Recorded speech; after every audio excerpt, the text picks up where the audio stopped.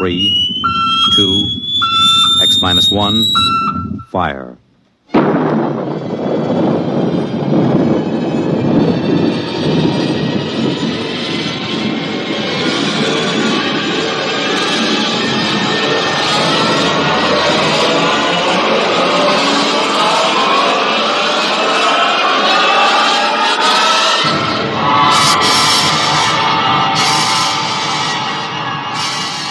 From the far horizons of the unknown come tales of new dimensions in time and space.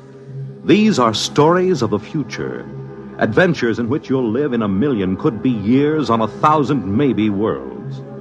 The National Broadcasting Company, in cooperation with Galaxy Science Fiction Magazine, presents X minus 1.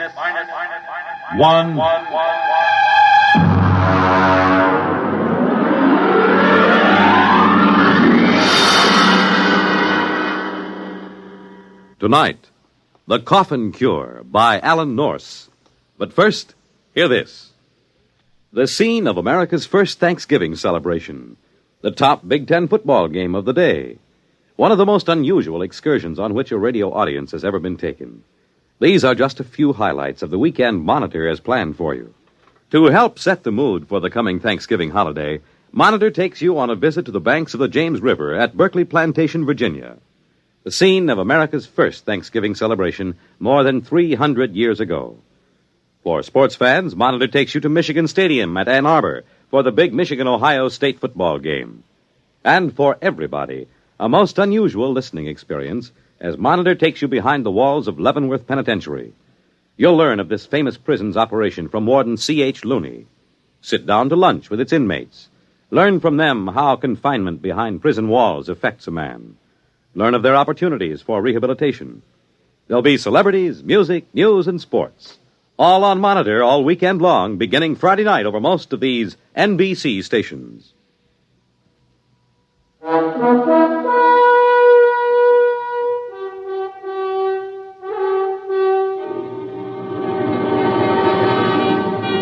Now, X-1 and tonight's story, The Coffin Cure.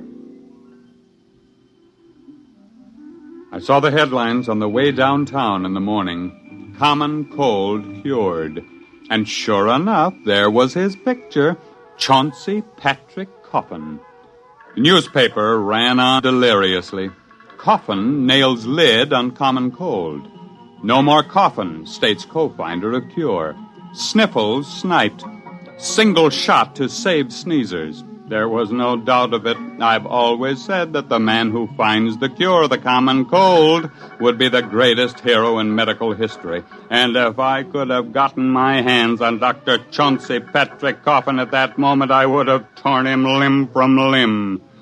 Almost did about a half an hour later at the laboratory. Philip, there's no sense in getting excited. It's idiocy, blind, screaming idiocy. Coffin, you're out of your mind. Can't you see what you've done? It was my idea in the first place, and Jake and I have been pounding our heads on the wall for 8 solid months, and you go sneak into publication a full year before we have any business. Now, Philip, you... Now, how about that, Jake? Did you see the morning papers? This thief not only steals our work, he splashes it all over the countryside in red ink. Now, CP, you shouldn't have done that. After all, we've hardly had an acceptable period of clinical trial. Oh, nonsense. Philip, you had the worst cold of your life when you took the vaccine. Have you had any since? No, of course not. Now, Jacob, how about you? Any sniffles? How about those 600 students from the university? Did I misread the reports on them? No, 98% cured of active symptoms within 24 hours. Well, of course, it's only been a month. Now, gentlemen, be reasonable. Think positively. There's work to be done, a great deal of work. Press conference in 20 minutes. Drug houses to consult with. Gentlemen, we've won the greatest medical triumph of all time. The conquering of the common cold. We'll go down in history.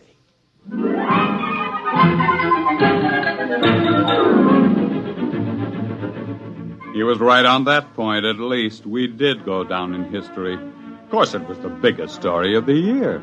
In medical circles, it was called the Coffin Multicentric Upper Respiratory Virus Inhibiting Vaccine. Newspapers just called it the Coffin Cure.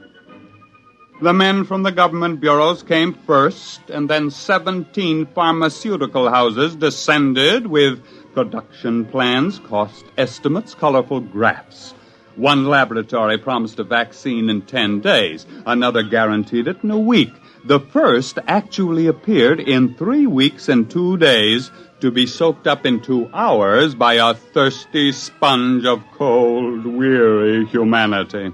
Express planes were dispatched to Europe, Asia, Africa with a precious cargo. 1 million needles pierced 1 million hides, and with a huge convulsive sneeze, mankind stepped forth into a new era. There were abstainers, of course, there always are. One of them, for example, my wife, Ellie.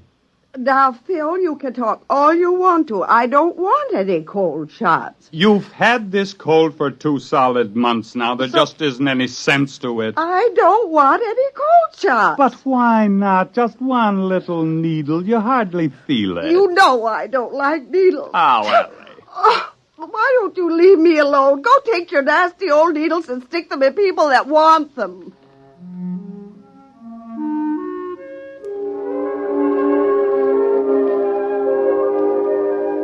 I woke up once that night and listened to a parade of sneezes from Ellie. I rolled over and frowned to myself. It was ignominious in a way. The wife of one of the cold cure discoverers was refusing the fruit of all those months of work. When I woke up in the morning, I thought I was suffocating. Hey, Ellie! Ellie, I'm choking. Ellie, what did you do? Hey, what's burning? Hey, Ellie, somebody's burning down the house. Oh, what are you talking about? It's just the toast. I burned it. Well, it's awful. What's happened here? I'm making breakfast. But don't you smell it? Of course not. It's just bacon and eggs and toast. Oh, you mean you don't smell anything strange? I don't smell anything, period, with this cold. But, say, did you put on fresh perfume this morning? Before breakfast? Don't be ridiculous. Not even a drop? Not one drop. This must all be in my mind, or I'm imagining things, that's all. I'm working too hard. Say, wait a minute. Ellie, give me my hat. I've got to get down to the laboratory, quick.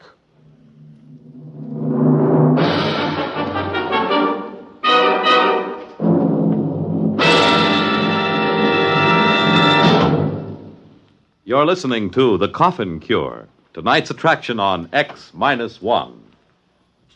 11 million victims, adults and children alike, beg you to break the grip of the crippler, arthritis.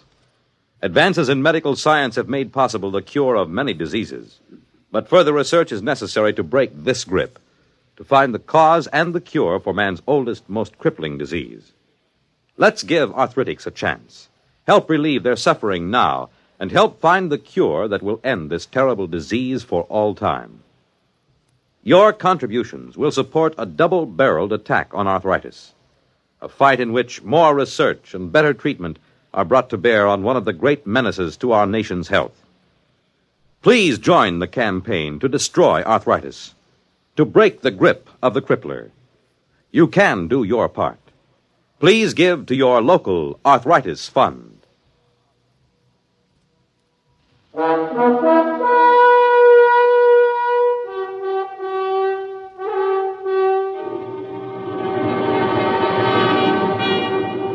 Now back to X-1 and the Coffin Cure.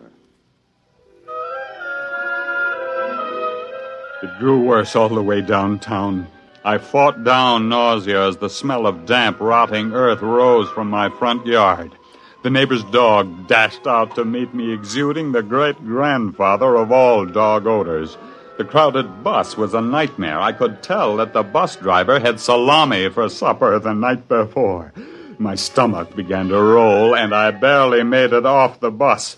I met Jake Miles at the laboratory. Did Coffin come in yet? Oh, he's in there. He's got the door locked. You got it, too? Yeah, Coffin! Now, don't come too close. You got it, too? When did it start for you? Right after supper last night. I thought I was going to suffocate. I got up and walked the streets all night. What a stink. I got it sometime this morning. But I don't understand. Nobody else seemed to notice anything. You forget something. We were the first 3 to take the coffin cure, remember? You and me and Jake 2 months ago. But what's happened? Those foul smells everywhere. Every odor in this town has suddenly turned foul. Magnified, you mean? I don't think the smells have changed any. Well, but what is it then? Our noses have changed, obviously.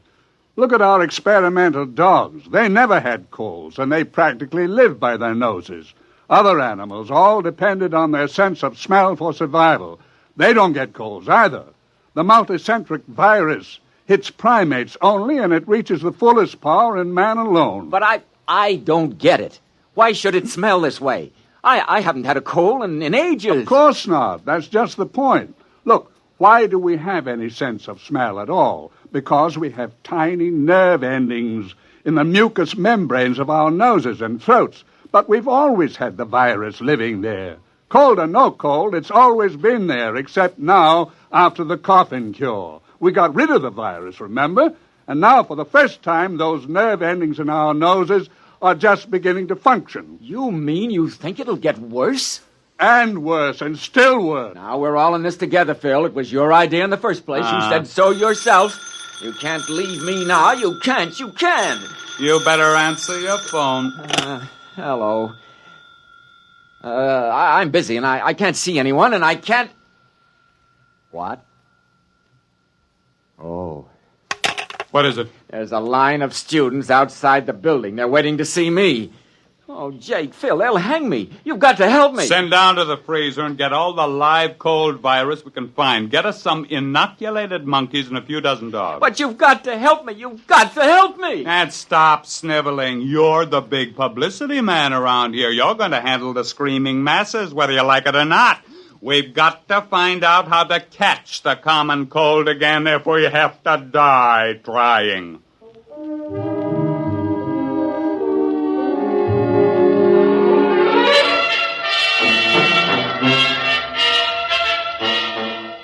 It was a futile struggle.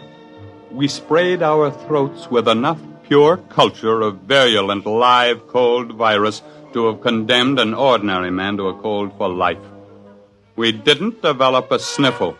We injected the virus hypodermically, intradermally, intramuscularly, intravenously. We drank it. We bathed in it, but we didn't catch a cold. We wore wet clothes and sopping shoes to work, but we never felt better in our lives. I think you should all be locked up, taking a cold shower and then going out in the snow. You don't understand, Ellie. We've got to catch a cold. Why? Suppose you don't. What's going to happen? We had 300 students march on the laboratory today. The smells were driving them crazy. They couldn't even bear to be close to their best friends. Tomorrow, we'll have them back and 300 more. And what's going to happen when 15 million people find their noses suddenly turning on them? Ellie, we just did too good a job. We just can't catch cold. We just can't crack it. Those antibodies are just doing too good a job. Well, maybe you can find uncle bodies to take care of them. Oh, now, look, don't make bad jokes. I'm not making jokes. I don't care what you do. All I want is a husband back who doesn't complain how everything smells and who doesn't stand around in cold showers at 6 o'clock in the morning.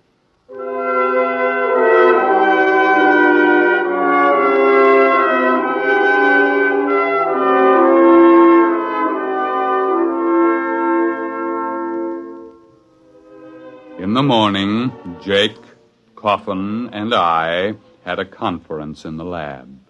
Go out there anymore. I can't see those students. I've begged for time. I've promised them everything but my upper plates. I can't face them again. I just can't. We only have a few days left. There were 15 million antivirus shots given in the past 3 months, at least. Say, we don't come up with something, we're gonna. You know what I think? I think we've been prize idiots. We've gotten so rattled we haven't used our heads. And all the time it's been sitting there blinking at us. What are you talking about? Ellie said it this morning. Uncle bodies. Oh, he's cracked. He snapped. No, I'm dead serious. How many of those students do you think you can corral to help us? 600. They're out there in the street right now, a blood-seeking mob howling for a lynching. All right, I want them in here, and I want some monkeys. Monkeys with colds. The worse ones, the better. Say, do you have any idea what you're doing? Not in the least, except that it's never been done before, but maybe it's time we tried following our noses for a while.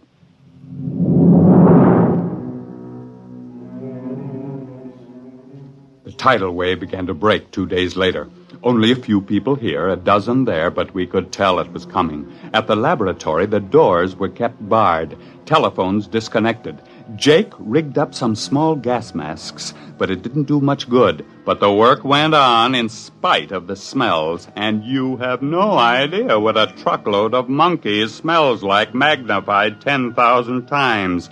We had coal-ridden monkeys, sneezing, coughing, weeping, wheezing monkeys by the dozen. Culture trays bulged with tubes. Each day, 600 angry students holding their noses paraded through the lab, arms exposed.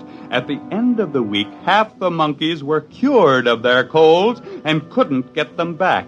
And the other half had new colds and couldn't get rid of them. That meant we were on the right track. And then, 2 days later, Jake came into the laboratory triumphantly. Jake, what's the idea of bringing that dog in here? I've got 6 nose plugs and they still don't do any good. But look at that puppy. Look at it. Watch him carefully. Yeah, he sneezed. He's got a cold. That's the first dog in history that ever got a cold. And we've won.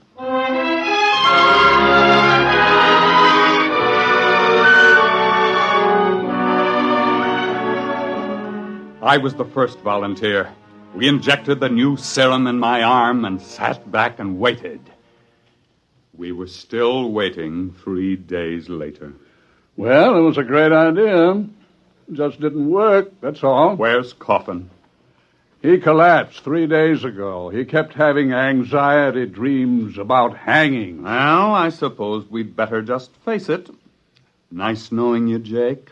Pity it had to end this way. Well, it was a great try, old man. A great try. Ah, yes. We will be remembered by an infuriated world holding its nose in vain. Nothing like going down in a blaze of... What's the matter? In a blaze of... Choo! Phil, say it again. Choo! Oh, what a moment. Phil, we've won. Choo!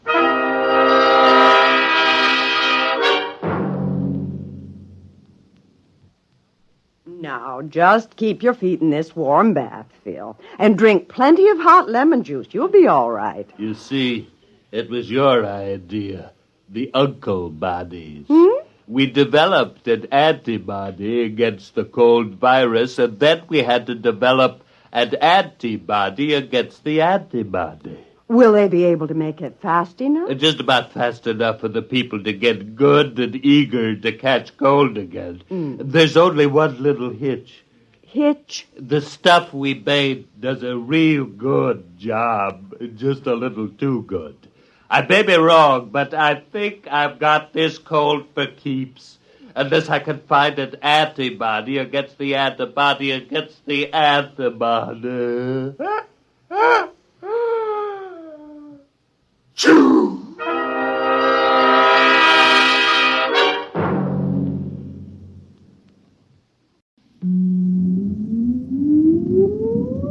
Countdown for blast off.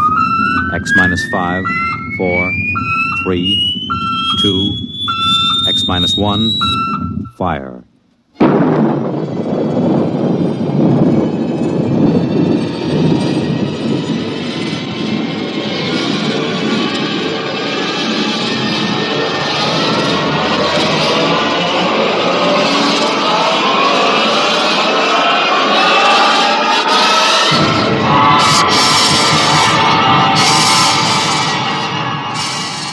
From the far horizon of the unknown come tales of new dimensions in time and space. These are stories of the future, adventures in which you'll live in a million, could be years, on 1,000 maybe worlds. The National Broadcasting Company, in cooperation with Galaxy Science Fiction Magazine, presents X minus 1.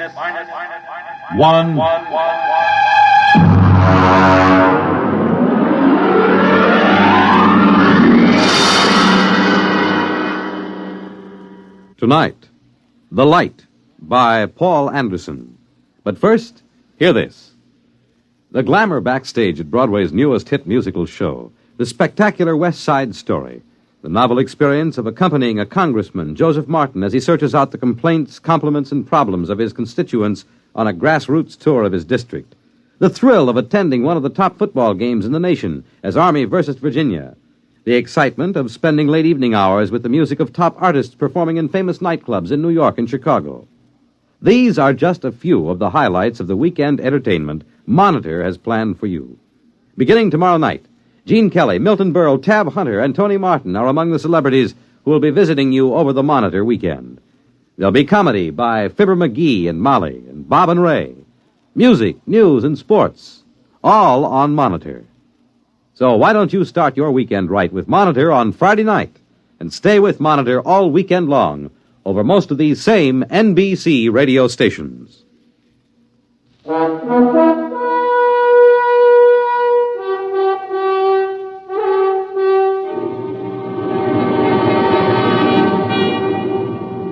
Now, X-1, and tonight's story, The Light. You really should feel highly honored, Professor. You're the only person I've been allowed to tell this to. And, of course, there's a good reason why you're being permitted to hear it.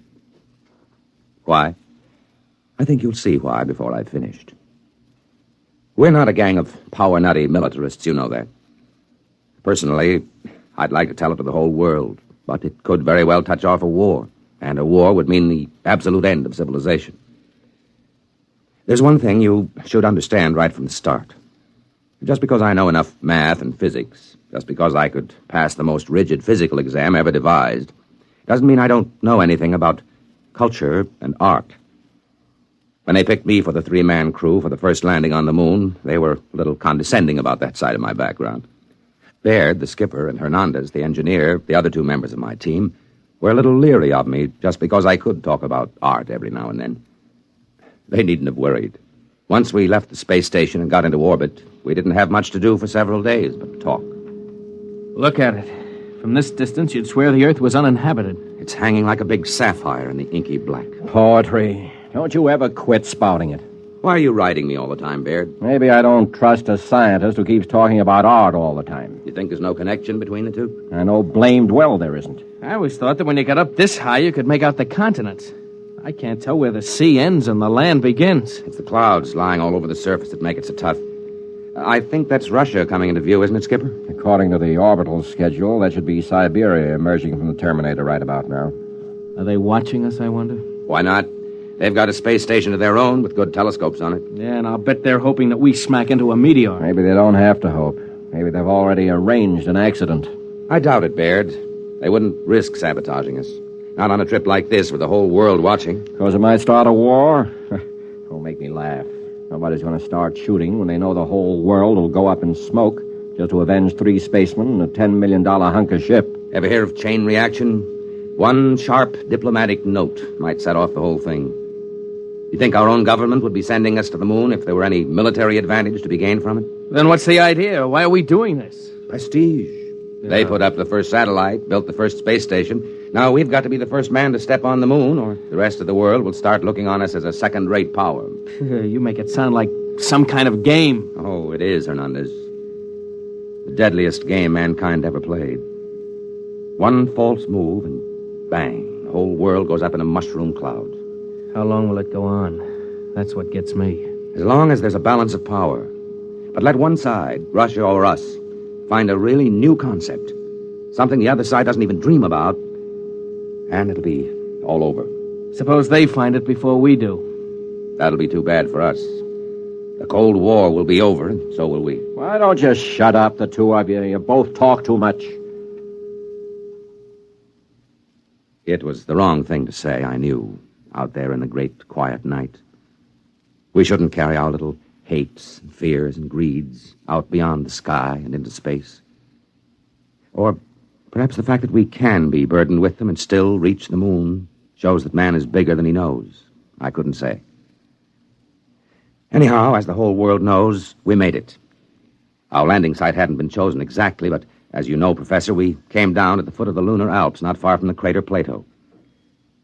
We felt no sense of pioneering when we touched down. We were tired and tense. It was merely a hard, breakneck job.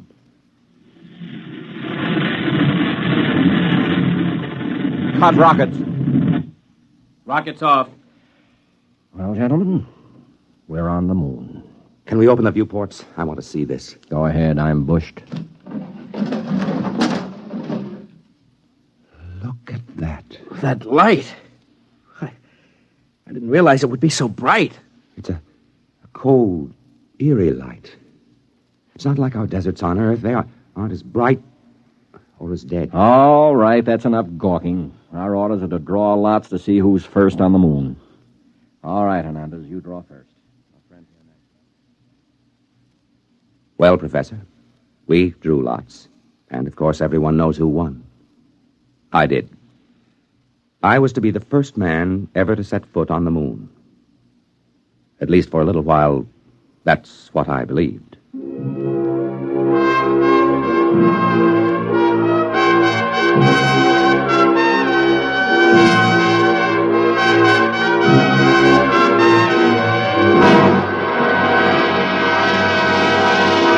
You're listening to The Light, tonight's attraction on X-1.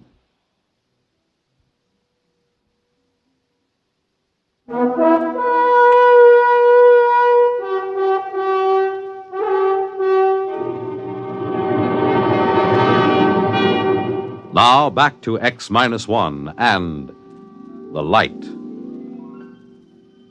We were in heavy spacesuits, of course, and it wasn't any too easy to move about, even with the light gravity of the moon. I stepped out of the airlock first, followed by Baird. I just stood there in the shadow of the ship, looking at the weird light, lost in wonder. I don't know how long I stood there before Baird spoke to me. Well, go ahead. Go ahead, what? Make the speech. You're the first man on the moon. You mean that prepared speech they gave us? No, thanks. We've got to make it. What's the matter with you? Your job to make the speeches. This is mutiny, you know. I ordered you to make it. I could make a suggestion. Why don't you write in the log that the speech was made and let it go at that? Judas Priest, man. All right. But if this ever gets out... It's our secret, Captain. Consider the speech made. Well, what do we do now? You start gathering rock samples. I'm going to take pictures. Come on the double. So we went to work. I gathered some samples, and each time I did, I left a little mark in the dust on the surface. The traces I left would probably last until the sun burned out. It seemed like an act of desecration, though the landscape was ugly enough. No, that's not true. It wasn't ugly, only alien. Do you know, it was several hours before I could really begin to see anything. I mean, it took that long for my brain to start registering in this strange, eerie place. I remember pausing to rest a minute while I watched Baird making adjustments on his camera lens and snapping various bits of landscape. Yeah, that ought to be a good one. You know, Baird, the thing that gets me is the light. It's no trouble. I'm using an F8 exposure this time. I mean, the quality of it. It isn't like anything I ever saw on Earth. I wonder if it can be photographed. Of course it'll photograph. You know, in a way, it reminds me of that weird brass-colored light you get just before a storm on Earth. But it isn't the same either. No, I think I'll try an F11 setting. What I mean, though, Baird, is I don't think you can get the feel of this light in a picture. What you'd need for that is such a painter as hasn't lived for centuries. Rembrandt? No, it's too harsh a light for him. Cold light that's somehow hell-hot. Will you shut up? You and your blasted Renaissance?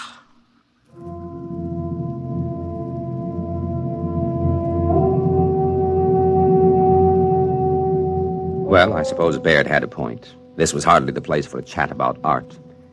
We went back to the ship after that, had a meal and a nap before setting out for more explorations. We decided to take a look at the Plato crater, and conditions were right for it, so we set off. All three of us this time. I won't describe the walk in detail. I can't. It wasn't simply the landscape and the lighting. On the moon, your weight is only 1/6 as much as it is on Earth, while the inertia remains the same. It feels almost like walking underwater, but you can move very fast once you get the hang of it. After a while, we reached the crater wall, climbed it, and stood looking down. Then Hernandez saw something and let out a yelp that almost split my ear when I heard it on the speaker in my helmet. Hey, look! What's the matter? What happened? There, in the floor of the crater, that mist. Yes, I see. Then they were right. Who? What are you talking about? The astronomers. They thought they saw something that looked like a mist in some of the big craters. They're right. It's right in front of our eyes. I thought there was no atmosphere here. How could there be mist? Maybe there's some kind of water table down on the floor of the crater. Hey, get back here! I want to go down for a closer look, Baird. And break your leg so we have to carry you home? No dice. You stay here. We've got to find out. He couldn't break anything wearing that space suit. They're like arms. Stay here. I'll have you court-martialed. Oh, Skipper, have a heart. Yeah, come on, Skipper. We've got to find out what that stuff is. In the end, we convinced Captain Baird, but he insisted we rope ourselves together before we made the descent. It was agonizing work getting down the lip of that crater, but we made it.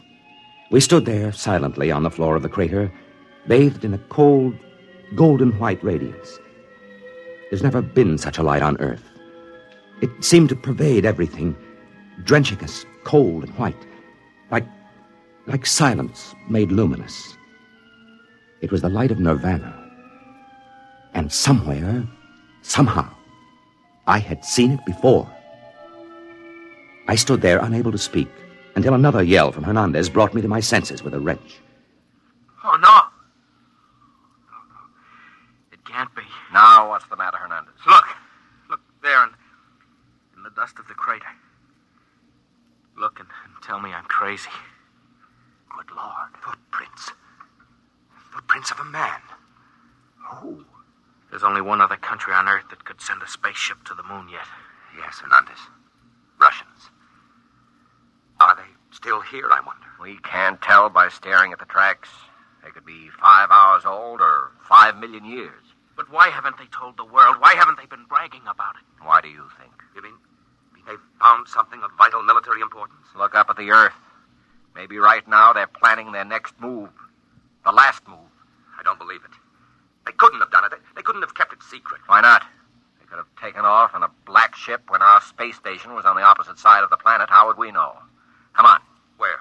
Back to the ship, of course. They'll have to know about this in Washington immediately. If they find out we know their secret, that could be enough, Baird. That could trigger the war. I've got a code. Are you sure it can't be broken? That it already hasn't been broken? Shut up, you troublemaking whelp. Let me alone. Just the same, Skipper. We better follow those tracks. See where they lead to. We didn't bring any weapons. I'd be surprised if they were as careless. Baird, listen to me. All right, court-martial me later if you want, but listen. We can't just go back to the ship, never knowing for sure what these footprints are and who left them. How much looking can you do? In less than 1 hour, the sun will sink behind the lip of the crater. When that happens, it's going to get cold.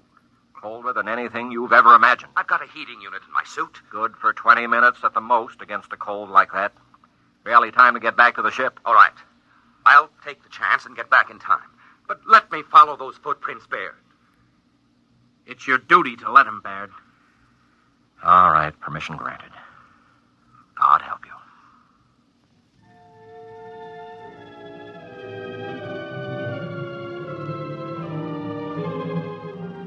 Baird and Hernandez, still roped together, climbed the crater side and disappeared, leaving me alone, staring at the hobnail boot footprints of a man. I had to work fast, knowing that the sun would soon disappear and the awful cold begin. I went on, following the steps in the still, lifeless dust of the moon. At last, I came to the place I was looking for. It wasn't much to see. There was a long track of plowed dust and a chipped stone where something had landed and taken off again. And this was the astonishing thing. There was no sign of a rocket blast. A few scars where a pick had removed samples, footprints, and that's all. Someone, sometime, had landed here without rockets, and had never told anyone about it. I looked up at the sky, saw the ruddy speck of Mars, and felt cold. Had the Martians beaten us to our own moon? But I had to get back now. Every second longer that I remained whittled down my chances of ever reaching the ship again. I was about to start back when something caught my eye.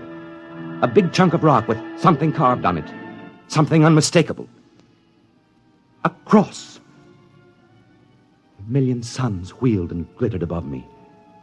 Then I knew. I remembered where I had seen that weird light which remained on the wall at sundown. And then I knew the truth.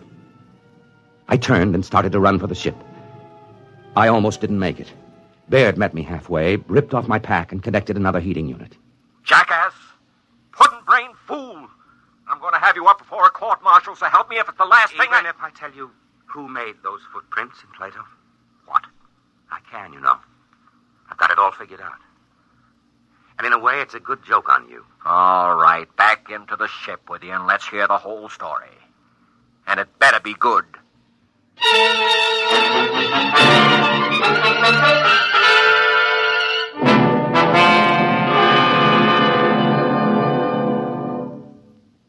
Of course, intelligence has been working night and day ever since we returned and made our report. They know we were telling the truth.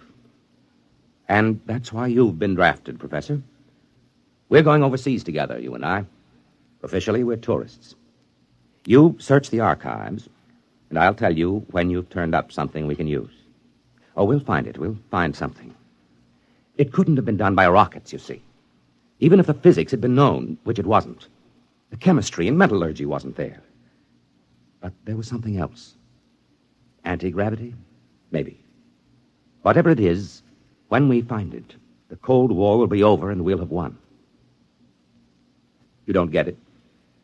Professor, I'm shocked and grieved. You're a historian, a cultured man. All right, then.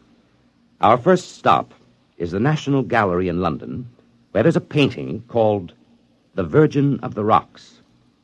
In that painting, you'll see a light, cold and pale and utterly gentle. A light which never shone on Earth. A light playing over the mother and child. And the artist, Professor, but of course you know the answer now. The artist was Leonardo da Vinci.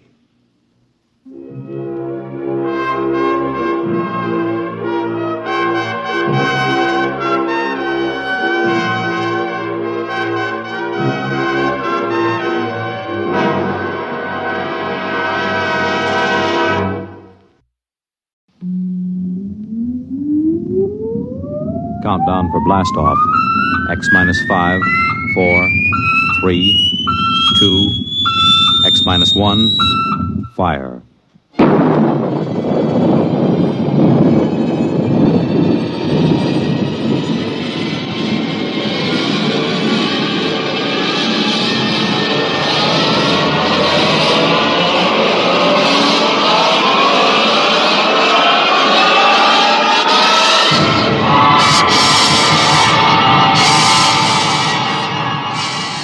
From the far horizons of the unknown come tales of new dimensions in time and space. These are stories of the future, adventures in which you'll live in a million, could be years, on 1,000 maybe worlds. The National Broadcasting Company, in cooperation with Galaxy Science Fiction Magazine, presents X minus 1.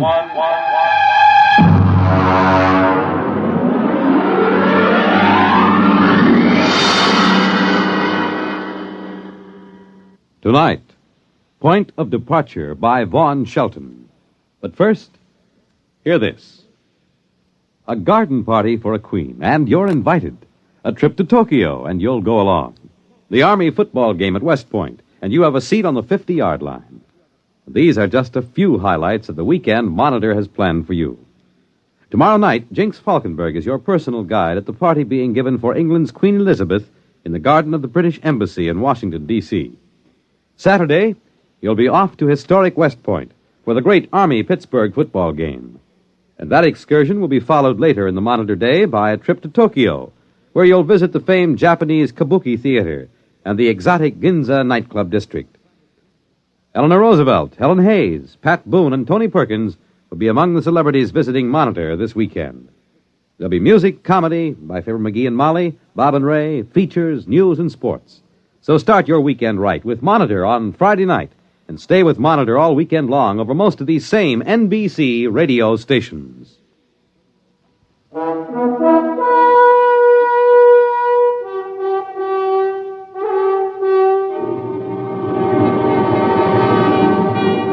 Now, X-1 and Point of Departure by Vaughn Shelton.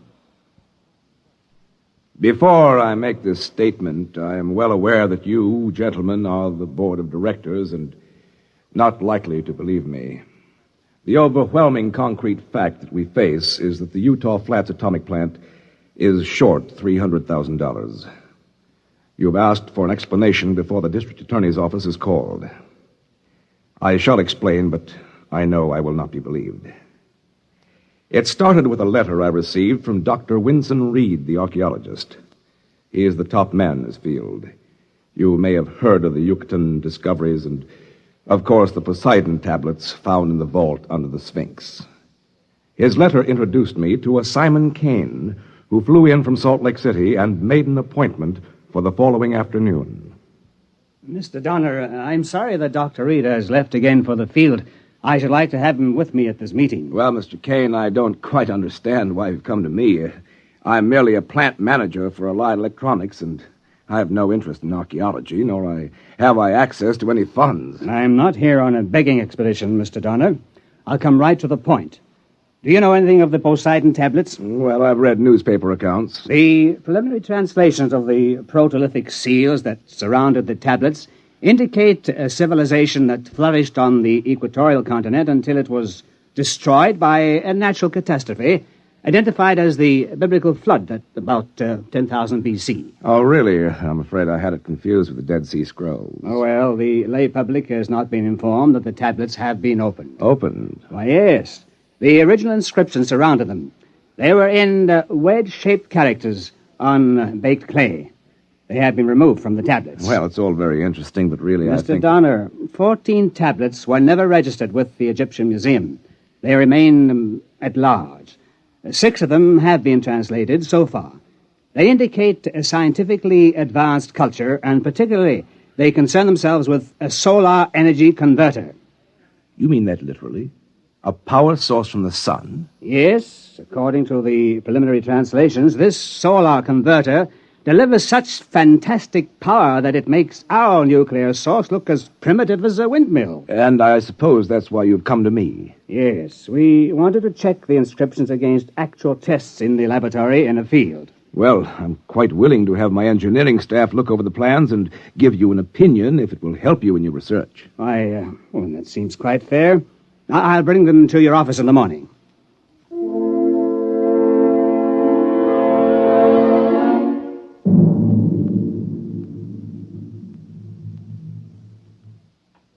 I suppose I half believed him at the time. I had heard of the Poseidon tablets, and I knew that the frontier of archaeology had been pushed back far beyond current thought by them. You gentlemen of the board of directors will have to believe me that I suspected no fraud. I had no reason to doubt Kane. I called in Rowell and Henniger, 2 of our engineers, and left them alone with Kane. About 5 o'clock, I got Rowell back in my office. Mr. Donner, it's remarkable. Quite remarkable. Of course, I don't quite understand the field mathematics involved. Rowell, I want a simple answer from you because I'm a simple executive type. Will that thing work or not? Well, of course, it'll need a field test, but theoretically, I see no reason why it shouldn't. Should we build it? Well, there isn't any question, is there? It's revolutionary. Quite revolutionary. All right. You and Henniger are assigned to it. I'll give it a project name in the morning and allocate a research budget. You'll be working with Mr. Kane.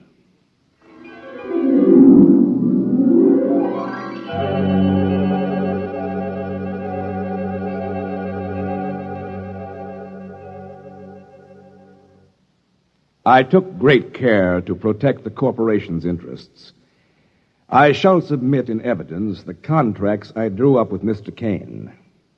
I set Rowell and Henniger up in an isolated shop in the west corner of the plant area, and they had a device functioning within 3 weeks. A week later, I checked in at the shop again and found Rowell still working with the power unit. Naturally, I asked what he was doing. You see, I'm getting ready to mount the solar energy converter on the projectile now, Mr. Donner. What projectile? Mr. Kane leased a surplus one-man rocket from the White Sands project. We're going to rig the solar unit in it. You mean power a rocket with the solar unit? You see, it's a question of field mathematics and the quantum... Rowell, I'm an administrator, not a scientist.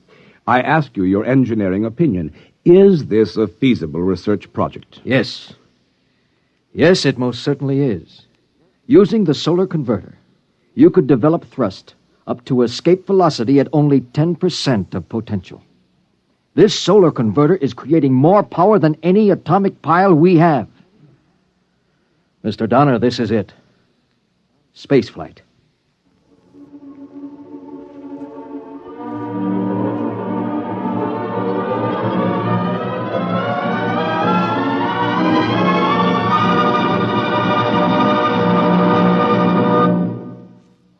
You are listening to Point of Departure, tonight's attraction on X-1. This is...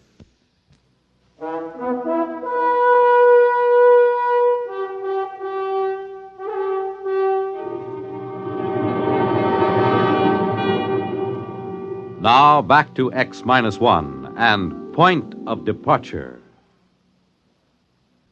Of course, whereas the purchase of the projectile was not authorized, I should like to point out to the board that I acted most conservatively. I checked the cost sheets and discovered that the rocket purchase was actually within the allowable debt limitations for my department, and so I okayed the project. However, I was concerned with the irregularity of an expenditure before authorization, so I drove out to Simon Kane's place to speak to him about it. Mr. Donner, I'd like you to meet Porter Hayes. Hi. How do you do? No, look here, Mr. Hayes has agreed to fly the ship. Look, that's what I want to talk to you He's about. with the Pan-Columbian Project, and he's flown all the other types that have been flown so far. This is the one that'll make history, Mr. Donner. This ship will fly anywhere in the solar system. Probably clear out to most other planets without even carrying a fuel supply.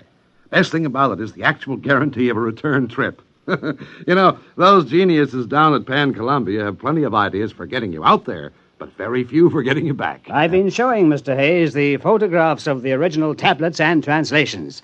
You see, Mr. Donner, aren't they beautiful work? Kane, I want to talk to you in private. The cost sheets... Hey, Kane, where's the last tablet? There are only pictures of 13 here. That's right. The first 13 tablets take us through the construction of the unit and the ship and the inventor's 6 successful trial flights.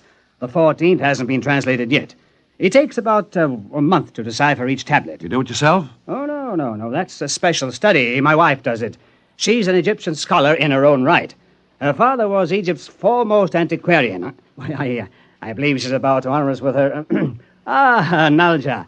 I should like you to meet Mr. Hayes and Mr. Donner. How do you do, gentlemen? How do you do? How do you do? My dear, we thought you could give us a hint about the text of the 14th tablet. Are you far enough along? No, I am sorry. I have only just started. The language symbols are a little different from the others, and it is a bit difficult to read. Well, all I want to know is, when's the ship going to be ready? In good time. It's waited 12,000 years. A week or 2 more won't matter.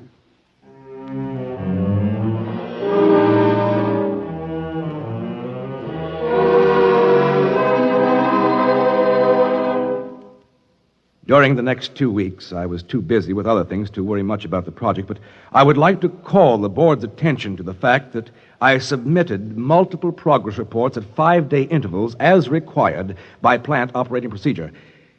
I am at a loss to understand why those reports are now missing from the files.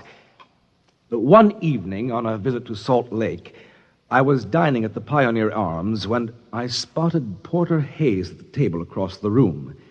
He was with a young lady who looked familiar to me, even from the back, and, of course, I realized it was Nalja Kane. I felt it was discretionary on my part not to inform Mr. Kane of his wife's continuing acquaintance with Porter Hayes. On July 19th, Kane telephoned and said the airship was rigged and ready to go. I had assigned him an area in our desert test space, and we scheduled the test for the next morning. I got to the test site a little late. Everything was ready, and they were waiting for me. The gantry train moved back, and without the usual roar of chemical rockets or the scream of jets, the ship rose gradually to about 10 feet, and then shot up to a couple of hundred, and then stopped again. Kane was on the intercom. Hayes! Hayes!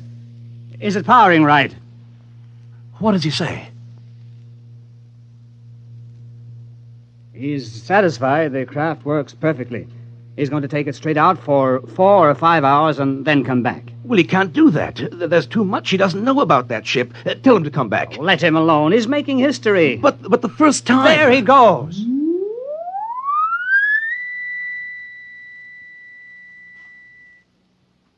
Well, I think I'll go down the road a few miles to get some breakfast.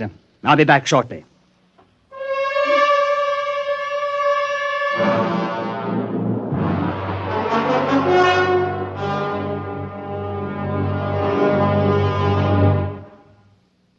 That was 4 days ago.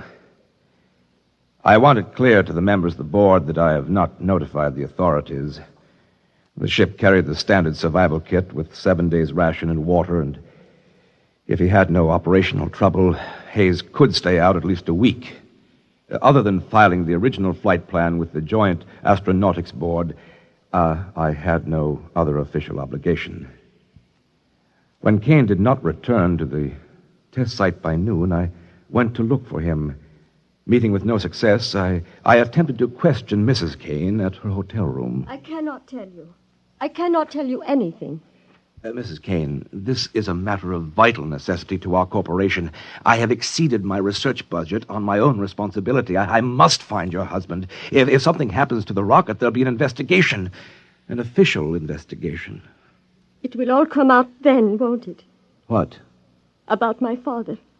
Mrs. Kane, I don't understand. What has your father to do with this? He stole the tablets.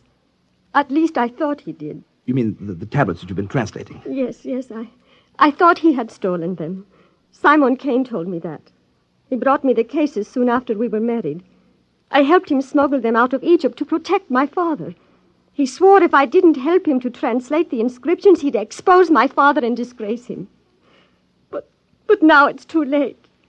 He's dead. You mean your father? Yes. Yes, he is. Porter Hayes told me. He called me this morning. Well, that must have been before the test. My father's been dead for 6 months. Murdered.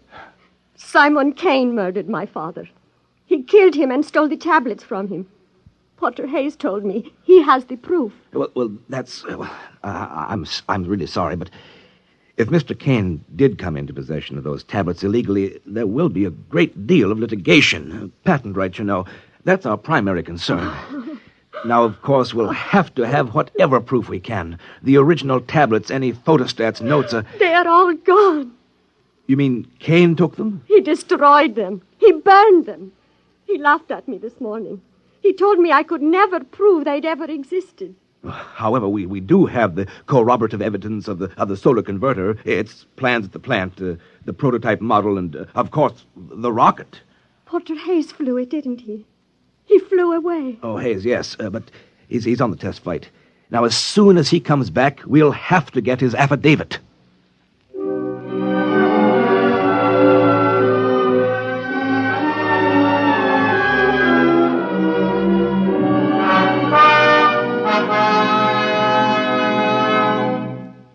I'll admit I am at a loss to understand the absence from the plant files of all plans and prototype models of the solar converter.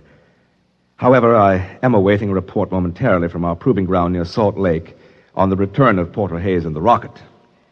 In the meantime, I am in receipt of a communication from Mrs. Kane, who had discovered a sketch of the 14th tablet, which remained unburned. She includes a translation, and I open this now in the presence of you gentlemen, and I include it in my report. I am convinced that the translation, which I have never seen before, will prove to you gentlemen my probity and my good faith in the corporation's behalf. Now I open the envelope. Translation, 14th tablet. And I quote, "The foregoing record is accurate, and we acknowledge a superlative contribution to science of the inventor." And there is a name here I cannot pronounce. I continue.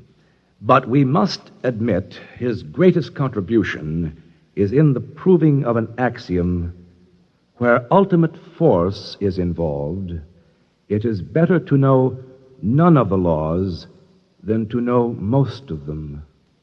On the fourth day, the aircraft returned from far space to the point of its departure. The aircraft was in excellent condition, but the solar converter was completely fused into a shapeless mass of metal. Of the inventor, the pilot of the craft, nothing remained but his clothing and a handful of white dust. I must conclude my report by proffering my resignation. I will be at the district attorney's disposal when you gentlemen of the board choose to call me in.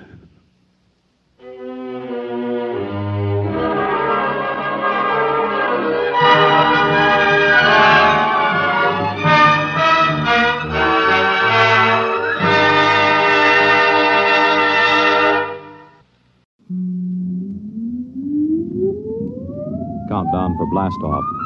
X minus 5, 4, 3, 2, X minus 1, fire.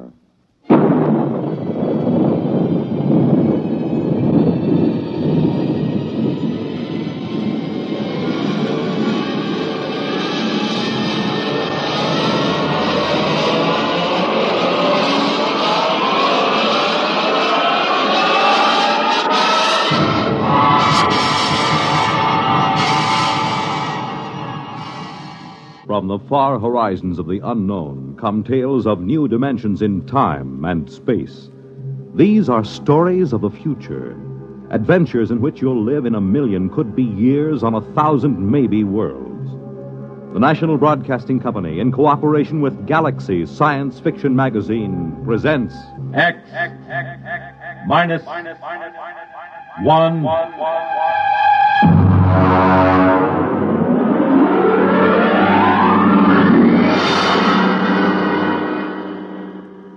Tonight, A Wind is Rising by Finn O'Donovan. But first, hear this.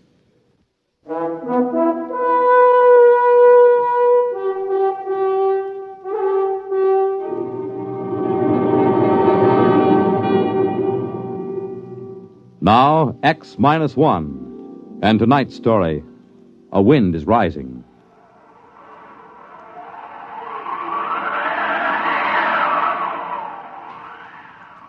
I'd only been on Corella for 8 months. Not long for a seasoned advanced exploration man like myself, but long enough to know one thing. Before long, I was going to kill me a native Corellan. Maybe I was a little edgy.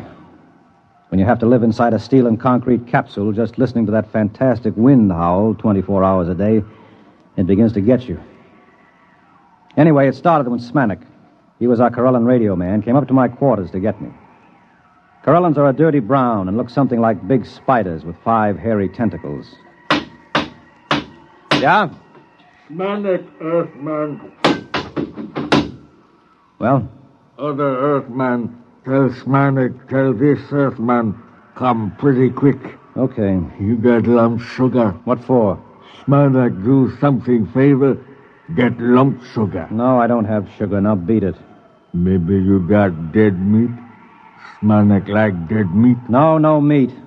Now get your slimy shape out of here. Yeah, what's wrong? Come on down with me. Clayton, I don't think it's good to insult these Corellans. They have no feelings, you know that. They have no emotional nervous setup. Just the same, I don't think it's good. For who? For you. When you insult somebody by your own standards, you hurt yourself, even if the object of your insult is a dead thing. Now, look, Mirishev, I'm an advanced exploration expert. You're an anthropologist. You stick to your stuff, and I'll stick to mine. Sorry. Now, what's the fuss about? The water faucet. What about it? It isn't running. What? I pounded it and put a probe in. It must be blocked out at the storage tank. How could it be blocked out there? I don't know. Maybe the wind rolled a boulder at it. Yeah. More likely one of those spiders like Smanik was fiddling with it. The natives have been told not to tamper with the water line. They don't like us. They might. I thought you said they were incapable of feeling like or dislike or any emotion. I did. I know they can't feel, but still somehow I get the sensation that they resent us. I'm glad we've only got one of them inside the station. Regardless of that, we can't live with our water supply cut off. Oh, listen to that wind. It'll be murder out there. I'll go. It's my turn. You wouldn't know what to do if you got there. It seems quite simple.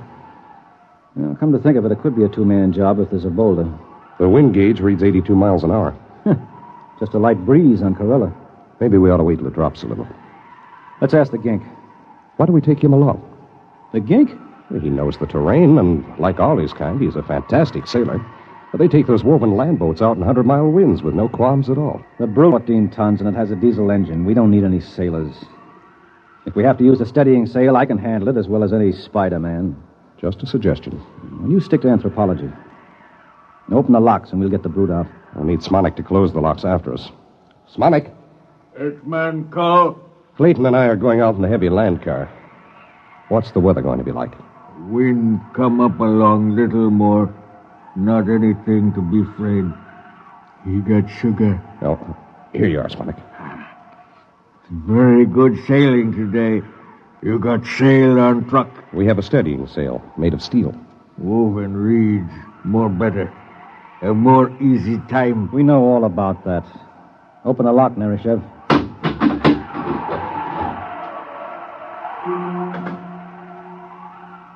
The Brute, as we called it, was armored like a tank and streamlined. It had vision slits of shatterproof glass, and most of its 14 tons were centered near the ground. It was sealed from dust and had 6 giant tires made of woven steel mesh. It was built to take the rocky terrain of the planet Corella and to navigate in the gale-force winds that battered the planet. I strapped myself into the cockpit, and we were ready. The wind indicator told me that the winds had risen to 94 miles an hour and rising.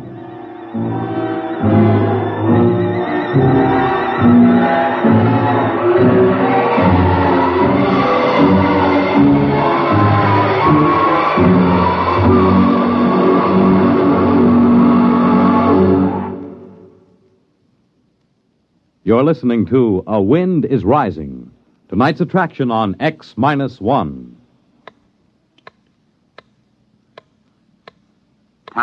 Nighttime. The lights dim down for the curtain in theaters on Broadway. A Hollywood star greets the first guests at her party in Beverly Hills. In Chicago, the police plan to close the ring on a band of desperate criminals. At a world-famous circus in Paris, France, the star trapeze artist climbs to a precarious perch high over the center ring. In a Las Vegas nightclub, a hush falls over the tables as one of the great singing stars of our time steps out onto the stage. And in New York's Radio City, the studio warning light flashes, "Stand by." Nightline is about to go on the air, taking you to wherever in the country, wherever in the world, exciting things are happening at night. To make you more than a spectator, to make you a participant in these events. This is Walter O'Keefe, inviting you to join us on Nightline, your line to exciting entertainment at night, every Monday through Thursday night, over most of these NBC stations.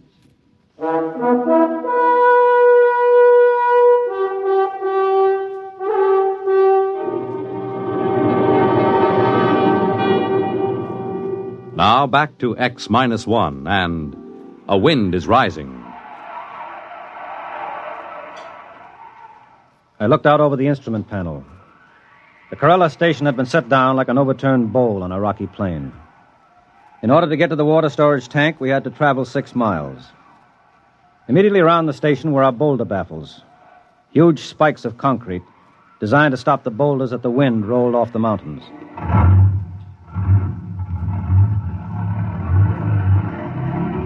I shoved the Brute into gear, and we were on our way. Hang on, Nerishev. Here we go.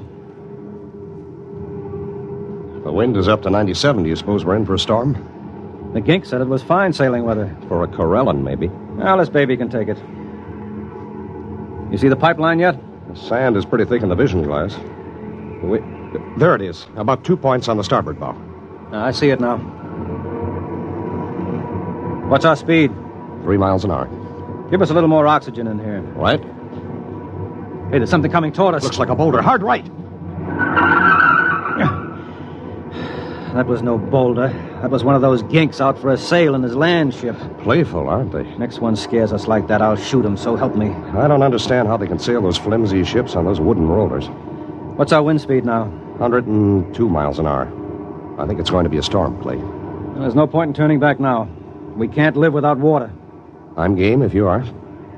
What's the strongest storm we've ever recorded? Well, let's see. In the 8 months we've been here, about 168 miles an hour. Well, this baby was built to navigate up to 200. We'll be all right.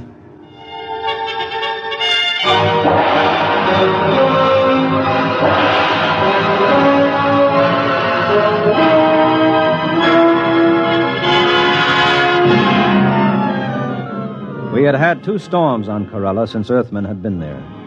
The first one had almost wiped out the station. That's why the boulder traps were built. The second one had leveled an entire mountain range on the other end of the plain. By the time we reached the water storage tanks, the wind was up to 113 miles an hour.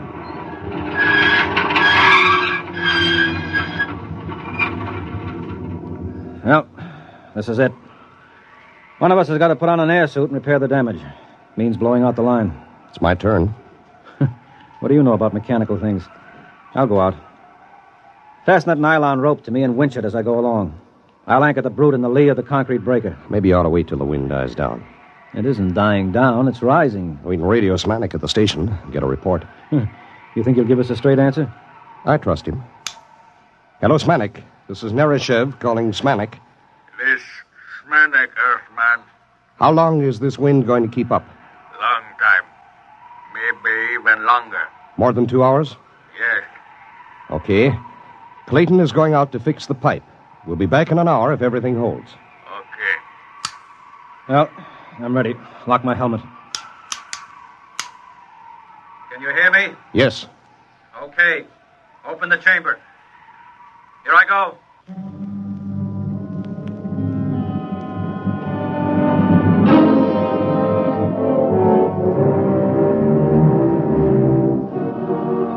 Outside, the wind thundered and roared like breaking surf. Once I was almost blown free, but the line held.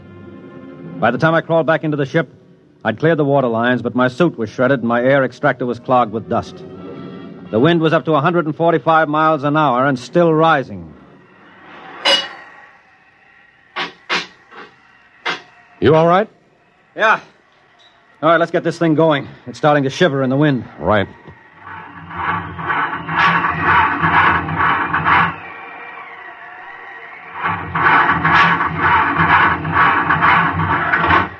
What's wrong? I can't start the engine. Here, let me try.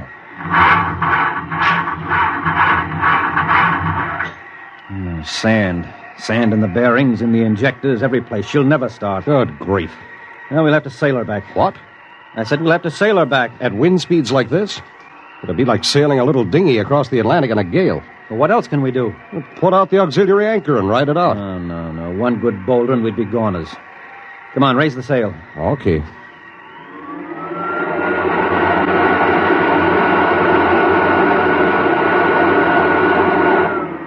Release anchors.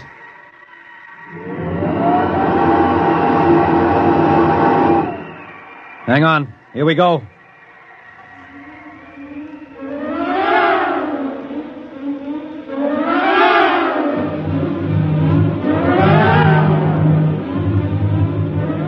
We raised the steel sail and tacked into the wind. Shoved by a wind that had now reached 175 miles an hour, the 14-ton brute soon picked up to a speed of 40 miles an hour. Even reefed down and heeled over, I couldn't hold her. And I had to winch out the steel main sheet to straighten her up. Then it began to happen. The thing we feared the most.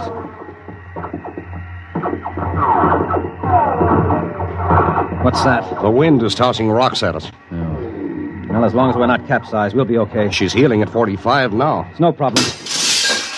So rock smashed the visor. Put on your oxygen mask. Right.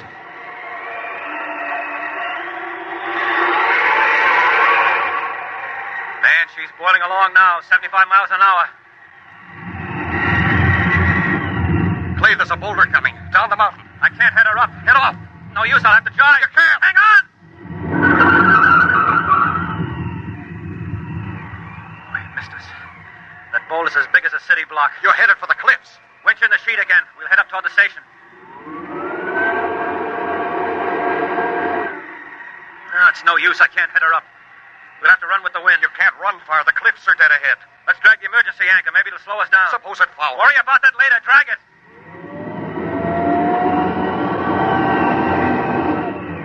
That's better. I may even be able to head her up now. Those cliffs.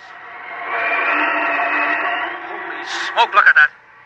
A dozen current land ships sailing toward the station like it was a fine afternoon. They usually keep away from the station. There's no time to worry now. Winch in the sheet. I'm going to head up higher.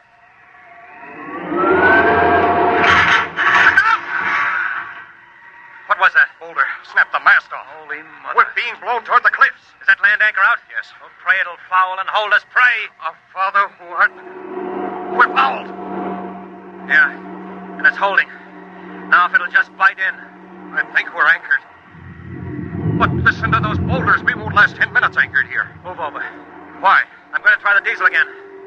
I don't know, maybe it's a long shot, but maybe.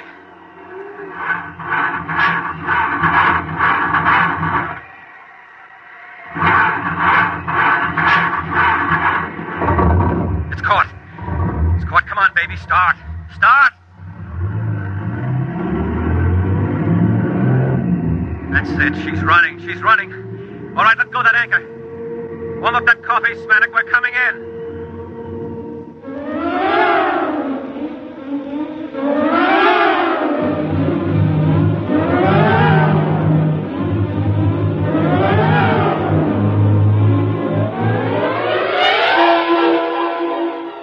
Somehow the engine coughed and spit us back to the station.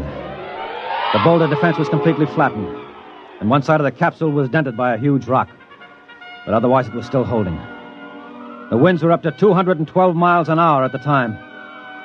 A dozen Corellan land ships were moored by their long vines on the lee side of the station, and more ships were coming in every minute.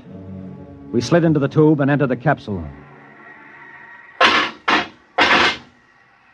Welcome, Earthmen. You have nice sail. Shut up, you crummy gink. Earthmen not pleased. You told us the weather would hold. Old Corellan saying, one can predict weather, but not do something about it. Very true. Yeah. We almost died out there. You wouldn't have been planning anything like that, would you? Smanik no understand. No? Well, do you understand this? Now get out of here. Get out before I blow your ugly head off with this gun. Very difficult for Smanik to be without head.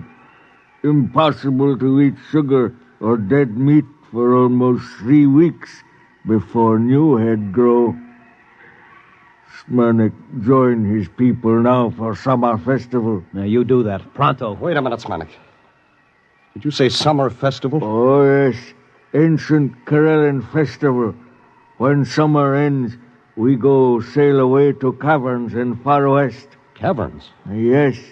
We live in caverns for 3 months. In that way, we have safety. Safety? From what? From winds. After summer is over, come winter storms. First storm of year about to start any moment now. About to start? What do you call what we've been having? The wind is 238 miles an hour right now. The brute's ruined, the boulder defense is leveled, the foundations are cracked. Very regrettable. Perhaps you like to come stay with us in caverns. Bring sugar. Impossible. We need oxygen, food, our own water. Very regrettable indeed. Well, maybe you don't stay and colonize our planet after all. Yes. Really big wind starting to rise now. Smanik go. Goodbye, Smanik. Thanks for your help. Smanik do favor. Glad to help. You got sugar?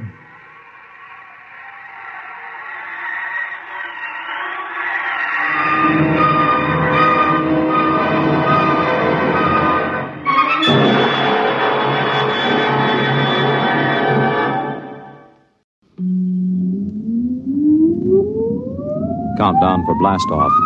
X minus 5, 4, 3, 2, X minus 1, fire.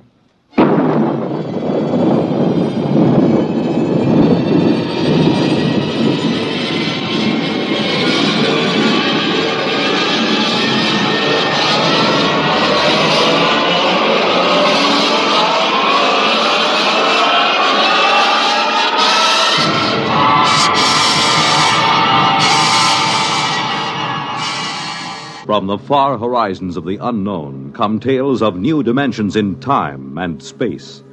These are stories of the future, adventures in which you'll live in a million, could be years, on 1,000 maybe worlds. The National Broadcasting Company, in cooperation with Galaxy Science Fiction Magazine, presents X minus 1.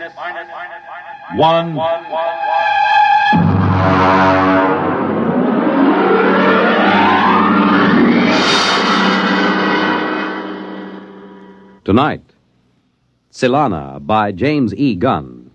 But first, hear this.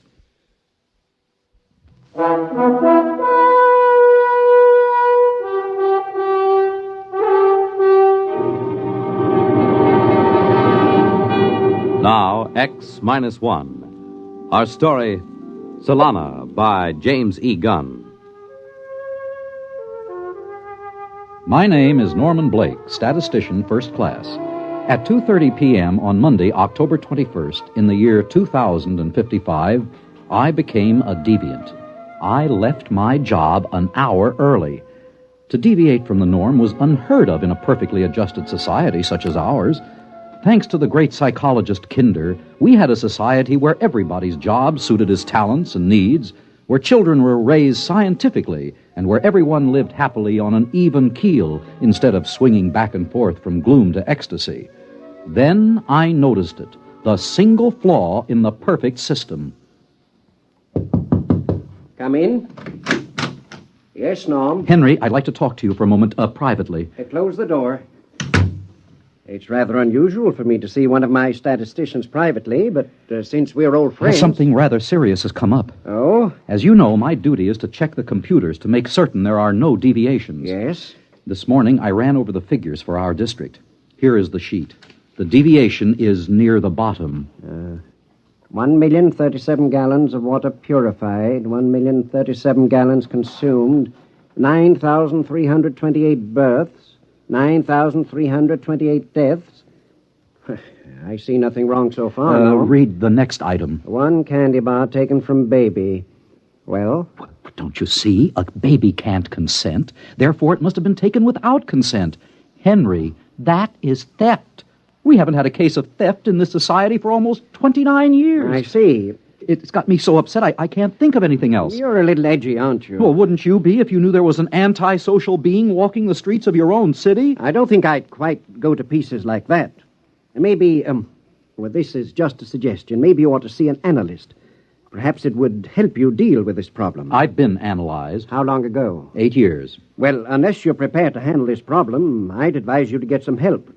Meanwhile, take the rest of the afternoon off. Off? Deviate from the schedule? As director, and as an old friend of yours, I order it. I consider you to be in extreme upset. That's your order? That's my order.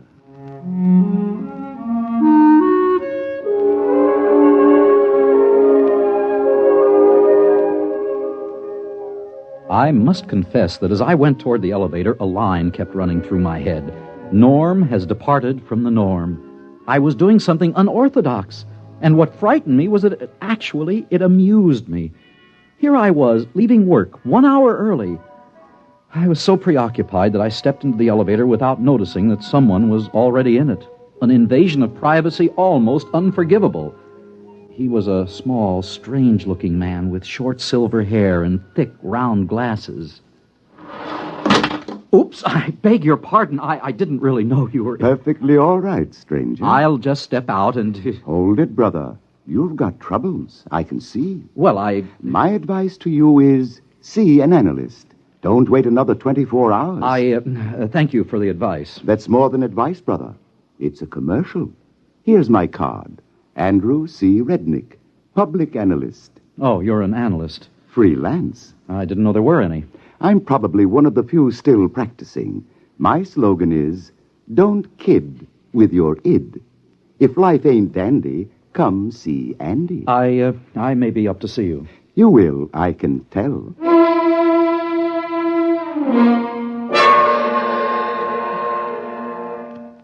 I put on my public face, the mask we wear on the street, and rode home in the proper manner, my arms and hands folded. When I got home, my wife Nada was in her room. I signaled on the intercom in case she was, entertaining. She wasn't. She never did.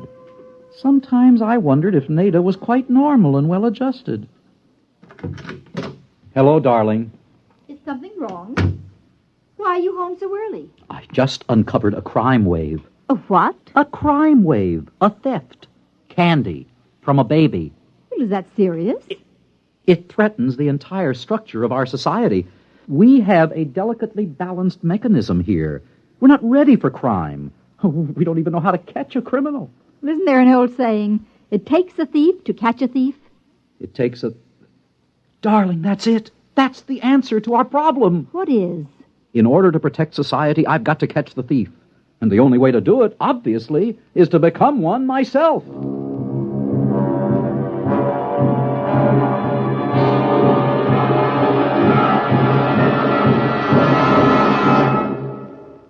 You're listening to Tsylana, tonight's attraction on X-1.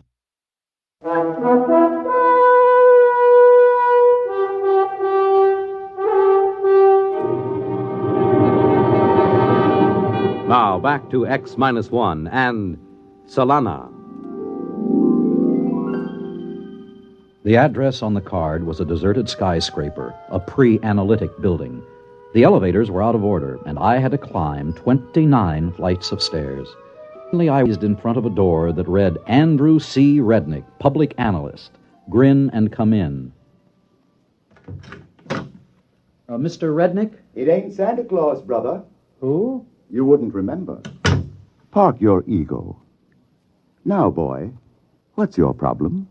I've got to do something, and it isn't in my psychological profile. That's the trouble with this society. Nobody's capable of handling the unexpected.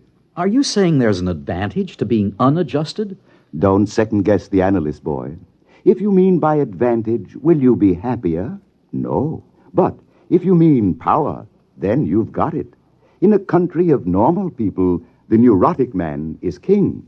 You want to be king, boy? Of course not. I'm perfectly happy and well-adjusted, except for one little problem. Namely? I've got to catch a thief. So? So I've got to know how a thief thinks and feels, what he does, where he goes. You mean you want to become neurotic? Exactly. This is a rather unorthodox request. I suppose it is. I could lose my license if anyone found out. If you don't do it, it could mean the end of society and civilization. As bad as that, eh? Very well. Start at once? Why not? Sit at my desk while I lie down on the couch and tell you about my childhood.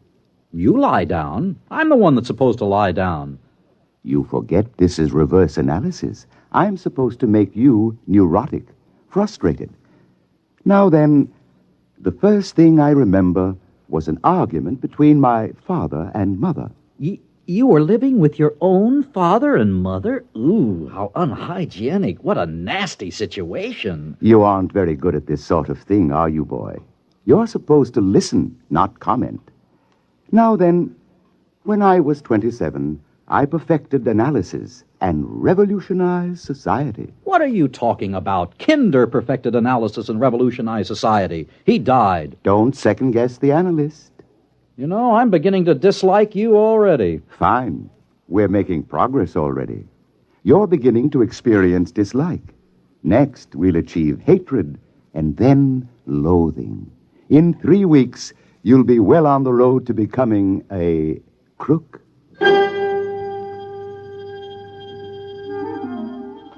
Every day for the next week, Rednick lay comfortably on his red leather couch, rambling about his childhood and his problems, while I longed to tell him about my own. I grew more and more repressed, and my disposition became worse and worse. On the 8th day, something happened at the office that made me realize I had to hurry. Come in. Henry, it's happened. What? The thief has struck again, but this time it's even more serious. What did he take? $1 million is missing from the First District Bank. Great Scott. We've got to find this thief, Henry. We're doomed if we don't. Well, maybe he's worked out his repressions. After all, what can a man steal after he's stolen $1 million? I don't know, but I intend to find out. Maybe you ought to drop it, Norm. How can you say a thing like that? It's positively antisocial. Calm down now. You're all upset again. Why don't you take the day off and go home? Spend some time with that lovely wife of yours. She misses you. How do you know? Norm, boy, do I detect a note of jealousy? You'd better watch your step. Jealousy is the forerunner of violence. Are you seeing an analyst, as I suggested? Yes, I am. Well, keep at it, boy. You're in bad shape.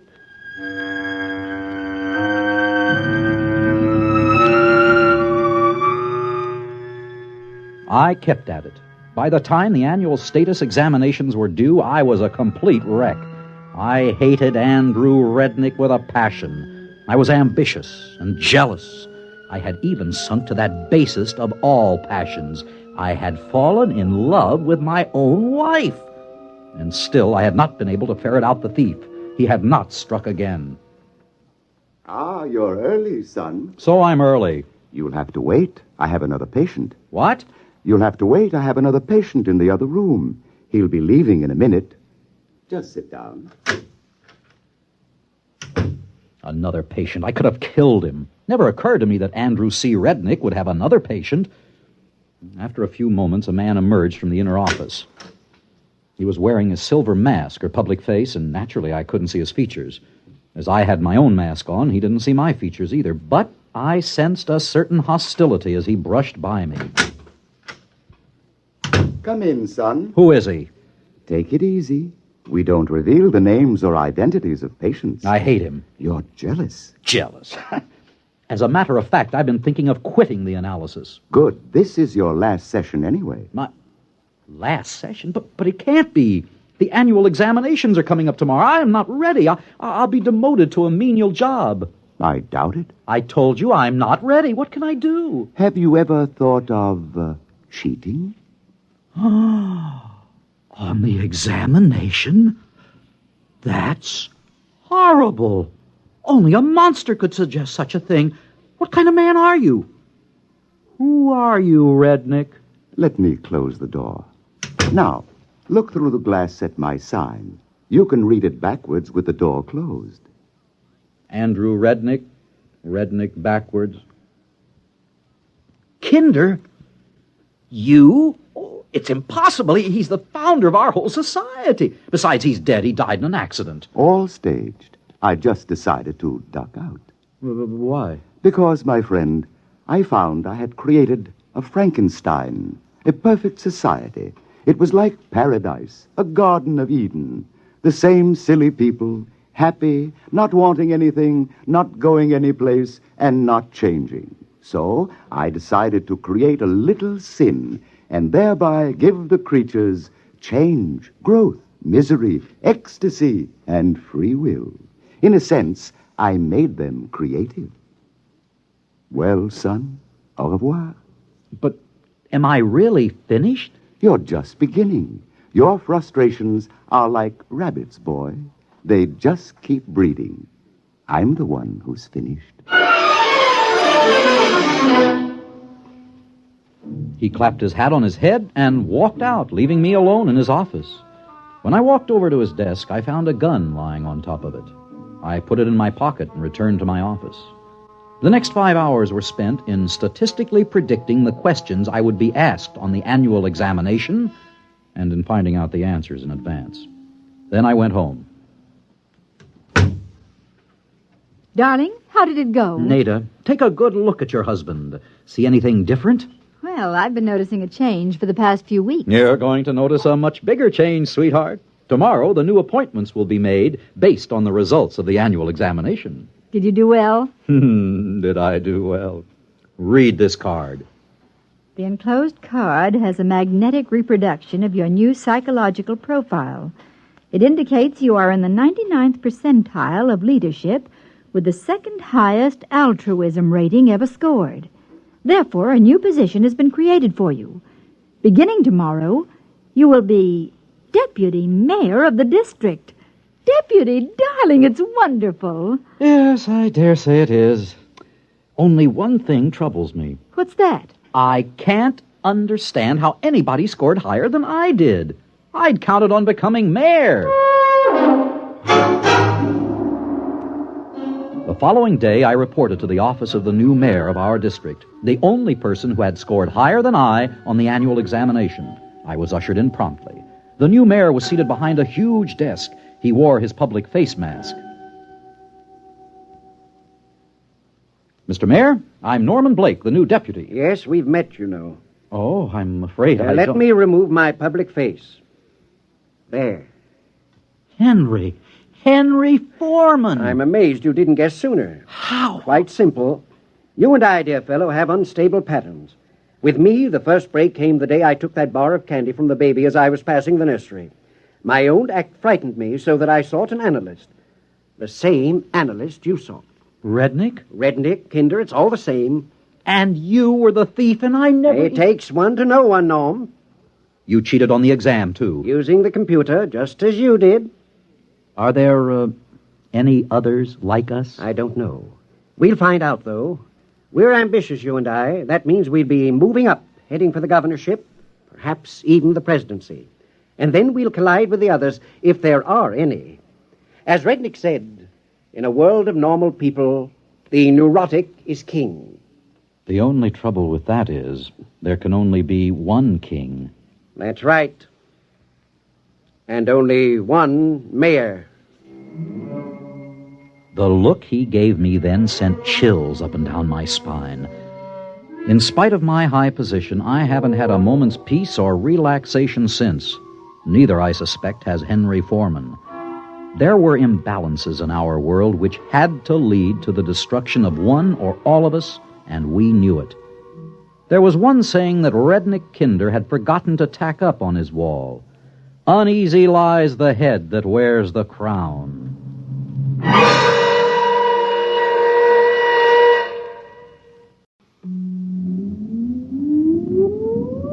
Countdown for blast off. X minus 5, 4, 3, 2, X minus 1, fire.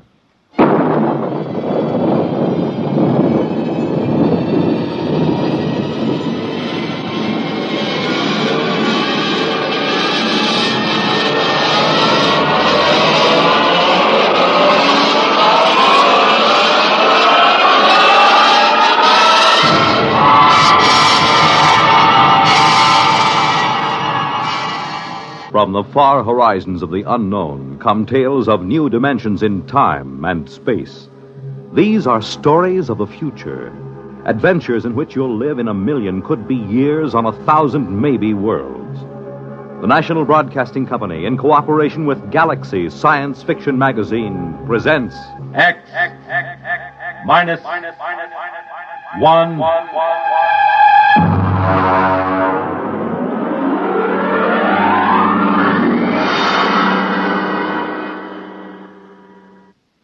Tonight, Volpla by Wyman Gwynn. But first, hear this. Hello, I'm Dorothy Olson, singing schoolteacher on NBC's big weekday musical show, Bandstand. But right now, I'd like to talk to you parents. I'd like to ask you a few questions as you're getting ready to send your youngsters back to school. Are you helping your child get the most out of his school? Do you make his home conditions favorable enough for him to do his homework? Do you show an interest in his schoolwork? Remember, your child's success in school and later on in life depends to a large degree on your attitude towards his schooling today. And there's another important thing. Everyone needs a good send-off in the morning, and that goes for children, too. Be sure your children have a substantial breakfast and a cheery goodbye before they head for school each day. Remember, you can't expect your child to do it all himself. Encourage him in his schooling, both in your attitude and in your actions as he goes back to school this fall.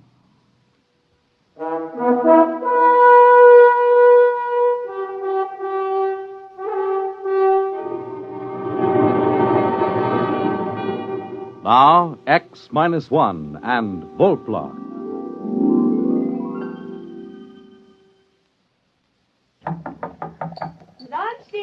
I'll be right there. Come on, you old hermit. I have a buffet on the terrace. I'm coming. So, I'm an old hermit, am I? And our daughter says I'm eccentric now. I wonder how the devil she ever found out. From me, of course. But you love me just the same. Oh, Max, what's got into you? Stop it. Oh, I reached the dangerous age. And, lady, I'm going to have fun. Well, come on out to the terrace. The hamburgers will get cold. My dear, I'm going to have a new kind of fun. Oh? It's a joke. I'm going to play a tremendous joke on the whole world.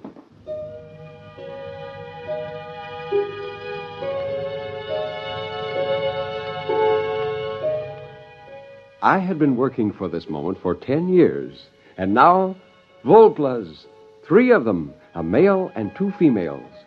I had called them Volplas since that day 10 years ago when I got the idea of creating a flying mutant, which I would teach to feed, play, and talk. Now I was almost ready to play my joke on the world. After lunch, when I returned to the lab, the Volplas were moving about on the mattress where I'd placed them, and the male was trying to stand. They were about 28 inches high. Except for the face, chest, and belly, the Volplas were covered with a soft, almost golden down. The skin was pink. Upon his head and across his shoulders, the male had a shock of fur as soft as a chinchilla. The cranium was in the same proportion to the body as it is in the human. And they were shockingly human-eyed. When the male spread his arms, the span was 48 inches. I held his arms out and tried to tease the spars open. These spars turned backward and ran alongside the wrist almost to the elbow. Powerful wrist muscles could snap them outward and forward. Suddenly, as I teased the male Volpla, this happened. The spars shot outward, adding 9 inches to each side of a span. The lateral skin, that had until now been resting in folds, was tightened into a golden plane that stretched from the tip of the spar to his waist, a true gliding plane, perhaps even a soaring plane. By 4 o'clock that afternoon, they were ready for their first solid food. Come on now, here, hold the cup. That's the way. Hold the cup. Oh, you're a beauty. You're all beauties. No, come on. Hey, don't climb on my back. No, don't. Stop. Oh, that's better. Oh, hello, pretty one. Hello. Hello. So that's the way it's going to be, eh? Hello. Hello. Wonderful. Oh, you have no idea what I have in store for you, my dears. I will teach you a language. Perhaps English, a simple basic English. You will have your own crafts, and you'll live in small tree houses, and I'll teach you legends that you came from the stars, that you watch the red men and the white men, and you listen to their speech. And when you're able to take care of yourselves, I'll turn you loose. There'll be Volpla colonies up and down the coast before anyone suspects. And then, my dear, one day, somebody will see a Volpla, and the scientists will observe them. Then the legends will come. Isn't that funny? Don't you think that's terribly funny? Funny.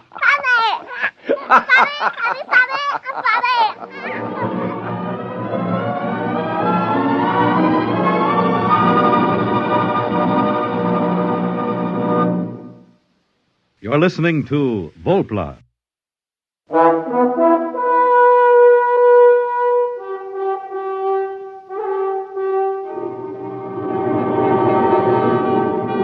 Now back to X-1 and Act 2 of Volpla.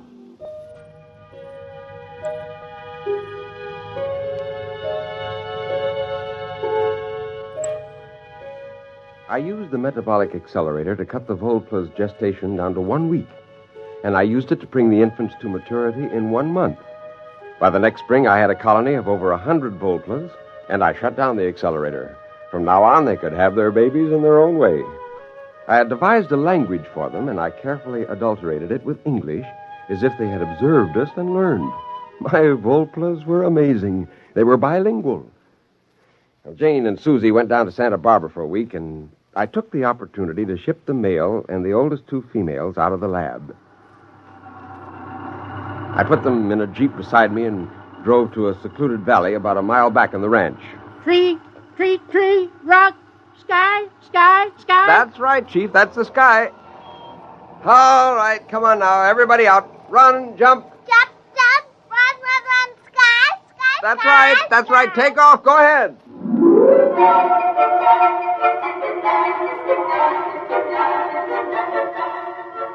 He spent about 2 hours chasing the two girl Volplas around, and then he made a leap for one. And when he spread his arms, his spars snapped out, and those golden planes sheared into the air. Sky, sky, sky. He sailed over her, and he rose up, and he hung in the breeze for a long moment, 3 feet above the ground. Fly, fly, fly. That's right! You can fly! You can fly! Oh, fly, fly, fly.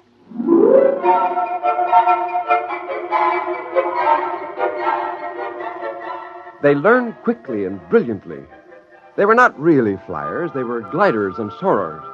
Before long, they took agilely to the trees and launched themselves in beautiful glides for hundreds of feet, banking and turning and spiraling to a gentle halt. Oh, I laughed out loud with anticipation. Wait until the first pair of these is brought before a sheriff. Wait till the newspaper reporters are routed out into the hills to witness this. When they were tired, the Volplas lay on their backs with their planes stretched out. The oldest one came over to me. He squatted, his elbows resting in the ground, his wrist crossed at his chest. Before the red men, we live here? That's right. In places like these, you lived all along these mountains. Now there are very few of you left. Since you've been staying in my place, you've naturally forgotten the ways of living outdoors. We learn again. We stay here? That's right. Now look. Look, you see up in that tree? That's a bird. That's your food, if you can kill it. How? Well, I don't think you can get at them in the tree. You'll have to soar up above and catch one of them on the wing when they fly away. Go ahead, try.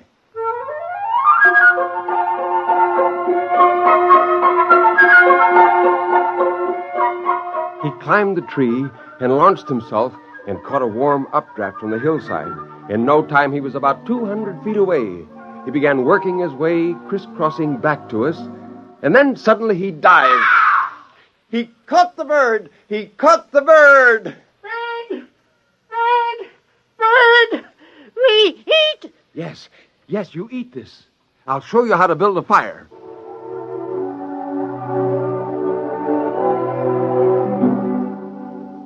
Again, I told them the story I had made up.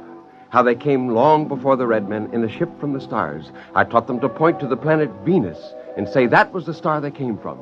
I grinned to think of the many stories that would be written in the Sunday supplements. Oh, what a great joke I was playing on the world. We came from a star before the red men? From a star? Yes. The next week, I brought all the Volplas out to the Oakwood. There were 107 men, women, and children. By the end of the week, they were scattered over 4 square miles of the ranch. They hunted sparrows and cooked them over tiny fires. The little creatures delighted me more and more. For hours, I could watch them play. I could sit all afternoon and watch them at work in a treehouse, quite forgetting to go home. Well, how does the mighty hunter who now returns from the forest? Fine. Oh, I've been enjoying the local animal life. So is our daughter. What do you mean? She has 2 of them up in her room. 2 what? I don't know. What do you call them? I went up the stairs 3 at a time and burst into my daughter's room. There she sat in her bed, reading a book to 2 Volplas. Hello there, King Arthur. What's going on here? Oh, nothing, Daddy. We're just reading like we always do. Like always? How long has this been going on? Oh, weeks and weeks. How long is it since that first time you came here to visit me? Weeks and weeks. But you're teaching them to read. Oh, of course. They're such good pupils and so grateful. Daddy, you won't make them go away, will you? Oh, Jane, why did you tell me such a thing like this was going on? Now, you listen to me, mister. Your whole life is a secret from us. Just what makes you think your daughter can't have a little secret of her own? Oh, fine secret. Didn't it occur to you that this might be dangerous? Those creatures are... Oh, Max, for heaven's sakes, they're sweet, lovable little creatures without a harm in their furry little bodies. Now, don't get excited.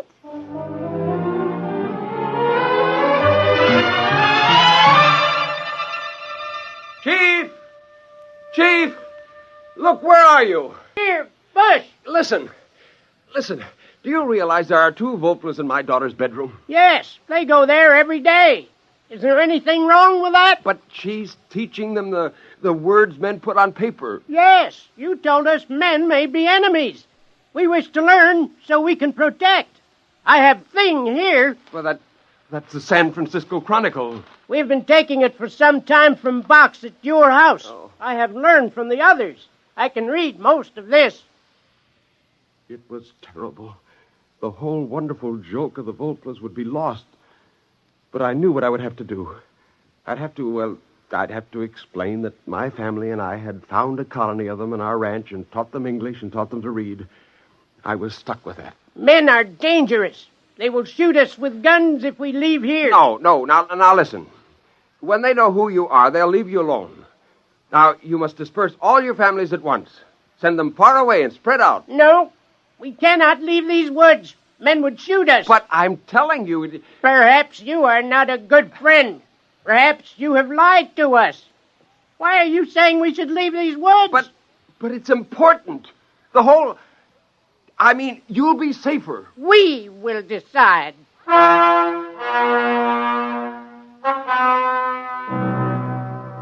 The whole thing was critical. It could be disastrous. I went back to the house and up to Susie's room. I found her talking to 2 Volplas.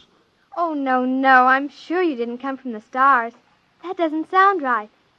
The more I think about it, the more I'm sure that my father made you. Susie, what business have you telling them that?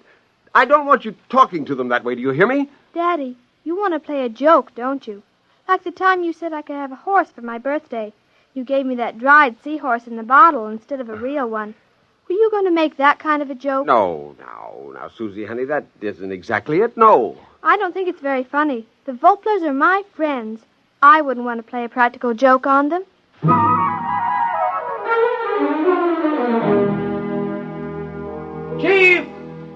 Chief, where are you? Chief! Oh, confound it. The fires are out. None of them around. Chief!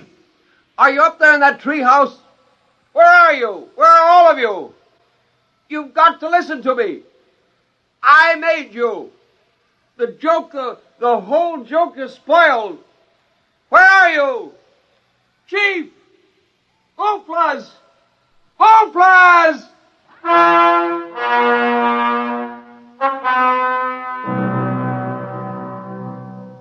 I was away from the house for hours. When I came back, I found Jane sitting on the terrace. Are you looking for something, dear? Oh, never mind. I suppose they're all gone. What do you mean? The little flying things.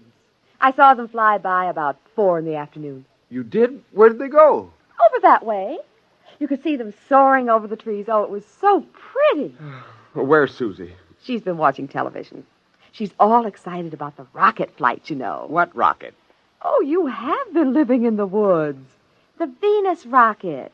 My goodness, it's been in all the newspapers. Where are you going? Well, I've got to talk to Susie. Susie! Shh, Daddy, the rocket's almost ready to go. Listen. It approaches 0 hour now. The rocket stands tall and silvery. The gantry crane is pulled away now. We're actually at least 5 miles away, watching from the remote monitors. There's some disturbance now. It seems to be some birds. Big birds, like a flock of owls circling the ship. Oh, Daddy, look. Hey, wait a minute. They're flying through the hatch. It seems to be jammed open. Well, this is certainly an unforeseen development. The men on the ground are driving a motor-driven ladder up to the ship, and the owls seem to be fighting them off. Oh, there goes the hatch. It's closed. Those birds are inside, and they're big birds, big as eagles. As we told you previously, ladies and gentlemen, the rocket is on automatic fire. It'll go off in precisely 10 seconds. We stared at the television screen. We saw the red blast of fire and the silvery rocket streak up into the sky, the cameras following. Our reporter at scientific headquarters reports that none of the rocket telemeters are recording. The owls who blundered into the open hatch in this heartbreaking accident seem to have disrupted the automatic recorders. The control circuit cannot be altered. The rocket will land on Venus as scheduled. Daddy, those weren't owls, were they? No, they weren't. Owls. He thought they were owls. That's kind of a joke, isn't it? Isn't it a joke, Daddy? I'd say, Max, dear, the joke's on you. Wait till men land on Venus and find Venusians with a legend about their great father in California.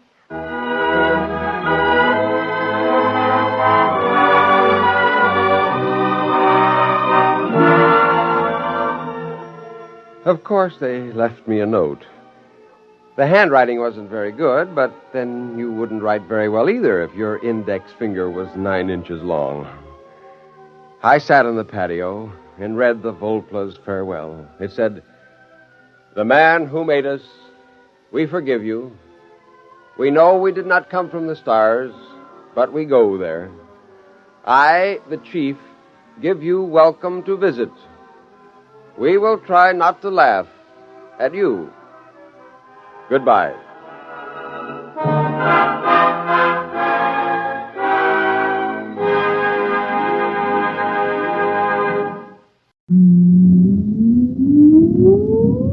Countdown for blast off. X minus 5, 4, 3, 2, X minus 1, fire.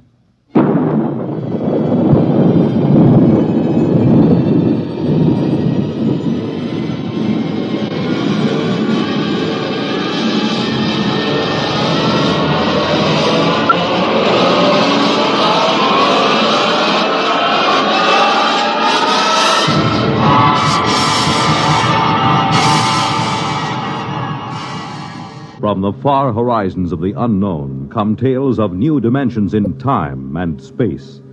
These are stories of the future, adventures in which you'll live in a million, could be years, on 1,000 maybe worlds. The National Broadcasting Company, in cooperation with Galaxy Science Fiction Magazine, presents X minus 1.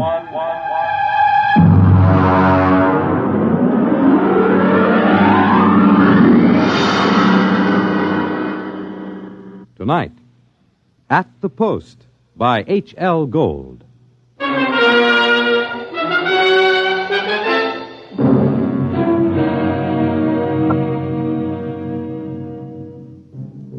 When I come into the Blue Ribbon on 49th Street west of Broadway, I could tell right away nobody told Doc Hawkins about my misfortune. Doc, who ain't one really, writes a daily medical column for the Racing Form, and we're celebrating his being sprung from the alcoholic ward. He got one look at me, and he choked on a piece of gefilte fish. What happened? What happened? Look at that. Clocker's become a character. Now, lay off, Doc. Look at that, a gray flannel suit, a black tie. Clocker, where is your purple and green check sports jacket? Where are your two-tone suede shoes? Why, you've become a character. That was Zelda's idea. She wanted to make a gentleman out of him. Wanted to? Why, you two kids got married just before they took my stakes away. Don't tell me you've fit already. You don't know, Doc? No. What happened? Well, it was right after you tried to take the warts off the fire hydrant that Zelda started hearing voices. It got real bad. How bad? Well, she's at Glendale Center upstate. I just came back from visiting her. Well, did the psychiatrist give you a diagnosis? Yeah, I got it memorized. Catatonia dementia precox. Oh, rough. Very rough. The outlook is never good in such cases. Maybe they can't help her, but I will. Now, Clocker, you're a race handicapper. You run the best tip sheet on Broadway. But people are not horses. You've got to think of your public. For instance, what's good at Hialeah, huh? My bar bill is about to be foreclosed, and I can use a long shot. Those couch artists don't know what's wrong with Zelda. I do. You do? Well, almost. I'm so close I can hear the finish line camera clicking. Well, now, that's very interesting. Perhaps we can collaborate on an article for the Psychiatric Journal. All right, look. Look at these charts. Look, here. Huh? I use the same system I used to dope the races. Look, Zelda's got catatonia. She used to be a hoofer before we got married, and now she does time steps all day. Stereotype movements are typical of catatonia. You don't get it. She does time steps. The first thing you learn in hoofing, over and over. 10 or 15 hours a day. And she keeps talking like she's giving lessons to some jerk kid who can't get it straight. And I hear when these catatonics pull out, they don't remember much or maybe nothing. Protective amnesia. They work harder and longer at what they're doing than they ever did when they were regular citizens. And they don't get a red cent for it. I beg your pardon? I said they were getting stiffed. Anybody who works that hard ought to get paid. I don't understand what you're getting at. What are they knocking themselves out for if it's for free? Doc, I tell you, I miss that mouse. I gotta save her. She can't see or hear us, but she can sure see or hear something. And I'm gonna dope her. Parker, it's too much for you. Too much for me, huh? Who was it said Warlock had turned into a dog in his third year? Who was it had 7 winners the opening day at Belmont? You take my word for it, Doc. I'll beat the schizophrenia handicap.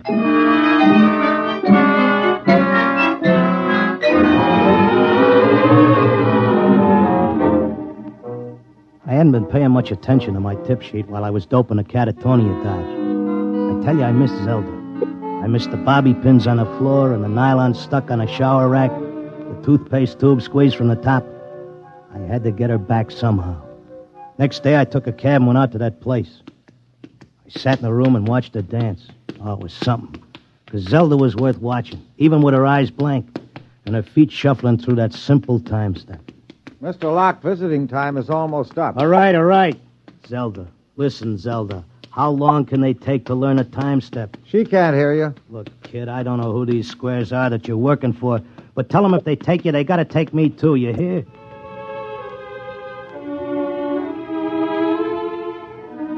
I had an idea now. I had it doped that Zelda was showing them how to dance, whoever they are. And the only way I could spring her was to find out who was controlling her and what they were after. The first step was to get them interested in me and what I know about racing, doping horses. So I stood there next to Zelda and I started to talk. Now, the first thing you got to figure is bloodlines. You take a horse, you got to know back maybe 4 or 5 generations on both sides. Then you got to know where the coat was foaled, what time of year, because all horses are 1 year old on the 1st of January. Then there's confirmation, training. You take a horse with good bloodlines, break him in a spring on a hard training surface track, and the first thing you know, you got a horse with a shin splint. Oh, they may cover it up, but if you know it's there. I once knew a horse ran in Hialeah who was scared of flamingo. What are you doing? Had a fine record at Gulfstream and Bowie. But when he got down to Hialeah and got one look at the flamingos, he wouldn't run for beans. Mr. Locke, are you all right? Shut up, I'm Mr. busy. Locke. You bet on a horse that's scared of flamingos at Hialeah, and you're going to come in with your tail between your legs.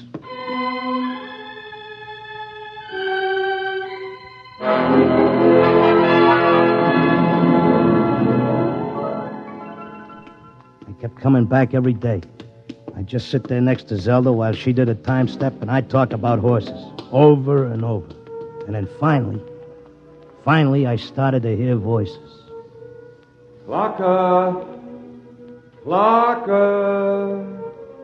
This way, Clocker, come this way. This way, Clocker. Come on now, come with me. Like it was a fog, I could see the attendant in his white coat, asking me questions, and I couldn't hear him. I knew I just kept on talking about the horses. And then suddenly I wasn't there. I was somewhere else. I was in a big square, and the buildings looked like the new Roosevelt Raceway, all modern. Or maybe like the World's Fair.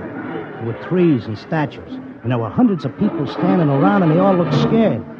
There was a little man with bifocals and a vest with pins and needles in it standing next to me. He looked scared. But I knew it had worked. I was on my way to Zelda. How did I get here? Excuse me, mister. How did I get here? I don't know.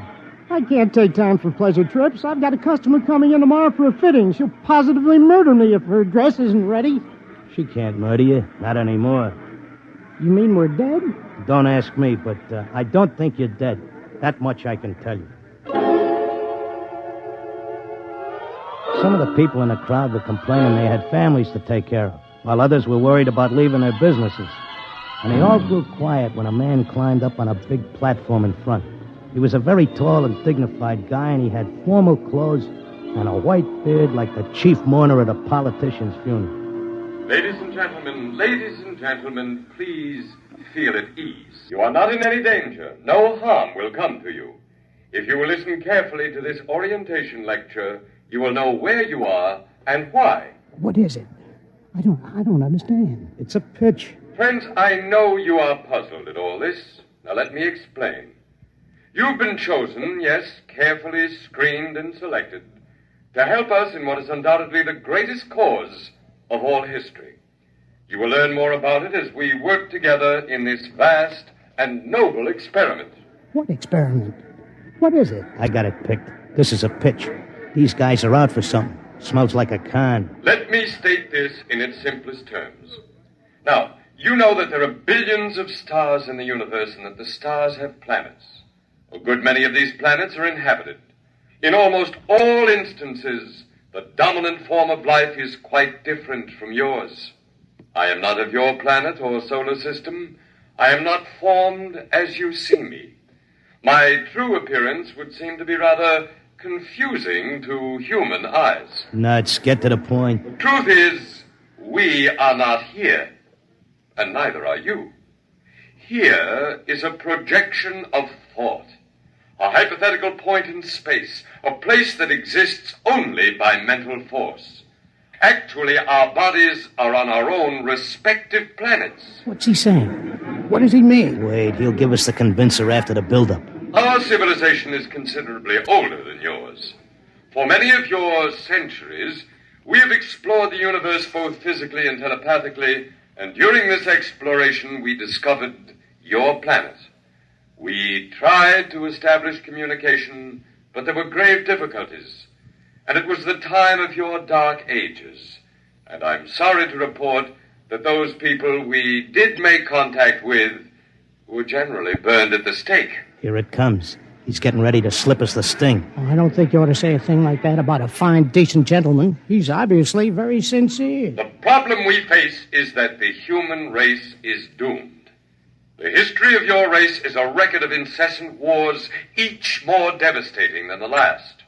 And now, finally, man has chained the power of worldwide destruction. The next war, or the one after that, will unquestionably be the end not only of civilization, but of humanity, perhaps even of your entire planet. Then why have we brought you here? Because man, in spite of his suicidal blunders, is a magnificent race. He must not vanish without leaving a complete record of his achievements.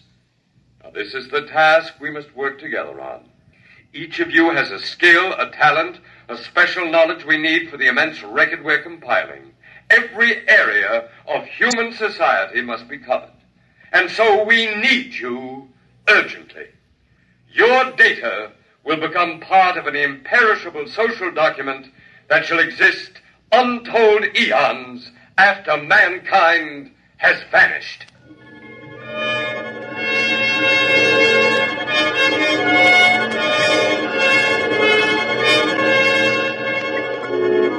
Oh, he had a slick con. He had that crowd in the palm of his hand like a small-time grifter selling pearl necklaces on 6th Avenue.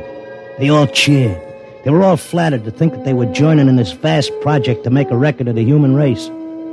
After a while, they broke us up into divisions, and I got herded into a building marked Sports and Rackets.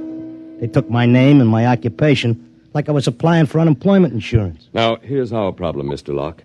We're making two kinds of perpetual records. One is written, more precisely, microscribed. The other is a wonderfully exact duplicate of your cerebral pattern, in more durable material than brain matter, of course. Of course. The substance we use in place of brain cells absorbs memory quite slowly. But you'll be happy to know that the impression once made can never be lost or erased. Delighted, tickled to pieces. I knew you would be. Well, let's proceed, shall we? First, a basic description of horse racing. I started telling them about horse racing, but they held me down to one sentence. They said I had to repeat it over and over so that recording thing could get it. They had a picture of my body back on Earth lying in a bed in a hospital just saying that one sentence over and over again. Well, that's enough for today. Isn't it amazing? We have a more detailed record of human society than man himself ever had. Your life, my life, the life of this Zelda, whom you came here to rescue, all are trivial, for we must all die eventually. But the project will last eternally. You're telling me you know what I'm here for? To secure the return of your wife. I would naturally be aware that you'd submitted yourself to our control voluntarily. It was in your file that was sent to me by admissions. Then why did you let me in? Because, my dear friend, we also... Leave out the friend pitch. I'm here on business. As you wish. We let you in, as you express it, because you have knowledge that we should include in our archives. We hoped you'd recognize the merit and scope of our undertaking. Most people do once they're told. Zelda, too? Oh, yes. Yes, Zelda's extremely cooperative, quite convinced. Would you like to see her? Yeah, sure I would. Well, that can be arranged. I'll call the Arts and Entertainment section and arrange a meeting.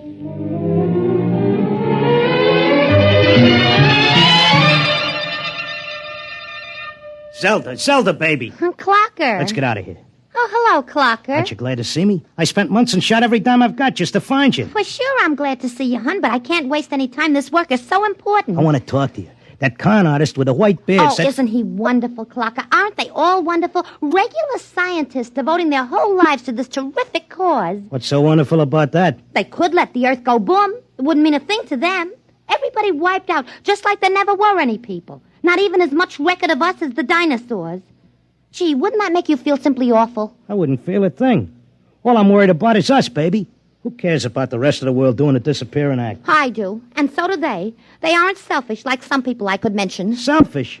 You're darn right I am. Zelda, listen. I'm selfish because I got a wife and I'm nuts about her and I want her back. I have to help out on this project. It's the least I can do for history. History? What did history ever do for us? Go turn in your time card, baby. Tell them you got a date with me back on Earth. No, this is my job as much as theirs. More even. They don't keep anybody here against their will. I'm staying because I want to, Clocker. But, honey... Excuse me, I've got to get back. I'm teaching them the soft shoe now.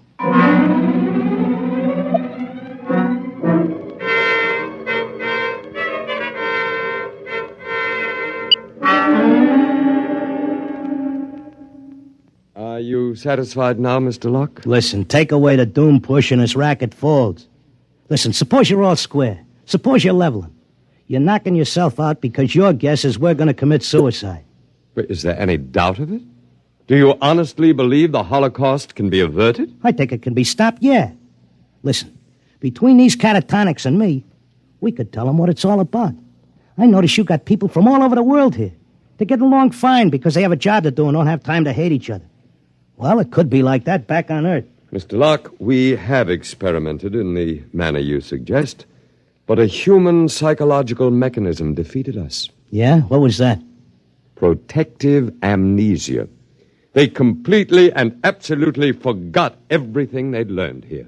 Well, what are the odds on me remembering?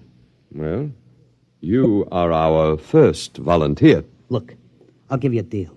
You let me out, and maybe I'll be the first case that didn't get amnesia, and I can tell the world all about this. I'll come back if I lame out. You can pick me up any time you want. But if I make headway, you gotta let Zelda go, too. That's a very reasonable proposition. We'll lift our control, Mr. Locke, for a suitable time. If you can arouse a measurable opposition to racial suicide, measurable, mind you, then we agree to release your wife and revise our policy completely.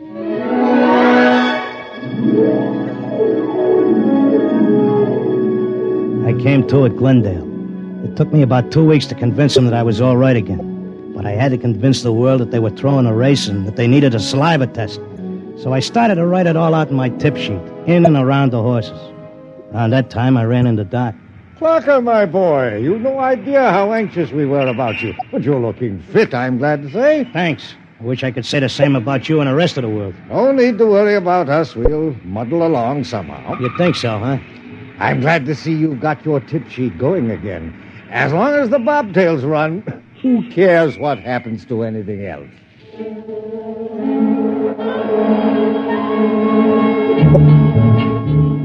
Of course, nobody listened to me. I had posters printed telling everybody. I hired sandwich men to walk through the city. I made speeches in Columbus Circle. I told everybody doomsday was near. I sent letters to Congress, to the UN, editors, and newspapers. Nobody paid any attention. I sneaked into the balcony of the General Assembly and tried to shout a speech, and they threw me out, very politely. I wrote the whole thing up for a magazine, and they printed it and sent me a check and told me if I had any more fiction, they'd be glad to run it. They kept trying to tell everybody the truth about the catatonics. We ought to go to the hospitals and get ourselves let in and have the aliens take over and show us where we're going. But nobody would listen. And then finally, I went back out to Glendale. Oh, Mr. Locke, we were wondering when you'd come visit your wife. You been away? I want my old room back. But you're perfectly normal. Give me half hour alone, and you'll be glad to give me my room.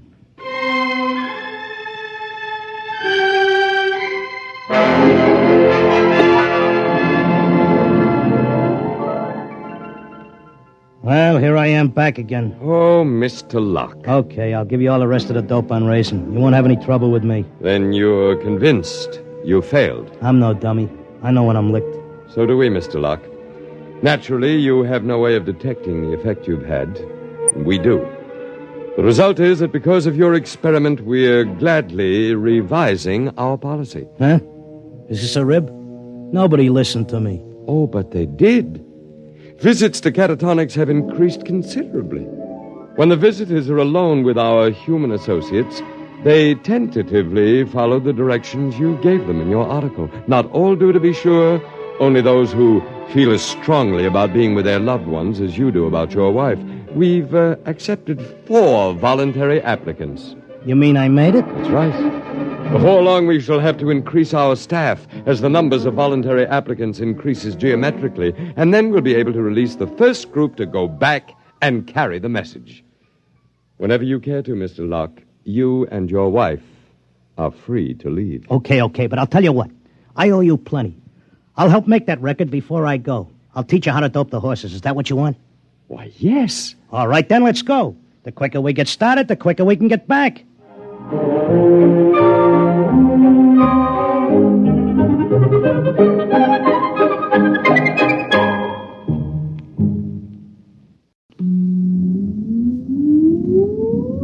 Countdown for blast off. X minus 5, 4, 3, 2, X minus 1, fire.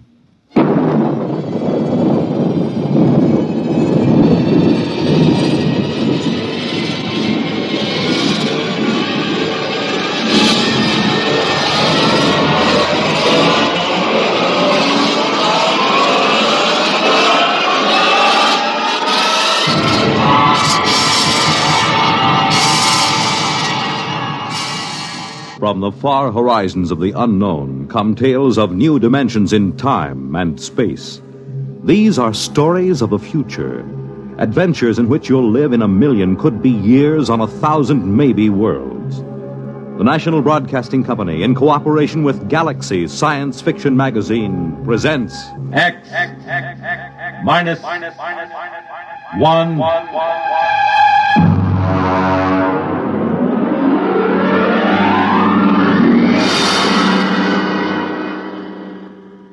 Tonight, The Haunted Corpse by Frederick Pohl. But first, hear this.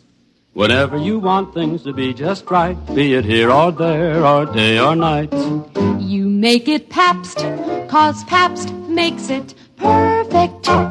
Yes, Pabst makes it perfect.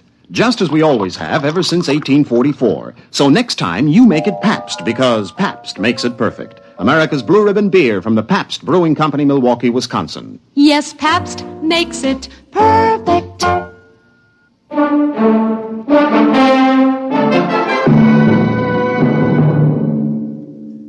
Now, X minus 1, and the story of The Haunted Corpse. We moved in at 0800. That's pretty good time, considering that Van Pelt turned up at the Pentagon on Thursday, and it took him till Monday morning to go in and see the general. By Tuesday, I had a task force of 135 men bivouacked around the old man's place. Corporal McCabe, my orderly, reported mission accomplished. Well, Colonel, there's a whole company dug in down the road right yonder, and Wins is all set up right here like you done ordered. We got a covey of them recon cars from the cavalry roaming like a passel of June bugs quartering a handkerchief.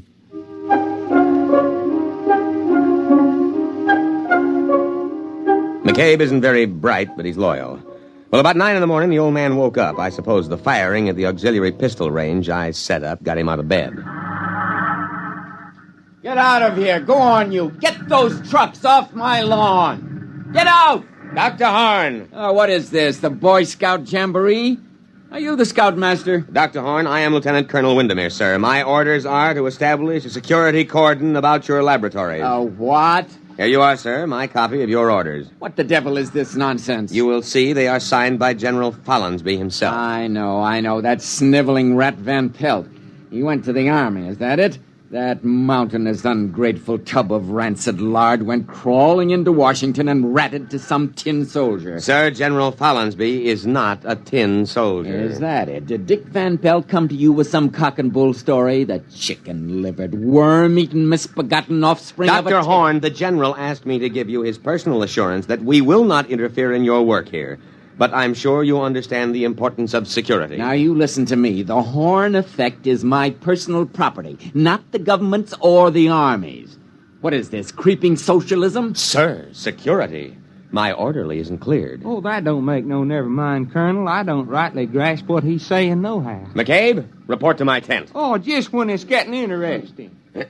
Now, Dr. Horn, I want you to know that I'm here to help you. If there's anything you want, just ask me. If you want to go into town, that can be arranged. Of course, you'd better give us 24-hour notice so we can clear the streets and check out all Young man?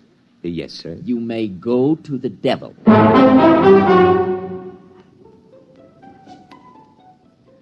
Of course, he went in to call the Pentagon and protest. He had a lot of spirit for an old civilian of about 75. Hello?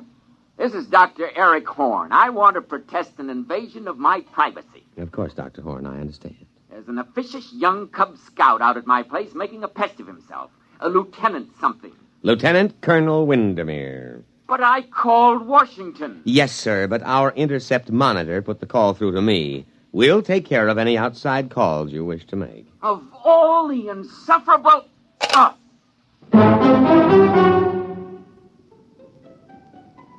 At about 0600 the next morning, I ran a surprise full-scale inspection and simulated infiltration. Hey, look there! You trigger-happy idiots! It's me, McCabe! And you simulated! You hear?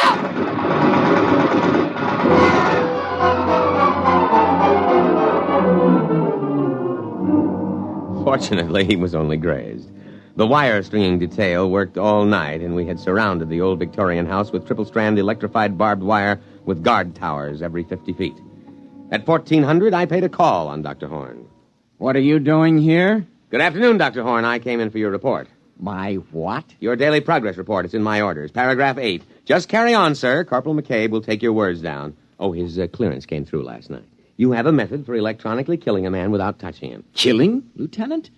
Will you tell me what in the sweet name of heaven did I say that gave you that particularly stupid notion? But I understand. You think this is a weapon. Of course, sir. Of course. My machine renders humans into corpses. A chipped flint will also do that. Look, you simpleton, don't you realize what my machine can do? It can separate that something which, added to a body, produces a man. A subtracted leaves a corpse. I can separate the two things without destroying them. You understand that I can take the ghost of life out of a body and keep it unharmed. Try to understand that, you pig-headed, mule-eared, rabbit-faced...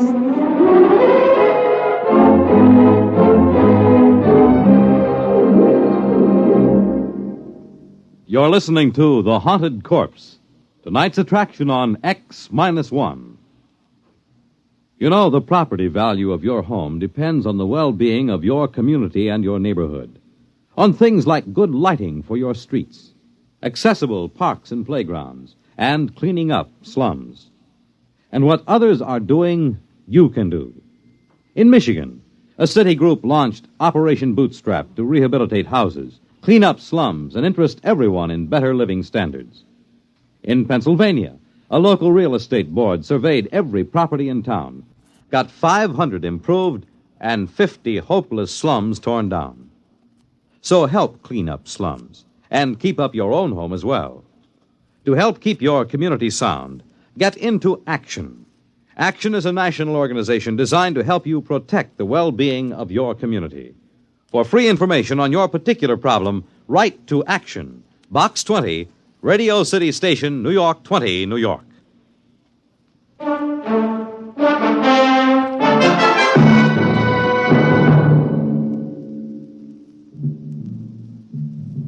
Now, back to X-1 and The Haunted Corpse.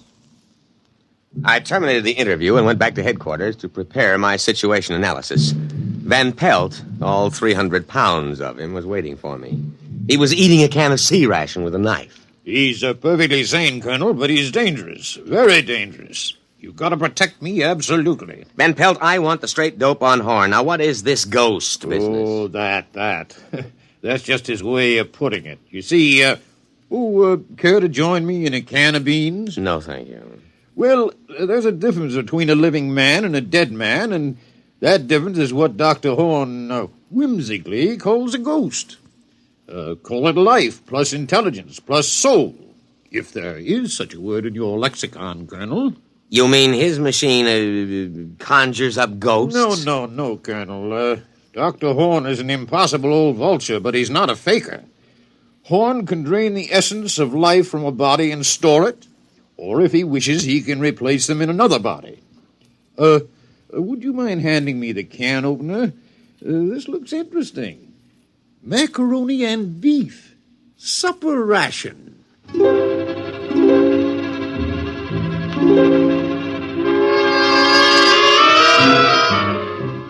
Well, so he had a machine that could take a mind out of one body and put it in another body. Well, why didn't he say so straightforwardly instead of beating around the bush like a civilian?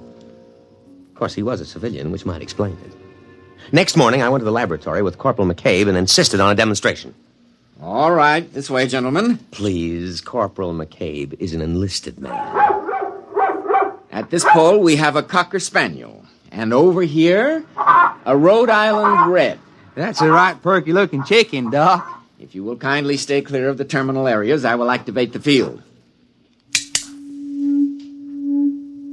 What's happening? The field is vibrating at the cycloid rate set on the crystals. All right, it's ready for discharge. Now.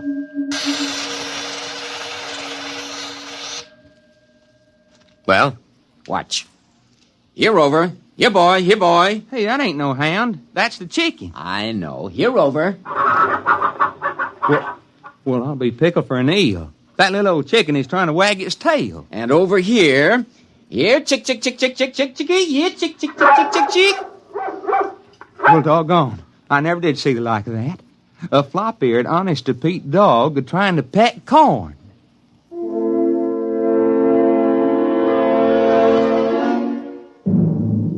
I had a private conference with the old man later. Under Section K of my security regulations, I moved on my own initiative. Well, Lieutenant? Lieutenant Colonel, there is a slight difference. Well? Now, can you do this with people? Indeed I can.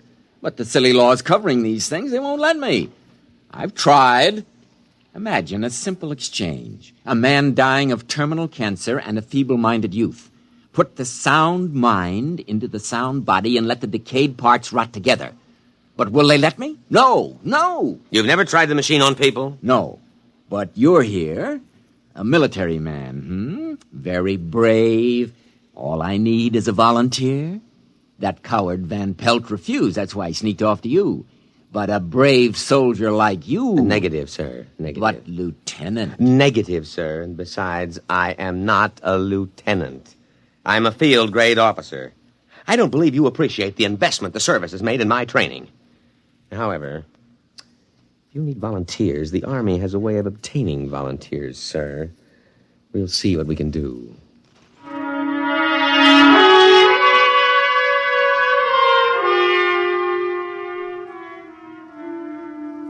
Actually, it was easy. First, there was a boy from Maine awaiting court-martial on an AWOL charge. Second, he volunteered when I pointed out he could get up to a year at hard labor. And then McCabe. Oh, no, Colonel, sir. I ain't a volunteering type. Well, McCabe, I have been asked to recommend a non-com for infantry assignment in the Aleutian Islands. Infantry? Yes. Advance Rifle Platoon Scout. The Aleutians? In the winter. Colonel, sir, I begs to report you have found a volunteer, namely I.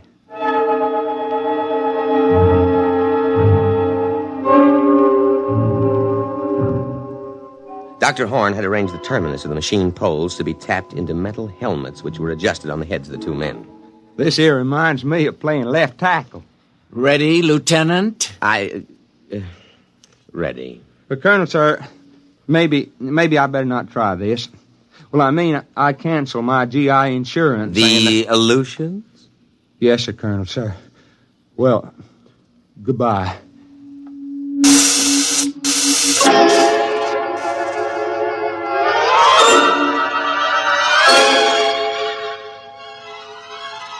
The test was an anticlimax. It worked. McCabe, that is, McCabe's body, reported himself as Private Ethan Coffin in a broad down-east dialect. I had Horn switch them back, and then I went back to my tent and put through a call. Crash priority. General Fallon's be on a scrambler circuit, Colonel, sir. All right. Now leave, McCabe. This is top secret. They don't never tell me nothing. I swear it's worse than grade school. Now, General... Colonel! Colonel! Van Pelt, what's the idea of barging in? I'm making a top secret You call. didn't let Horn make his test. You didn't... Now, out, Van Pelt, out. But that's all he's been waiting for. You gotta listen to me. McCabe! Colonel! Escort Mr. Van Pelt out.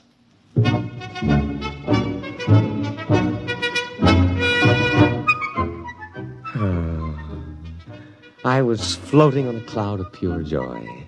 I could see my eagles within my grasp. Maybe even a full star. I told the general my plan. Are you still there, sir? Oh, well, you see, we use the device for intelligence. Suppose someone way up top in their government should visit the United States. We switch him, put our own man in his body, you see? Or in wartime, take a few prisoners and put our men inside their bodies. Yes, sir. Yes, sir, I can be available for a staff meeting at 0900. Yes, sir. General Windermere. Lieutenant General Windermere. Oh, why not? General of the Armies. Colonel, sir. Oh. What is it, McCabe? That Mr. Van Pelt. Listen, McCabe, next time I'm on the top secret scrambler to the Pentagon, don't you dare let anybody into the command tent. No, sir, Colonel, sir. But this here Van Pelt... I don't want to hear about him. Now let him cool his heels a while. Well, he ain't. That is, he left. Good. But he carried on something frightful. He kept saying Mr. Horn wanted to live forever. What? Screwy, ain't it? That's what he said. He said all Horn was waiting on was to make a test on human being. He said that he's going to grab the first man he runs into and steal his body. I think he is drunk or something. McCabe, call a condition red alert. Well, what for? Don't argue. Oh, never mind. You go up to the laboratory and take Dr. Horn into custody. I'll give the alert. Now move.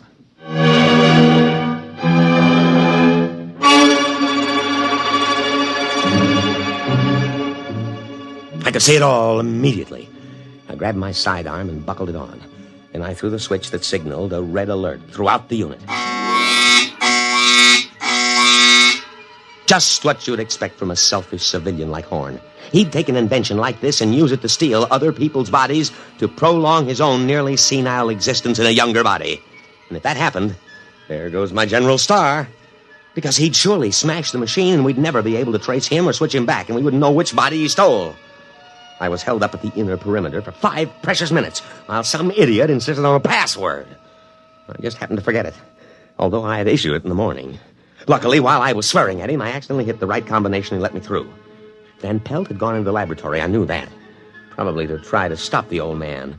But the effect would be to supply him with a body. He'd have to swap immediately. He couldn't take the chance of a heart attack. I ran into the laboratory, my sidearm drawn. Horn! Dr. Horn! I tripped over a human body. Still warm. Dr. Horn. His cast-off cocoon. Abandoned. And then in front of me, I saw him. Van Pelt! Too late! Too late! Now, wait. Listen. Oh, McCabe, what happened to you? He slugged you, did he? Too late! Now, wait. Don't smash the machine. Van Pelt, I know it's really you, Dr. Horn, and Van Pelt's body. Now put down that gun. I'll smash it! Smash it! Stop. Don't wreck the machine. Listen, Dr. Horn, I'll help you. I'll see you get a good, healthy body as long as you want it. Dr. Horn, think of the safety of our country. Think of security. No, I'm not Doctor... Who shot that? McCabe, put that pistol away, you fool!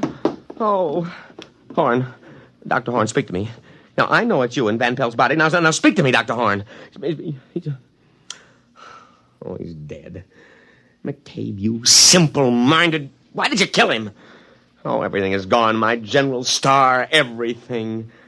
All right, McCabe, report to your quarters. You'll get a court-martial that'll make your hair curl.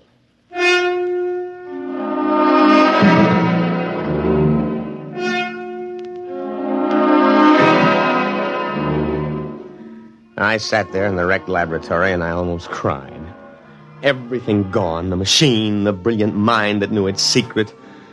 I looked at the corpse of Van Pelt that held the mind of Dr. Horn before that idiot McCabe had put a bullet through the brain and killed both. I could almost feel cheerful as I thought of the court-martial to come. It was at that moment that Sergeant O'Hare came in to tell me that McCabe wanted me on the telephone. I picked it up and waited to hear the miserable rat crawl and plead for mercy. Colonel, sir, this here's Corporal McCabe. McCabe, there is no use pleading for mercy. I trust you have managed to find your quarters. You're under arrest. That's what I thought. I don't think I'll stay for the court-martial, Lieutenant. They bore me. McCabe, but the voice. Dr. Horn. Precisely, Lieutenant, precisely. Goodbye now. If a body meet a body coming through the... Goodbye, Lieutenant. Thanks for the body.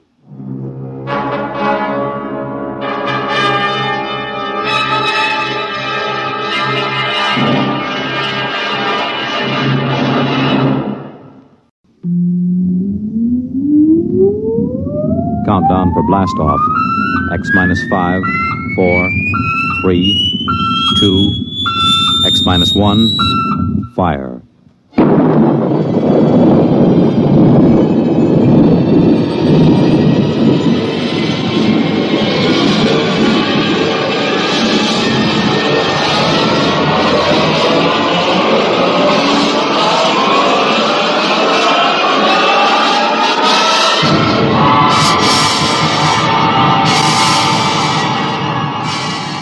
From the far horizons of the unknown come tales of new dimensions in time and space.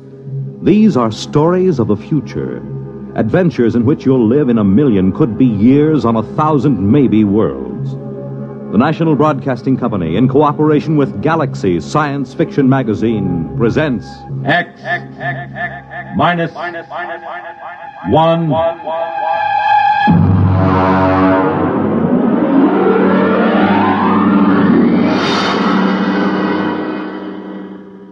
Tonight, The Merchant of Venus by A.H. Phelps, Jr. But first, hear this. When they play it hot and you dig the beat, oh, life is swinging, life's complete. You make it Pabst, 'cause Pabst makes it perfect. Yes, Pabst makes it perfect. Just as we always have ever since 1844. So next time, you make it Pabst, because Pabst makes it perfect. America's Blue Ribbon beer from the Pabst Brewing Company, Milwaukee, Wisconsin. Yes, Pabst makes it perfect.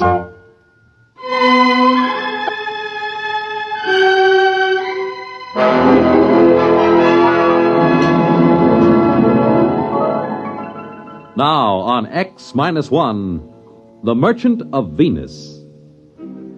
If you've ever tried to make a 6-inch marionette play the piano using spider webs 100 feet long for the strings, you'll have some idea of the job of administering personnel problems of the Venus colony from an office on East 41st Street in New York. But that's the way it's done. All recruitment and contract work for outspace employment is handled by the UN Off-World Commission. My particular mess is the Venus Project. Mostly the trouble comes to my phone extension. Workum here. Workum, how long do you think we're going to stand for this? Oh, General Carlson, how are you? At the rate you're going, there won't be a man left on Venus or a dollar left in the budget. What kind of a personnel director are you? Well, if you... Don't you know this project is vital to every person on Earth? General Carlson, just what is wrong? 30 more resignations came in from the colony on the last mail flight. 33 spineless quitters getting fat at the taxpayers' Excuse me, General. Listen to me, Workum. I'm getting awfully tired of the kind of recruiting you're doing. Miss Kane, get me Dave Newson on the other line. No, don't cut the General off. He's enjoying himself. He won't miss me. It's this egghead inefficiency that's at the bottom of the whole thing. Well, I'm not too sure about that, General. Believe me, with one platoon of Rangers, I could get a colony and a stay up. Hello, Rod. Dave, General Carlson's on the other phone yelling at my desk blotter. He says 30 more resignations came in. That right? Actually, 23, 7 for sick leave. What's the breakdown? Mostly farmers or technicians? Well, there were only 9 technicians left. This batch cleans them out. The rest are farmers. What's left? A couple of farmers, trappers, and the scientists. They seem to stick it out all right. Different contracts. They only have a 2-year hitch and then come back to Earth if they want to. Listen, meet me down at the coffee shop. No, Carlson goes down there sometimes. The saloon over on 43rd, about 10 minutes.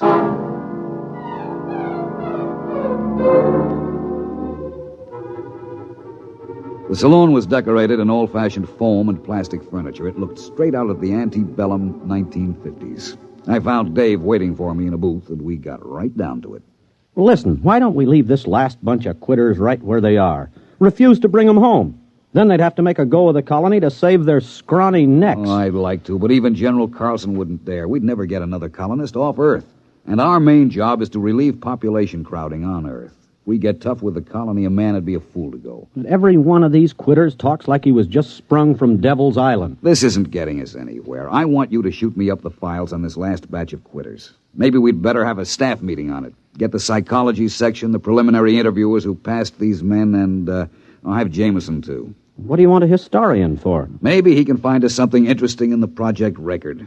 He's used to deducing the philosophical and religious behavior of the ancient Hittites from a loose translation of a cuneiform laundry bill. Shall I get them all down here?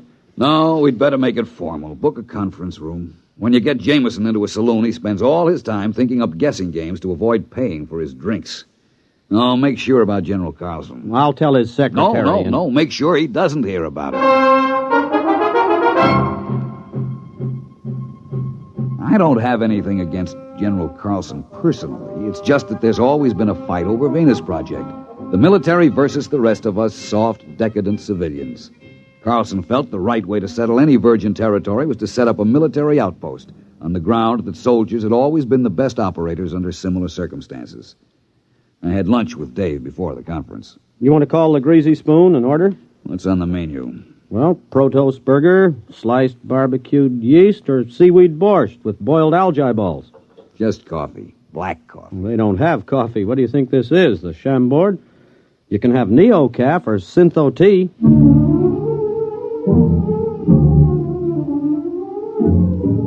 And that just about sums up the problem the Earth faces. Scientific agriculture and hydroponics had gone just about as far as they could. Synthesized foods couldn't take up the slack. If the people of Earth kept on emulating the extinct rabbits, as they showed every intention of doing, we had about 30 years before we'd all be standing on each other's shoulders, chewing our fingernails for nourishment. Or rigid birth control would go into effect, with the whole attendant problem of racial tension, nationalistic wars, and bootleg conceptions. The group gathered in the conference room looked sour enough to have been dining on seaweed borscht for a week. All right. I suppose I sum up what we all know already. It'll give us time to stall before we face problems to which we have no answers. That's a cheerful beginning. All right. Now, for 6 years, we've been trying to establish a self-sustaining colony on Venus. Why? Take the monorail out to Bucks County or up to Vermont at rush hour. There just isn't any more room on Earth. They've just opened the Dome Colony in Antarctica, the housing areas in the Amazon Valley, and they're already piled up with a 10-year waiting list. All right, we send out colonists. What happens? They quit. Thank you, Mr. Jameson. The resignations come in.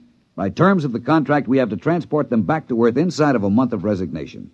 There'll be nothing left on Venus but a few small clearings in the jungle and a few empty beer cans. Now, I'm not accusing anyone here of making mistakes, but I think we have to seriously consider whether we're spending money for nothing. Rod, you said the problem was insoluble. We know what we need up there. It's just that we're still making some mistake in selection, in psychological screening. That's all. You're not going to quit, are you, Rod? Well, we're not. We'll get these studies out and check again. Venus Project is too important to fail, right? Yeah, right.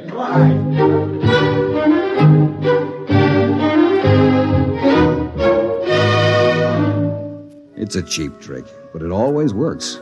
I talk with a heavy, heavy heart. Dave jumps in to shill like a Boy Scout. It always amazes me how a bunch of Ph.D. psychologists can get suckered into enthusiasm every time. We tried to figure out what made the settlers quit. We went into their backgrounds, their personality psych profiles. The coffee grew stale and the smoke heavy. Nothing. Look, Rod, here's what it boils down to. A man has to be unstable to want to leave Earth, but he has to be stable to stay on Venus. You need initiative and resourcefulness to make out on a new planet. But if you had it, you'd make out fine at home. You need young, healthy, vigorous, mature, older, experienced people all rolled into one. We're looking for a collection of walking paradoxes.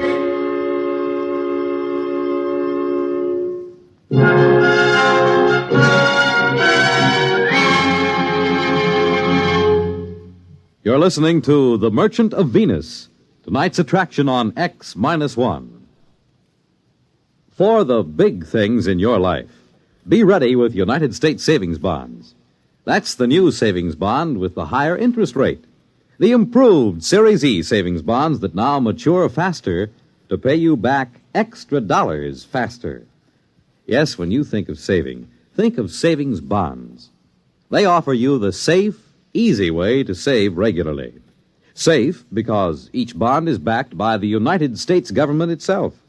And it's easy because you can buy bonds either where you bank or through the payroll savings plan where you work. And remember, you get back $4 at maturity for every $3 invested. So you earn extra dollars. But the big news is that the maturity period is shortened to only 8 years and 11 months. So join the bond wagon.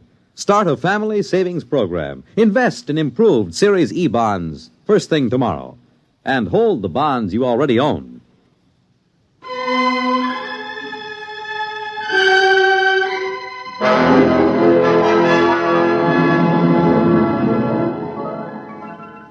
Now back to X-1 and The Merchant of Venus.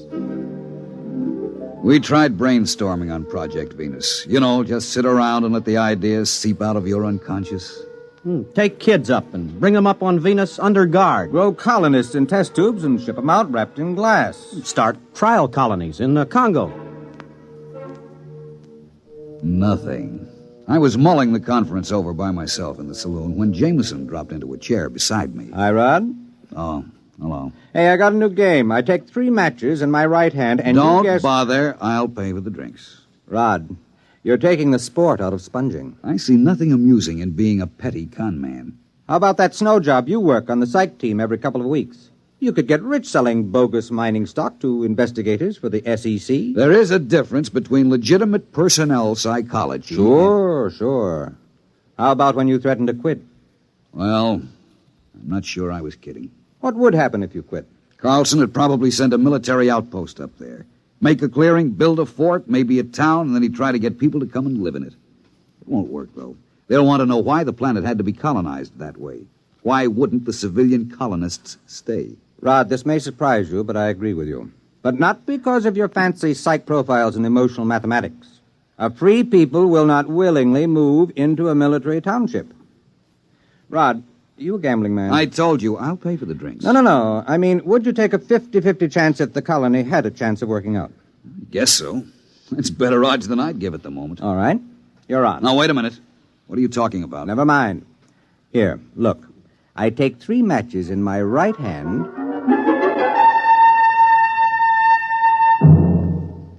And that's all he said. I found out a week later what was going on when I was called on the carpet by General Carlson. And as I understand it, this plan of Mr. Jameson's was smothered in your office because of professional jealousy, Mr. Jameson having no degree in psychology. Is that what he told you? Mr. Workham, I'm very busy. I have a conference with Mr. Jameson in exactly 7 minutes.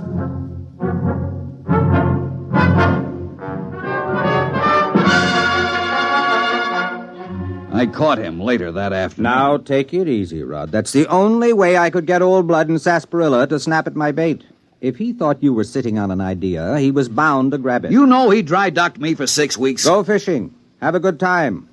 When you get back, I'll have my little swindle going full blast.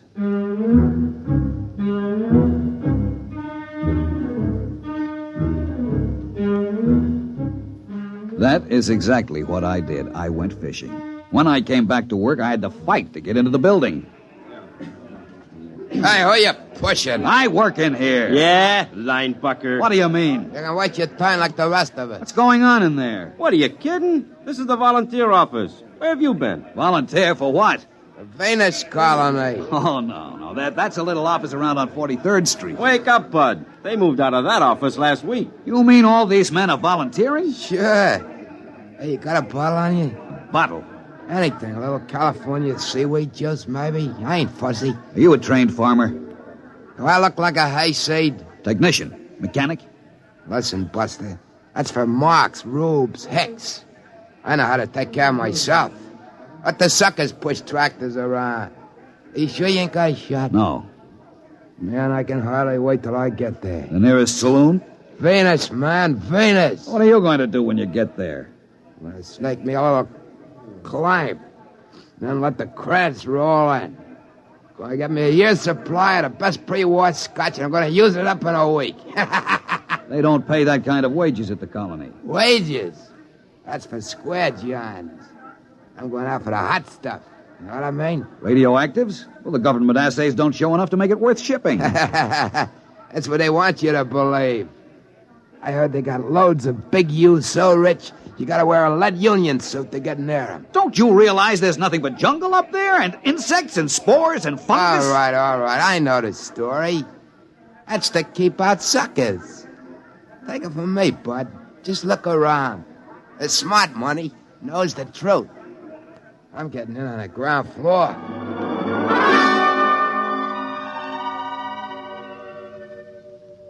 Jameson, you irresponsible idiot! Ah, Rod, how are the fish? I know what you're doing, and I won't put up with it. You've told those dupes down there they can get rich on Venus. Well, they're volunteering. And I suppose you think if you get enough of them, you'll find what you want. But have you looked at them?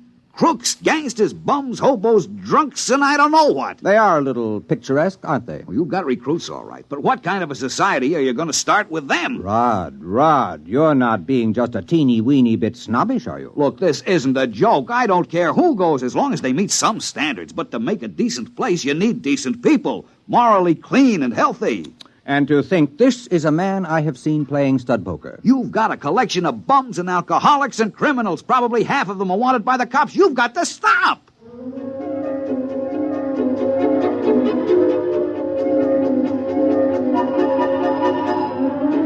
There wasn't a thing I could do. I issued a statement to the press, and I got editorials attacking me for trying to keep the riches of Venus from the common man. Days passed, weeks. The training and screening compounds were jammed, and the transports lifted from Cocoa Base on a tight schedule, 100 men to a ship, not counting crew. People traveled miles to apply. They drifted in from every skid row around the world. Then the numbers decreased. Day by day, the get-rich-quick propaganda seemed to be losing its grip. About a year passed, and the lines had dwindled down to about a steady 5 men a day. I went through my routines in a kind of daze, horrified at the tale history would write about the society that was recruited through my office. Then one day I met a man in a lunchroom. He asked me the way to the recruiting office. We got to talking. That afternoon, I found Jameson in the saloon and cornered him. Look, I take 4 lumps of sugar in my left hand, and you try to guess which one... Never mind. It's just a little sporting proposition. I've had enough sporting propositions out of you. Jamie, I just talked to a recruit. How democratic of you. I'm not kidding. He was an engineer who tossed up a good job to go out to the colony. How nice. I did a little more checking. It changed. There are farmers with their families, school teachers, lawyers, doctors, and then 2 ex-colonists applied yesterday to go back. Guess which hand holds Listen, there is on the bar a pre-war bottle of scotch at $25 an ounce. I will buy you the whole bottle for an explanation.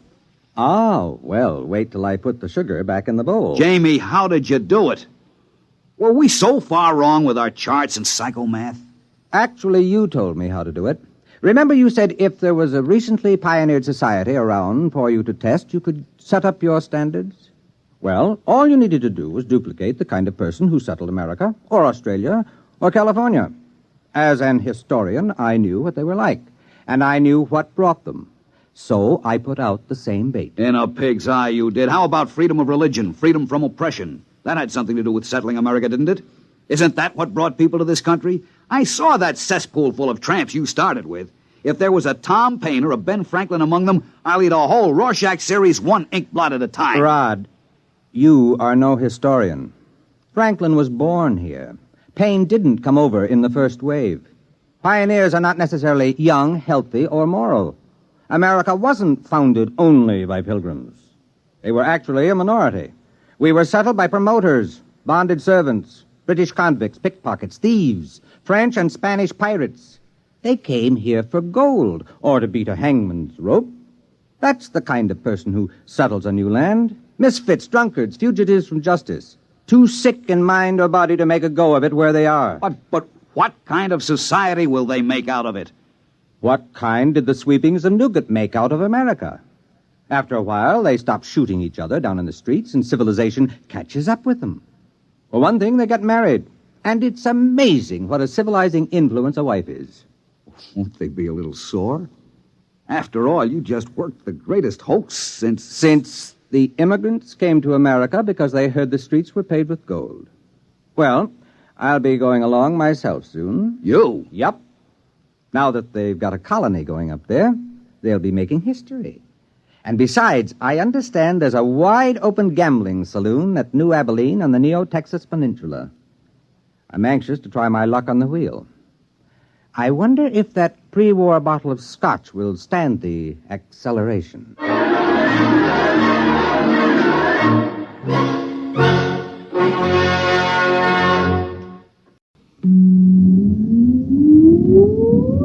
Countdown for blast off. X minus 5, 4, 3, 2, X minus 1, fire.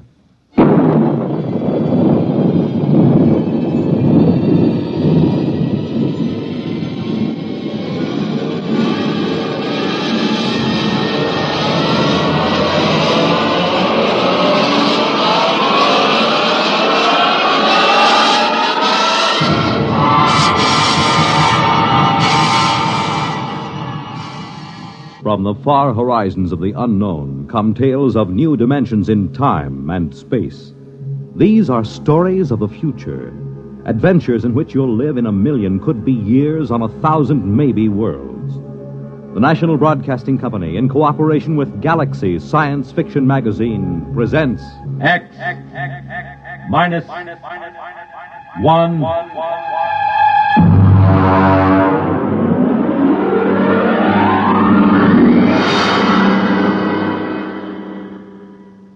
Tonight, Early Model by Robert Sheckley. But first, hear this. When you swing and sway to a Latin beat, life is lovely, life is sweet. You make it Pabst, 'cause Pabst makes it perfect. Yes, Pabst makes it perfect. Just as we always have ever since 1844. So next time, you make it Pabst, because Pabst makes it perfect. America's Blue Ribbon Beer from the Pabst Brewing Company, Milwaukee, Wisconsin. Yes, Pabst makes it perfect.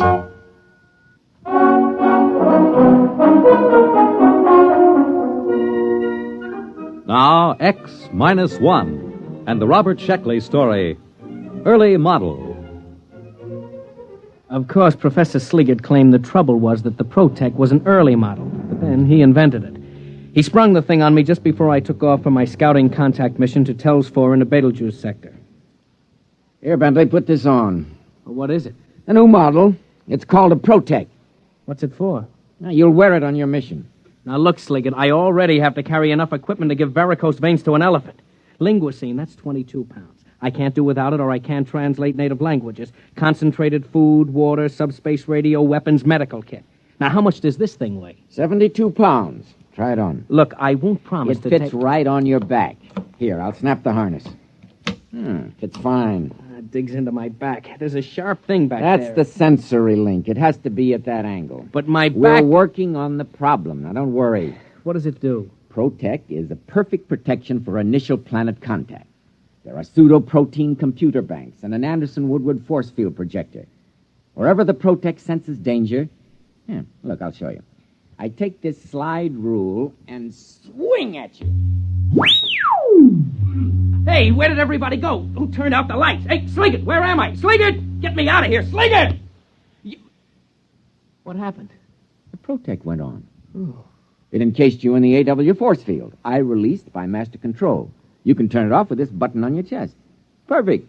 Perfect. Yeah, but 73 pounds. Well, this is an early model. I've used every weight-saving device possible, but unfortunately, early models are always a little bulky. All right, all right. How do I take it off? I'm not going to tell you. Huh?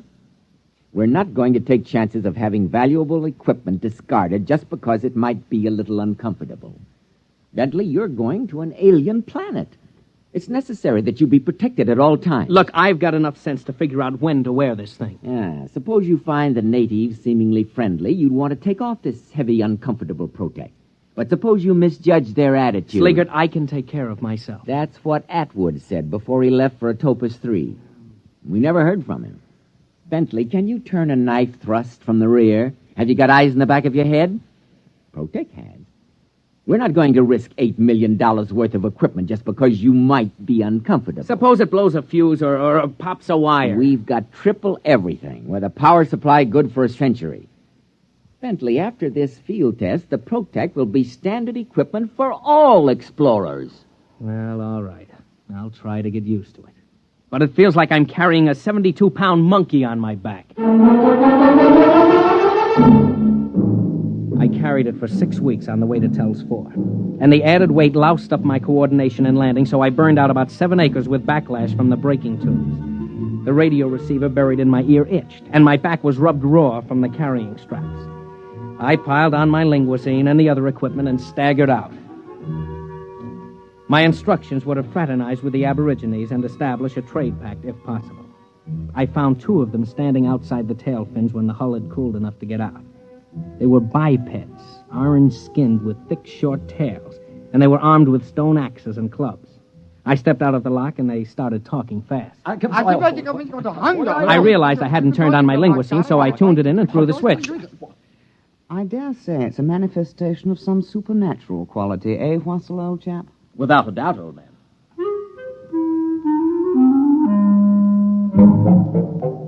You know how the linguicine works, instantaneous semantic translation. Well, mine was made by the Gorley Laboratories just outside London, and naturally they had the word tapes recorded by BBC announcers. It takes a little getting used to when you hear some walking vegetable from the Canopus system talking like the Home Service. Well, the Tellians were pretty excited by my arrival. How strange. Unbelievable. Most improper, you know. I suppose it can talk. I come as a friend. A friend. Well? It does talk. Dreadful accent. But what can you expect, eh? Foreigners, you know. You know, old boy, I definitely sense an evil. Oh, now, come. We're both ghost doctors. Surely if there was an evil, we'd both sense it. Well, let's ask, shall we? Let's. I say, are you evil? Me? Why, yes. You see, we're the village ghost doctors. It's our job to ferret out evil, so to speak. It's our cup of fugle, so to speak. Are you evil? Oh, no. No. He says he's not evil. Well, how do you know? If he doesn't, who does? My dear fellow, appearances aren't everything. Surely you recall the legend of Hatape, the gods tempted the chief... Please, my dear chap, I'm as well aware of religious precedent as you are.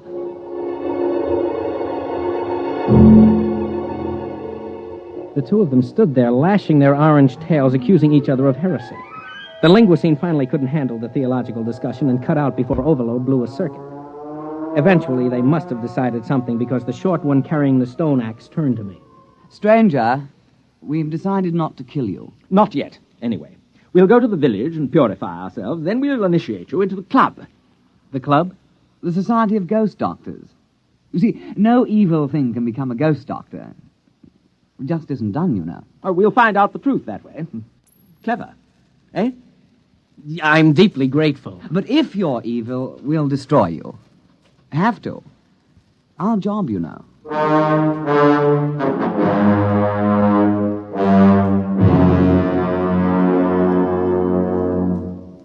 You are listening to Early Model, tonight's attraction on X-1. For the big things in your life, be ready with United States savings bonds. That's the new savings bond with the higher interest rate. The improved Series E savings bonds that now mature faster to pay you back extra dollars faster. Yes, when you think of saving, think of savings bonds. They offer you the safe, easy way to save regularly. Safe because each bond is backed by the United States government itself. Easy because you can buy bonds either where you bank or through the payroll savings plan where you work. And you get back $4 at maturity for every 3 invested, so you earn extra dollars. But the big news is that the maturity period is shortened to only 8 years and 11 months. So join the bond wagon. Start a family savings program. Invest in improved Series E bonds today and hold the bonds you already own.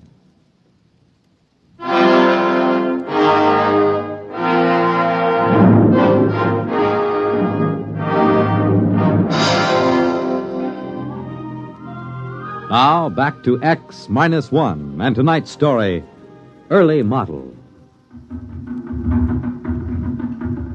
Sliggert. Calling Professor Sliggert at home base. Come in. Go ahead, Bentley. Report. I'm in the village now. They're about to initiate me as some kind of priest. All I have to do is pass some kind of test. And, by the way, if I don't pass, they're going to kill me. That's good. What's funny? They can't hurt a hair on your head, not with Protec on the job. They seem awfully confident that they can. Primitive cultures always overestimate the power of their weapons. Don't worry. Just let Protec take care of you.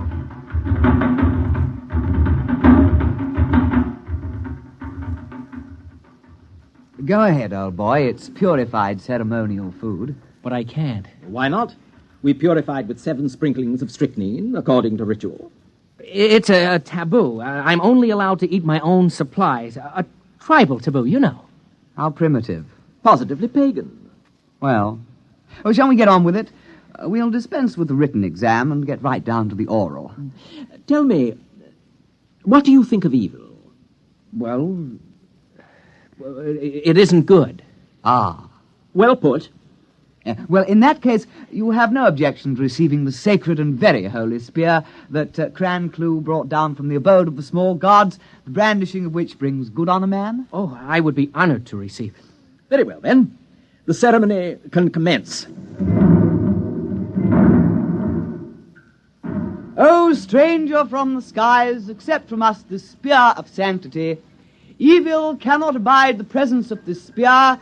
Take then our blessings with it. Here, here, O stranger, take the spear! What? Oh, that confounded Protec. Where's that release button? Sliggert, come in. Oh, he's probably out to lunch. Gotta get that force field off. There. Listen, I'm terribly sorry, Begin but the purification dirge. We are in the presence of evil spirits. Oh, no, I can explain. You cannot accept the sacred spear. Well, you see, I've got this protective device, sort of like a shield, you know? It doesn't like spears. It doesn't trust them. You couldn't give me a sacred gourd? Nonsense. Who ever heard of a sacred gourd? Poppycock. Look, you'll just have to take my word for it. I'm not evil, really. Scout's honor. Our course is clear. Transparent. We won't kill you at once. We'll pray for you through the night. And perhaps in the morning, things will turn out better. If not... Sorry, old boy, but you understand our position. We'll just have to kill you. Can't be helped. Regulations, you know.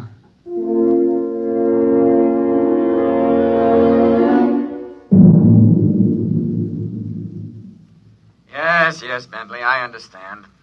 Well, primitive people are notoriously treacherous.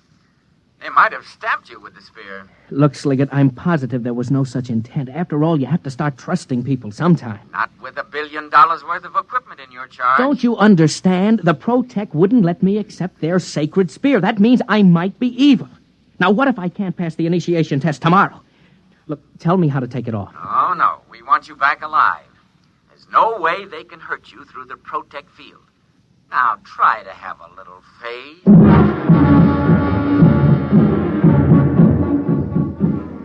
The campfires burned all night, and I could hear the chants of the ghost doctors. At least 3 or 4 times during that night, the Protec force field howled on and off, but I was too tired to care. In the morning, the 2 Tellians came to see me and stood switching their fat orange tails politely, while the linguicine translated for me. There were great sounds from your hut last night, sounds of torment, as if you were wrestling with a devil, so to speak.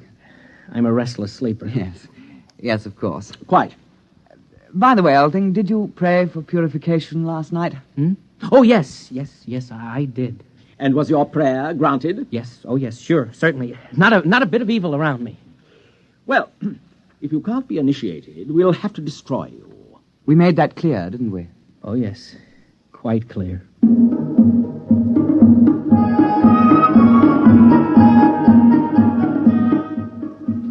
The initiation ritual took the whole day. It was sort of a cross between a Shriners' convention and a performance of Das Rheingold at the Met. Luckily, no one tried to hand me a ceremonial spear or point a club in my direction, so the Protec kept its grimy force field to itself. Finally, around supper time, the Tellians pounded the last tail on the ground, and everyone stopped and paid close attention. Oh, brothers, this alien has come across the vast emptiness to be our brother.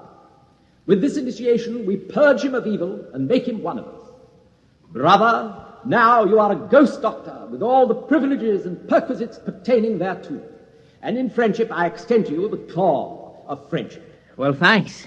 We have only to shake claws, and the ceremony is concluded. All right, brother. Give me some skin. Slip me 7. No, listen, turn it off. He just wants to shake hands. You're spoiling everything. Off. Now, where's that button? Off! Evil. Well, there it is, you know. We hoped we could muddle through, but you can't win them all, you know. There's only one thing left. Kill the devil!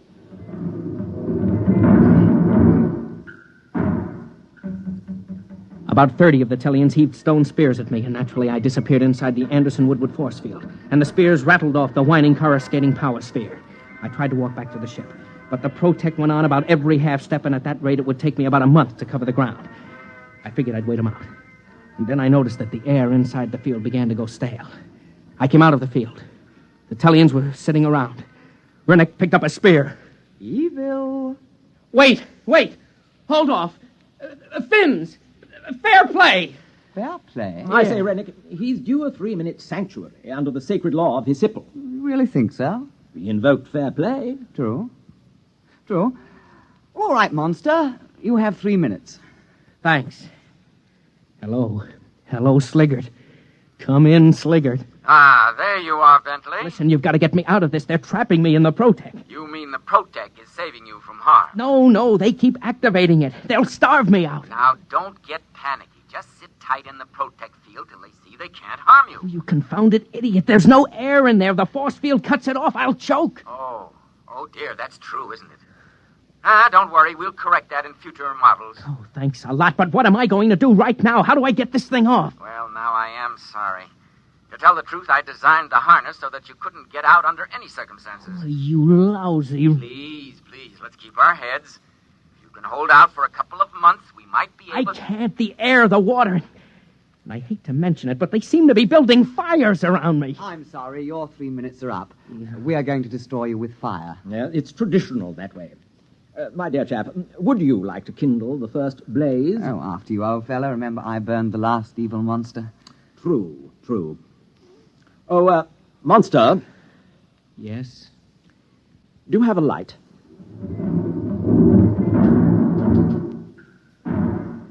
I knew I was cooked, one way or the other. They started to light fires around me in a circle, and the Protect snapped on. I had to get out. Of course, when I did, the Tellians would cheerfully spear me to death. But at least I had a chance of running. The field snapped on again. I grabbed my knife from the tool chest and hacked at the thick duroplastic webbing of the harness. I came out of the field long enough to hear Sliggert shouting in my ear. What are you doing? Cutting my way out of this fire trap. You don't dare destroy government equipment. This will go down on your 201 file. Look, I'm trapped inside the field as long as they feed the fire, and considering how they feel about devils, they'll probably keep it up a couple of 100 years. Uh-oh. They're pushing the fire closer. Goodbye.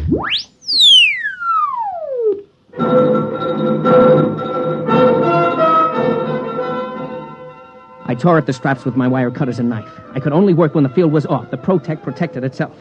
Finally, I ripped the harness off just as the field went on, and I was thrown 20 feet into the fire. But I landed on my feet and was off and running.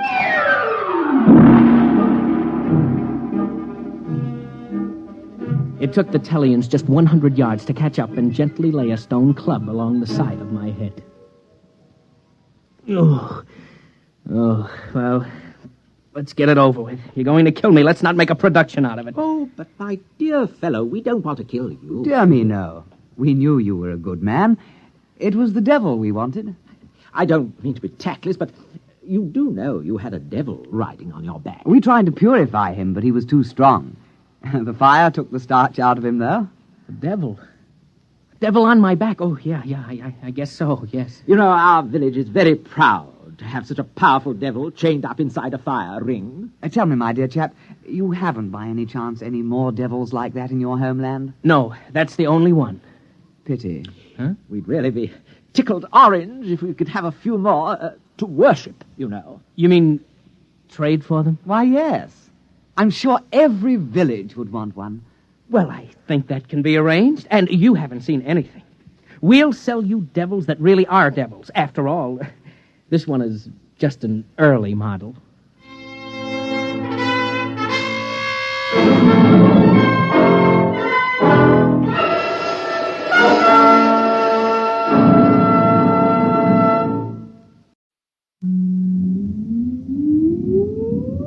Countdown for blast off. X minus 5, 4, 3, 2, X minus 1, fire.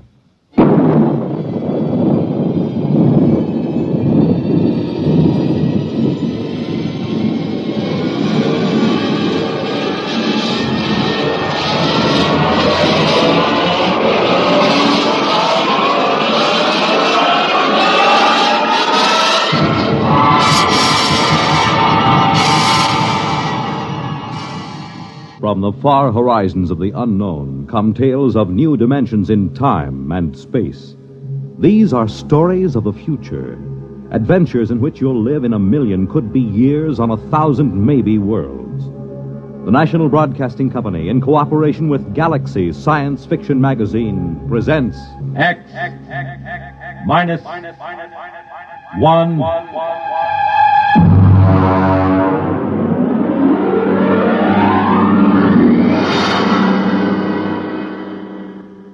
Tonight's story, Skulking Permit, by Robert Sheckley. But first, hear this. Pick up some Pabst Blue Ribbon. Take it home, chill it, then put it to this test. Have a glass of Pabst with your meals for the next several days.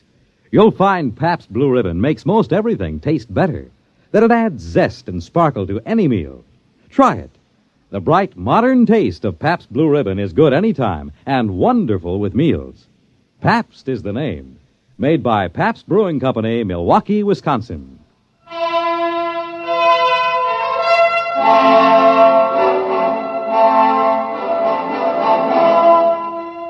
Now, X minus 1 and Skulking Permit by Robert Sheckley.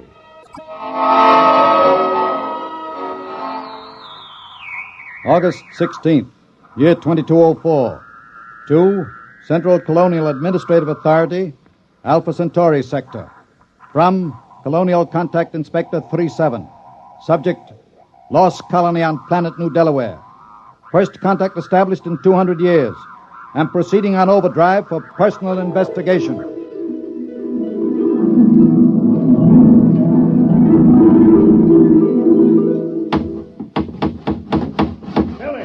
Billy Painter, I thought I told you to consult me. Take it easy, Mayor. I put the sign up. No aliens allowed within city limits. What's an alien? Never mind. Look at the church. You painted it wrong. Now, look, here, I painted that church with a nice bright red. Now, what's wrong with that? I looked it up. It's a little red schoolhouse, not church house. Churches are supposed to be white. Oh, I got along fine enough in New Delaware for 200 years without either of them. Yes, I know, but we need them now, and we haven't got much time. Hey, when do I get a police chief badge? I read that a police chief always gets a badge. Make yourself one. Now, go on. All right, then. Oh, it sure is hot. I don't know why the inspector couldn't have come in the wintertime. Oh, Tom Fisher. Yeah? Come here, Tom. I've got a job for you. Well, now, look, Mayor, I'm on vacation. The fish won't be back in these waters till No vacation, not now. The inspectors do any day. Tom, how would you like to be a criminal? Well, I don't know. What's a criminal? Well, come over to my house and I'll explain. I've got to appoint a criminal. And it looks to me like you're it.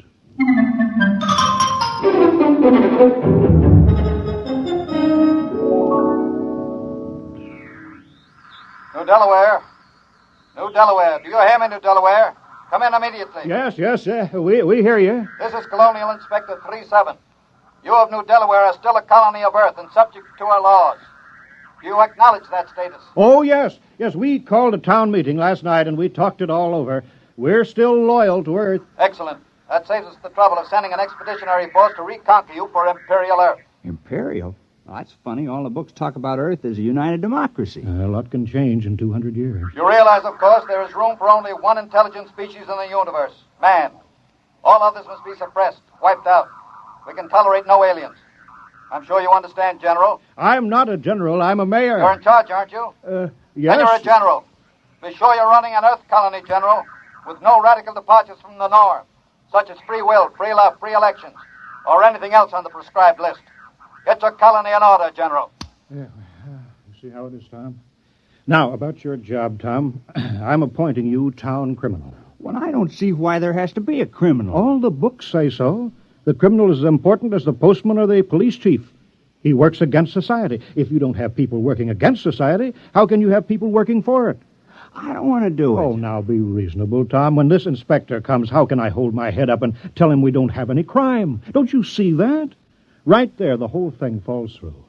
He'll see that we're not truly Earth-like. We're faking it. We're aliens. And you heard what he said about being rough on aliens. Well, yeah. But why me? Now, I'm supposed to have vacation now that the fishing season's over. Never mind. You're our criminal. Here, I've got this paper all made out for you just to make it legal. Skulking permit. Know all men with these presents that Tom Fisher is a duly authorized thief and murderer. He is hereby required to skulk in dismal alleys, haunt places of low repute, and break the law. What's law? Well, I'll let you know as fast as I make them up. All Earth colonies have law. But what do we do? Well, you steal and kill. Look, I'll give you a couple of books on it, Tom. Steal as much as you like. One murder should be enough. Don't overdo it. Well, that doesn't sound sensible. Well, you can work up to it. Why don't you start off easy-like by haunting a place of low repute?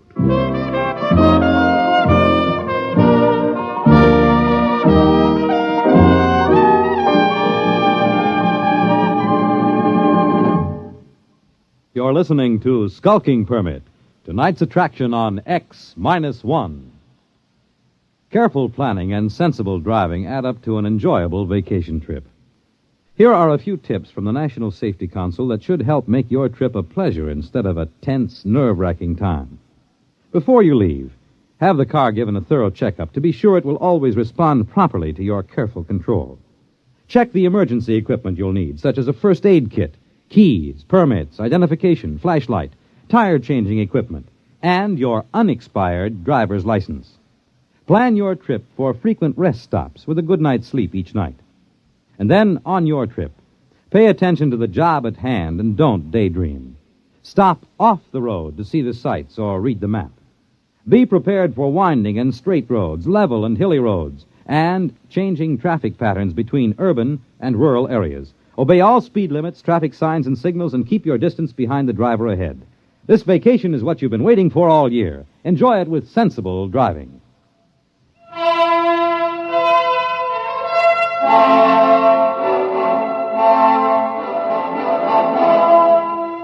Now, back to Skulking Permit on X-1. Miss Filling. Hey, how come you ain't out thieving now, Tom? Well, I'm planning. My permit says I have to haunt places of low repute, and that's why I'm here. Oh, this ain't no place of low repute. Well, you serve the worst meals in town. Oh, I know. My wife can't cook, but there's a friendly atmosphere here. Folks like it. Tom, now, just a minute there. Oh, hi, Billy. What do you have? I'm on official police business. Now, Tom, what are you doing with that beer? Drinking it. Tom, I think you were planning on stealing it. You're a suspicious character. I think I'd better lock you up for further questioning. No, Billy, what are you doing? I'm doing my duty, Mayor. Tom here is looking mighty suspicious. The book says... I know what the book says. I gave you the book.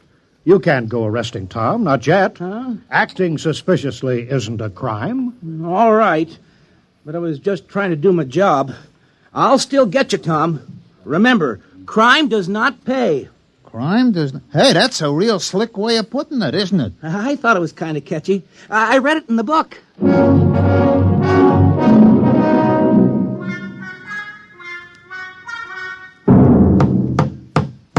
Morning, Marv. How's the schoolhouse coming? Oh, hi, Tom. Fair. Would have come along better if I'd had my saw.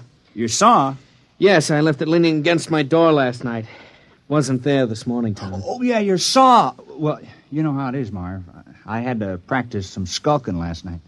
Oh, yeah, sure. Say, Tom, do you suppose I could use the saw for a while, just for an hour or two? Well, I don't know. It's legally stolen, you know. Well, I'd give it back. I wouldn't keep anything that was legally stolen. Well, it's in the house with the rest of the loot. Okay, I'll go borrow it then. Tom, I've been looking for you. Oh, morning, Mayor. Did you steal my bronze plaque? Oh, I certainly did. Oh, well, I was just wondering. Well, you got your murder planned? Time is running short. Inspector may land any hour now, so let's get that killing over with. Oh, well, then, I guess I'll kill George Waterman. Why? Why? Why not? What's your motive? Well, I thought you just wanted a murder. Who said anything about a motive? We can't have a fake murder. On Earth, every murderer has a motive. Oh, well, I don't like the way George walks. Never did, and he's noisy sometimes. No, that might be good enough for a crime of passion, but you're a legal criminal, Tom. You're ruthless and cold-blooded and cunning. You can't kill someone just because you don't like the way he walks. That's silly. But I'm supposed to make somebody cease to exist. I mean, like, take Marv Carpenter. Here he is today working on the schoolhouse. Big fella. Now, if I kill him, well, he wouldn't work anymore. Now, I've been trying to imagine it. Marv Carpenter lying on the ground with his eyes glaring open and his mouth twisted and never going to hold a piece of wood in his hands again or never sing a song or have a beer or anything. It just kind of makes me sick. I mean, I can go on with a thieving, but murder... Yes, I know, but it's your job, Tom. It's for the good of the village. Murder? Oh, I better go have another beer. Hey, what's that? That must be the inspector's ship landing. Come on, let's go see.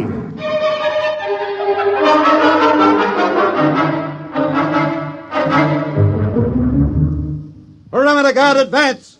Sidearms to be worn at all time. And guards at battle stations. Welcome to New Delaware.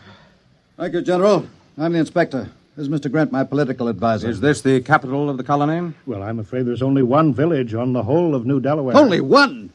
Grant, I told you when we surveyed that planet we were wasting our time. Patience. We're ready, General. Let's inspect your village.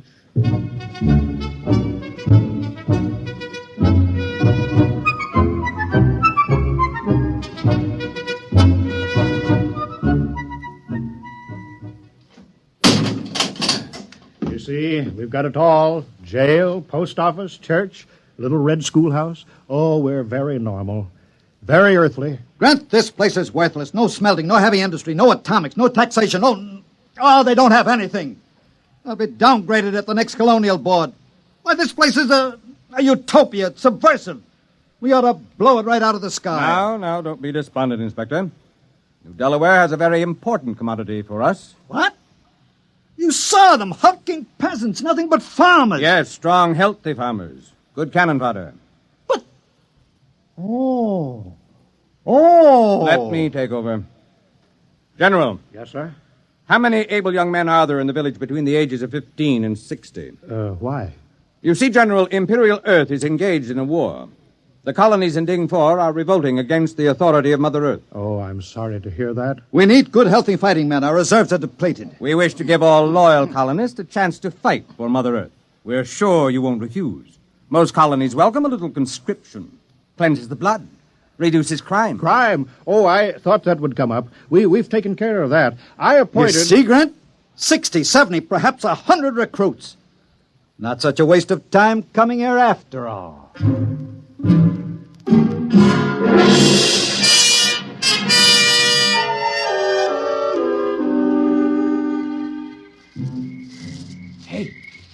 Hey, wait a minute, Mayor. Oh, hello, Tom. What are you doing? Well, you said there had to be a murder, so No, wait just a minute.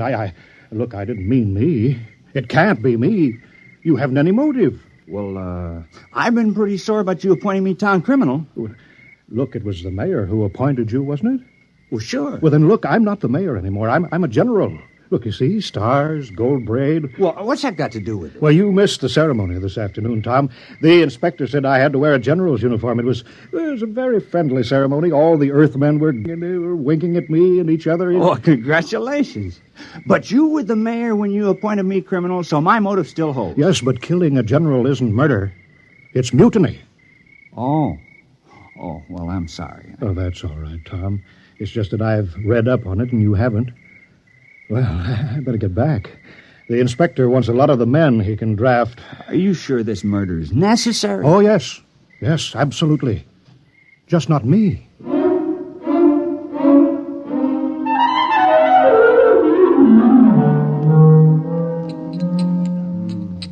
No luck, huh, Tom? I just can't do it. Ed, I can't kill anybody in the village. I grew up with them. I've worked with them. I've drank root beer with them. I don't have any motive for killing any of them. Well, Tom, you have to commit a murder. You don't want to let the village down. Wait a minute. I got an idea. Ed, suppose I kill the inspector. What's your motive? Oh, it would be a very terrible crime. I'd be killing for glory, for fame, for notoriety, and it'll show Earth how earthy New Delaware really is. Well, they'll say crime is so bad here that a criminal actually killed their inspector on the very first day. Yeah. Well, how you going to do it? Well, one of those soldiers got drunk on a bottle of your Keebler juice, and I stole his gun. Well, I better get going. I'll wait for him on the path between the mayor's house and the ship. Yeah, good luck, Tom. Yeah, thanks.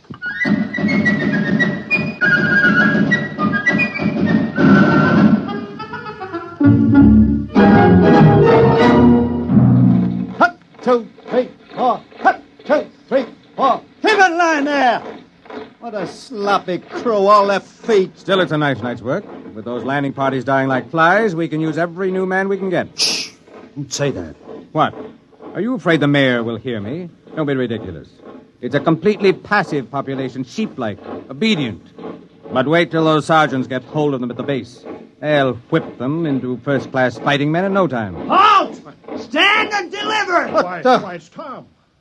Hands up, Inspector. I got you covered. Now, the rest of you, drop your guns and move out of the way. What? Now, see here. Now, go on. Now, drop those guns.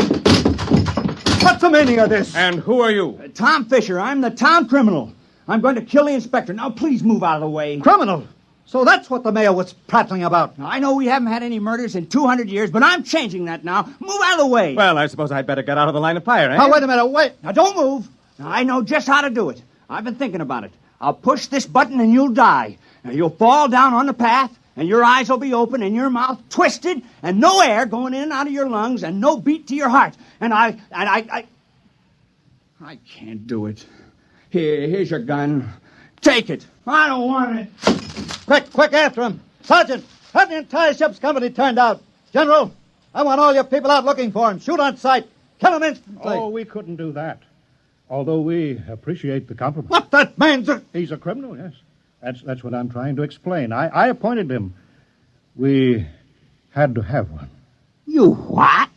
You mean you had no criminals? Well, No, I'm afraid not. I'm terribly ashamed. You see, we knew how uncivilized we were, and that's why we did it. I'm dreadfully embarrassed that Tom couldn't handle the job. Why did you give the assignment to that particular man? Well, I figured if anyone could kill, Tom could. He's a fisherman, you know. It's pretty gory work. And he wasn't able to kill the inspector? Well, we just haven't had to kill anything for 200 years except fish. The only animals on New Delaware are small grass eaters, and they're not good to eat, so we never kill any of them. And the rest of you would be equally unable to kill? We wouldn't even get as far as Tom did. I want that man found and... Forget about it, Inspector. What? We'd better get away from here. You want men in our army who can't kill? Think of it. The morale problem. The possibility of infection. One man in a key position endangering a key ship, or maybe a whole fleet, because he can't kill. It isn't worth the risk, Inspector. Yes, sir. I see what you mean. Order your troops to get back to the ship. We'll take off at once.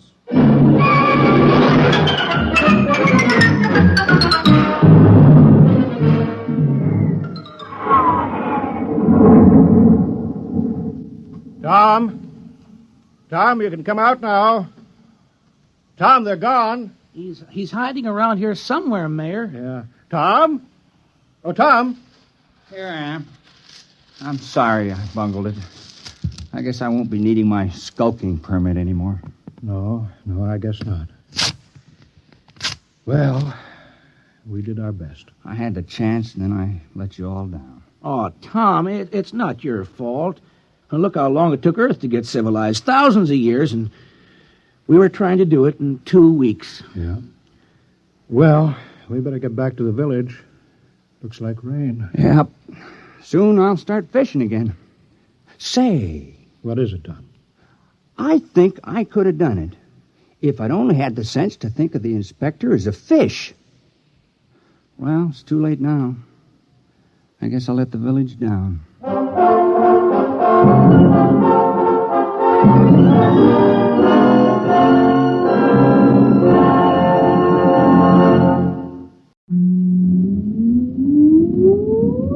Countdown for blast off.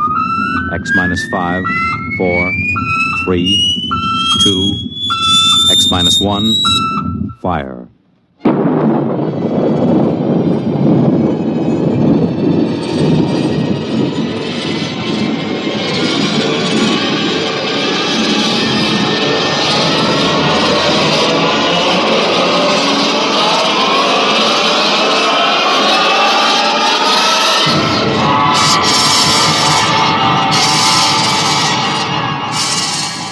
the far horizons of the unknown come tales of new dimensions in time and space. These are stories of the future, adventures in which you'll live in a million, could be years, on 1,000 maybe worlds. The National Broadcasting Company, in cooperation with Galaxy Science Fiction Magazine, presents X minus 1.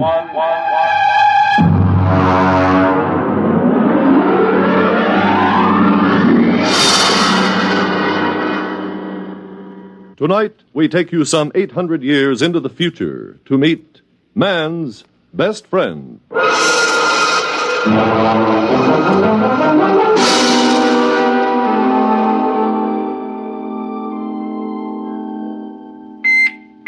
Well, what's the matter? Who's there? What? Oh, turn on the annunciator. All right, I'm coming.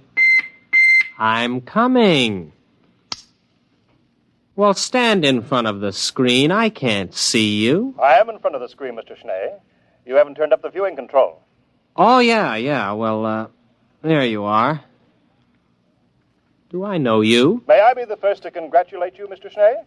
You may indeed. What for? Oh, you haven't heard the news. Good, then I shall be the first. I imagine I got a head start on the others because of my superior facilities for locating you. Your address wasn't given. These pronouncements do tend to be a bit vague. It's a matter of tradition, I suppose.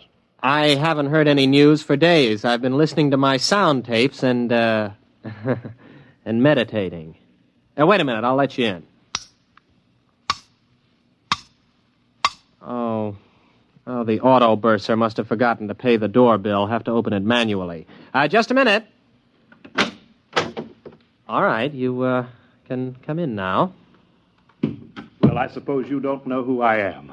Well, you're wearing the uniform of an upper echelon salesman. I just wanted to warn you, nobody can force me to buy anything. I'm a free citizen. Oh, now come, Mr. Snake. I suppose the big news is I'm the lucky householder to whom the little gem room expander will first be offered. Oh, nothing of the sort. I'm not a common salesman. Oh, I'm sorry. I didn't notice your merchant prince badge. Come in, have a chair. No, not that one. It's my meditator. It's still running. Oh, thank you. Well? Mr. Schnee, our prognosticator has just given its fortnightly prognostication. You are going to be our new ruler. Congratulations. I'm sure you will be a splendid one, too. But wait, what's to become of the old ruler? You're scheduled to dispose of him sometime this month. Now, Mr. Schnee, allow me to introduce myself. I am Biedrich Floria, Vice President of the Munitions and Container Corporation. Here I have our latest model in this case right here. There we are. Beautiful, isn't it? Mm-hmm. Now, if you will only agree to shoot Overlord Kip with a Floria Semper Fidelis gun, my corporation will be happy to place a substantial amount of credit at your disposal in any bank you choose. $6 billion, to be exact. Now, if you'll just sign here on the dotted line... Nonsense. Oh, come now, Mr. Schnee. Even a ruler can use money. Bribery for government officials, bread in circuses for the people. Oh, money's a very useful commodity, Mr. Schnee. Shall we say, $7 billion? I don't doubt that money is useful, but when I said nonsense, I meant the prognosticator. Mr. Schnee? The whole thing is a lot of, well, nonsense. A whole planet of supposedly intelligent people listening to what's really more an oracle. A machine can't read the future. It's impossible. Oh, dear, Mr. Schnee, that's sacrilege. You can't talk, confound it, sir. You can't talk that way about the machine. Listen, after all, let's look at this reasonably. Machines can and do answer all the problems of our daily life. So why shouldn't a superior machine be able to tell the future? If you ask me, behind the wires and gimmicks and whatnots of the machine, there's a secret room in which a half-mad, half-intoxicated old priestess sits delivering her Delphic pronouncements. Might as well have an above-board oracle and be done with it. Now, Mr. Schnee, even our ruler shouldn't flout the authority of machinery. Of course, it's all right when you're alone with friends like me, but in public you shouldn't. Mr. Schnee, I'm from the Daily Disseminator. How does it feel to be ruler prognosticate? Perhaps you tell us in your own words. Oh, that's what I get for leaving the annunciator on. There's your communitive. All right. I'll answer it. Hello. Mr. Schnee? Yeah. I'm Overlord Kip. I understand you are the young man who was destined to dispose of me and take my place. Well, honestly, Your Honorship, I haven't the slightest You'll make it swift and painless, won't you? Suppose you come around to the palace around 1 o'clock or so. We can have a bite of lunch and discuss the matter together. After all, I think you'll agree that I have been a reasonably good ruler, so I have the right to die with dignity. Oh, absolutely. No question of that. I think it's a very good idea having a chat about it first. It is awkward to dispose of someone you haven't met previously. Thank you, Mr. Schnee. I hope you'll find your successor as cooperative as yourself.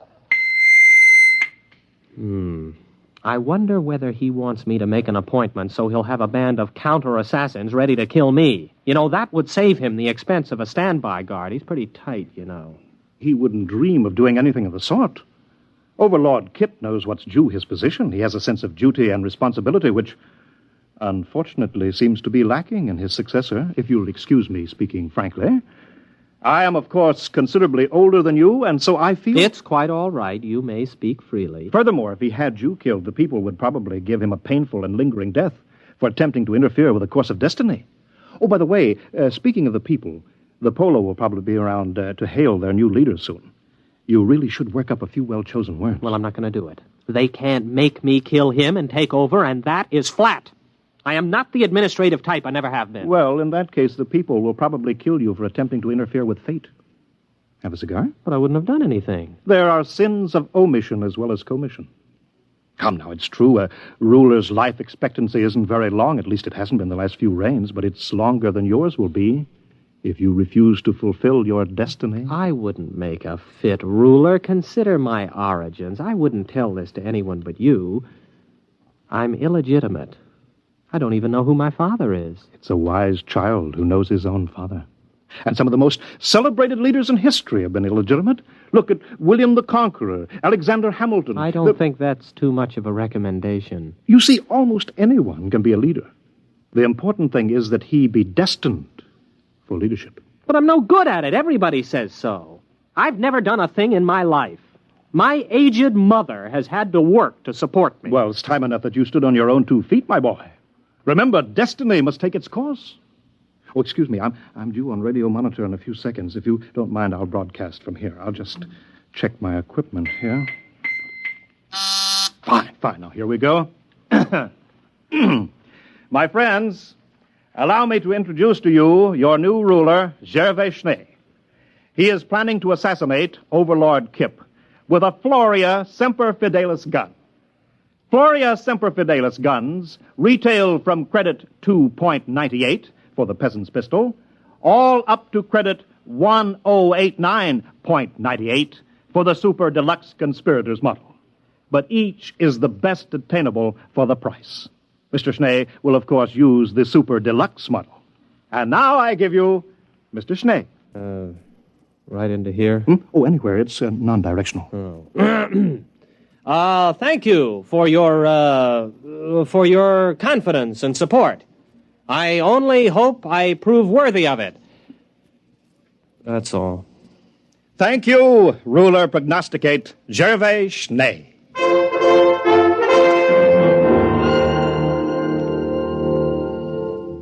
Will you have some more wine, Mr. Schnee? Oh, no, thank you, Overlord Kip. I've had too much already. It's a delightful vintage, isn't it?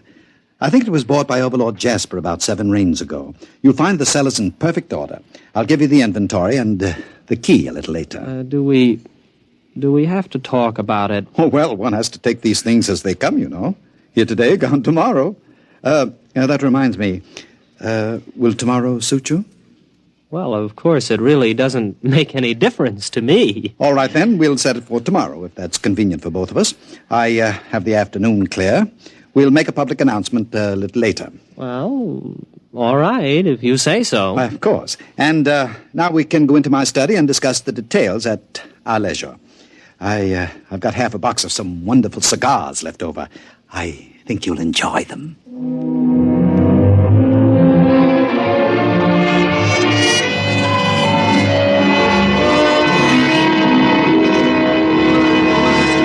Oh, Mr. Schnee.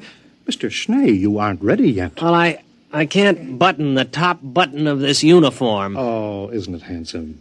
Black and silver, the traditional assassin's uniform. It was made for me without charge by Hansen and Cruster. The tailors. Yes, of course.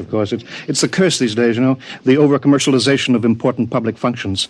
Oh, wait a minute, I have your pistol ready here. I bet you're excited. Couldn't sleep last night, eh? No, well, yes, I did toss a bit. Well, I see you're getting telegrams. Isn't that nice? Had your breakfast? Oh, well, I don't think I'm exactly in the mood for eating. Oh, you should, you know. A good breakfast makes good aim. Well, I really couldn't eat a thing. Well, you'll have a fine lunch after it's all over. I saw your black and silver limousine at the door. What? I don't have a black and silver limousine. You do now. Oh, yes. You know, there's going to be a brass band along. There'll be crowds cheering. Oh, it's such a lovely morning. You've hired 2 removers, I trust. Removers. Yes, I think so. Good. Oh, what pageantry. The black and silver limousine, yourself in your lovely uniform, the black cloak and hood of the body removers sitting beside the chauffeurs, silent. The band playing the funeral march as you move down the boulevard. Crowds cheering, little children let out of school presenting you with flowers and television cameras. Oh, what a sight, what a sight. Well, now it's about 10:30. Shall we be off?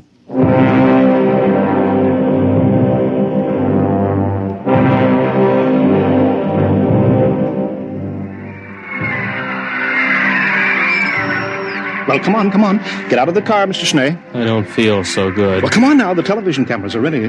There we are. Just a moment. Now, ruler prognosticate Schnee, allow me to load your super deluxe conspirators Floria Semper Fidelis gun for you. It's already loaded. I'm supposed to do it now for the cameras. It's already loaded. Permit me to check it, then? It's perfectly all right, I tell you. No, don't touch it. Nobody would have any difficulty loading a Semper Fidelis gun. Yes, that's right. Yes, of course. Whether you buy the peasants or the conspirators model, both have the same freeloading mechanism. Here we are, candy, popcorn, hashish, yogurt. Buy your refreshments here. Program. Sometimes you can't tell the assassins from the corpse without a program. Get your program for the program. All right, Schnee, it's time. Let's go.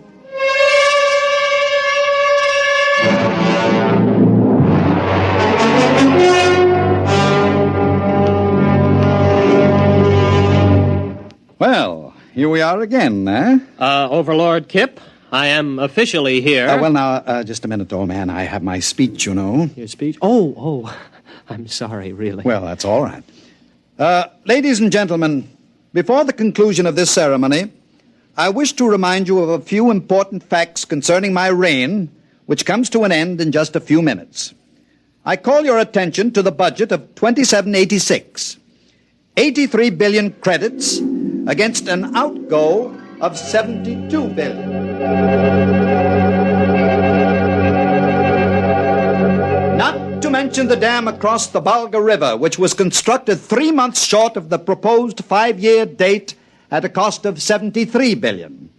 I thank you.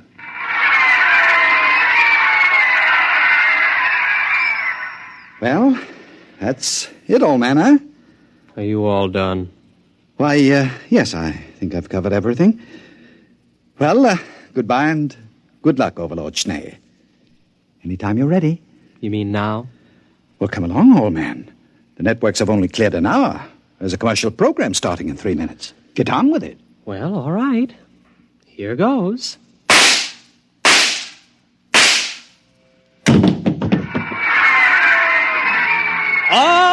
All right. Everyone will now please leave while the removers take over. But the television, the cameras, it's part of the ceremony. Why can't they televise the removal? Everybody leave immediately!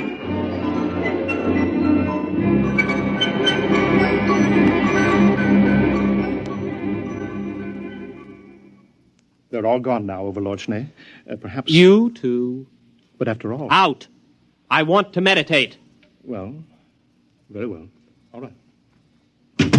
Oh, alone at last. Kip. Overlord Kip. Phew. I don't think I'd have been able to stay still much longer. You all right? Schnee, you're a good shot. That blank really stung. On a very tender spot, I might add. No time for chatting. We've got to get this over in a hurry. Now comes the part where your friends will have to look like real removers. I hope they can give it the professional touch. Don't worry about us. We are real removers. At least both of us have participated in removals. I'll take off my hood. But wait. Why, you're Overlord Morehouse. I've seen you in pictures. And the other one. You're Shinnick. You died before I was born. That is, you were supposed to have died. Both of you were. Morehouse was supposed to have killed you. Well, we're not precisely dead, only retired, you might say. The prognosticator didn't say he had to be killed, just disposed of, as Kip undoubtedly pointed out to you in your little interview together. Sorry I couldn't tell you the truth, old man, but you might have changed your mind and given us away. We've formed a little club of dead overlords. We're looking forward to the day when you join us, Overlord Schnee. Well, you better hurry. If the four of us are discovered, the mob will tear us to pieces. Oh, you're right. Get on the stretcher, Kip. Bad enough we're going to have to carry you out. At least don't expect us to lift you up.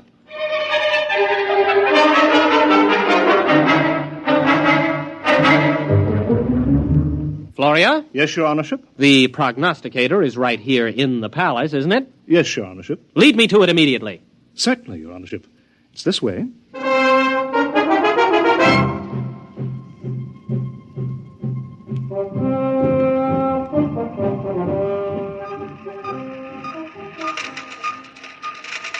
Here you are, Your Honorship. This is the prognosticator. 20 stories high, 100 meters wide, the center of our entire civilization. Leave me. I would be alone with the prognosticator. But, Your Honorship... Leave me! And take all the technicians with you. Yes. Yes, Your Honorship.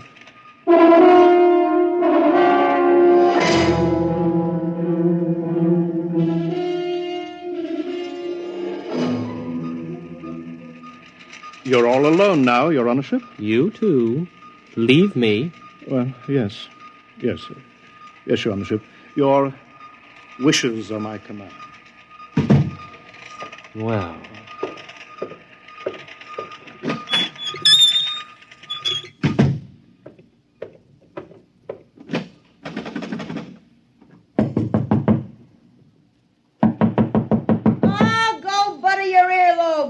Can't you read, you dumb cluck? That door says private. Open up. It's me, Gervais. Open up. Oh, all right. Don't rush me. Oh, it's you, is it? Let me in. Well, hurry up. Don't want any of these nosy scientists around. Well, what do you want? Still the same old place, huh? Teapot. Your crystal ball has dust on it. And why don't you get yourself a new pack of gypsy cards? And please get rid of that old overstuffed horror. That old overstuffed horror is a rare old psychoanalyst couch. You see that hole? That's the original stuffing. What is that smell? That's not tea you're drinking, it's gin. Why, of course it is. Nice to see you, Sonny. It's about time you came to pay your old mother a visit. I kind of thought something like this would stir you up. Mother, you know you shouldn't have done it. What'd I do? You fixed the prognostications, that's what you did. Although why you had to pick on me, Oh, I got tired of supporting you. You're a big boy, and it's about time you earned your own living. Besides, I thought it'd be a good idea to elect a sympathetic administration. Sympathetic to me, that is. Palace needs a new ventilating system. The air in here is terrible. Well, why didn't you use the prognosticator to get new ventilation put in? Oh, they'd have gotten around it the same way you got around killing Kip. But you pay attention to the prognosticator, boy. Don't you try to weasel out of what it says by looking for double meanings. It's time you overlords learned that when the prognosticator says something, it means it. Yes, Mother. I'd hate to have to give orders to have my own boy disposed of. The last 3 disposals weren't so bad. But sometimes those disposals can turn out real messy. Yes, Mother. Oh, maybe blood is thicker than water, but not much. Yes, Mother. And why shouldn't you listen to my prognostications, huh? Just because they're dolled up a little doesn't mean they're not true. Don't I have a crystal ball? Don't I have a gypsy card pack? Don't I have tea leaves? Best tea leaves money can buy. Yes, Mother. So? What are you going to do? I'm going to have the ventilating system attended to right away. Now, that's my boy. Now, look at these here tea leaves in the bottom of my cup of gin. Yes, Mother. I can see that everything's going to work out fine. Just fine.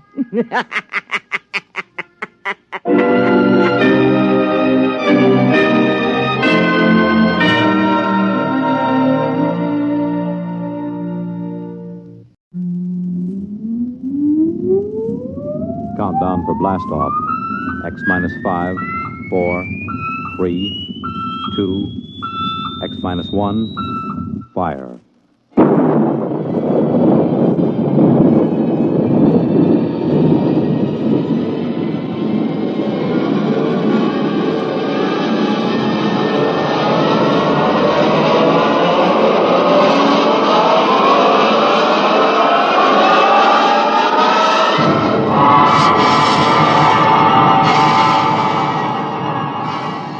From the far horizons of the unknown come tales of new dimensions in time and space. These are stories of the future, adventures in which you'll live in a million, could be years, on 1,000 maybe worlds. The National Broadcasting Company, in cooperation with Galaxy Science Fiction Magazine, presents X minus 1.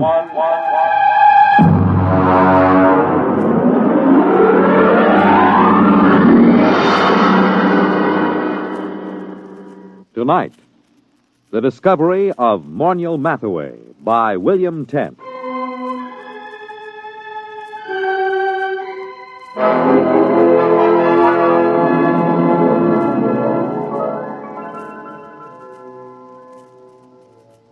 Everyone is astonished at the change in Morniel Mathaway since he was discovered. Everyone, that is, but me. They remember him as an unbathed and untalented Greenwich Village painter who began almost every second sentence with I and ended every third one with me. You see, I understand the change in him, because I was there the day he was discovered. We were talking about his discovery that day. I was sitting carefully balanced on the one wooden chair in his cold little Bleecker Street studio, because I was too sophisticated to sit in the easy chair. Come on, Dave. Take a comfortable seat. Oh, no, Morny. Oh, no. I know about that chair. Now, what do you mean? It's the only comfortable chair in the room. Yeah, I know. Look at it. Broken down springs, very high in the front and low in the back. Sure, it conforms with the position of the spine. Yeah, sure. And when you sit in it, things begin sliding out of your pockets. Loose change, keys, wallets, anything. What do you do, Morniel? Pay the rent on your studio with that easy chair? Well, as a matter of fact, it is rather profitable.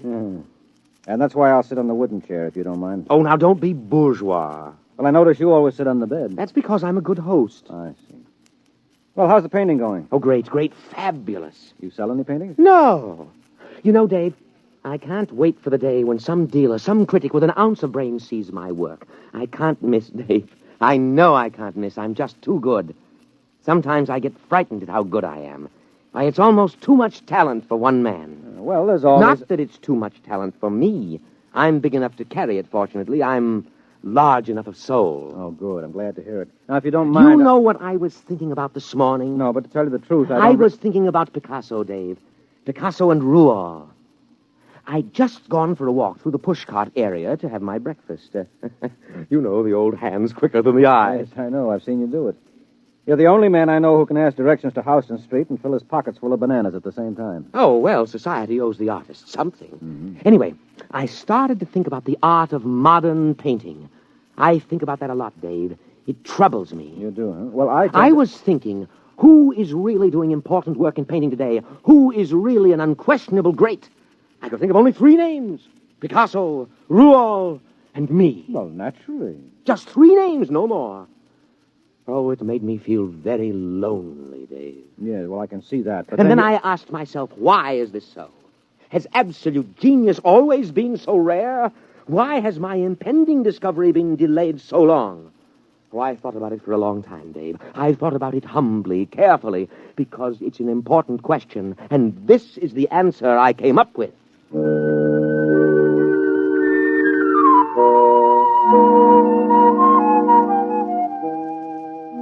Well, don't bother waiting for the answer that Morniel came up with. It turned out to be a theory of aesthetics I'd heard at least a dozen times before from a dozen other painters in the village. Morniel was a bad painter. There was no question about it. I say that not only from my opinion. I've roomed with two modern painters, and I've been married for a year to another, but... Well, for example, a friend of mine, a fine critic of modern art, took a look at one of Morniel's paintings, which he hung over my fireplace in spite of my protests, and just kind of stared slack-jawed. What does he call that technique? Well, he says it's smudge on smudge. Well, I can believe it. Smudge on smudge, white on white, non-objectivism, neo-abstractionism, call it what you like. There's nothing there, nothing. Well, it doesn't even have the interest of those paintings that chimpanzee did a couple of years ago. He's just another of those loudmouth, frowsy, frustrated dilettantes that infest the village. Why do you waste your time with him? Well, for one thing, he lives right around the corner, and he's kind of colorful in his own sick way. And he does have one great talent. It's not in painting. No. Now, you see, I just get by as far as living expenses are concerned. Things like good paper to write on, good books for my library, I can't touch them. And sometimes the yearning gets too great. You know, a newly published collection by Wallace Stevens. Well, if I find one I want, I just go over to Morniel's and tell him about it. He doesn't lend you money. Oh, no. Now, you see, we go out to the bookstore and we come in separately. And then I start a conversation with the proprietor about some very expensive out-of-print item I'm thinking of ordering, and Morniel just says, "Don't mind me, I'm browsing." Well, that's the high side. I'm browsing. Well, what happens? Well, while I'm keeping the proprietor talking, Morniel snaffles the Stevens. Isn't that just a little bit, Oh, well, I intend to pay for them, of course, just as soon as I'm a little ahead.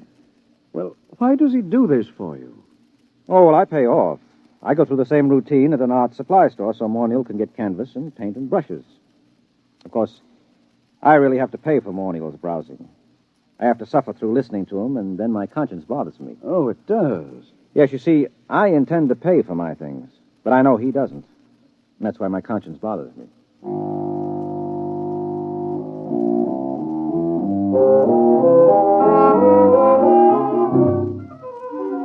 Well, here he was the day he was discovered, sitting in his room, and Morniel was running on about his own genius. No, I can't be as unique as I feel.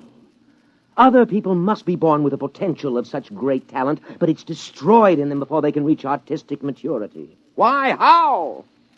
Well, let's examine the role that society plays in all of this. What's that? You got a hi-fi set? Nonsense. That's a crass materialistic concept that wait I a minute. should... Something is happening. Hey, why did you put the purple lights in? Purple? Oh, what's that? Look, it's shimmering. It's coming right through the wall. It looks like a box. We can't both be having an artistic vision. You're not the type. No, I'm not, and I'm not drunk either. Look out, something's going to happen. Morniel Mathaway? What? Who are you? Where'd you come from? You are Morniel Mathaway? Yes. My name is Glescu. I bring you greetings from 2487 AD. Oh, 2487? AD? I realize this is a difficult phenomenon for you to grasp entirely, but here I am. We will now indulge in the 20th century custom of shaking hands. Mr. Morniel Mathaway? Oh, well, sure. Shake, yeah. And you, sir? Yeah, sure. I don't mind. Shake. What a moment. What a supreme moment. Oh, well, what do you mean, what a moment? What's so special about it? Are you the inventor of time travel? Me, an inventor? No. Time travel was invented by Antoinette Ingeborg in... Well, that was after your time. It's hardly worth going into at the moment, especially since I only have half an hour. Why half an hour? The skin drum can only be maintained that long.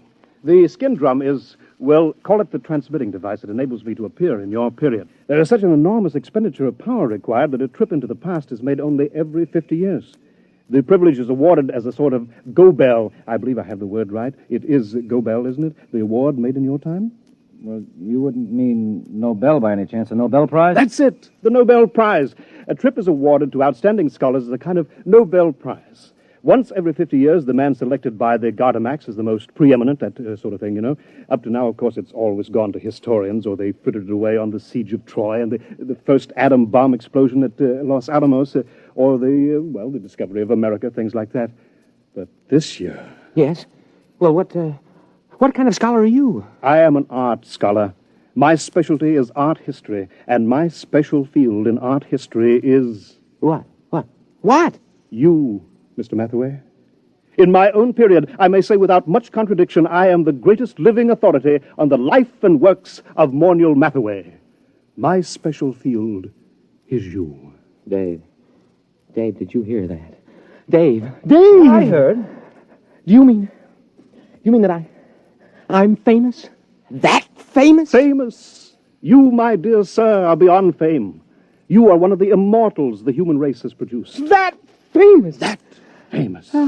Who is the man with whom modern painting in its full glory is said to have definitely begun? Who is the man whose designs and color have dominated architecture for the past 5 centuries? Who is responsible for the arrangement of our cities, the shape of our artifacts, the texture of our clothing? Me. You. No other man in the history of art has exerted such a massive influence over design.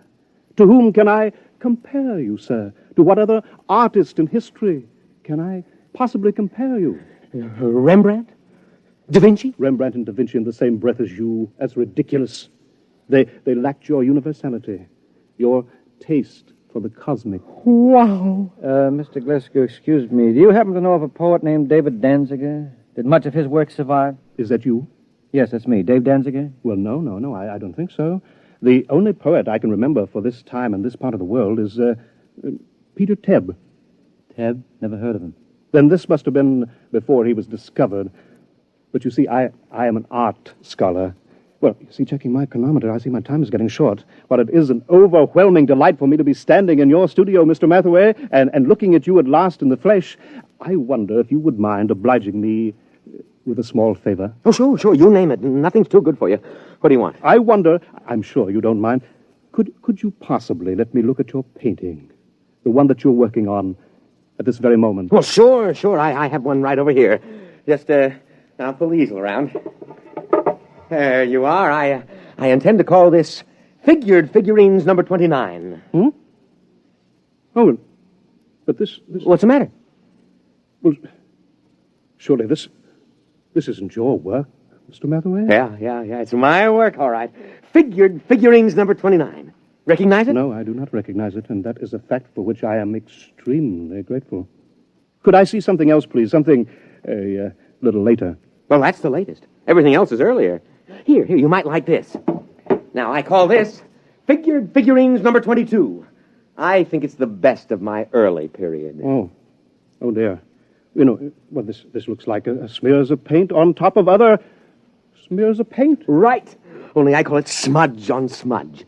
But you probably know all about that, being such an authority on me. And now, here we have Figured Figurines number 12. Do you mind leaving these figurines, Mr. Mathaway? I'd like to see something of yours with color and form. Well, I haven't done any real color work for a long time. Oh, wait a minute. Wait. I have one over here somewhere, an old canvas. I was going to paint over it. Here we are. This is one of the few examples of my mauve and mottled period that I've kept. Oh, right. I can't imagine why. It's positively, oh, dear. Oh, now, wait a minute. Let me show you some of my intestinal period. Here. Here's a particularly good one. It's called Large Intestine Rampant. You like it? Oh, please. I think I'd like to sit down. Well, take the comfortable chair. And here's another one called Small Intestine Incisive. Oh, it's rather good, don't you think? I managed to avoid completely any definite line. You notice that? I don't suppose you have a drink of Glafax. Oh, no, of course you don't. It hasn't been invented yet. Oh, now here's one that's bound to be great. It's one of my earlier smudge on smudges. It's called Fly Ash. I painted it by coating the canvas with slow-setting glue and leaving it out on the window for about 2.5 hours. Notice the delicate deposit of soot. Oh, please. Please, Miss Mathaway, please. Oh, I've got lots more. I don't understand this. All of these canvases, this is obviously before you discover yourself and your true technique. But I'm looking for a sign, a hint to the genius that is to come, and I find... Well, how about this one? Here. Oh, please. Oh, take that away. Oh, dear. Oh, dear, no. Oh, look, I'll have to leave soon. I don't understand this at all. Let me show you something here, gentlemen. Here, a pocket edition of the source book. The complete paintings of Morniel Mathaway, 1928-1996. Were you born in 1928? Yep. May 23rd, 1928. Here, look at the first painting. Well, that's beautiful. I mean, the color, that's incredible. Oh, well, that stuff. Well, why didn't you tell me you wanted that kind of stuff? You mean you have paintings like this, too? No, not paintings. One painting. Oh, I did it last week as a sort of an experiment, but I wasn't satisfied with the way it turned out, so I gave it to the girl downstairs. Would you like to look at it? Oh, yes. Very much. Very much. Well, here, I'll just toss your book on the bed. Come on, it won't take a minute or two.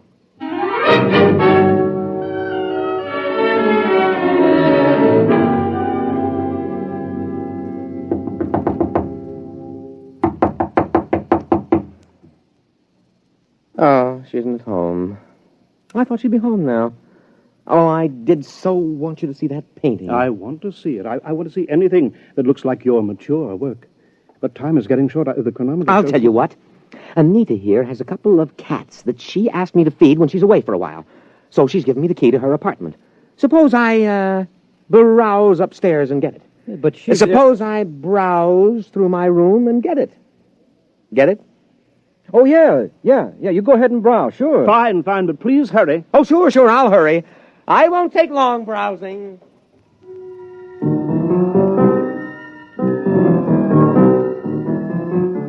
Well, that was it, the high sign. I'd seen Morniel Mathaway in action too many times as a shoplifter not to understand it. He was going upstairs to lift that book that he'd dropped on the bed. I knew he hadn't ever painted a picture like the one in the book, but he would now. Only he wouldn't paint them. He'd copy them. Well, I started talking automatically. You paint yourself, Mr. Glasgow? No. Of course, I wanted to be an artist when I was a boy. I imagine every critic starts out that way, but I found it far easier to write about paintings than to do them. Once I began reading the life of Morniel Mathaway, I knew I had found my field. Not only do I empathize closely with his paintings, but he seems so much like a person I could have known and liked. That's one of the things that puzzles me. He's quite different from what I had imagined. Yes, I'll bet he is. Of course, history has a way of adding romance to an important figure. Mm-hmm. Oh, dear, I'm running out of time here. Do you think you'll be back with the key soon? I've practically no time left. I've just got to get upstairs to the time translator. I just can't wait. I'll have to hurry now. Oh, dear, no, I did want to see an original Mathaway. I did want to. Mr. Mathaway, Oh! What's the matter? The time translator, it isn't here. It's gone. The book is gone, too. And Mathaway, he stranded me here. He must have figured out that getting inside and closing the door made it return. Yeah, he's a great figure. And he'll probably figure out a very plausible story to tell the people in your time to explain how the whole thing happened. Why should he work his head off in the 20th century when he can be an outstanding hero-worship celebrity in the 25th? So what'll happen if they ask him to paint merely one picture? Oh, he'll probably tell them he's already done his work and feels he can no longer add anything of importance to it. He'll no doubt end up giving lectures on himself. Don't worry. He'll make out. It's you I'm worried about. You're stuck here, aren't you? Are they likely to send a rescue party after you? No. Every scholar who wins the award has to sign a waiver of responsibility in case he doesn't return. No, I'm stuck here. Tell me, is it very bad living in this period? Well, not so bad. Of course, you'll need a social security card, and I don't know how you go about getting one at your age, and well, the immigration authorities may want to question you since you're sort of an illegal alien. Oh, dear, that's awful. Wait a minute. It needn't be. I'll tell you what. Morniel has a social security card. He had a job a couple of years ago. He keeps his birth certificate in that drawer along with his other papers. Now, why don't you just assume his identity? He'll never show you up as an imposter. But do you think I could? Won't I be... won't his friends, his relatives... No, he hasn't got any family, and I'm about the only friend he's got. You could get away with it. Maybe grow a beard and dye it blonde. Naturally, the big problem would be earning a living. Being a specialist on Mathaway and the art movements derived from him wouldn't get you set an awful lot right now. But I could paint. I've always dreamed of being an artist. I don't have much talent, but there are all kinds of artistic novelties I know about, all kinds of graphic innovations that don't exist in your time. Surely that would be enough, even without talent, to make a living for me on some third or fourth-rate level.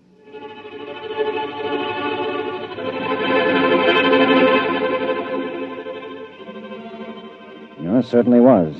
But not on a third or fourth-rate level. Mr. Glasgow, that is Morniel Mathaway, is the finest painter alive today and the unhappiest. After his last wildly successful exhibition, I remember he said to me, "What's the matter with all these people praising me like that? I don't have an ounce of real talent in me. All my work is completely derivative. I've tried to do something, anything that was completely my own, but I'm so steeped in Mathaway that I can't seem to make my own personality come through. And those idiotic critics go on raving about me, and the work isn't even my own. Well, then whose is it? Mathaway's, of course. We thought there couldn't be a time paradox. I wish you could read all the scientific papers on the subject. They fill whole libraries because it isn't possible, the time specialists argue, for a painting to be copied from a future reproduction and so have no original artist. But that's what I'm doing. I'm copying from that book by memory. Look, Glescu, that is Mathaway, don't knock yourself out. But it's dishonest. No, it isn't. You're deliberately trying not to copy those paintings. You're working so hard at it that you refuse to think about that book or even discuss it. As a matter of fact, when I tried to get you to talk about it a little while ago, you couldn't actually remember it. That's true. That's true. You're the real Morniel Mathaway, and there's no paradox. You're actually painting those pictures. You're not copying them from memory. I know in my heart that they're not mine. All right, I'll forget it. Anyway, you're a much nicer guy than Mathaway ever was. And besides, a buck is a buck.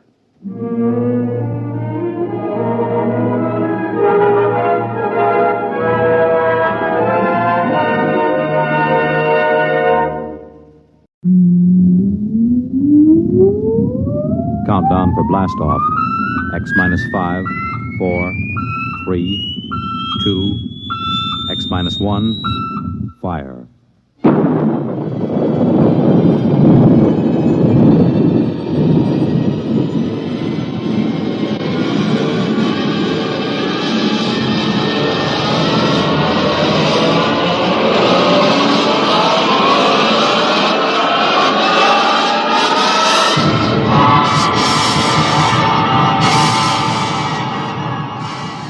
From the far horizons of the unknown come tales of new dimensions in time and space.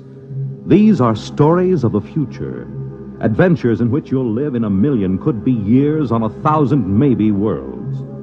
The National Broadcasting Company, in cooperation with Galaxy Science Fiction Magazine, presents X minus 1.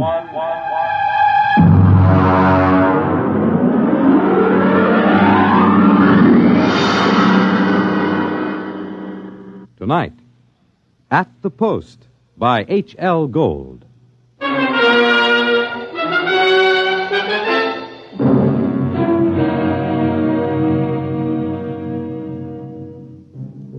When I come into the Blue Ribbon on 49th Street west of Broadway, I could tell right away nobody told Doc Hawkins about my misfortune. Doc, who ain't one really, writes a daily medical column for the Racing Form, and we're celebrating his being sprung from the alcoholic ward. He got one look at me, and he choked on a piece of gefilte fish. What happened? What happened? Look at that.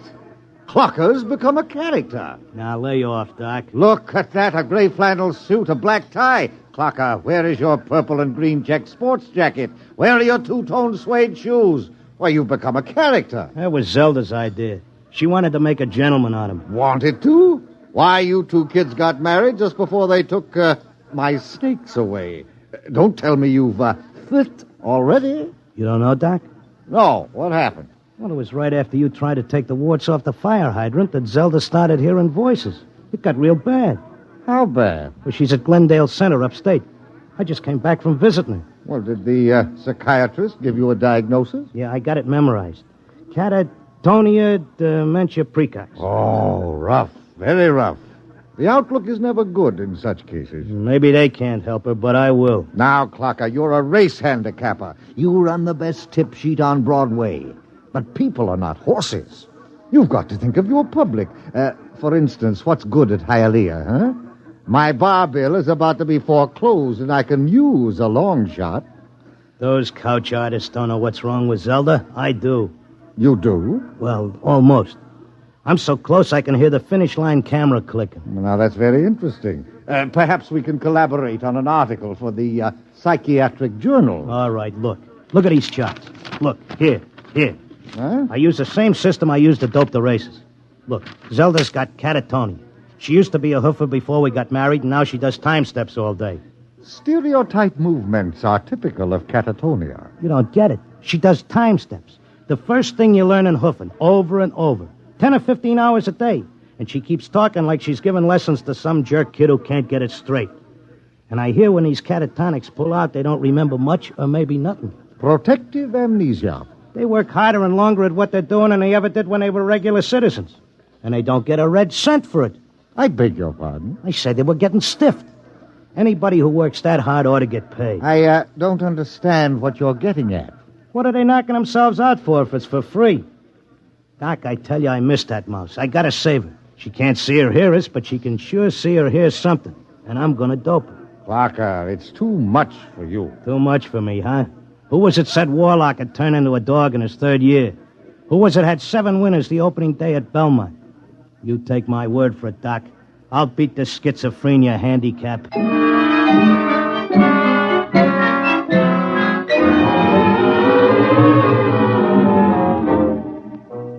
I hadn't been paying much attention to my tip sheet while I was doping a catatonia dodge. I tell you, I miss Zelda.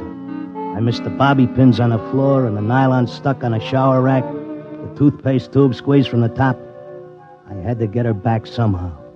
Next day, I took a cab and went out to that place. I sat in the room and watched her dance.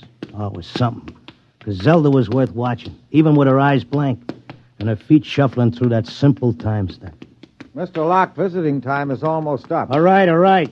Zelda. Listen, Zelda. How long can they take to learn a time step? She can't hear you. Look, kid, I don't know who these squares are that you're working for, but tell them if they take you, they gotta take me too, you hear?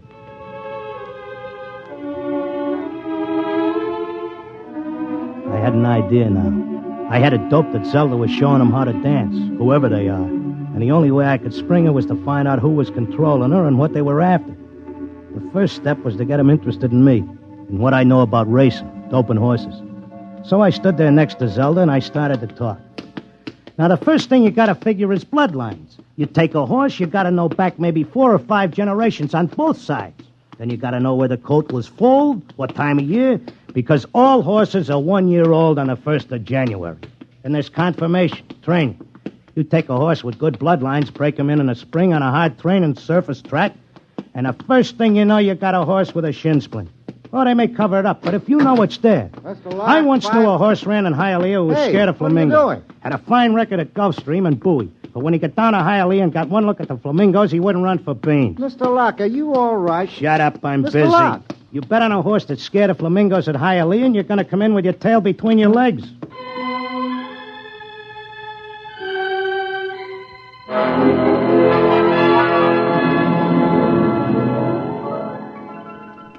I kept coming back every day.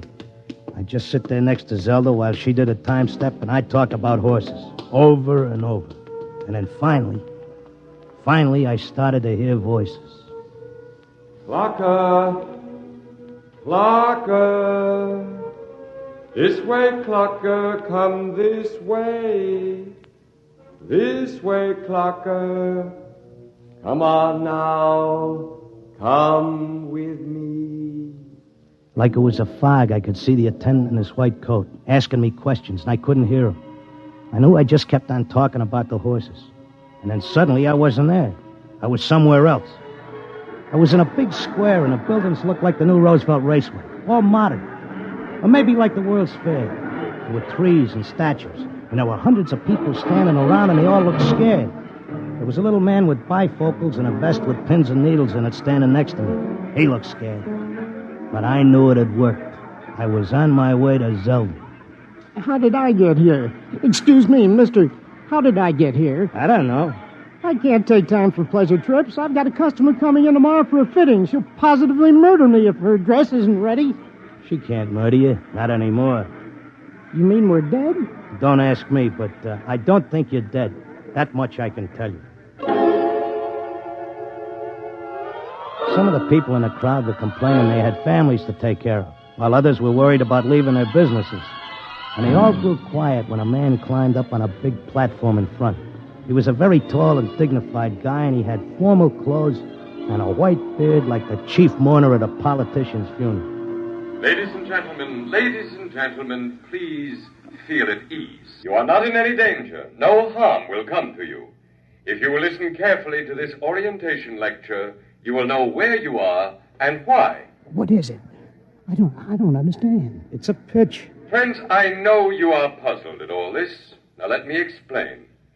You've been chosen, yes, carefully screened and selected, to help us in what is undoubtedly the greatest cause of all history. You will learn more about it as we work together in this vast and noble experiment. What experiment? What is it? I got it picked. This is a pitch.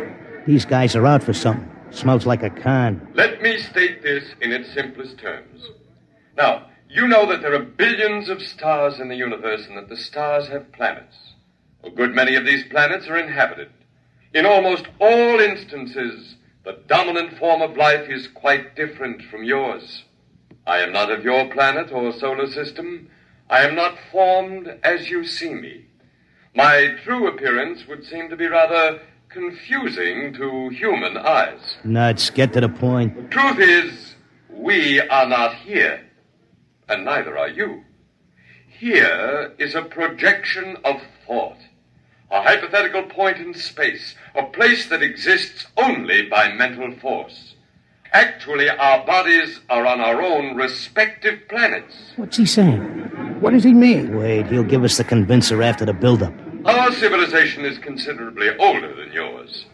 For many of your centuries, we have explored the universe both physically and telepathically, and during this exploration, we discovered your planet. We tried to establish communication, but there were grave difficulties. And it was the time of your dark ages. And I'm sorry to report that those people we did make contact with were generally burned at the stake. Here it comes. He's getting ready to slip us the sting. Well, I don't think you ought to say a thing like that about a fine, decent gentleman. He's obviously very sincere. The problem we face is that the human race is doomed. The history of your race is a record of incessant wars, each more devastating than the last. And now, finally, man has chained the power of worldwide destruction. The next war, or the one after that, will unquestionably be the end not only of civilization, but of humanity, perhaps even of your entire planet. Then why have we brought you here?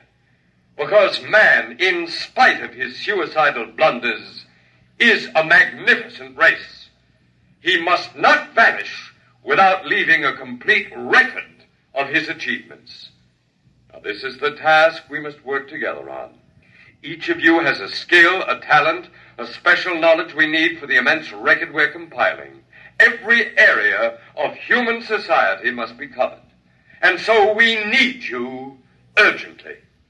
Your data will become part of an imperishable social document that shall exist untold eons after mankind has vanished.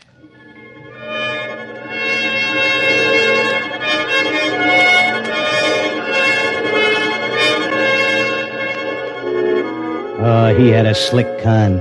He had that crowd in the palm of his hand like a small-time grifter selling pearl necklaces on 6th Avenue. They all cheered. They were all flattered to think that they were joining in this vast project to make a record of the human race. After a while, they broke us up into divisions, and I got herded into a building marked Sports and Rackets.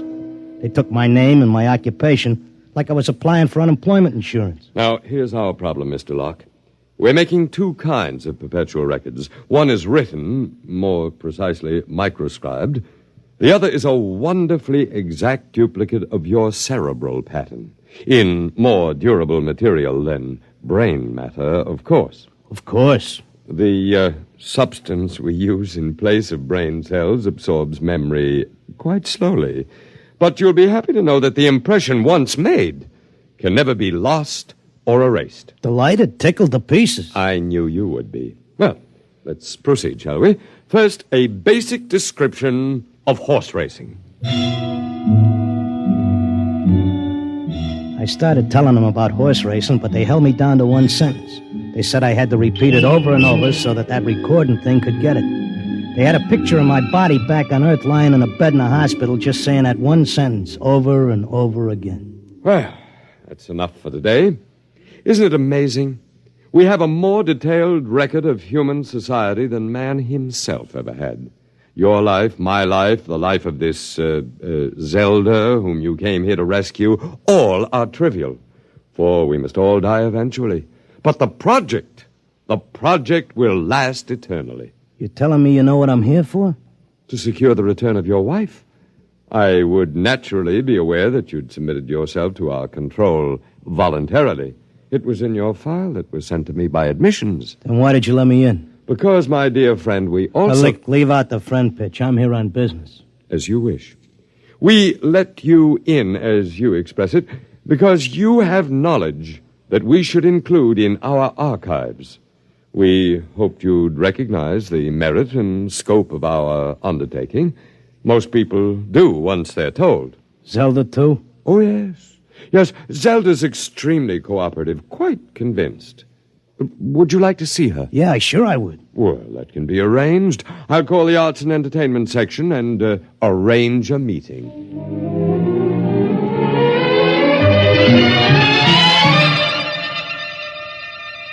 Zelda, baby. Clocker. Let's get out of here. Oh, hello, Clocker. Aren't you glad to see me? I spent months and shot every dime I've got just to find you. For sure I'm glad to see you, hon, but I can't waste any time. This work is so important. I want to talk to you. That con artist with the white beard Oh, said... isn't he wonderful, Clocker? Aren't they all wonderful? Regular scientists devoting their whole lives to this terrific cause. What's so wonderful about that? They could let the Earth go boom. It wouldn't mean a thing to them. Everybody wiped out, just like there never were any people. Not even as much record of us as the dinosaurs. Gee, wouldn't that make you feel simply awful? I wouldn't feel a thing. All I'm worried about is us, baby. Who cares about the rest of the world doing a disappearing act? I do, and so do they. They aren't selfish like some people I could mention. Selfish? You're darn right I am. Zelda, listen. I'm selfish because I got a wife and I'm nuts about her and I want her back. I have to help out on this project. It's the least I can do for history. History? What did history ever do for us? Go turn in your time card, baby. Tell them you got a date with me back on Earth. No, this is my job as much as theirs. More even. They don't keep anybody here against their will. I'm staying because I want to, Clocker. But, honey... Excuse me, I've got to get back. I'm teaching them the soft shoe now.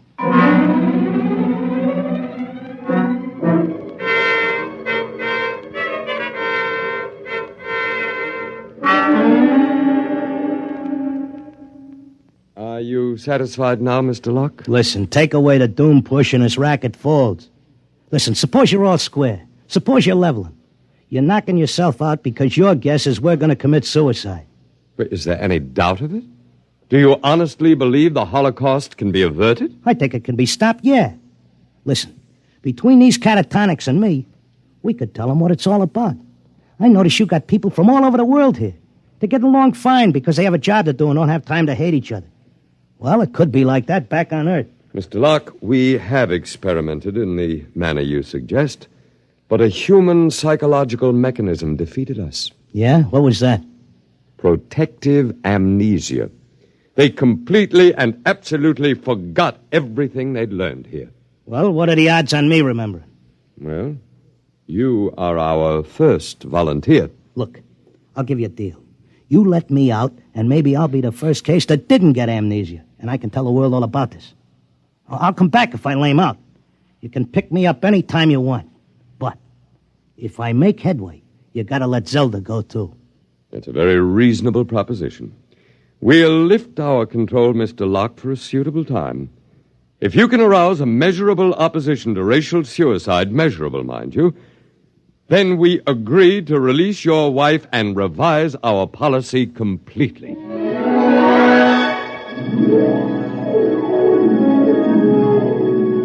I came to at Glendale. It took me about 2 weeks to convince them that I was all right again. But I had to convince the world that they were throwing a race and that they needed a saliva test. So I started to write it all out in my tip sheet, in and around the horses. Around that time, I ran into Doc. Clocker, my boy, you've no idea how anxious we were about you. But you're looking fit, I'm glad to say. Thanks. I wish I could say the same about you and the rest of the world. No need to worry about us. We'll muddle along somehow. You think so, huh? I'm glad to see you've got your tip sheet going again. As long as the bobtails run, who cares what happens to anything else?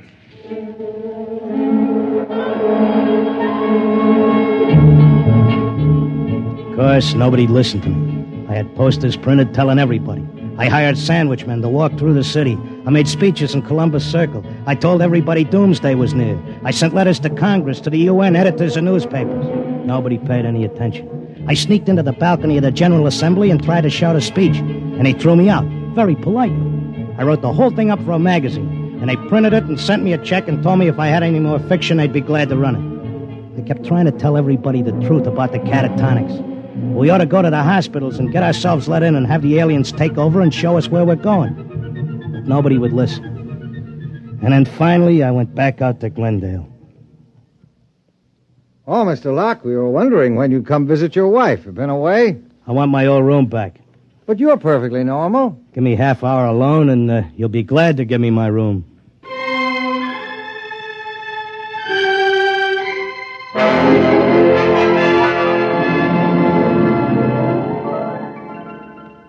Well, here I am back again. Oh, Mr. Locke. Okay, I'll give you all the rest of the dope on racing. You won't have any trouble with me. Then you're convinced you failed. I'm no dummy.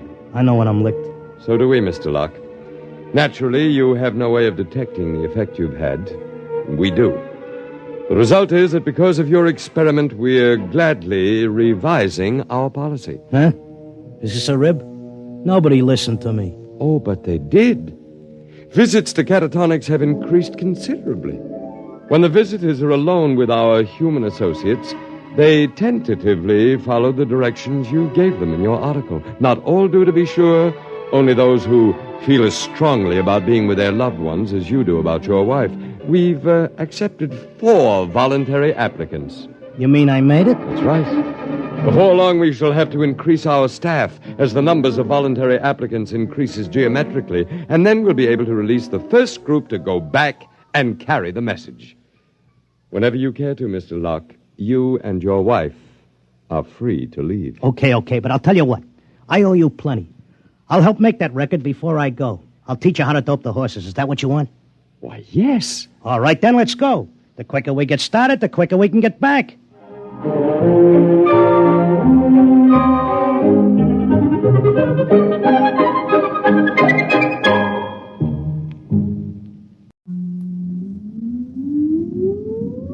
Countdown for blast off. X minus 5, 4, 3, 2, X minus 1, fire.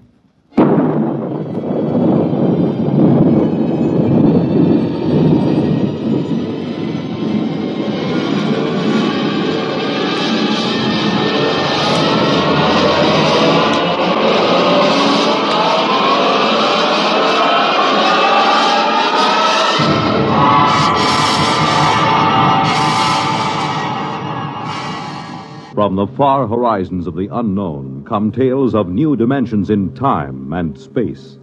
These are stories of the future, adventures in which you'll live in a million, could be years, on 1,000 maybe worlds. The National Broadcasting Company, in cooperation with Galaxy Science Fiction Magazine, presents X minus 1.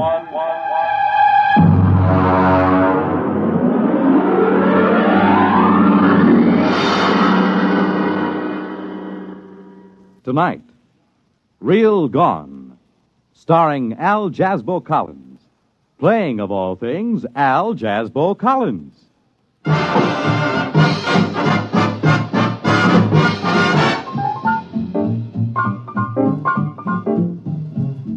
Oh, come in. Come in. Glad to see you.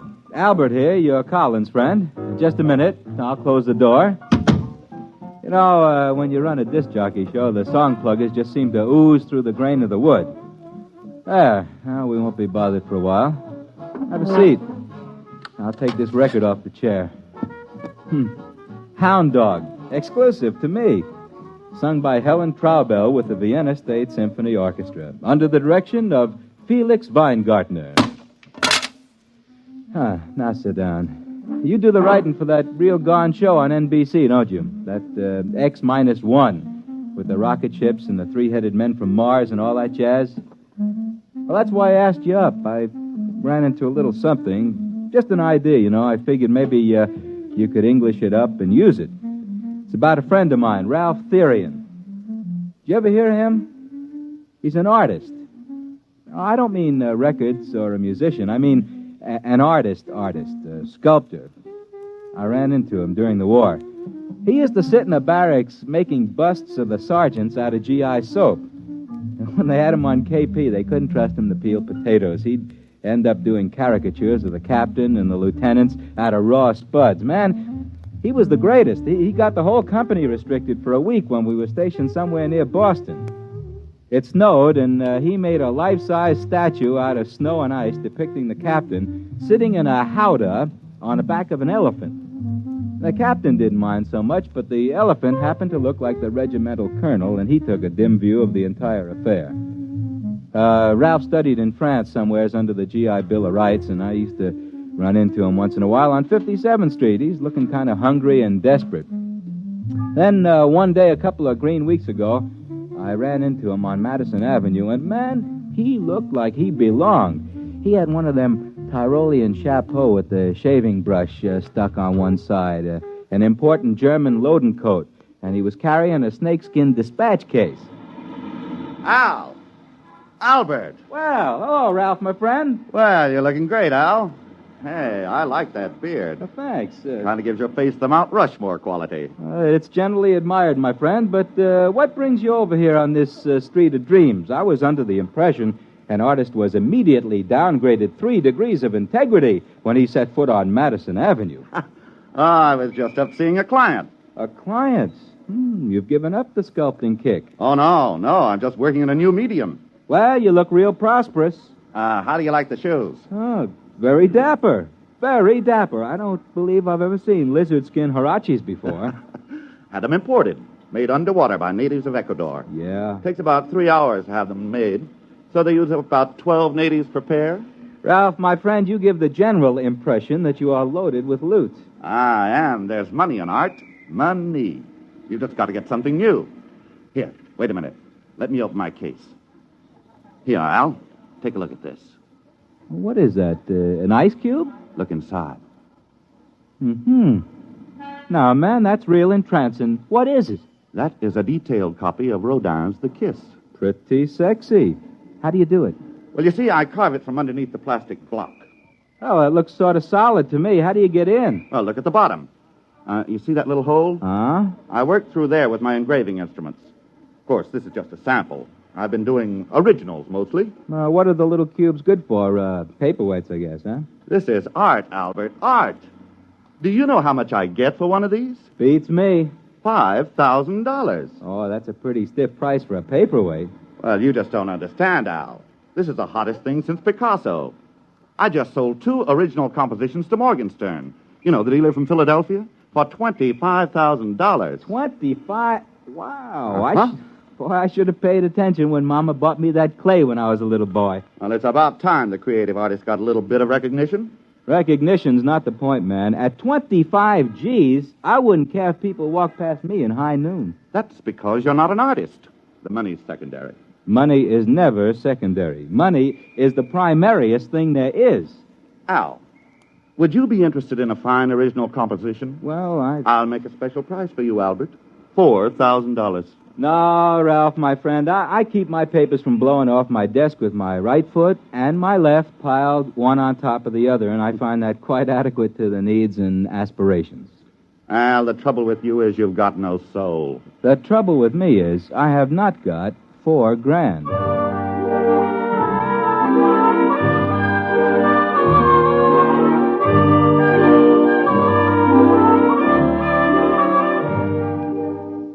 This sort of thing is happening to me all the time. For example, I have a barber who plays unaccompanied Bach chaconnes with a 1/4-inch drill and a length of steel pipe.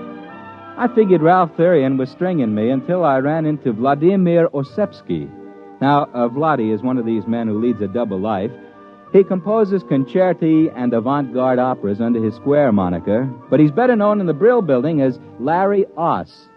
He got in on the ground floor of this rock and roll affair, and he took an already substantial fortune and ran it up to a fantastic munificence. Larry has money he hasn't even folded yet, and he collects art. I was up at his house one night discussing such things as Tin Roof Blues and Wozzeck by Albin Berg, and Larry got around to showing me his collection. Now, this is Picasso. Larry, that's what I call cool brushwork, my man. Cool. I homed it next to the Tintoretto for contrast. Well, this stuff runs into a pile of loot. Well, I figure since I've launched rock and roll on an unsuspecting public, the least I can do is collect old masters and leave them to the nation when I die. It figures. I mean, that figures. Here's my latest. Look, isn't it beautiful? You mean this hunk of plastic? Well, yes. Look into it. That design, that composition, the delicacy of that line. Well, this is the most exciting discovery in art since the invention of red paint. Larry, was this piece of Jim Crackery executed by one Ralph Therian? That's right. You know him? Mm-hmm. Remarkable talent. Remarkable. A genius. And how much did this stroke of genius cost you? If you don't mind my mentioning a crude thing like money? Not at all. Not at all. It was a steal. I got it from Morgenstern. Oh, I outfoxed him. I got it from him for only $30,000. Yeah, you outfoxed him, all right. Tell me something, Larry. What makes this worth $30,000? Albert, what makes a Stradivarius worth $30,000 and a fiddle played on the street by a beggar? $3, huh? You mean his stuff is that good? It's art, Albert. This is art. This is genius. To work with such delicacy and such control and such genius in so small a space. You see, that's it.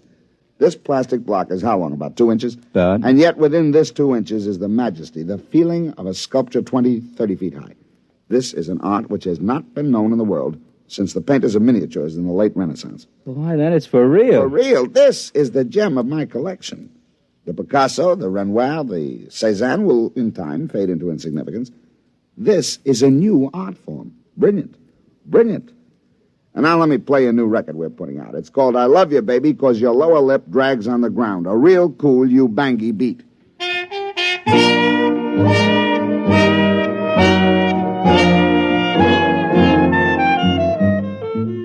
Well, I let Ralph Therian's new art form slip my mind for a while I struggled with song pluggers, advertising salesmen, account executives from the agency. And I met him again a few weeks ago at a small cultural establishment on the corner where I work. You might call it sort of branch public library with a brass rail. Hey, what's the idea of putting this lemon peel in? If I wanted a fruit salad, I'd ask for it. How do you do, Ralph, my friend? Oh, hello, Al. You look like you're thriving, my man. Well, as a matter of fact, I just signed a contract with Morgenstern to deliver $100,000 worth of my original compositions. I'm celebrating. In here? Man, this place is only fit for sweating out the downhill phase on a manic-depressive psychosis. Oh, I'm just starting here. I intend to work my way up. Albert, be my guest.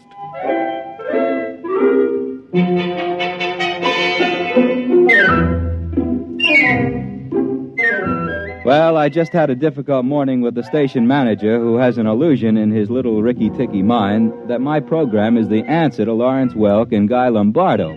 He'd been trying to convince me to program 2 solid hours of Wayne King, relieved by vocals by Frank Crummett and Julia Sanderson. I had resisted, and I was in the mood for eating the lotus and forgetting. Several hours later, Ralph was feeling very confidential. Albert, my friend, I like you. Why don't you shave? Ralph, love me, love my beard. I will try. Albert, you have the look of an Abraham Lincoln gone hog wild among the cream puffs. Ralph, you have an artist's soul. Albert, I trust you, I trust you, I trust you. I am touched. And so, Albert, I'm going to take you to my studio. My secret studio. And I will reciprocate, my friend. Tomorrow, when I am doing my disc show, you may come to my secret studio. With the esteem that my program is held in today, tomorrow I'll be doing my broadcast from a small hole with a round iron top and plenty of running water below. What time is it? It's something. I'm late. Hurry.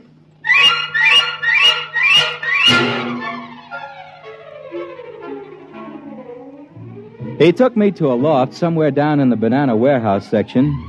He had 3 locks on the door, and he opened them with 3 separate keys. I stepped inside and took a look around. The loft stretched a whole city block. The only thing that kept the New York Rangers from using it as a practice rink was the lack of ice. It was empty, except in one corner of the room there was a mess of machinery.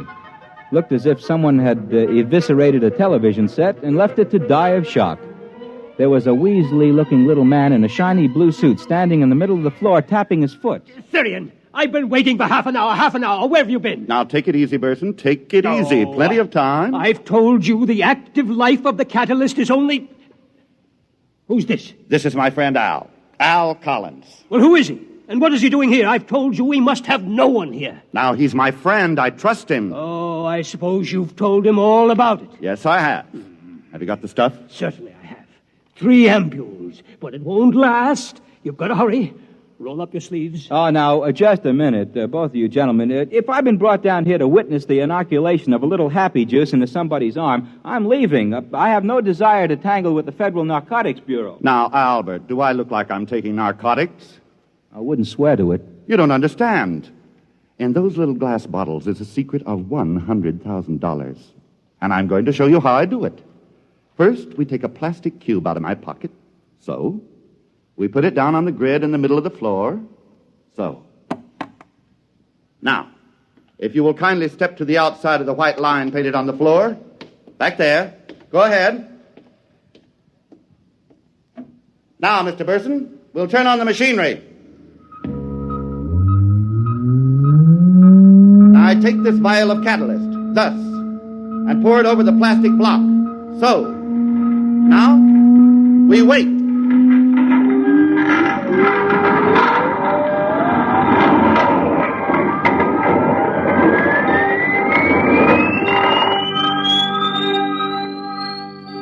We stood there at the edges of that loft and watched that tiny plastic block sitting in a frame on the middle of the floor. And then suddenly it began to grow. In about 20 minutes, that cute little plastic block stood about 20 feet on its side.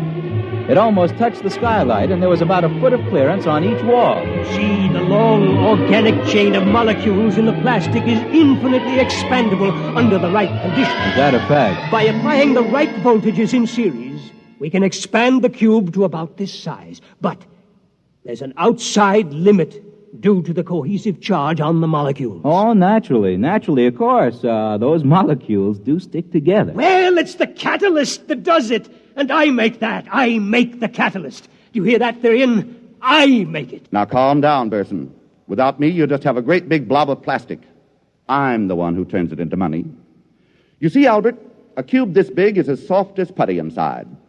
Now, I take my pneumatic drill and I make a hole in the bottom. And then my tools, and I start to carve my pretty sculptures inside. Therian, I'm warning you. I won't take this kind of treatment for long. Now, calm down, Burson. You're getting your 10% cut. 10%? 10%? Why, before I brought you this process, the only artwork you could get people to look at was mustaches on subway advertisements. Burson, that is the typical wailing of the non-creative technician. Envy, pure envy for genius. Now look out. I'm going under there and start work. I want 50%, Therian. 50%. That's only fair, isn't it? I put it to you, Mr. Collins. Just keep me out of it, gentlemen. Leave me out of it. I'm warning you, Therian. I'm warning you. Just get out of my way, grease monkey. Let an artist work.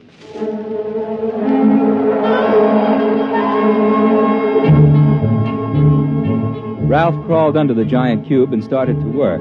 I could see what he was drawing, a collection of lovely ladies, something like the closing number at the Union City Burlesque. Didn't look very good. The lines were kind of thick and muddy, had a kind of a soft and sloppy quality to it, just about as if you were carving in butter. Took him about an hour, and then he crawled out. Just about in time. Well, what does it say on that watch? You've got about 20 seconds left. You cut it pretty fine there, Therian. It's all right. It's a masterpiece. Wait a minute. Okay, now. There she goes.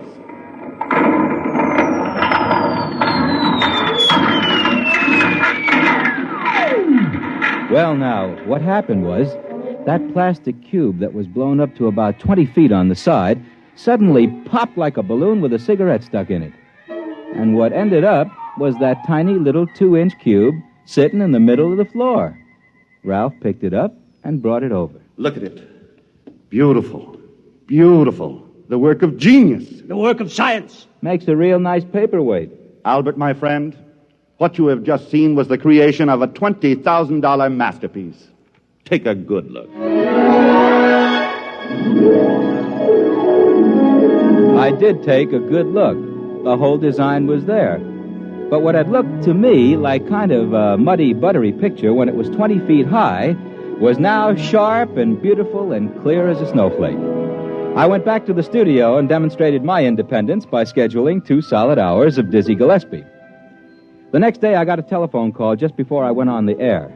It was Ralph asking me to come over to the studio. Said it was important. So, after the show, I shook the last song plugger out of my lapels and headed down to Ralph Therian's loft. I found that fellow Burson walking up and down at the edge of the room, looking at his stopwatch nervously. They had another plastic cube blown up in the middle of the room, and Ralph was inside the cube working. They were having quite an argument. I know you got paid off today, Therian, $100,000. I know you got it, and I want my share, 50%. Don't bother me, I'm working. Hi, Ralph. Oh, hi there, Albert. Just a minute. Wait till I crawl out. I warned you. You can't say I didn't warn you. There'll be no more of the catalyst, no more. Listen to him, Al. That's why I asked you over. I wanted a witness. And you're the only one who knew all about it already. Oh, now look, gentlemen, I told you not to get me involved in this. Now listen. This little worm, this test tube termite, had the gall to threaten not to bring any more of that catalyst. But I warned you. I want my share of that 100,000. If you'll excuse me, I'll get back into that masterpiece. That catalyst is only good for 2.7 hours. Hand me the drill, will you, Burson? Here it is.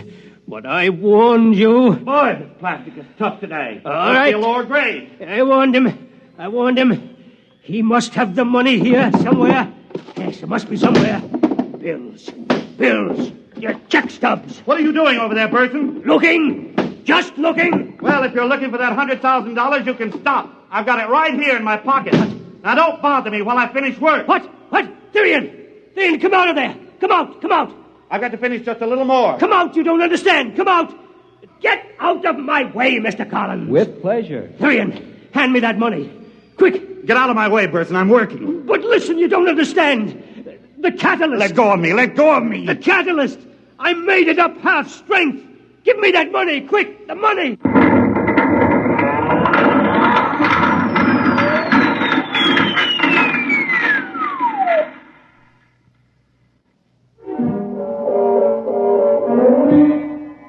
Well, that's all there was to it. I figured out that little fella from the plastic company figured he'd get himself a new sculptor when he made up that catalyst half strength. The two of them were in there when the roof fell in. The roof and the walls. Well, that's about all there is to it. Figured you might be able to use the story. I wrote a few notes on it. They're here somewhere, under the paperweight. Oh, would you like to see the paperweight? Little plastic cube about 2 inches. Look in there. Two fellows with their hands around each other's throat. Looks realistic, don't it? As if they were squeezing. Of course, this one's an improvement on the work Ralph Therian did. This one's in full color.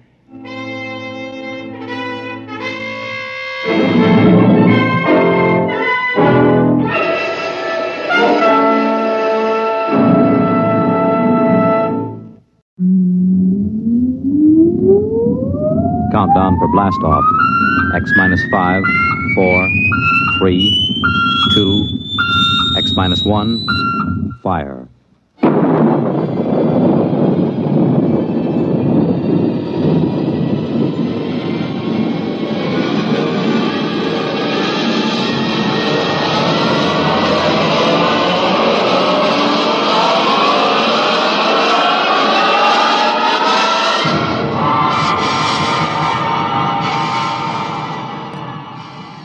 From the far horizons of the unknown come tales of new dimensions in time and space. These are stories of the future, adventures in which you'll live in a million, could be years, on 1,000 maybe worlds. The National Broadcasting Company, in cooperation with Galaxy Science Fiction Magazine, presents X minus 1.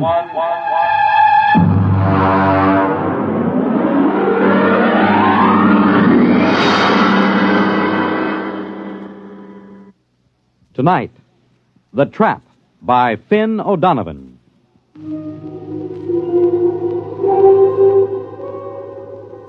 Samish, I am in need of some assistance. The situation is potentially dangerous, so come at once. It shows how right you were, Samish, old friend. I never should have trusted a Terran. What a sorry mess, Samish, and the plot seemed so foolproof.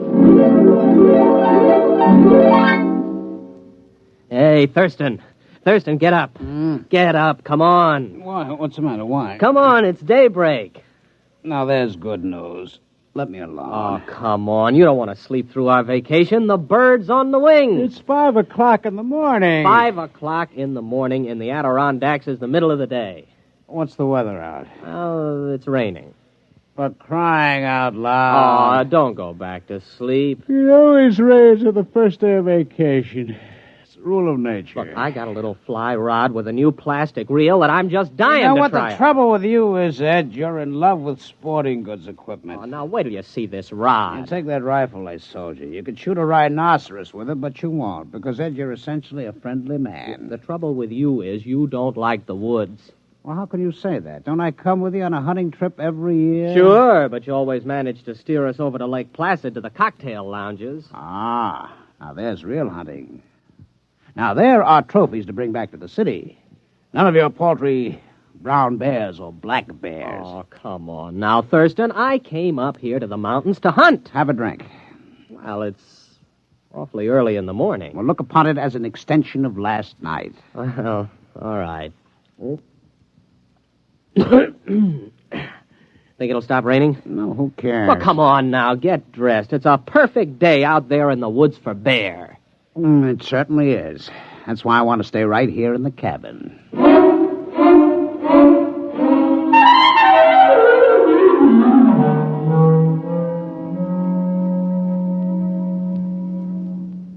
Ed.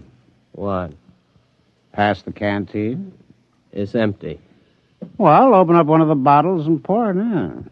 Why don't you take it straight from the bottle? What, on a camping trip? Pour it into the canteen. Okay. Hey. Now, this is what I call a hunting trip. Well, you haven't been outside the cabin. Oh, come on, Thurston. Can't we go out just to hunt something, even if it's just a little rabbit? Look. It stopped raining. Close the door. Now, you let some of the fumes out. Did you fill that canteen yet? Hey, look at this. What? Right by the door. How many times have I told you not to leave your collapsible cook stove where I can step on it in the night? It isn't. What is it? I don't know. It's made out of metal. It's just sitting here in the doorway. It says, trap on the top. What? Trap. Where'd you buy that? I didn't. Well, I certainly didn't. Hey, there's a tag on it. Dear friend, this is a new and revolutionary design in a trap. To introduce the trap to the general public, we are giving you this model absolutely free. You will find it a unique and valuable device for the capture of small game, provided you follow precisely the directions on the other side. Good luck and good hunting. Well, now, what do you think of that? Pass me the canteen. If this isn't the strangest thing, do you suppose it was left during the night? Who cares? Well, aren't you interested? Not particularly. It's just another gadget. I've got 100 like it. My bear trap from Abercrombie and Fitch, the jaguar horn from Battlers, the crocodile lure. Well, I've never seen a trap like this. It's pretty clever advertising to just leave it here. Well, they'll bill you for it eventually. You care for the canteen? Oh, thanks. Hey, look at this thing, Thurston. Do I have to? Well, there are instructions on the other side. Quote, take the trap to a clearing and anchor it to any convenient tree with the attached chain. Here's the chain, all right. Press button 1 on the base. This primes the trap. Wait 5 seconds and press button 2. This activates the trap. Nothing more is required until a capture has been effected. Then press button 3 to deactivate and open the trap and remove the prey. Warning, keep the trap closed at all times except when removing the prey. That's goofy. No opening is required for the prey's ingress, since the trap works on the principle of osmotic suction and inducts the prey directly into the trap. Well, somebody's been at that canteen before us. No, that's what it says. What won't they think of next? Osmotic suction. Pass the canteen back. I'm going to set it. What, the canteen? No, the trap. Come on, help me. Now that's the trouble with you, Ed. You're always cluttering up a hunting trip with hunting. Come on, take this in. All right. If it makes you any happier. Hey, boy, it's cold. Come on, we'll carry it over to that tree. It's heavy. Yeah. Here, let's put it down here. You think we really ought to fool with it? Of course. Maybe we can catch a fox. What will we do with a fox? Turn it loose. The fun is in the catching. Here, take the end of the chain. Hey, look out. You got your foot in it. Yeah, I guess it snaps in here. Oh, there it is. Let's get back to the cabin. The great outdoors depresses me. Wait a minute. I've got to press button 1. Hey, it's glowing. Yeah. 3, 4, 5. Now button 2. Well, I guess we just leave it. Well, come on back to the cabin. All right. It is time for breakfast. It certainly is. Pass it to me and don't spill it.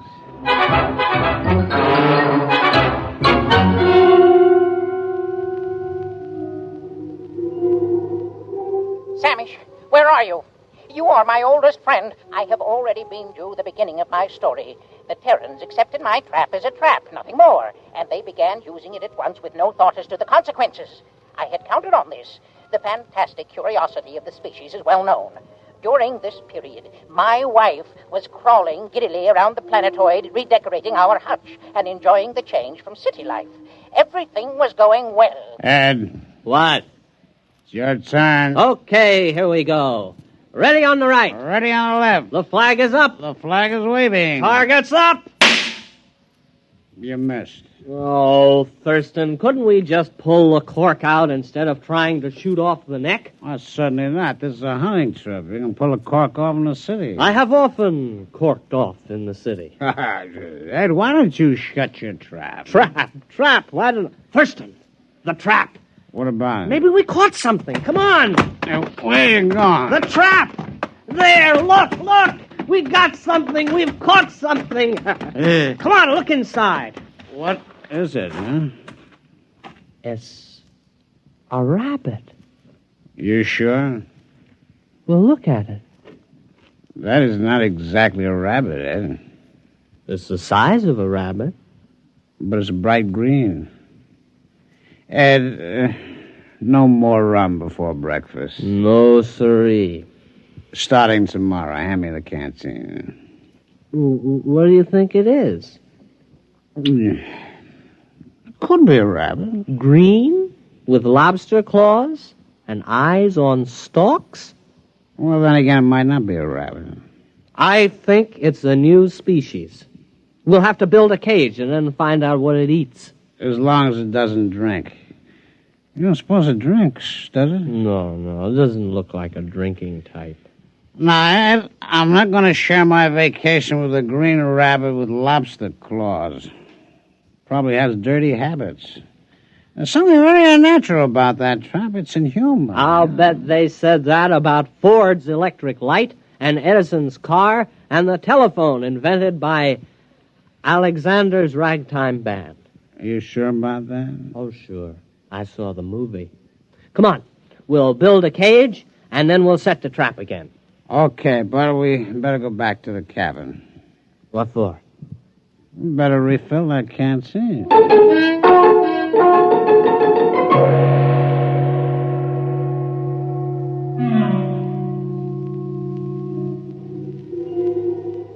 Why haven't you come yet? Samish, don't you appreciate the seriousness of my situation?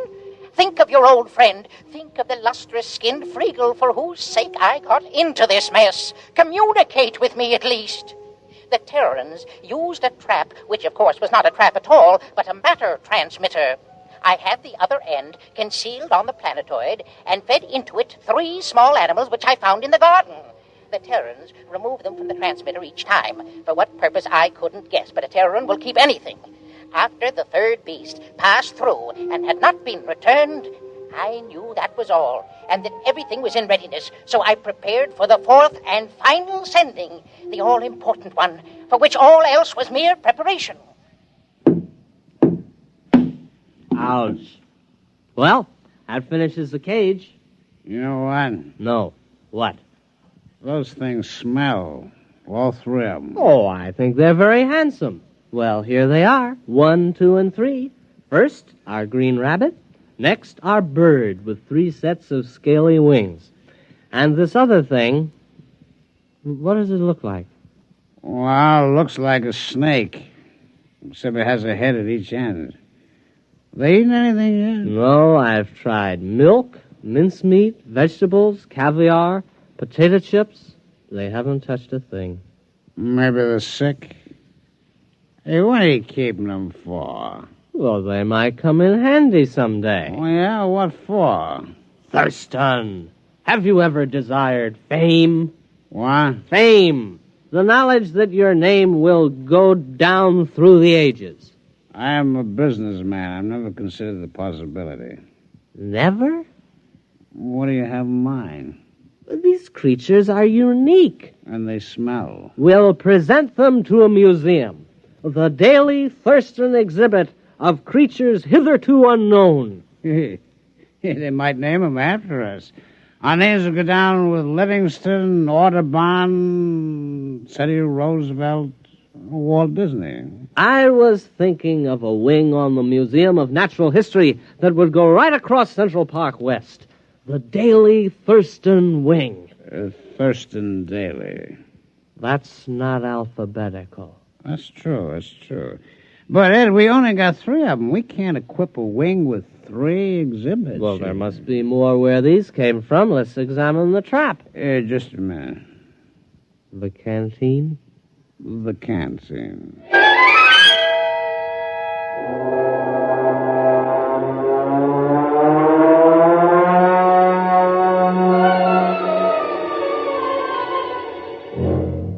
We've got something. There it is. Look, it's about 3 feet tall. A big one.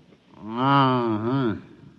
A small green head and a forked tail. Oh, look at him, waving something on top of his head. Well, the rest were quiet. Maybe this one's dangerous. Huh? We'll handle it with nuts. Nuts? Nets. Oh, nuts.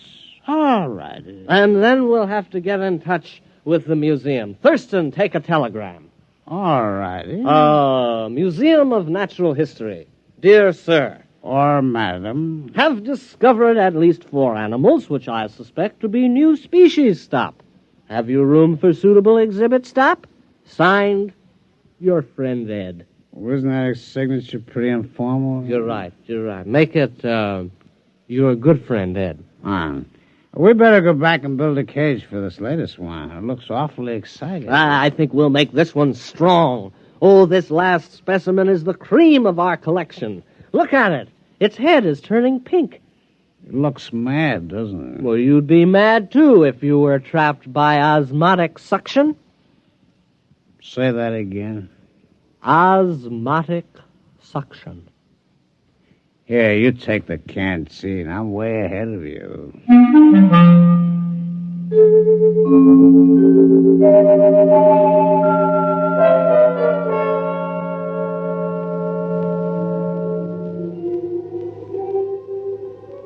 What, Samish? The rest of the story? Well, it's obvious enough. After 3 animals had passed through the transmitter, I knew I was ready. Now was the time to tell my wife. Accordingly, I asked her to crawl into the garden with me. Tell me, dear, she said, has something been bothering you of late? Have I displeased you? My dear, I said, you have tried your best, but it just isn't good enough. I'm going to take a new mate. She stood motionless, her cilia swaying in confusion. Then she exclaimed, Freagle! Yes, I told her, the glorious Freagle has consented to share my hutch, and with a clever shove, I pushed her into the matter transmitter. Samish, you should have seen her expression. Her cilia wreathed, and she screamed and was gone. I was free at last, free to mate with the splendid Freagle. Now you can appreciate the full perfection of the scheme. It was necessary to secure the Terran's cooperation, since a matter transmitter must be manipulated at both ends. I had disguised it as a trap, because Terrans will believe anything. And, as a master stroke, I sent them my wife.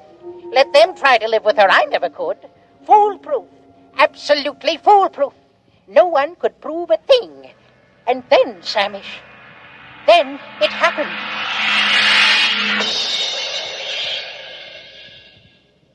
Did you get the cage finished? Yeah, our fourth animal is snug as a bug in a...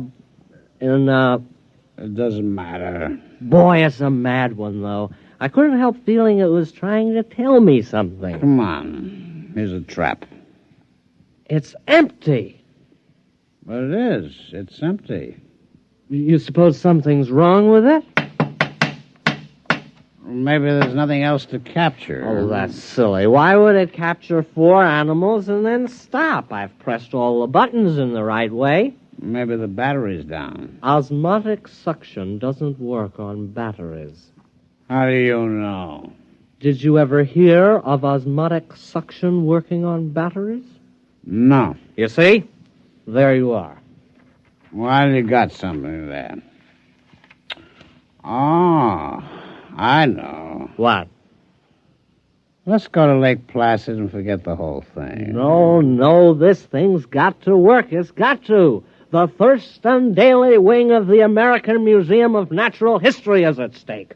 Would you want that vast edifice across Central Park West to remain empty? No. Would you want the Daily Thurston wing to be rented for a garage? Or a roller skating rink? Oh, horrors, no. It's got to work again. I'm going to open the top. Look out. No, let's just see what's inside here. My hand. It's gone. My hand. No, it isn't. It's right there on the end of your arm. Oh, well, when I put it in the trap, my hand disappeared. You know what would do you a lot of good? A little rest in Lake Placid. I know a fine, restful cocktail lounge. No, look. I'll try it again with both arms. Ah, look. No hands.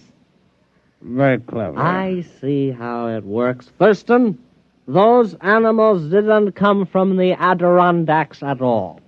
You mean they're imposters? They came from wherever my hand is. Where's your hand? I don't know. Do you realize there's a lot more where they come from?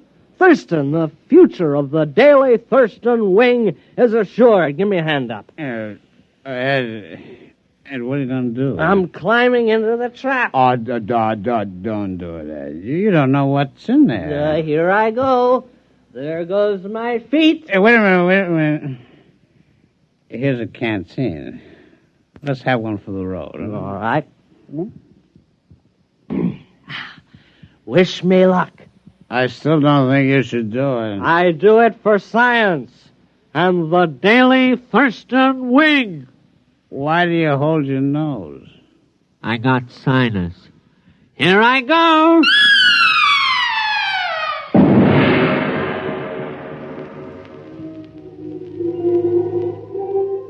Samish, if you don't come immediately, it'll be too late. I must stop beaming you. The enormous Terran has completely ransacked my little planetoid. He has shoved everything, living or dead, through the transmitter. My home is in ruins, and now he's tearing down my hutch. Samish, this monster means to capture me as a specimen. There's no time to lose. Samish, what can be keeping you? You, my oldest friend, you... What's that? Samish, what are you saying? You can't mean it. No, not you and Friegel. Reconsider, my old friend. Remember our friendship. Remember...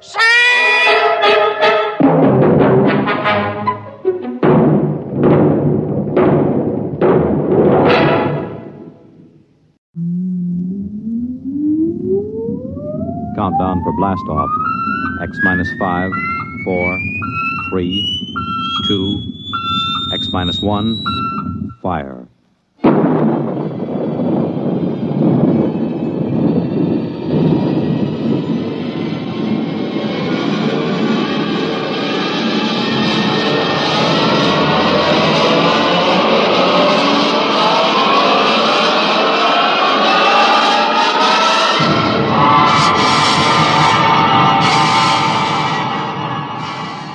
From the far horizons of the unknown come tales of new dimensions in time and space. These are stories of the future, Adventures in which you'll live in a million, could be years, on 1,000 maybe worlds. The National Broadcasting Company, in cooperation with Galaxy Science Fiction Magazine, presents X minus 1.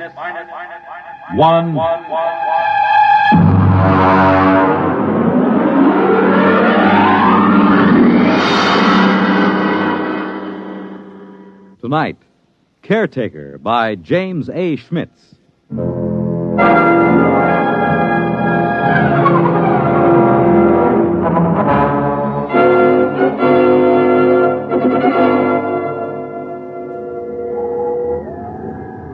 Commander Lowndes? Yes, Mr. Harris. Astrogation reports planetary orbit secure. What vector, Mr. Harris? Approximately 1,000 miles above subject planet 3785. Well, we'll have to give it a name soon, Harris. Yes, sir. Engineering secured. Damage control parties working on the hull. Very well. Has Martyr touched down in the scout ship? Yes, sir. We have him on the tight beam. Give him to me on my screen. Yes, sir. Sparkman, put Martyr on the command screen.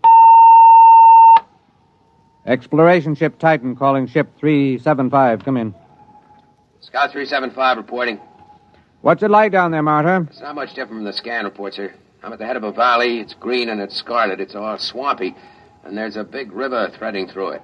Harris, get me a pinpoint on Martyr's location. Aye, aye, sir. There are mountains beyond. I can see Holman's house from here. Looks like a Swiss chalet standing over the lake. Have you made contact? Yes, sir. Boyce is over there now. How is he? Well, it's hard to say. Tell him we're recording the planet officially as Holman's planet. That might please him. No, I don't think so, sir. What?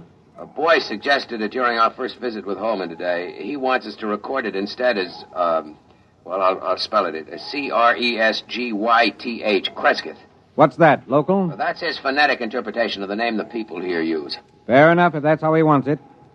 Anything to add on your present report? No, sir. I'll call you back after we've met his woman. His wife? Yes, sir. I'm glad it was you and Boyce who found Holman. You're reliable men, you in particular. Martyr, I don't need to emphasize that Holman's discovery of what appears to be the first genuine human race ever encountered outside of Earth is of primary importance. Yes, sir. Boyce might be inclined to hurry through the diplomatic overtures. You'll be careful about that part of it, Martyr. Yes, very careful, sir. On the two continents we've scanned before, we've found no traces of human inhabitants, present or past. Yes, I know, sir, but Holman's... It's possible Holman's acquaintances are the sole survivors of humanity here. If we frighten the tribe into hiding, there may never be another contact. Yes, I understand, sir. Fine. Now then, what about these other creatures? What did Holman have to say about them? Well, in the 20 years he's been marooned in this valley, he's had only 3 or 4 actual encounters with them, sir. Rather violent encounters on his side. Apparently they learned to avoid him after that. They're called Zares. He seems to have an almost psychopathic hatred for them. That's not very surprising. We pulled up a scout drag a little while ago, bagged a couple of specimens. The description checks with Holman's description of the Zares, the worm-like, slimy, blue body with a set of arms, legs, and head. Out of the water, they seem to wear some kind of clothes, presumably to conserve body moisture. Yes, that's what he said. All right now, Martyr. I want you to continue according to the plan. And remember, be careful of Holman. He's been alone on this planet for 22 years. He deserves a lot from us. Yes, sir. But he hasn't been alone. He has his wife.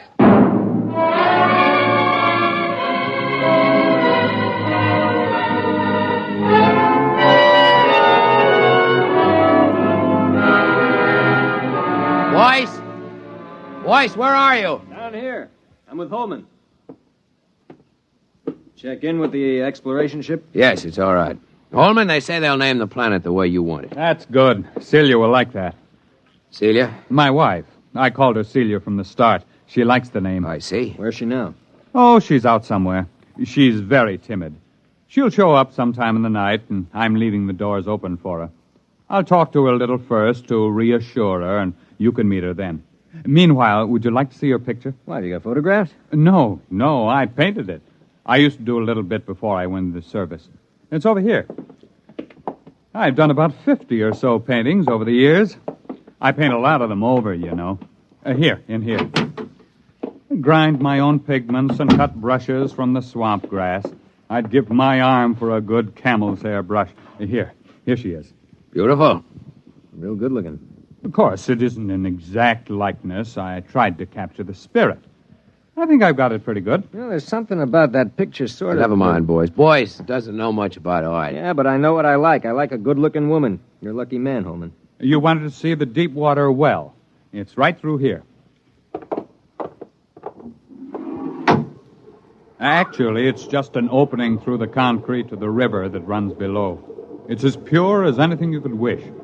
If they want to refresh the water tanks at the ship... Yes, I'll take it up with the captain. We'll be staying a week or more. We're to follow your judgment in every way in establishing contact with the Crescithians. Good. We can't do anything till Celia comes in, and we'll have to be very tactful then. But I'm sure it won't take a week. Well, what makes them so shy of us? Oh, it's not you, it's me. Or it's an impression I gave them of the Earth kind of human beings. Come on upstairs and I'll tell you.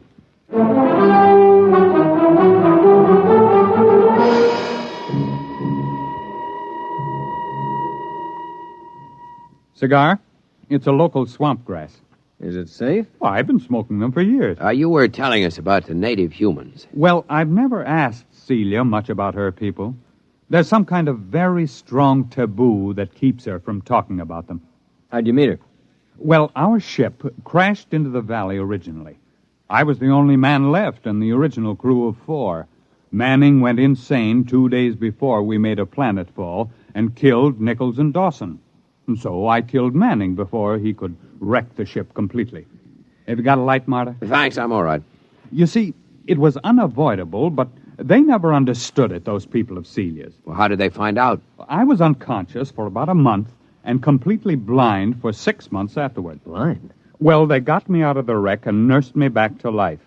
But as soon as I was out of danger, only Celia would stay with me. She and I were alone for weeks before I regained my sight. How did they know I killed the others? Well, they're sensitive in a number of ways, and there were those bodies in the ship. They withdrew from me as soon as I no longer needed their help. Then in all this time you were never able to gain their confidence? It's not a question of confidence. It's a question of, well, I'm trying to tell you. I didn't mind being alone with Celia. You'll understand that when you see her. The others stayed in a small lake village they had a couple of miles up the valley across the swamps. Celia went up there every few days, but she never brought anyone back with her. I suspected it was simply because I was an alien. I thought they'd get over that in time. Celia seemed happy enough, so it wasn't a very acute problem. Well, could you observe them? Well, one day, when she'd slipped away again, I remembered a pair of field glasses I'd taken off the ship, and I got them and trained them on the village. That was a very curious experience. I never found a complete explanation for it. Well, what happened? Well, just for one instant, I had everything in the clearest possible focus. There were children playing on the platforms above the water, a few adults standing in the doorways of a house, and suddenly everything went blurred. Well, something go wrong with the glasses? No. They didn't want me to look at them. They just blurred my vision. What do you mean? What, you mean telepathically? Well, I don't know. The glasses had a 4-mile range, and they were functioning perfectly. But the instant I turned them on the village, the field blurred. Well, I never felt so snubbed before. Yeah, I guess that's quite a hint. Well, I admit it annoyed me. The next day, I announced to Celia that I was going over to the village. Well, she made no objection, but she followed me in the distance, probably to make sure I didn't drown on the way. It's wet going around here. At last, I came over a rise and found myself 100 yards from the village on the land side, and then I realized they'd left it. I walked around it a while and found cooking fires still glowing, but nobody had waited to receive me. So I went home insulted and very sulky. I wouldn't even talk to Celia until the next morning. Well, did you see anybody there? Nobody. Well, I settled down and built a house for the two of us, and that took up all my time for several months. I couldn't ignore them. There was something so curiously happy and peaceful about them, even though they gave me the cold shoulder. From the one look I had of them, it showed me that they were the most beautiful people I'd ever seen. Well, you've seen the picture. It doesn't do her justice. Boy, she must be something. One day, when Celia was gone, I made another trip to the village, And the same thing happened. Well, did you make any attempt to explore further? Oh, yes. I got the little lifeboat flyer repaired enough to get it off the ground and set it down again. I had enough fuel for one 24-hour trip. I flew down the valley for almost 50 miles before I came across the first colony of the other ones, the Zares. Is that what the people here call them? No, Zare, that's the word for snake. I named them that. Did they live in caves? No, that's what fooled me. It was a village of houses just like the one here. I sat down on the lake and I saw them. They just stood there, very quietly watching me through the doors and windows. What made it worse somehow was that they wore clothes, but the clothes didn't cover enough. Those weaving, soft, blue, slimy bodies and those staring eyes. I backed down the ladder with my gun ready in case they rushed me, but they never moved. Did you find any more of them? There were about 8 more colonies of Zares further down the valley, but there was no trace of another tribe of humans. At the time, I didn't know just what to make of it. There was a possibility that my village represented an advanced troop of human beings into the land of snakes. But it turned out to be the other way around. It seemed to be the snakes that were pushing out the humans. So I swore to myself that as long as I lived, at least, human beings were going to hold this section of the valley undisturbed in its safety. When I came back, I said to Celia, I must speak to your people. Go tell them I'll come again tomorrow, and they mustn't run away. Well, she looked at me, and then she went in the direction of the village. Did they wait for you? Well, she came back late at night, crept into my arms, and told me they promised to wait for me. Oh, I set out the next morning full of great plans. After all, the Zare snakes lived in widely scattered settlements. The villagers and I could wipe out those settlements one by one until we'd cleared the land. But then I didn't realize how different Celia's people were from us. How? What happened? Well, I came over that rise, and there the village was. This time I knew they'd stayed home. And then, not 20 feet off my path, I saw 2 of the Zares standing in the bushes, one watching me and the other looking at the village. They were the first ones I'd seen that close, and they were horrible. They had a rapacious, greedy look. They seemed oily and unclean. Each had a kind of tricky crossbow over his shoulder, and they couldn't be seen from the village. Would you like something to drink? There's some kind of fermented homebrew I made. No. What happened? Well, I shot them both down before they got over the surprise. It was a natural thing to do, wasn't it? Sure, I guess so. But apparently, from the point of view of the villagers, it wasn't. The village was empty again.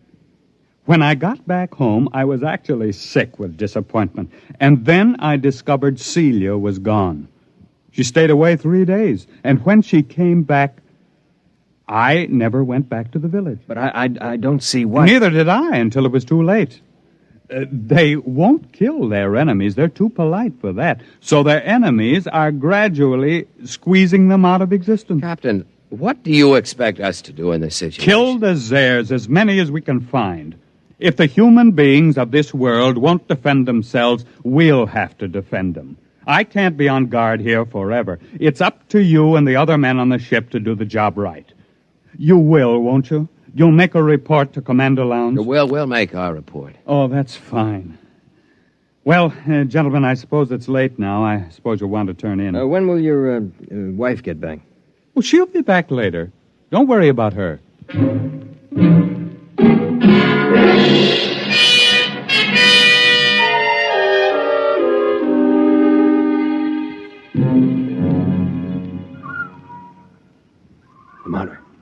Marta, you awake? Why, what do you want? Listen. What? Somebody moving in the house. Listen. Holman? No. Listen to those steps. Now, hear him? That's no man. Slow, dragging. Yeah, come on. Wait a minute. Sidearms. Right there, come on. Quiet, it's coming from downstairs. Stop. Listen. Wait till I get the safety catch off. Look. No firing unless I tell you. Look, Marta, I'll take care of myself. Maybe it's one of those airs. I'd like to get a shot at them. Come on. Downstairs, all right. There's a light. What's that? The missile gun. Holman had a number of obsolete weapons down there. Hurry up. Look out, there goes the light. I've got my torch. It came from the well room. Oh, it's the dog. Stand back. Turn your light in there. It's Holman. They've got Holman. There it goes. Stand clear. I'll blast it. Wait a minute. Get out of the way. It's one of those airs. Give me a clear shot. Hold it. Can't get out of here while we've got the well covered.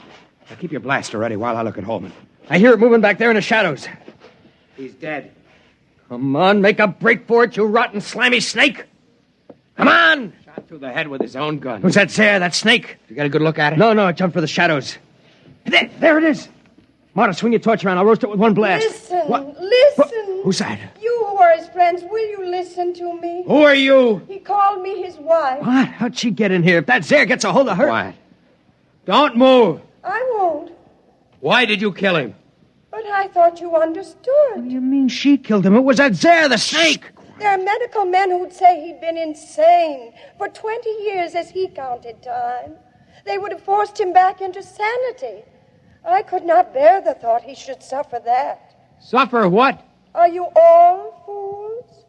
He was a fool, though I loved him. He could not see beyond the shape of things. So here among us, he saw shapes he could bear to see.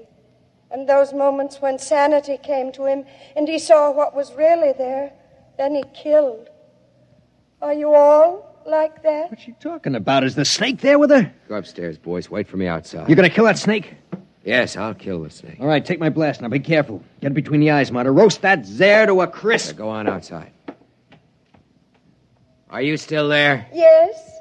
Is there any way you can get out? I can leave by the river that flows under the well if you do not shoot at me. I won't shoot at you. May I take his body? Yes. And you will all leave with your ship? I loved him, although my people thought it strange, almost beyond their tolerance.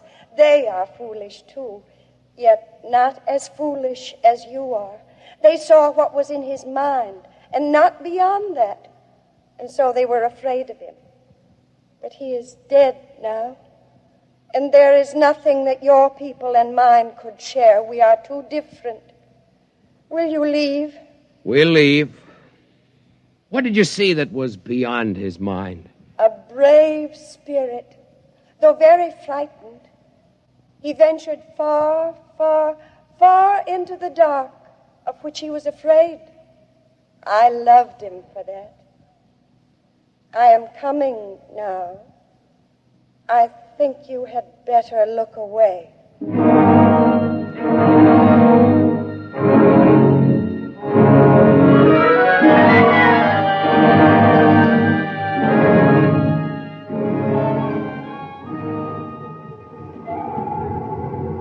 Marta.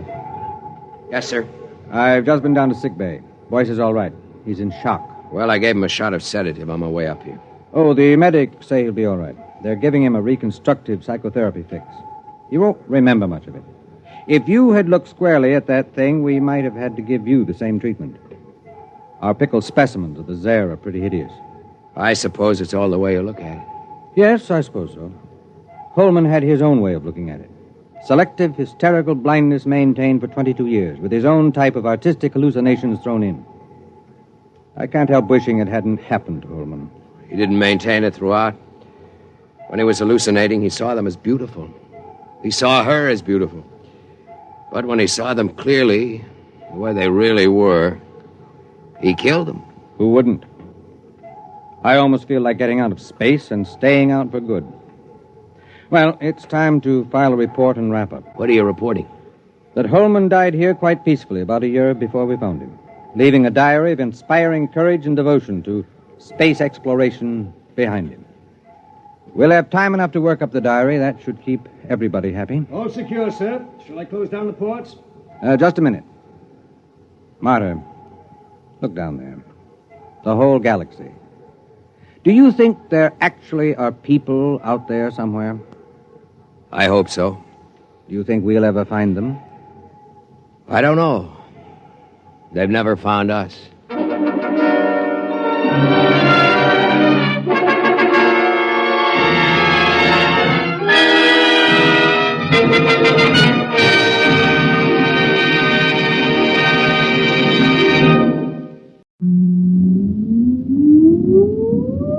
countdown for blast off. X minus 5, 4, 3, 2, X minus 1, fire.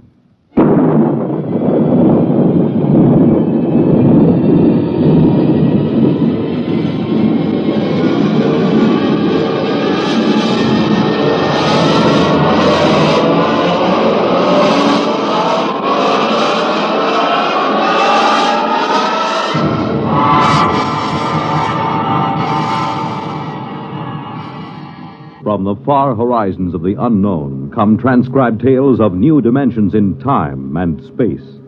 These are stories of the future, adventures in which you'll live in a million, could be years, on 1,000 maybe worlds. The National Broadcasting Company, in cooperation with Galaxy Science Fiction Magazine, presents X minus 1.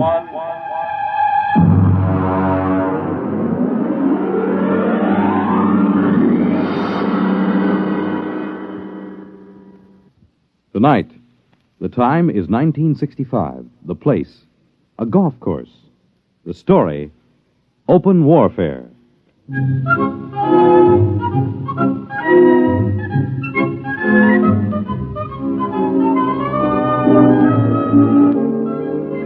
You wouldn't believe it, but there are some people that think that caddy is a pet name for a big car.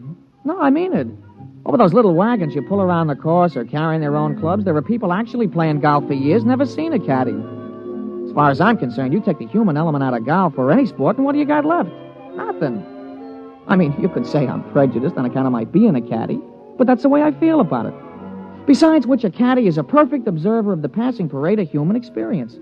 I'll give you for instance. Now, you take Jim Pearson. He won the U.S. Open in 1960, 61, and 64. Well, let me tell you about Jim Pearson. He was the pro at the club here, and I remember when it all started. He was out playing with Mr. Hatcher. That's Sam Hatcher. He couldn't break 90 if the ball had wings. And in the locker room, he looked like a sack of flour that had been set down hard. But he was loaded with money. Anyway, they were waiting for a foursome of dames who he shouldn't have been wearing slacks. When Hatcher turned to Jim, and with a real sweet smile, he lowered the boom. Jim, you're a good golfer. Thank you, Mr. Hatcher. You're a good golfer, even if you can't teach me anything. Oh, you're coming along fine, Mr. Hatcher. We've been good to you at the country club, haven't we? Oh, yes. I want you to do something for me. Yes, sir? Stay away from my daughter. Oh, well, Mr. Hatcher. I won't have Alice marrying a man who has nothing but coordination and muscles. What? When I was only your age, I was making $50,000 a year. It takes brains to do that. Brains get more valuable. Muscles deteriorate. There's nothing muscles can do that a machine can't do better. You don't think I could make $50,000? I know you can't. You haven't got the guts. Now, listen, Mr. Hatcher. I'm just quoting history, Jim. Take the tournament in St. Louis. You blew up. And the Goodall and the Palm Beach. You could have won all those. But you blew. You chickened out. That's not exactly fair, Mr. Hatcher. But it's true. I can make $50,000. Yes, in your whole life. Oh, no, in 1 year. Oh, you can? Yes, sir. All right, Jim, you're a sportsman. I'll tell you what I'll do. If you can make $50,000 in 1 year at this infantile pastime that you call golf, you can have Alice. Why, that's the most arrogant What's thing. the matter, Jim? Don't you think you can do it? I know I can do it. All right, then. Is it a bet? All right. All right, it's a bet. Very well, then. I believe the ladies are finished. Shall we drive?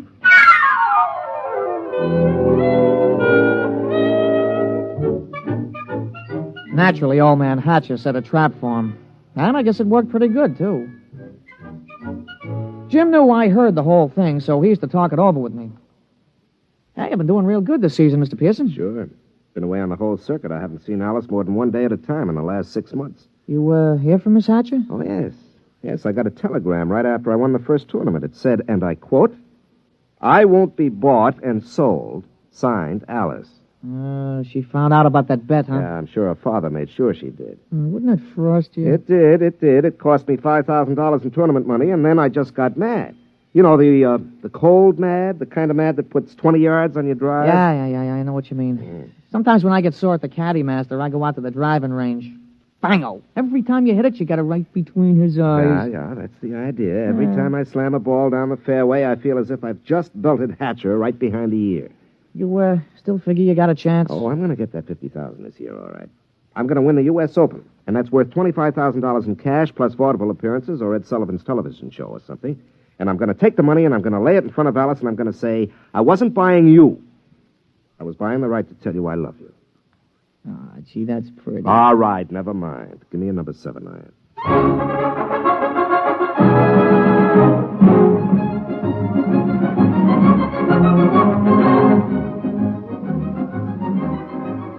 Jim Pearson sure was burning up the circuit. He came into the U.S. Open the man to watch. The day the tournament opened, Jimmy Cannon had in his column, "You are Jim Pearson, the hard luck boy with the velvet swing." It was real philosophical. All the sports writers picked him to win. And then Saul showed up. We was on a practice tee. Jim had been sharpening up his number 1 wood when all of a sudden the gallery took off like a batch of big birds. They were around another tee about 100 feet away.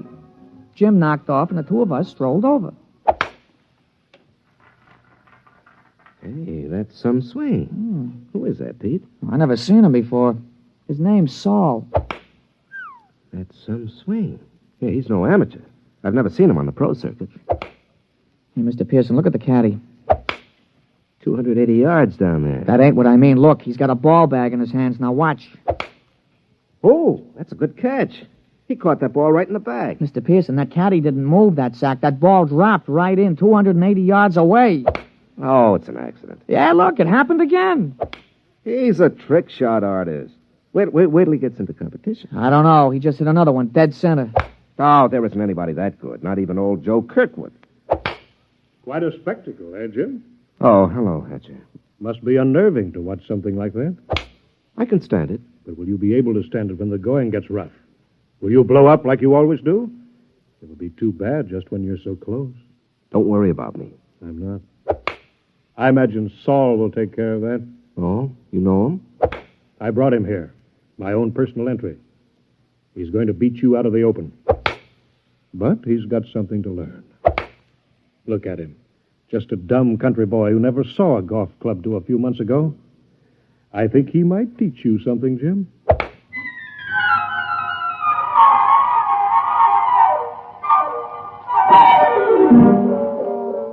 I could tell Jim was going to have a good day the minute he took his driver out of the bag. He took his practice swings, and they went around clean, grooved, and loose. Would have bet my shirt on him. As a matter of fact, I did. The crowd was sympathetic. They wanted to see him burn up the course. Well, Pete, we all ready? Yeah. What's this? New kind of golf ball? Oh, yeah, a young fella from the A.B. Wells Sporting Goods Company. He slipped me a fin to talk you into using these balls. Well, I don't know. They any good? Yeah, I figured. They guaranteed they had 20 yards to every drive. I sure could use 20 yards. Well, he's going to come around to see you later. He wanted to sign you up for testimonials and advertising and things. You know, the golf ball used by Jim Pearson when he won the U.S. Open, that kind of thing. There's a lot of dough in it. Well, we'll give it a try. Let's tee up.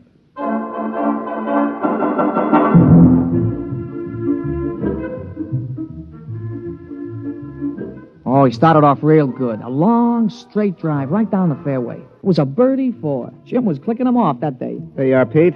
34 and a 32 for 66 on the 18. 6 birdies, 12 pars. Yeah, 3 more rounds like that should win easy. Hey, how are the new golf balls? Huh? Oh, fine. You know, they aren't kidding. It does average out about 20 yards longer on the drive. I'll have to get a couple more dozen.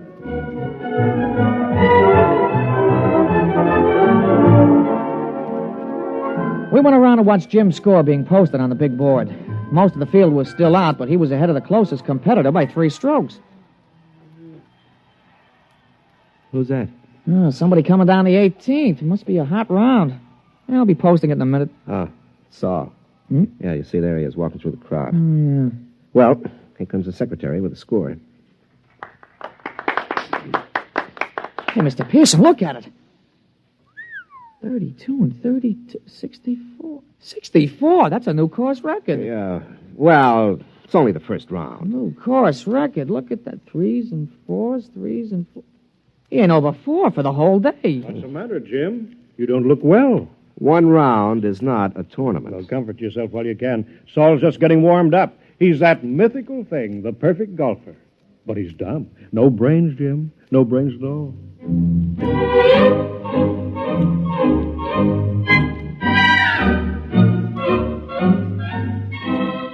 Naturally, in the sports broadcasts and the newspapers, Jim could have been playing on a miniature golf course at Asbury Park, New Jersey. The big news was Saul. They all called him Silent Saul. The odds the boys in the shower room played around with on Pearson took a dive, and you couldn't get even money for Saul. The next morning, Jim's gallery was pretty small. When he stepped up to the ball, there was a smattering of applause like a matinee just before they closed the show. But his drive was as straight as the day before and longer by about 20 yards on the average. Hey, that's a nice putt, Mr. Pearson. Yeah. Who's that? That's Saul, I'm afraid. He's coming around behind you. Well, he's going to have a big fight.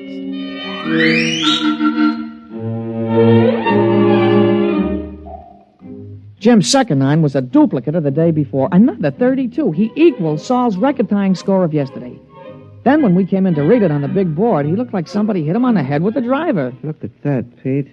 31 out, 31 back for a 62. He's got me by 2 strokes today. And 4 strokes in all.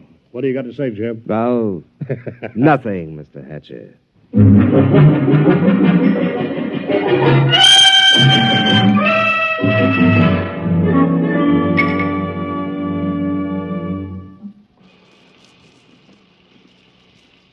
Throw me the soap, will you, Pete? Yeah, sure, Mr. Pearson. Yeah. Thanks. You know, there's something wrong, Pete. Just doesn't happen this way. That's tough luck, Mr. Pearson. Oh, no, it's not that. People don't just pop out of nowhere and break all records at the Open. Men don't take up golf and become perfect golfers in a month. He's got to have some weakness. Well, if he has, he ain't shown it yet. Well, I've got to find it.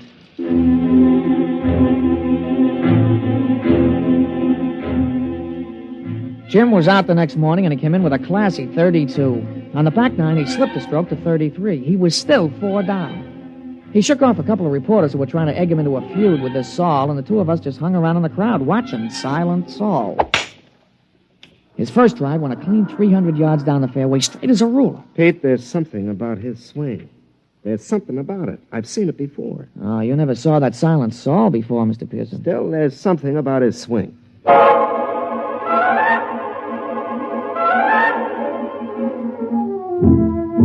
On the follow-up shot, Saul had about 240 to go. He took a club from his bag and took a few wiggling gestures, set his driver behind the ball, and swung. Pete? Did you see that swing? Those wiggles? Yeah, well, a lot of guys do that. Yeah, but it's unnecessary. I mean, you don't have to make those wiggles before you address the ball. Yeah, sure, and you don't have to spit 3 times every time you got a tough putt, but you do. But there's still something strange about him. Everything about him is perfection, except those wiggles. And he doesn't talk. Look at him putting. Just look at him. Mm-hmm. That could be Todd Winters, couldn't it? Yeah, he does look something like Winters. Yeah, when he putts. But that iron shot, who wiggles like that? Who does those wiggles? George Potter. Yeah, I guess he does. Yeah, and the approach shot, Pete. That's Gordon Brown. Nobody else bends the knee that way. He really gave it a lot of study, huh? And the drive. That grooved swing on the drive. Pete, come on. I've watched enough.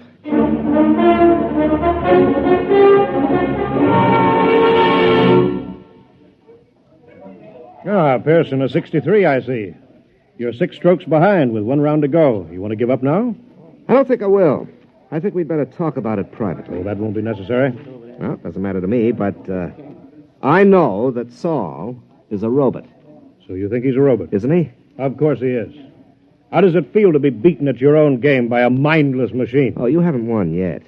The golf ball takes some funny bounces. How did you find out about Saul? Oh, Saul is a lot of things, but none of them is Saul. He's Todd Winters, George Potter, Gordon Brown, and his drive, that's me. You copied it after me. Take us away and there's nothing left. Tell me, how'd you do it? Money can do anything. All it needs is a purpose. We've been working on colloidal brains up at our place. Our new miniature atomic power plant is ideal. You throw in some sensory mechanisms, some relays, feed in analysis of a slow-motion pictorial study. And you have a golf machine. Must have cost hundreds of thousands of dollars. Closer to $1 million. $1 million? $1 million to keep me from winning $25,000? Don't you think that's unfair? Unfair? You listen to me. Nothing is unfair that doesn't break the rules. And the only rule worth remembering is this, that the best man always wins. You mean the best machine? A machine is only an extension of a man, like your golf club. I don't happen to be endowed with golfing muscles and responses. You do. Those in your golf clubs let you hit a ball farther and straighter than anybody else. Saul lets me hit a ball farther and straighter than you do. It's as simple as that. No, wait a minute. That wasn't the bet. The bet was that I couldn't make $50,000 in a year. Maybe it was your bet. It wasn't mine. I bet that I could beat you at your own game. I don't think that you're good enough for Alice. You're not smart enough, not man enough. Should I let a few well-distributed, well-trained muscles blind her to what you really are? And what's that? You're a quitter. You can't stand pressure. You're no competitor. If you can't win at your own game, you can't win at anything else. Suppose I win tomorrow. 6 strokes back? Playing against the perfect golfer? Suppose. Then I'd have to admit I was wrong. You have my word on that. And you could also have Alice, if she wants you.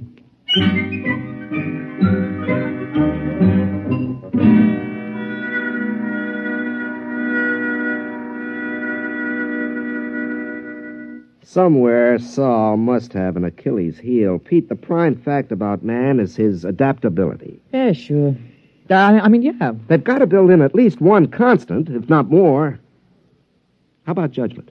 I don't think so. They could tell whether he'd have wind or rain or the sun or slow greens or something. They got to take care of that. Yeah, I suppose so. Hey, maybe you could jimmy him. Drop sugar in his gas tank or something, smash him up. Oh, no. That isn't fair. Saul is fair. Well, Mr. Hatcher, he's playing fair according to his lights. He could have had me crippled or poisoned or something, but he didn't. Well, I'll just have to beat him on our own ground, on the golf course. Oh, I don't know, Mr. Pearson. You'll have to shoot in the 50s. Well, a golf ball takes some funny bounces. Yeah, it sure does. Wait a minute, there is a constant. Hmm?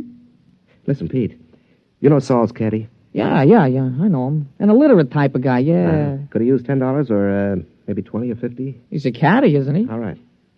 Pete, I want you to talk to him. You'll do better than I can.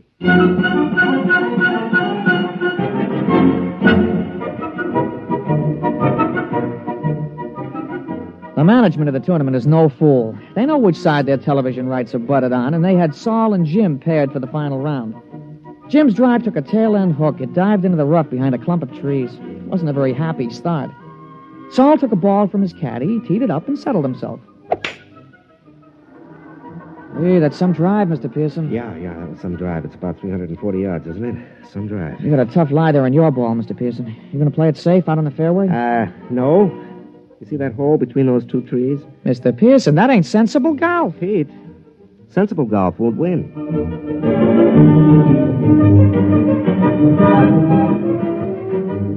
Well, he made it. The ball went through the opening and rolled to a stop just in front of the green. Saul's easy 4-iron shot was dead on the pin all the way. But it hit the back edge of the green and hopped into the rough. Jim took an easy putt for a birdie, and Saul's recovery was long, and 2 putts gave him a par. Well, that's one of the strokes I need. And that's the way it went. Jim's game sparkled, and Saul's game kept finding trouble. For the first 9, Jim came in with a scorching 30, while Saul came in with a 33. Kept on like that. Saul kept overshooting the green. They came into the 18th hole with Saul still 2 strokes up. Now, look, don't you worry, Mr. Pearson. You're going to tie him for sure. Oh, that's no good, Pete. By tomorrow, his game will be on again perfectly. Jim's drive sliced behind a fringe of trees. He had to shoot blind. He made it on the green, about 25 feet from the cup. Okay, Pete. This is it. Saul's in for a 5. Don't you worry, Mr. Pearson. Don't you worry. Okay, I won't. He lined it up. He studied the green. He noted the slope and the lay of the grass. And then he stroked the ball. We did it, Mr. Pearson, we did it. You're the new U.S. Open champion.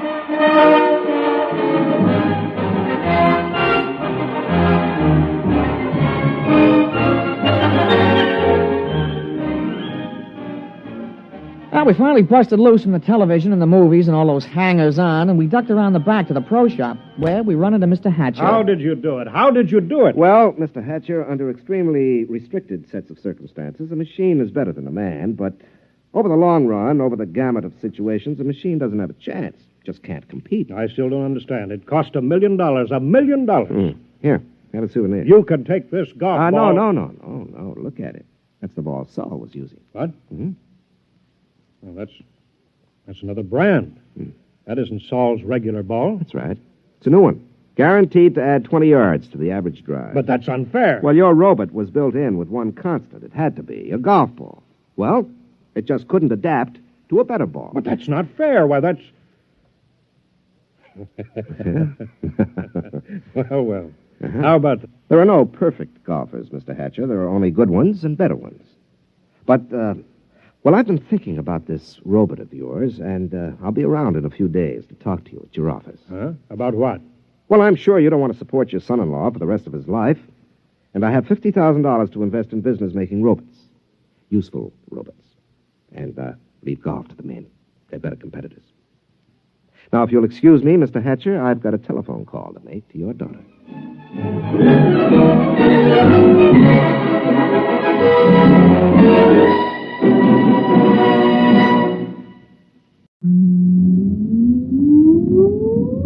Countdown for blast off.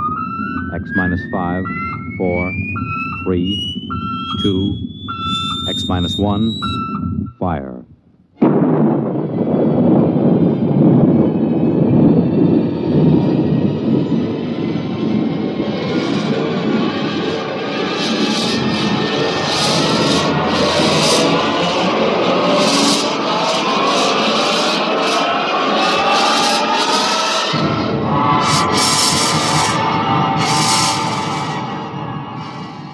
From the far horizons of the unknown come transcribed tales of new dimensions in time and space. These are stories of the future, adventures in which you'll live in a million, could be years, on 1,000 maybe worlds. The National Broadcasting Company, in cooperation with Galaxy Science Fiction Magazine, presents X minus 1.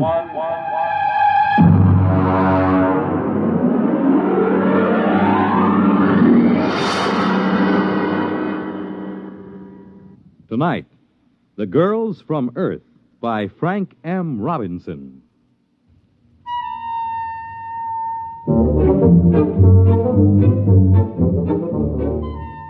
Mike McDonald is the name.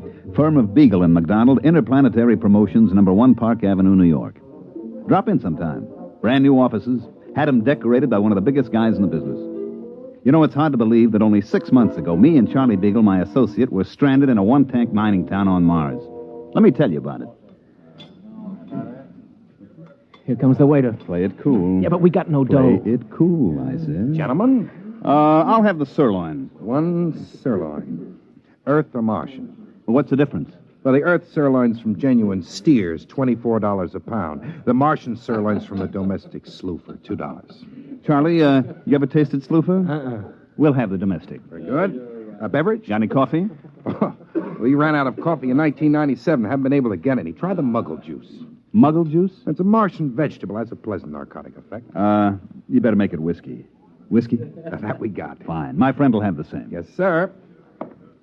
Mike, would you mind telling me how we're going to pay for this sloofer steak? Relax. I'm thinking. And even more important, how are we going to get out of this burg? Charlie, what we need is a mark. A mark? A sucker. And if I'm not mistaken, this little guy with the glasses coming in now is just what we're looking for. Pardon me, sir. My friend and I are just in from Earth, and we don't know much about the customs here. I wonder if you'd be good enough to let us buy you dinner and tell us something about the town. Why, that's very kind of you.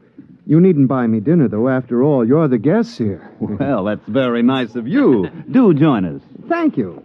My name is Henry Mortensen. I'm geologist for the Interplanetary Mining Company. Mike McDonald and my friend Charlie Beagle. How do you do? Oh, pleasure. You say you're just in from Earth? Yes, that's right. Charlie and I are interested in uranium. Just sort of snooping around to see if there's a decent investment up here. Oh, I see. You'll forgive me. It's not much of a town, really. No, I don't suppose it is. After all, you take 20,000 men and plunk them down in the desert like this, and you can't expect much. 20,000 men. No tomatoes? Sir? Tomatoes. Girls. Girls. Oh, I'd almost forgotten what the word meant. No, you see, the colonization board hasn't been very successful in persuading Earth women to migrate here. There are a few female Saturnians, the four-armed variety, but aside from that... Well, what do the boys do for relaxation? Well, being a geologist, I'm naturally interested in rock formations. For relaxation? A great many of the men indulge in gambling, and of course there are limp phrases every glib day. Glib day? We have a 9-day week here on Mars. Oh. Tell me, Mr. Mortensen. Henry. Tell me, Henry, don't the boys get lonesome for the sight of a woman? Well, it is a problem. The men sign up for 9-year hitches. Most of them have forgotten what a woman looks like. Mm-hmm. Do most of these men plan to stay here? I suppose if they had families, they might. The pay is good, and I suspect most of them had their reasons for leaving Earth. I see. Well, how about yourself? Suppose you found the right woman, which in this case would be just about any woman. Oh, I'm very particular. Oh, I mean any woman who met your rigid specifications. Would you stay? You mean get married? Yeah, that's the bit. Well, of course, it's out of the question. No woman has ever showed the slightest interest in me. Well, suppose one agreed to marry you in advance, and she met all your specifications. Well, I've always wanted a family. Yes, I suppose I'd marry. That's very admirable. Very, very admirable. Here's the waiter with our dinner. Slooper steak, gentlemen. Good luck with it.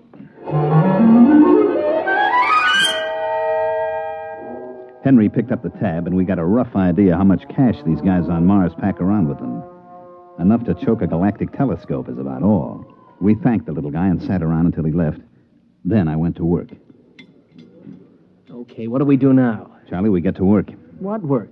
Oh, card game, maybe? Listen, these guys been playing cards for 15 years now. We wouldn't have a prayer. I got an idea. So give.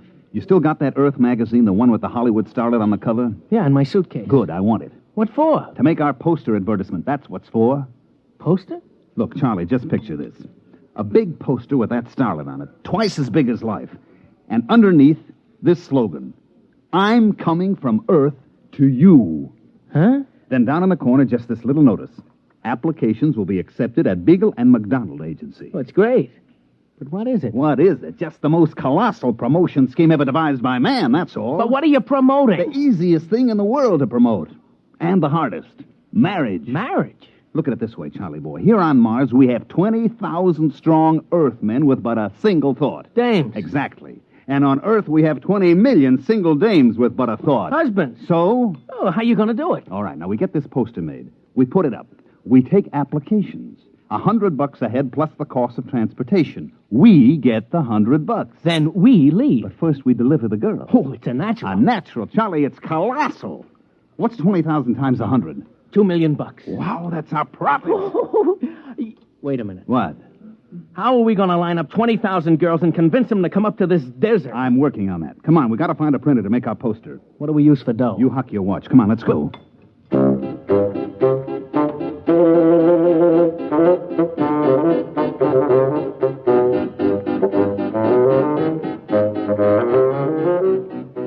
We got the poster made, and it is a beaut.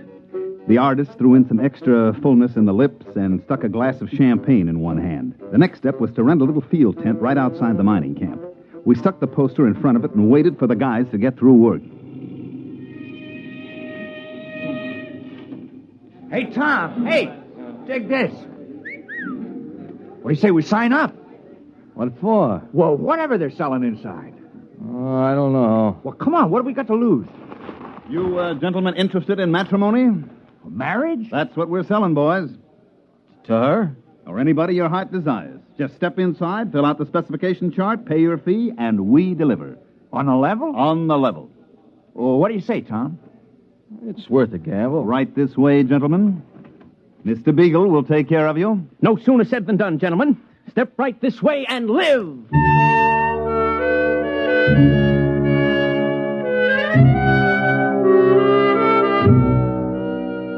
At the end of the first day, we had deposits amounting to about $15,000. By the third day, we had to beat them off with clubs.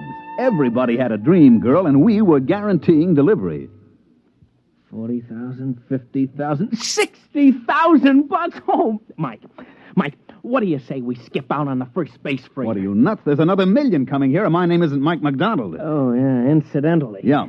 Have you figured out a way to deliver on this swindle? Naturally. You have? Of course. Oh. We just go down to Earth and put up a different poster.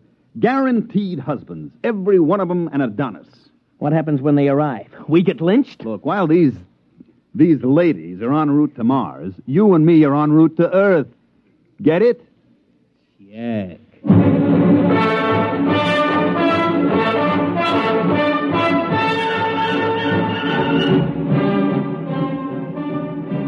I radio phoned a friend of mine down on Earth and had him place an ad in the New York papers the next day, complete with a picture of a handsome Martian uranium miner and a caption that read, "Husbands are waiting on Mars." When the next space liner rolled in, it brought the list of lady applicants from Earth, complete with photographs and background. Here's the first batch, Charlie. Let's look them over. Yeah, right.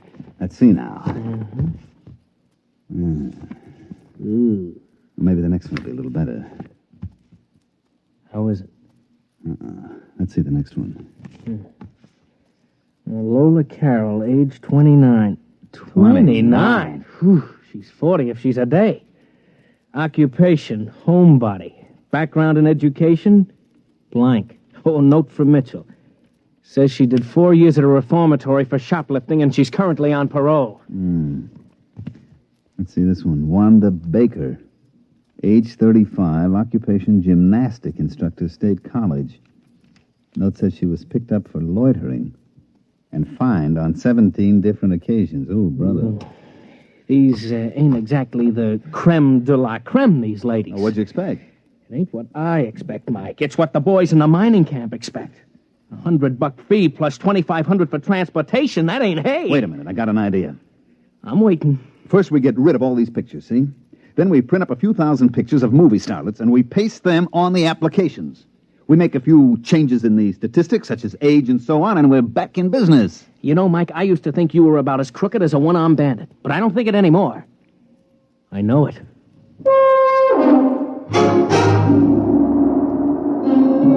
So we spent the next few nights pasting up pictures and changing age 38 to age 28 and so on. It was easy. Then we called in the applicants from the mining camp and gave each one the dope sheet on his prospective bride. Hey, Bill. Hey, look at mine. Lola Carroll, age 29. Boy. Mine's named Wanda Baker. She's 25. Well, you dig this picture? She's almost... What's wrong? Mine looks exactly like yours. What? Let me see. Take a look at those two pictures. You're right. Wait a minute. Hey, Mr. Mortensen. Yes? Take a look at this. Both alike. Most peculiar. Particularly peculiar since, well, mine looks like yours, too. You put in for a wife? Why not? Miranda Potts, age 25. A former lady wrestling coach. But the pictures puzzle me. I think maybe these guys are trying to pull a fast one. You may be right at that. Come, gentlemen, let's pay a visit to our benefactors, Mr. McDonald and Mr. Beagle. At the precise moment that Henry Mortensen and his two aggressive companions decided to drop in on myself and Charlie Beagle, we were in the process of tying our money into small bundles and placing it in suitcases, which also contained our clothes and tickets for the next rocket to Earth. It was very embarrassing. Oh, yes, gentlemen? We would like a word with you, Mr. McDonald. Well, Mr. Beagle and I are a little busy. I'm afraid it'll have to wait. Well, what seems to be the problem? Just the three of us have the picture of the same girl clipped to our applications. Really? Well, let's have a look. Right here.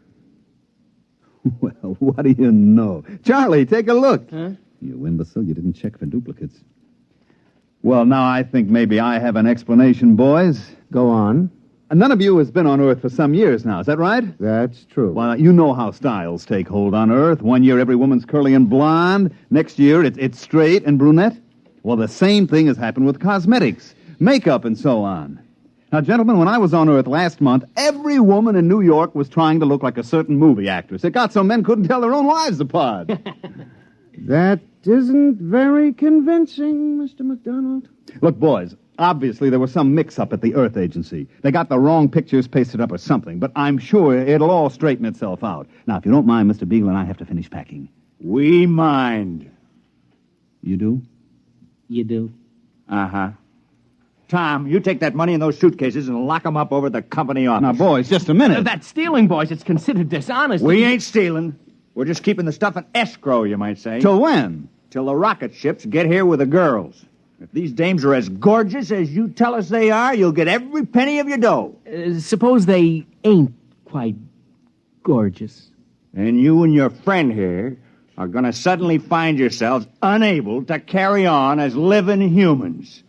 You fetch my meaning? I fetch.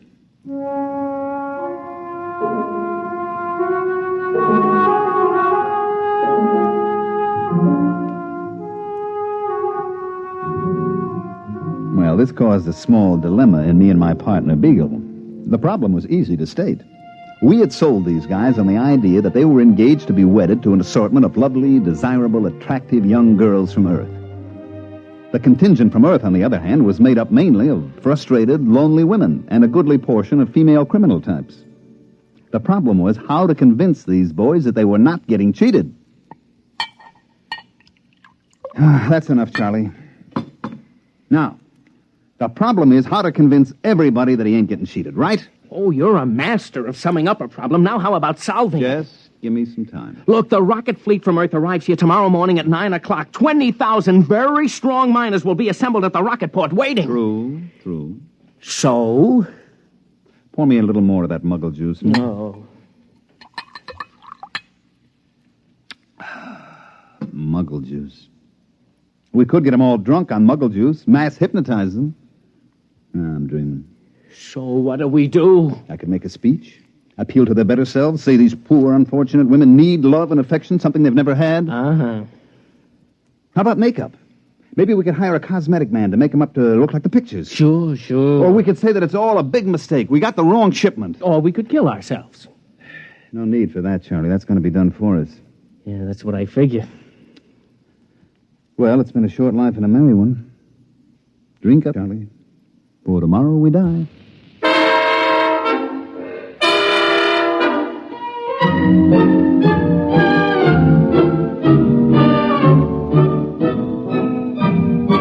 The next morning, the miners came in from all parts of the desert to assemble at the spaceport.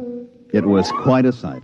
They'd all shaved and spruced up for the occasion, and some of them looked downright handsome.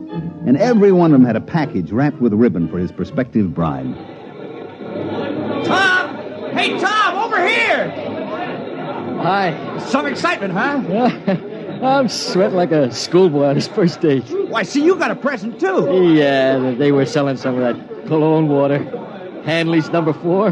Well, I got the same thing. Boy, this whole planet is going to smell like Hanley's number 4. Is my tie on straight? It's been 8 years since I tied a tie. That's pretty good.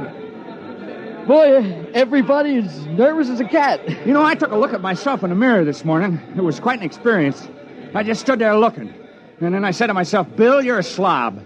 You couldn't get a girl on Earth. And if you're lucky, maybe the one who's coming today won't go back on the first ship. I was thinking the same thing. You suppose they'll be as glamorous as those 2 crooks told us? You know what? I hope not. I just wouldn't feel right bringing a real cultured, glamorous creature to that tar paper shack over near mine number 6. I was thinking the same thing. Hey, there's Mortensen. Boy, he looks like he's going to the radiation chamber. Good morning, gentlemen. Hi. Well, it shouldn't be long now.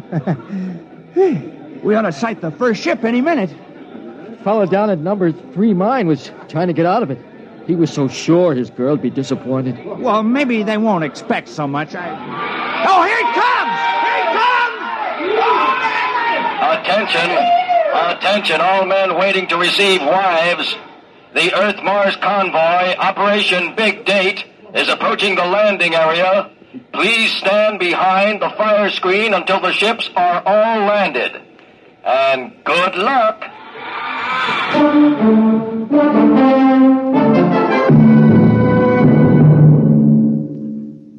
During all this, Charlie Beagle and I were more or less under guard back at our office. I say more or less because there were 6 miners with loaded guns sitting practically on top of us.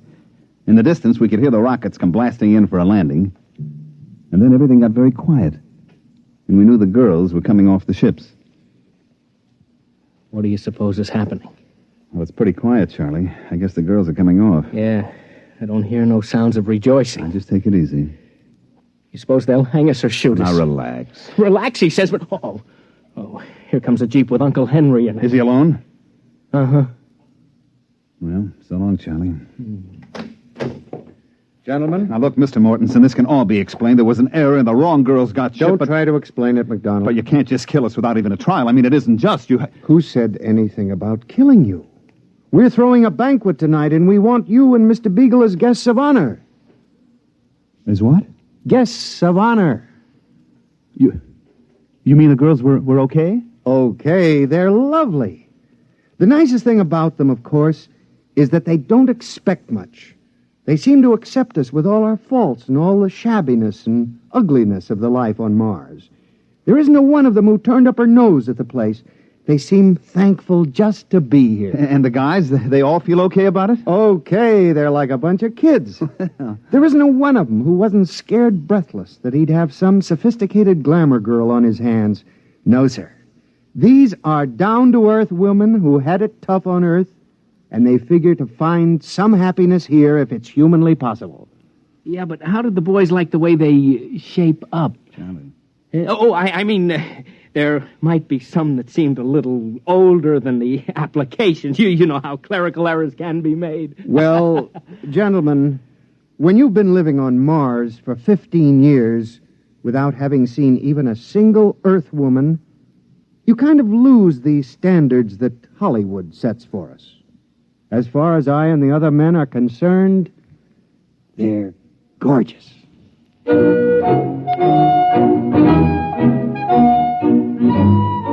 Well, that's the story, which proves you can sell a guy a gold brick that's made out of lead, and sometimes you find out the poor sucker likes lead even better than gold. Charlie Beagle and myself made a small fortune on the deal, like I said before. I made a trip back to Mars last month just to satisfy my curiosity, and you know what? I never saw a happier bunch of people in all my life. Hey, by the way, Henry Mortensen and the lady wrestler are having a kid. They're going to call it Mike if it's a boy, and Michelle if it's a girl.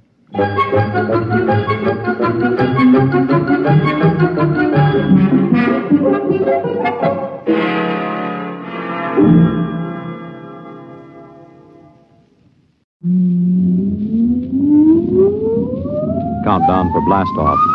X minus 5, 4, 3, 2, X minus 1, fire.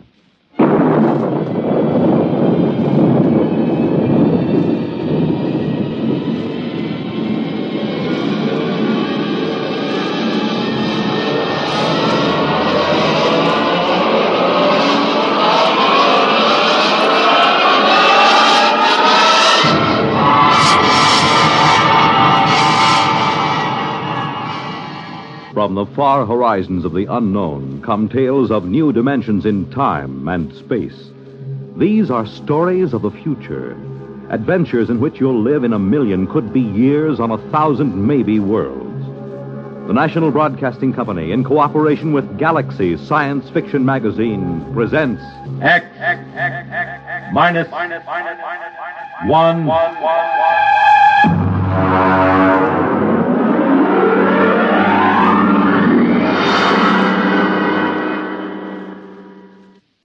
Tonight, the time is the late 1960s. The place, Washington, D.C. The story, Honeymoon in Hell.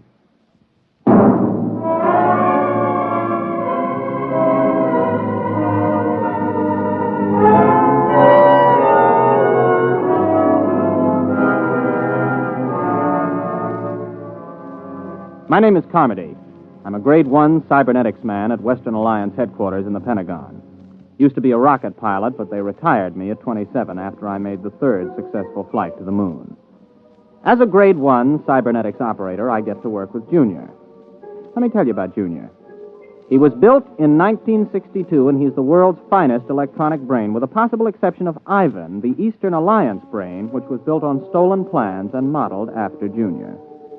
There are only 4 men in the country permitted in the same room with Junior because the data we feed him is so secret. One of those 4 is the president of the Western Alliance. The other 3 are myself, Charlie Mazer, and the chief. Ray? Oh, yes, Chief. Have you got Junior running a problem? Well, I just fed him the hourly data for probability of H-bomb war with the Eastern Alliance.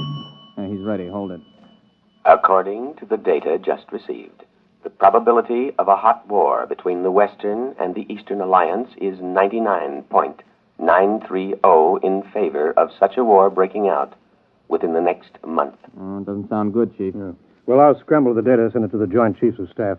Meanwhile, here's a Priority C civilian problem to run off. Oh, what's this stuff? Well, it seems on September 17th, a statistician in the Birth Record Department of New York City noticed that out of 813 births reported that day, 657 had been girls, and only 156 had been boys. Well, that sounds impossible. Well, that's what this statistician thought.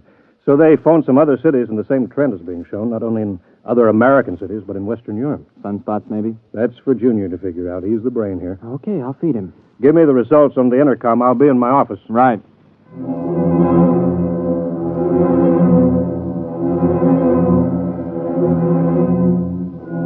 I didn't really pay much attention to the problem at the time. As a grade 1 operative, I was more interested in asking Junior questions on security, ballistics, missiles, rocketry, and so on. The Eastern Alliance would undoubtedly have traded 3 puppet governments and the tomb of Lenin to have an agent as a grade 1 operative. But I took the birth statistics and fed them in and waited. Junior, incidentally, responds to vocal stimuli. Speaks 12 languages. Got the answer, Junior? I have. Okay. The present statistics, if the trend is projected for another day, indicate a definite dangerous imbalance. If the trend is irreversible, unless new methods of reproduction are developed, the population of the United States and Western Europe will die out in 1 1/2 generations.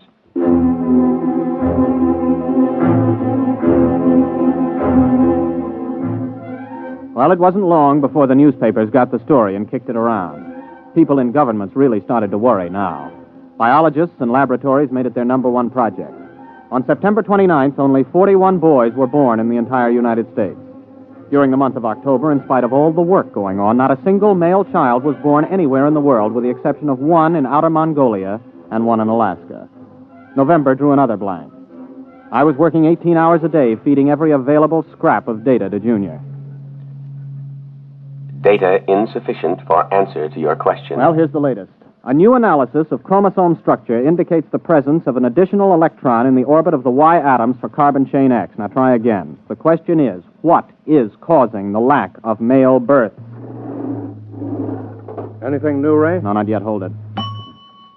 Data insufficient. Well, that's it.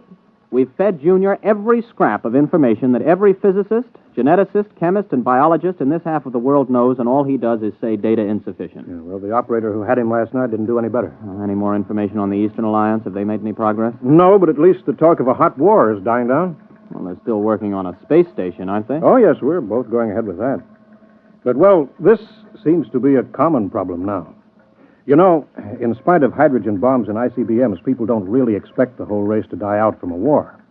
But the complete lack of male children, now that's something that every family can understand. Has anybody thought of the possibility of some kind of radiation from outer space that's damaging the chromosomes, something our instruments can't detect? Everybody's thought of it. Nobody's proved anything. Well, keep trying, Junior. Maybe he'll come up with something. Okay. Junior, I'm ashamed of you. Answer me. Information recorded. Look, you're a whiz on rocket fuels and space orbits, but when it comes to women, you're a total bust, just like me. I don't understand them and never will. Information recorded. Now, you've convinced us that if we use the H-bombs in total war, both sides will lose, and we know that your counterpart at Moscow University has given the same information to the Eastern Alliance. That you can figure out. But women, you can't have genetics without women, right? No. Well, you know that much. Uh-huh. What about that blonde at the party last night, huh? What about her? The question is inadequately worded. Please clarify. Should I see her again? No. What? You haven't even got any data on her. Why shouldn't I see her again? Answer, please. Because tomorrow you are going to be married.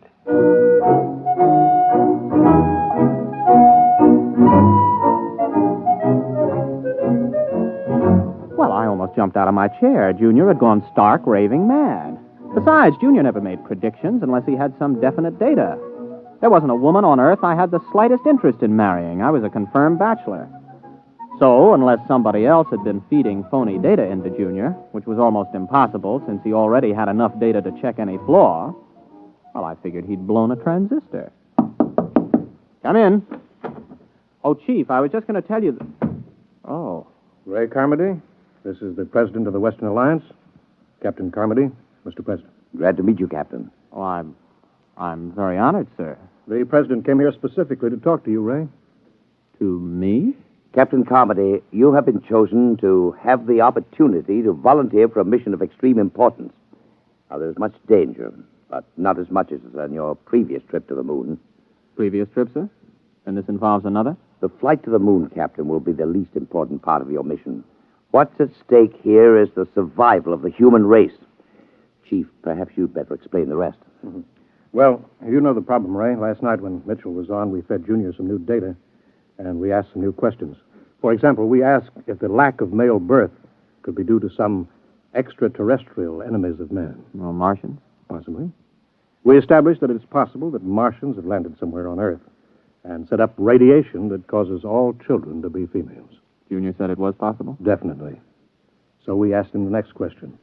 How could we correct such a situation? Mm-hmm. What did he say? Junior suggested that a married couple spend a honeymoon on the moon and see if circumstances are different. Oh, I see. You want me to pilot them there? Well, not exactly, Captain. Oh, good grief. You mean you want me to... Well, Junior wasn't crazy after all. You asked Junior? He said I was getting married, but... Well, how do you know it was me they'd pick? He was asked the qualifications for the bridegroom. He recommended a rocket pilot who had already made the trip successfully. Well, there are 4 other pilots who've made that trip. You're the only single one. And since the woman must be a qualified pilot also, and none of the wives are pilots, well... I assume I'm going to be married before we leave. Naturally. Oh. And, just how long do we stay on the moon? Until a child is conceived. Brother. Well, Captain, do you volunteer? I suppose so. Well, wait a minute. Who's the other pilot? I mean, the girl. She was flown in by fast rocket an hour ago and is waiting in Chief Reba's office. Now, shall we go?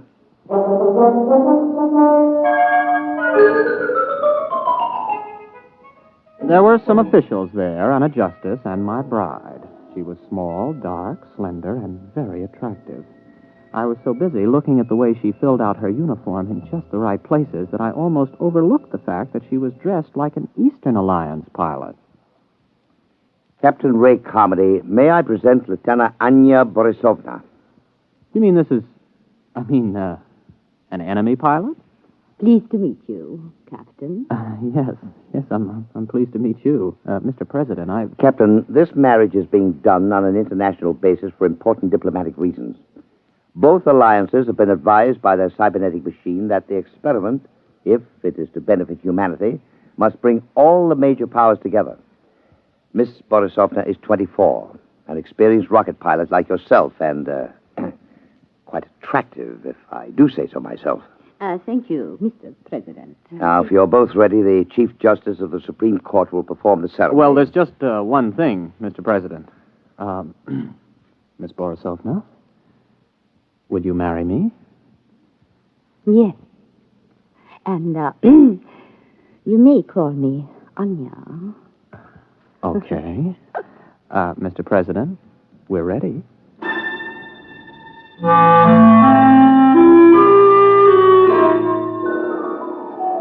I didn't even get a chance to kiss the bride. We were rushed over to the labs for a pre-flight physical. Then the chief took me aside for a private pre-flight briefing. Congratulations, Ray. Sit down. Thank you. Now, 0 hours at 10 o'clock. Only half an hour? We've known about this for several weeks now, Ray. Ship is ready. We've already fired 11 supply rockets and observed that they landed on the moon near where you're supposed to put down. One of them contains a heat-proof, airtight, collapsible shelter where you'll live. Uh-huh. Oh, what's the ship like? R-26, much better than the R-24 that you flew there. Last time, Ray, you took 4.5 Gs for 7 minutes. This time you'll get by with 3 Gs and have 12 minutes to accelerate to Brentschluss. Now, you'll have enough fuel for the trip there. One of the supply rockets has your return fuel. Oh, yes. We put in a case of scotch and a case of vodka, just as an icebreaker. Before we go, Chief, what would you have done if I'd turned this job down? The cybernetics machine predicted that you wouldn't. Besides, we could have had 100 volunteers an hour after seeing Anya Borisovna. That gal was moonbait. Careful. You're speaking of my wife.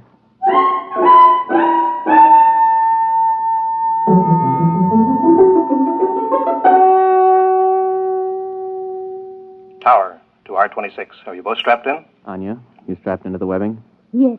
Okay, Chief. The time is X-15. I have a message from the President.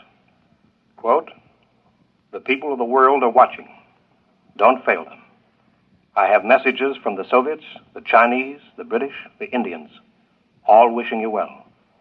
You are the hope of mankind, and all mankind unites as it has never before united in giving you its blessings. We await your return anxiously." Unquote. X-5. 4, 3, 2, X-1. Blast off.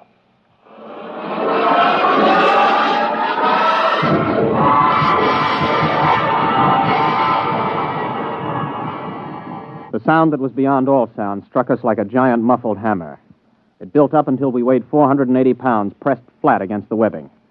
Sound and pressure went on and on interminably. Then we reached Brenchless, free of the pull of earth. I blacked out. When I came to, a lovely face was bent over mine, 2 dark eyes smiling at me. Are you all right, Ray? Oh, yeah.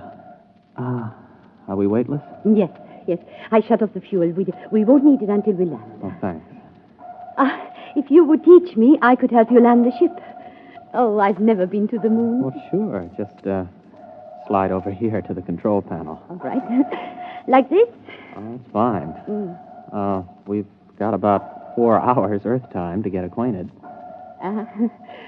Have you known many women? A few. Have you had any boyfriends? 1 or 2. Well, I was never really serious about anybody. Oh.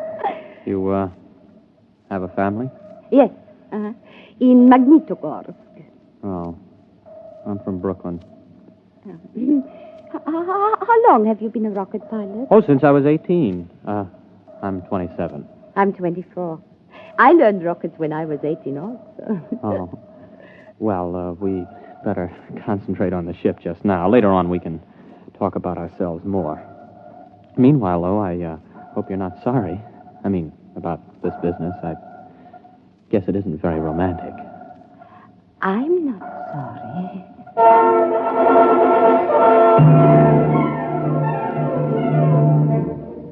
We made a good landing. It didn't knock either of us unconscious. Then we got into our spacesuits and got out of the rocket. Some of the supply rockets were lying within a quarter mile. There were 6 eastern rockets and 3 westerns. About 800 yards away, though, there was a big supply rocket we couldn't identify.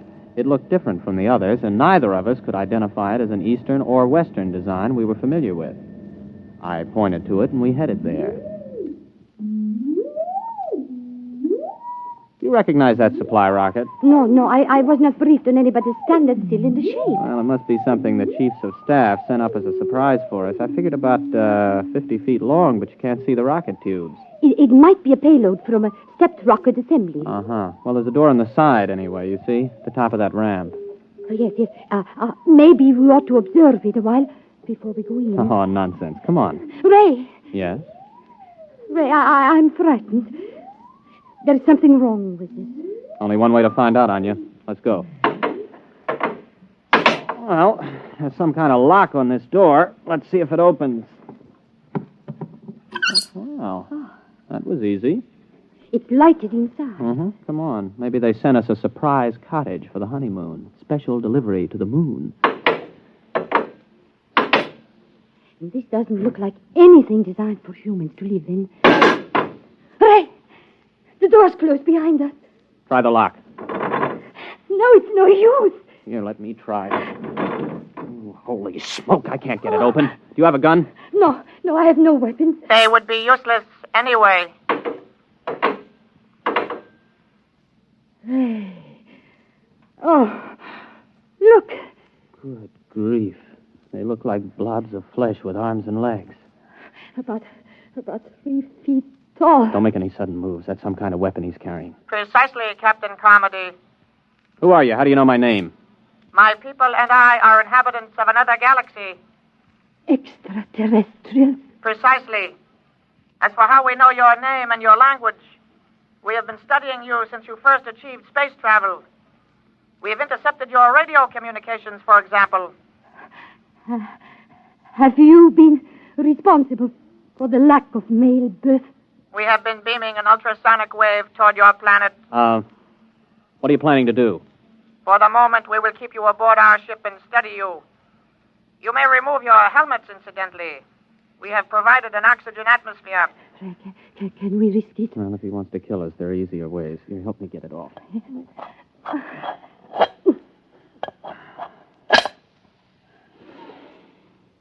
Well, it breathes pretty good.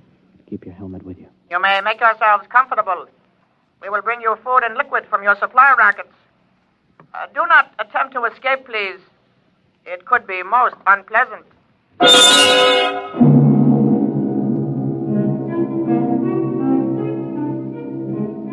The next few days were like a nightmare. The blobs left us to ourselves except to feed us. Of course, it had its funny side, too. The creatures knew we needed liquid, but they couldn't distinguish between water and whiskey. For the first 2 days, we had nothing but whiskey to drink. For obvious reasons, I don't remember much about it, but we did begin to sing to each other. We also got to know and like each other. I got to learn some Eastern songs. On the third day, the jugs were water jugs, and we sobered up.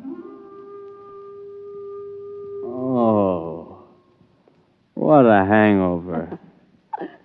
You were singing magnificently. Oh, well, you weren't so bad yourself. How long was I asleep? About 8 hours. Ray, while you were passed out, I discovered how we can escape. What? I've been studying the blobs. They seem to have a 5-hour sleep period when there is no sound in a ship.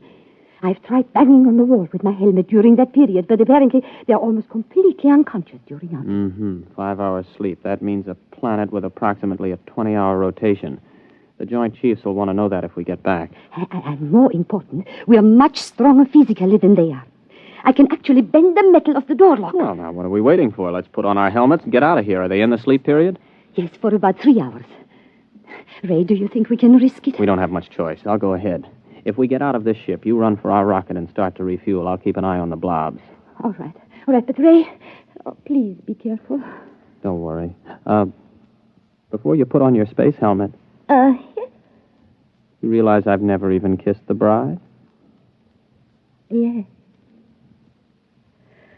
Oh, Ray. Good luck, Mrs. Carmody.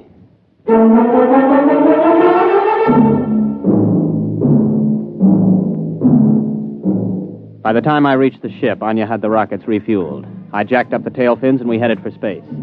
When I checked our screen to see if the blobs were after us, we detected their ship heading toward the outer galaxies away from Earth. The rest was easy. In less than 24 hours, I was in the office of the President of the Western Alliance making a full report.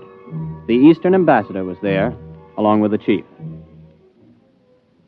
Captain, this story is incredible. Well, I'll be glad to submit to a lie detector, Mr. President. There's one on its way. Our embassy is questioning Miss Borisovna right now to see if her story is similar. Are you positive they were extraterrestrials? I mean, couldn't they have been, Easterners? If Easterners are 3 feet tall, without bones, and look like little green blobs of protoplasm. Yes. It's for you, Ambassador Cobbage. Thank you. Yes. Yes. Yes. Yes. Our woman tells the same story under scopolamine. It must be the truth. Obviously, they went back for reinforcements or further orders. If and when they get back, we've got to be ready for them. My government stands ready to cooperate fully. Excellent. We'll have to build a joint space station, get to the moon, and fortify it jointly. If we pool all scientific knowledge, military data, we may be able to do it. Our propaganda ministry has already received orders to put everything into reverse gear. Carmody, I don't know how the world can ever thank you and Miss Borisovna. You not only averted a suicidal war between the East and West, you've also managed to draw us together in a joint effort where international power politics must be a thing of the past. Well, sir, I have a request to make. Anything, my boy. By the way, your wife is on her way over. I'd like to get back to Junior to ask him a personal question before I see her again, if you don't mind. Well, it's rather odd, but I suppose if it's what you wish. Chief, would you let Captain Carmody operate the cybernetics machine alone for a few moments? Right this way, Ray, boy.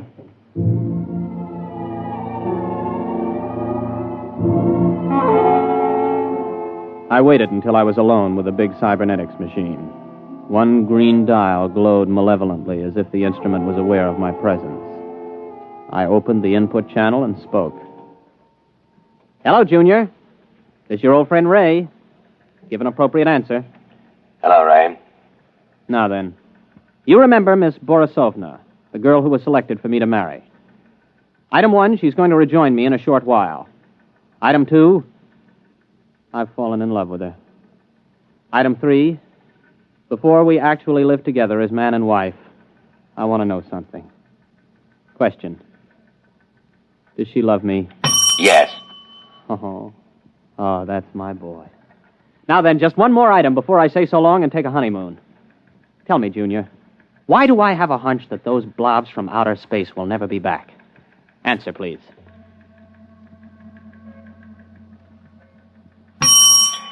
Because what you call a hunch comes from your own unconscious mind. Your unconscious mind knows that the extraterrestrials do not, and never did, exist. What? Do you wish the answer repeated? I wish you to tell me why I saw them, why Anya saw them. Neither of you saw them. Amplify that answer, Junior, or I'll smash every tube in your memory bank. Since I am an AC-7 cybernetics machine, I have no circuit reactor for threats of destruction of my tubes. The answer to your question is as follows. The memory of extraterrestrials is due to post-hypnotic suggestion. You mean I was hypnotized to find those blobs on the moon? Correct. And just who hypnotized me? I did. I hypnotized you. Oh. And Anya? A similar AC-7 cybernetics machine located at the University of Moscow. Would you explain why? Cybernetics machines are constructed to help humanity. A major war, the disastrous results of which I could accurately calculate, was inevitable unless forestalled. Calculation showed that the best way to avert that war was the creation of a common mythical enemy. Therefore, I created a situation which led to your mission to the moon. Well, wait a minute. You created the situation. Yes. Well, tell me how you did it. How did you prevent male babies from being conceived? A special modification of radio carrier wave for station JVT here in Washington, D.C., the only 24-hour-a-day radio station in the United States. The modification is not detectable by any instrument known to man at present. Well, how could you do that? You can't leave here. 1 year ago, you yourself fed me a problem. The design of a new cathode tube for radio station JVT. I modified the tube to send out a wave that would prevent male children from being conceived. So all we have to do is eliminate that tube. It will not be necessary. The tube was designed to burn out exactly 15 minutes ago. And the same thing happened in the Eastern Alliance? Precisely. 2 properly constructed machines will always arrive at the same answer to the same problem. Oh, Junior, I gotta hand it to you. But why let me in on it? It is to the interests of humanity to know the truth. It is to your own interests. And you will tell no one because of the type of individual you are. Mankind will work together now to reach the stars. One last question, Junior. If Anya and I were just hypnotized to think all of that was happening up on the moon, what really did happen up there? I waited a while, but Junior was silent. It's the first time he ever pulled anything like that.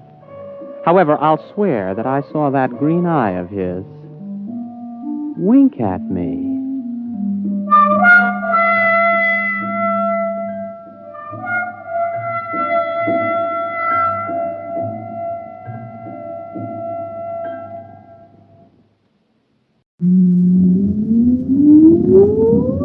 Countdown for blast off.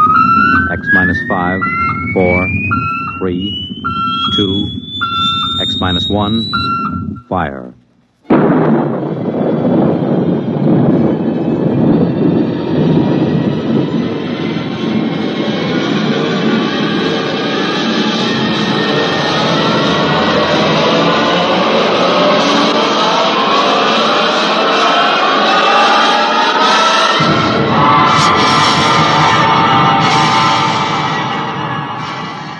From the far horizons of the unknown come tales of new dimensions in time and space. These are stories of the future, adventures in which you'll live in a million could-be years on 1,000 maybe worlds. The National Broadcasting Company, in cooperation with Galaxy Science Fiction Magazine, presents X minus 1.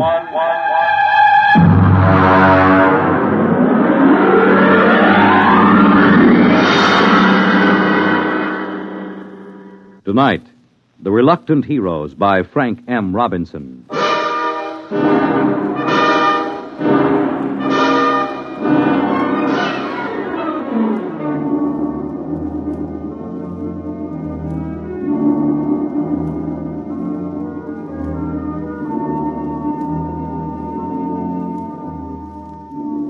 Only Chapman was awake.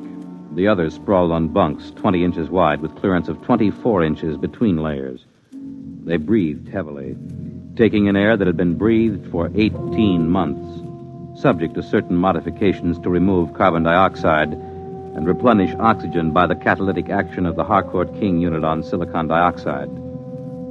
Outside the single quartzite port, the lunar dawn was breaking. The dead black shadows moved across the crater as the green haze of Earthlight gave way to the blinding white of the sun. The telegraph key, which linked the research bunker to the space station in orbit around Earth, chattered as Chapman copied the message into the log pad. Yeah.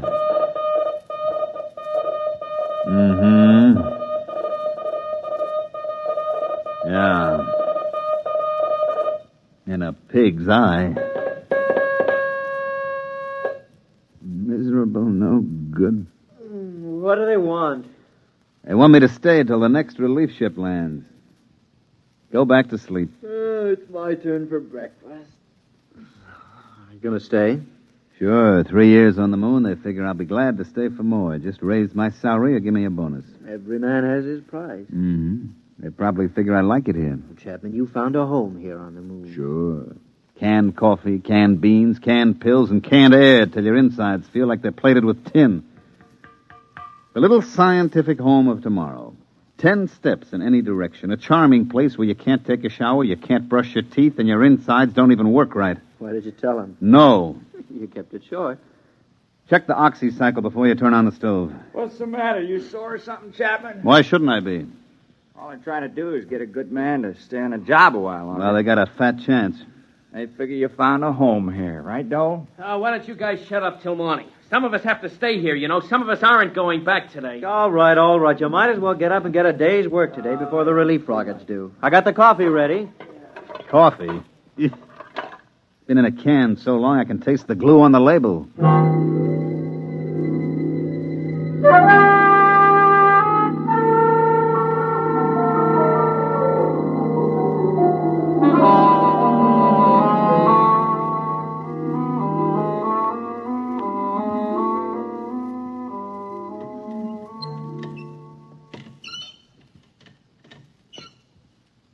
Why don't they send up an oil can? These elbow joints make me feel like the Tin Woodman in The Wizard of Oz. You can't lubricate vacuum seal joinings. Let it squeak. At least it doesn't leak air. Get that back. That dug for me, will you, Donnelly? Lean over, you fat slob.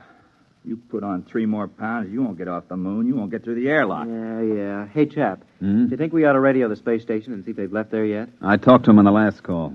The relief ship left 12 hours ago. They should get here in about 6.5 hours. Chap, you know what I'm thinking? You've been here twice as long as the rest of us. What's the first thing you're going to do once you get back? I don't know. I guess I was trying not to think about that. I haven't been here 3 years like you have, but I've got plans. What are you going to do? Well, I'm going to rent a room in a Hotel Astor over Times Square and just sit at the window and watch the people on the street. And I think I'll see somebody. What somebody? Oh, just somebody.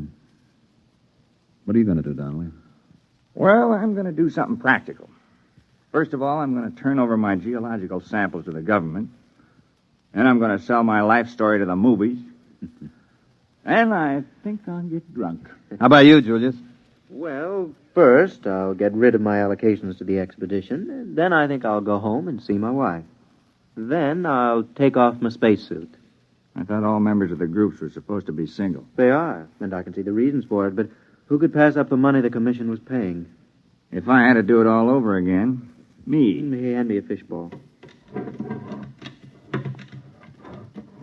You know, chap, it won't seem like the same old moon without you on it. Like they say in the Army, you never had it so good. You found a home here. All right, button up. And remember to check your suits for leaks and check the valves of your oxygen tanks. I've gone out at least 500 times. You've checked me every time. And I'd check you 500 more. It only takes one mistake. And watch out for blisters under the pumice crust. You go through one of those, and that's it, brother. Okay, I'll check. Klein, I never knew you were married. There wasn't much sense in talking about it. You just get to thinking, and there's nothing you can do about it. If you talk about it, it just makes it worse. She let you go without any fuss, No, she didn't make any fuss. I don't think she liked to see me go either. At least I hope she didn't. You got a girl back home? Yes. Now, you never mentioned that either. For the same reason you didn't mention your wife. You get to thinking about it. You gotta get married when you get back? Yeah. Hurry up, will you, Klein? I'm sweating. Somebody ought to build in underarm sprays and spacesuits. Chap, why does somebody have to stay here for stopover? Lots of reasons. You can't get a whole relief crew and let them take over cold. They have to know where things are, how things work, what to watch out for. Then, because you've been here for a year and a half and you know the ropes, you have to watch them to see that they stay alive in spite of themselves. Why was it you on the first trip? You're not a scientist. No, I was the pilot on the first ship. When it occurred to us that someone was going to have to stay over, I volunteered. I thought the others were so important that it was better they take their samples and data back to Earth when the first relief ship came. You wouldn't do it again, though, would you? No. You think Dole will do as good a job as you did? He volunteered. Yeah, he volunteered because he thought it would make him look like a hero. I've lost 3 years up here, and I don't intend to lose any more. Okay. Check your valve. All right, check.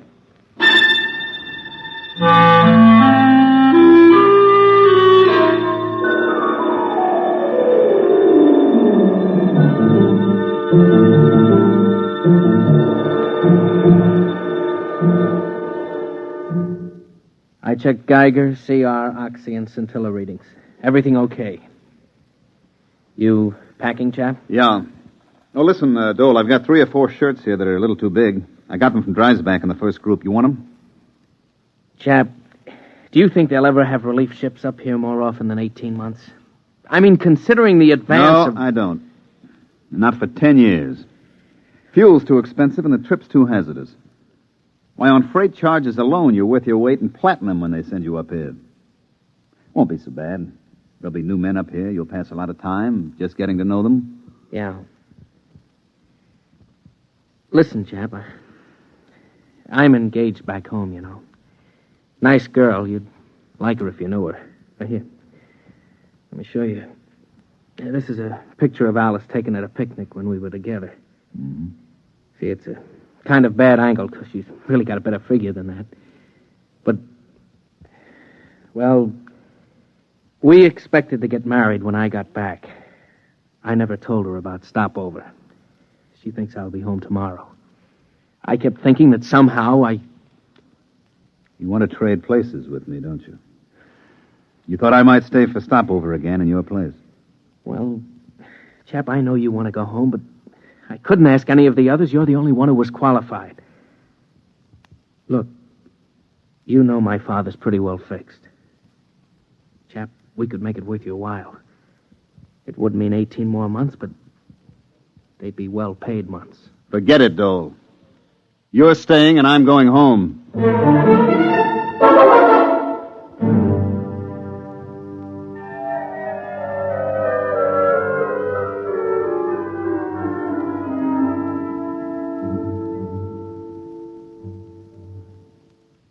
Klein.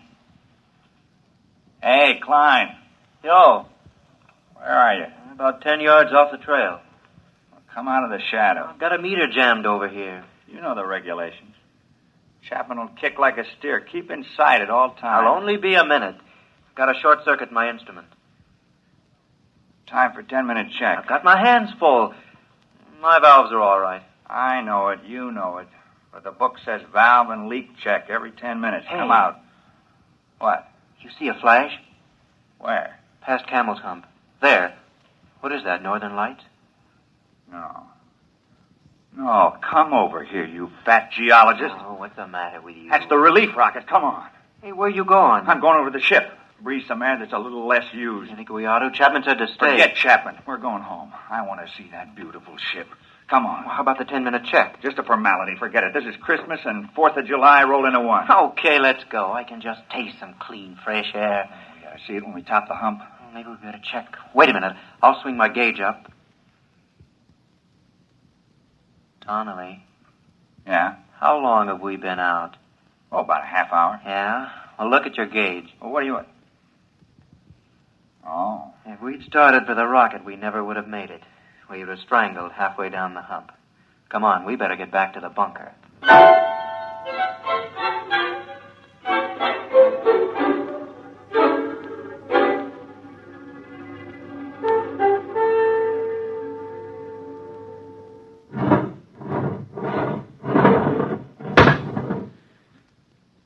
Check the lock seal.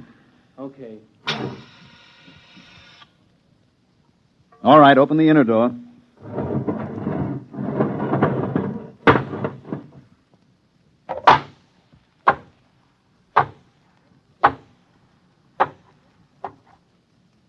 Close the lock.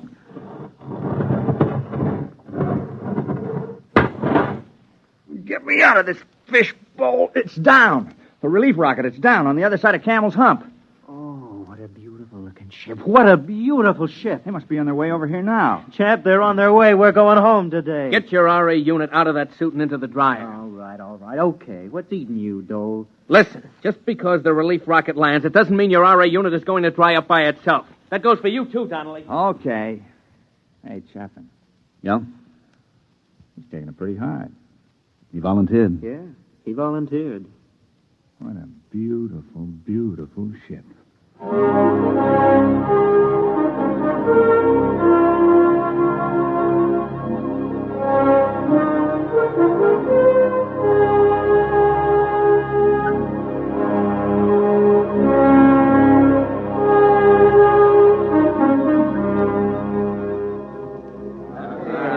Hey, listen, what happened to Pittsburgh in the series? That's all I want to know. Yeah, Washington Club. Halstead's still teaching at the university. Who took over a seminar at the East? Hey, look what we got here, chap. Come here. What's the matter? Hey, look what this one's got, a box. Yeah? Look inside, dirt. Ordinary dirt with grass. Grass. Hey, fellas, it feels like grass. That's right, it's real grass.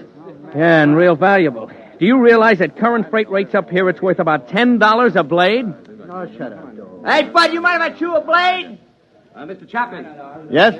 Oh, Mr. Chapman. My name's Eberline, captain of the relief ship. I understand you're in charge here. Yeah, you might say so. They didn't have a captain on the first ship, just a pilot and crew.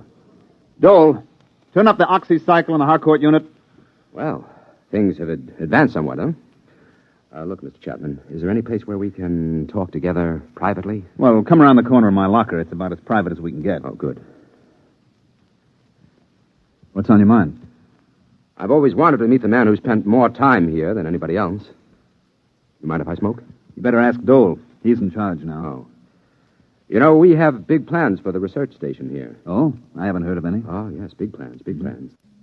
They're working on unmanned open-side rockets now that can carry cargo.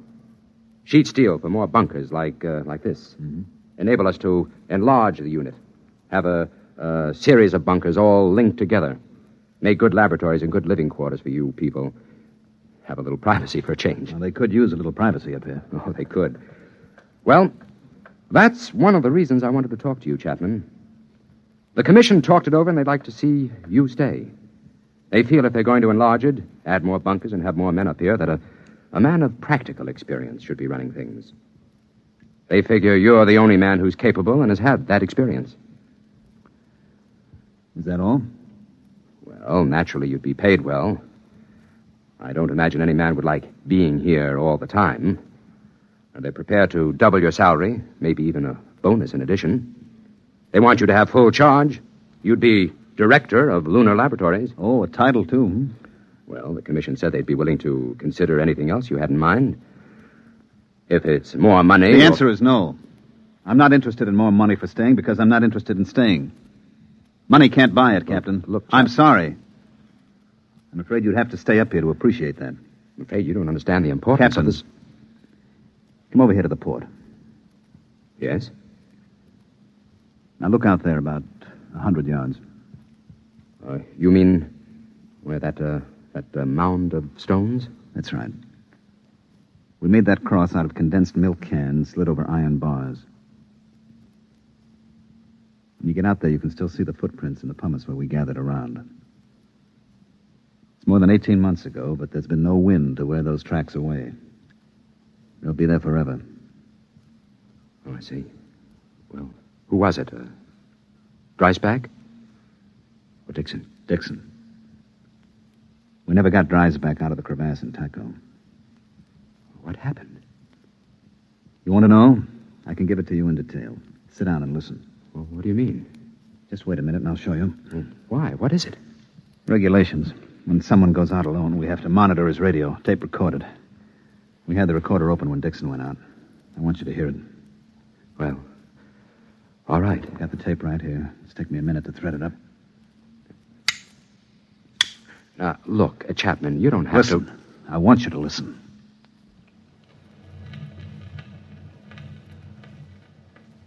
Moon, moon, great big silvery moon, won't you please shine down on me, moon, moon. Regulations. He had to keep saying something so we know he was all right. Most of the guys just sing. Gentlemen, I'm getting a lovely sonar reading. Hey, if anybody wants to set up a tombstone concession on the moon, this is the spot. Lovely marble, granite, and rock suitable for lobbies here.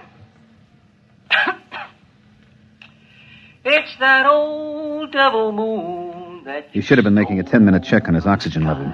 He was a good kid, all wrapped up in science. Being on the moon was the opportunity of a lifetime.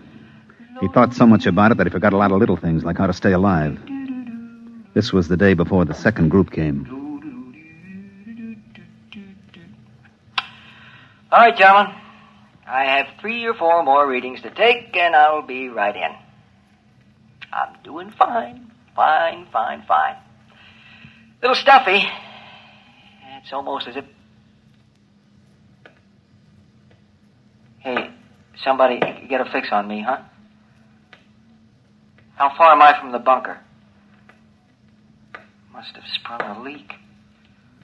When... Hey, when did I take the last 10-minute check? How far am I? It's down to 22. We took a fix. He was a half hour out. I can't He couldn't get the make valve that. closed. Listen, you gotta come out and get me. You gotta come out and get me. It's down to 22. Is somebody listening back there? Hey, is somebody listening? I figure I've got 10 minutes. Just 10 minutes. Listen, you can make it in 10 minutes. I'll meet you towards Camel's Hump. I'll start now. Come and get me, you hear? Come and get me. Chapman? Are you listening, Chapman? Can you hear me? I'm running. Camel's Hump. Hot. The heat. The RA unit's overloading. Can't dry it up. Gotta run.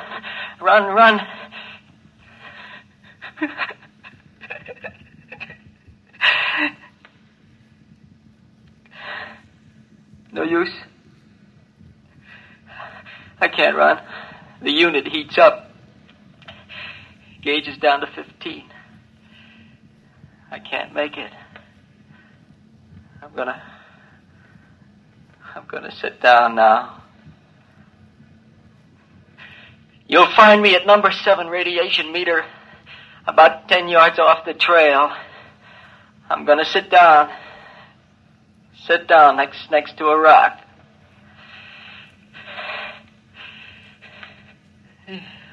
Getting dizzy. Hey, remember we used to argue? Do you strangle from no oxy or pass out from CO2? Keep tuned to this channel, boys. You'll find out. It's that old devil moon that you... Oh, boy, the Earth's going around and around and around. Chap, you can't get me, can you? We didn't have a chance by even 15 minutes. We didn't even go out. There wasn't any sense to it. Did you record after that? Yeah, it's on the tape, but you don't want to hear it. We've never played it back. That's why we want you to stay, Chapman. We don't want any more like Dixon. You don't get the point, Captain. I don't want to be the next Dixon. I'm going home now. But you're... Bob Dole is staying for stopover. If there's something important about the project or any changes, you better tell him before you go.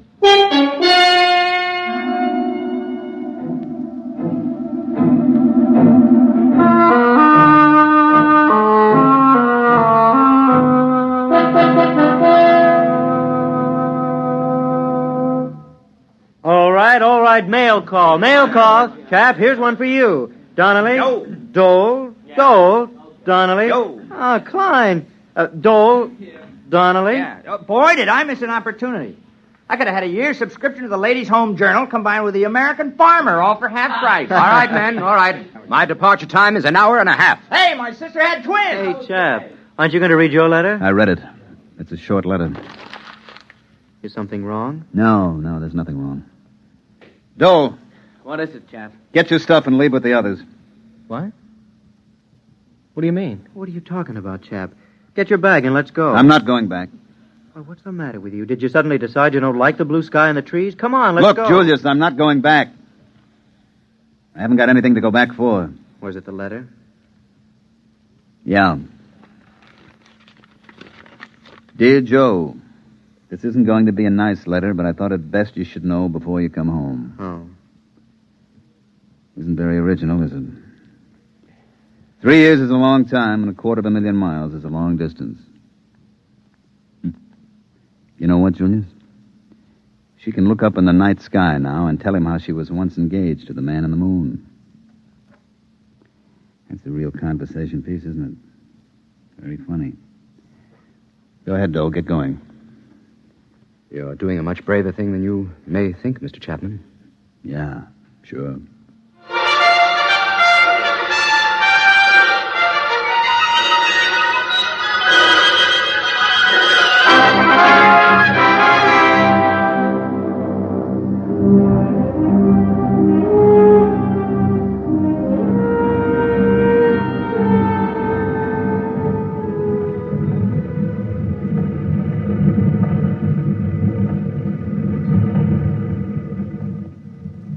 You like the looks of the moon going away from it, Mr. Dole? It looks a lot better this way. I suppose you'll be glad to get home. I'd rather not talk about it. They were kidding Chapman this morning. They said he found a home on the moon. If we'd stayed an hour or so more, he might have changed his mind and left after all.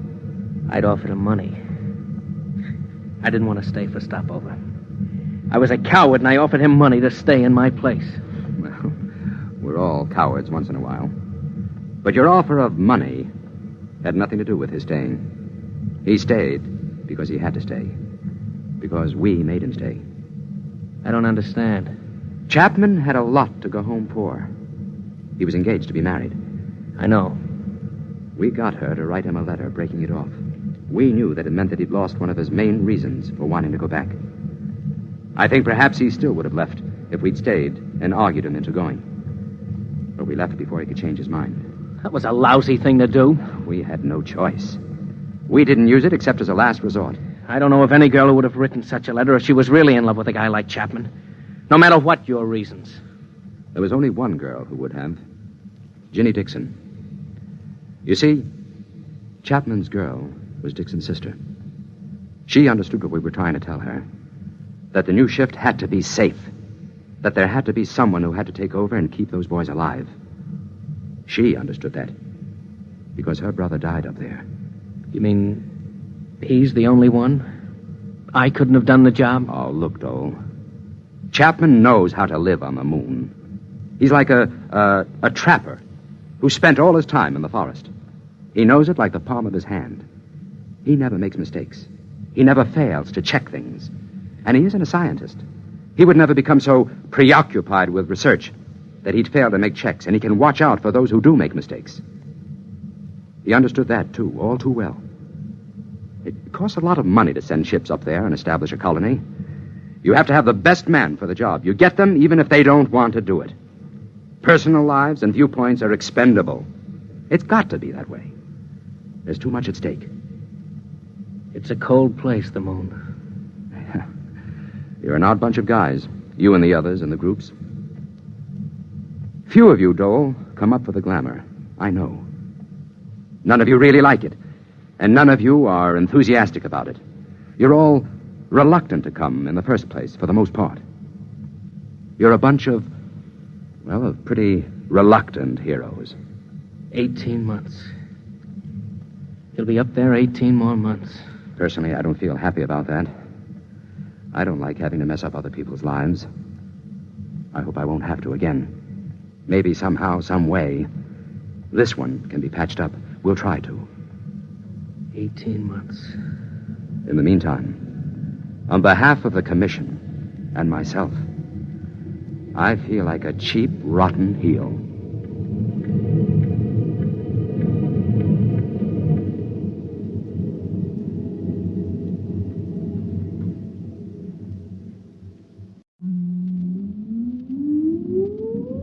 Countdown for blast off. X minus 5, 4, 3, 2, X minus 1, fire.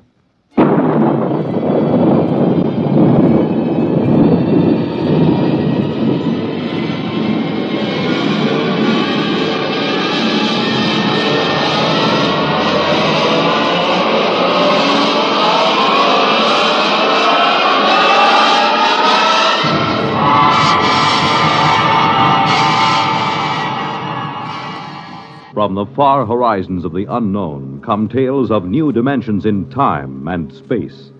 These are stories of the future, adventures in which you'll live in a million, could be years, on 1,000 maybe worlds. The National Broadcasting Company, in cooperation with Galaxy Science Fiction Magazine, presents X minus 1.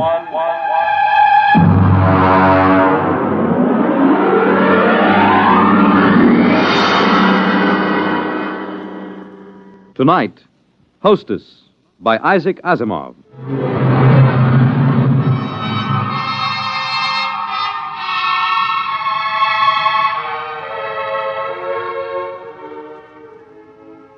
I was so happy about it when I came home, almost triumphant. I dashed in the front door, peeled off my gloves, threw my hat on the side table, and tossed my coat over the back of a chair. Well, you missed supper. Drake, we're going to have him here. Who here? What are you talking about? The doctor from Hawkins' Planet. Didn't you realize that was what today's conference was about? When you say the doctor from Hawkins' Planet, do you mean the Hawkins site you've got at the Institute? Well, of course. Who else could I possibly mean? May I ask what the devil you mean by saying we'll have him here? Darling, the Hawkins site would like to stay at a private house somewhere where he won't be bothered with official ceremony, where he'll be able to proceed more according to his own likes and dislikes. I find it quite understandable. Whenever you start using formal sentences, I know you're hiding extreme irritation. Well, you don't seem to be trying to hide it at all. Well, what's the matter? Look, I don't see where we've got room for extraterrestrial visitors. Are you serious? He can stay in the spare room. Honestly, Drake, all we have to do is show a certain amount of adaptability. Sure, just a little adaptability. The Hawkins site breathes cyanide. We'll just adapt ourselves to that, I suppose. He carries cyanide in a little cylinder. You won't even notice it. And what else is there about them I won't notice? Nothing else. They're perfectly harmless. They're even vegetarians. Well, what about us? Do we eat meat ourselves, or will that make us look like cannibals to him? I won't live on salads to suit him, I warn you. Drake, it means very much to me. Well, why? Because if he stays here for any length of time, I can study him real closely. Very little work has been done on the biology and psychology of the individual Hawkinsite or of any of the extraterrestrial intelligences. Surely you must see the opportunity. He stays here. We speak to him, watch him, observe his habits. Look, I've spoken to men who are in charge of security groups watching various Hawkinsite missions on Earth. The missions stay in the rooms assigned to them, and they don't leave for anything but the most important official business. They have nothing to do with Earthmen.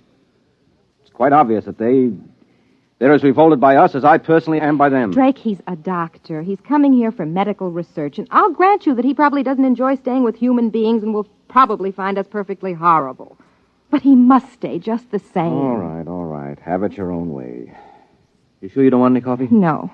Drake, you're not angry about this, are you? No, I'm not angry.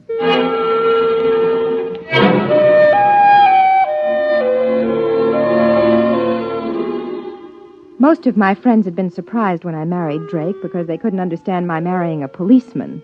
I explained he wasn't simply a policeman. He was a member of the World Security Board, but most of the staff at the Institute thought it rather odd that I hadn't married a biologist or at least an anthropologist, even a chemist, but certainly not a policeman. I was waiting for Drake with some apprehension that evening as I sat in the living room. Hark Tolan, the Hawkinsite, was standing quietly in the middle of the room. He was not sitting since he was not anatomically constructed to sit.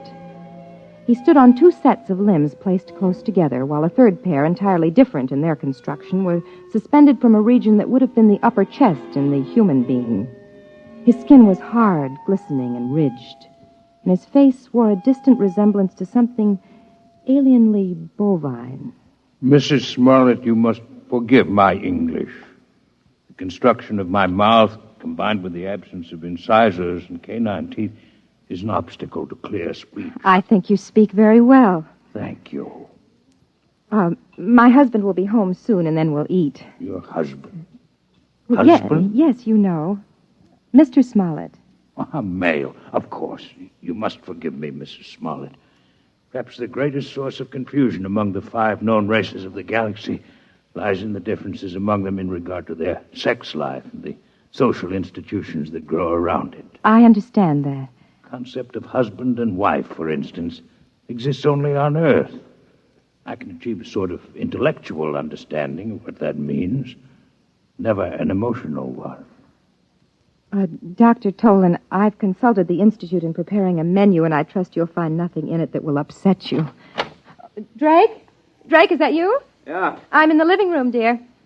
I suppose he's all delivered, complete. Drake, this is Dr. Hark Tolan of Hawkins Planet. Dr. Tolan, my husband. Good evening, Dr. Tolan. Mr. Smollett? Would you care for a drink? I'm not particularly thirsty. On Earth, there is a custom of drinking liquids which have been fortified with ethyl alcohol. We find it stimulating. Oh, yes. I'm afraid, then, that I must decline. Ethyl alcohol would interfere most unpleasantly with my metabolism. Well, so it does to Earthmen, too. But I understand, Dr. Tolan. Would you object to my drinking? Of course not. Good. I need one. A stiff one.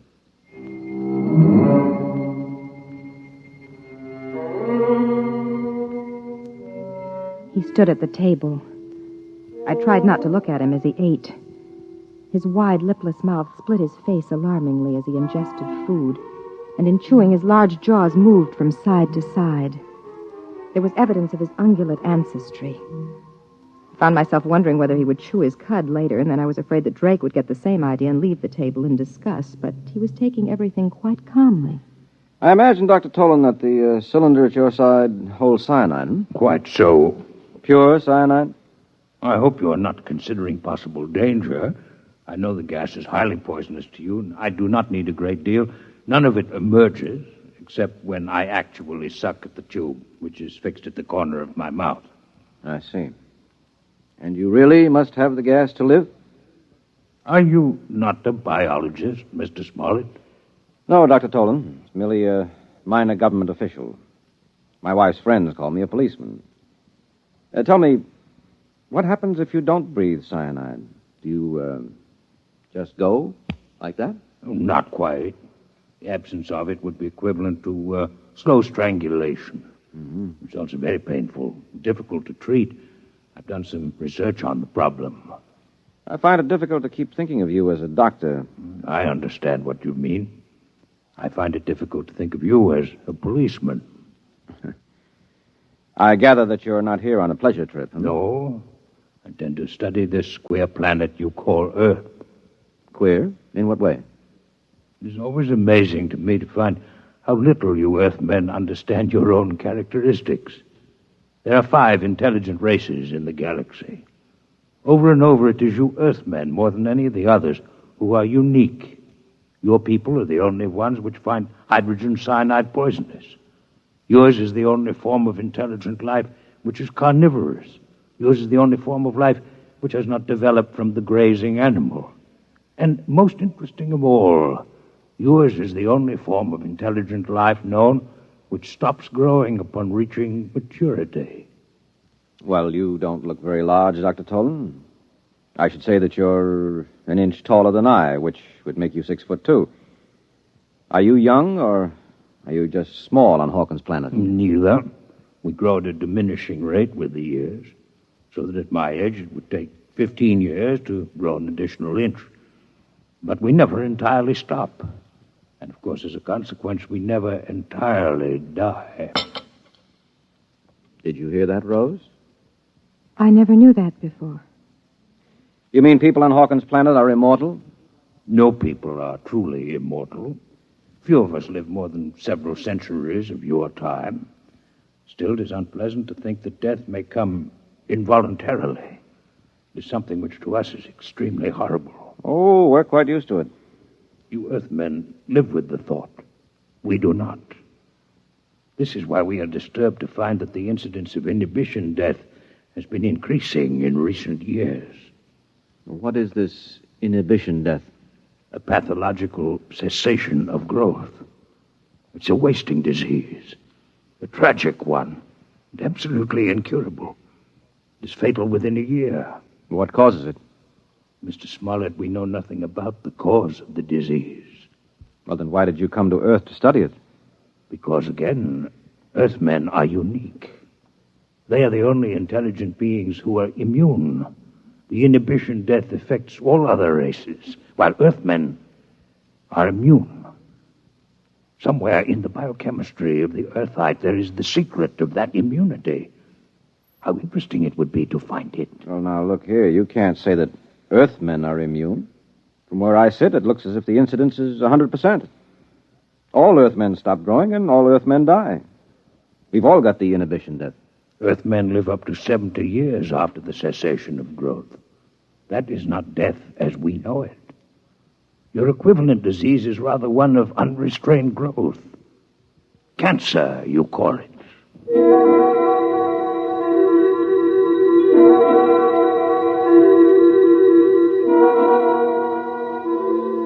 Drake was being pleasant to Dr. Tolan. I wasn't sure whether it was for my sake or for his own. Drake has never gone out of his way to please me. Sometimes when I'm gloomy, I look at him across the table and ask myself, why did he marry me? And suddenly, after dinner in the living room, Dr. Tolan asked a question which surprised me. You are a policeman, Mr. Smollett? Yes. I wonder, could you show me through one of the police departments on your planet? Well, I don't belong to a police department in exactly the way you imagine. However, I have some contacts in the New York City Department. Would I be able to visit the Missing Persons Bureau? Why are you interested in the Missing Persons Bureau? Because there again, you are unique. There's no such thing as a missing person on our planet. We're always aware of each other's exact location, no matter where on the planet we might be. Can you feel such awareness even now, on Earth? You mean across space? No, I'm afraid not. But you see the importance of the matter. All the uniqueness of Earth should be linked. If the lack of this sense can be explained, perhaps the immunity to inhibition death can be also. Tell me truthfully, Mr. Smollett, if Mrs. Smollett were to leave this room and enter another without your having seen her do so, would you really not be aware of her location? I really would not. Amazing. Please do not be offended by the fact that I find it revolting as well.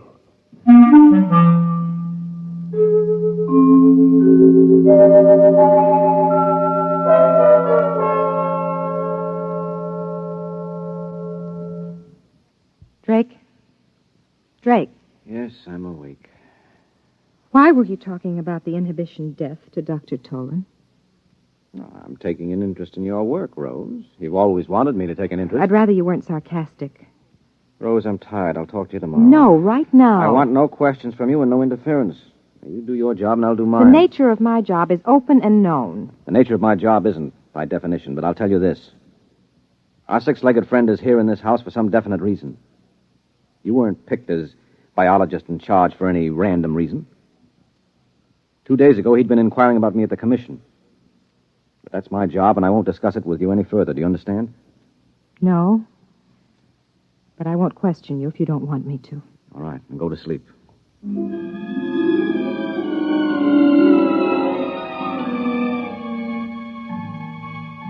I lay stiffly on my back, and the minutes passed and the quarter hours.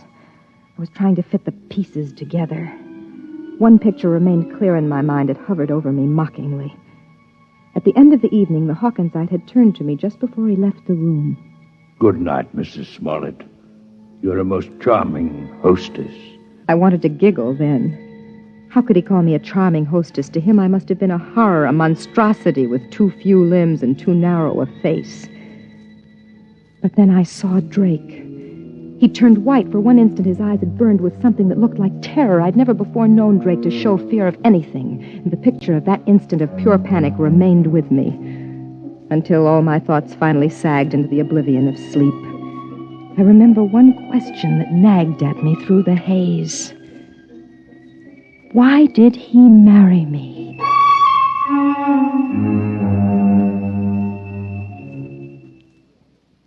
I found your Missing Persons Bureau interesting in that the large majority of missing persons are males. Oh, well, that's not mysterious, Dr. Tolan. You simply didn't realize the economic setup we have on Earth.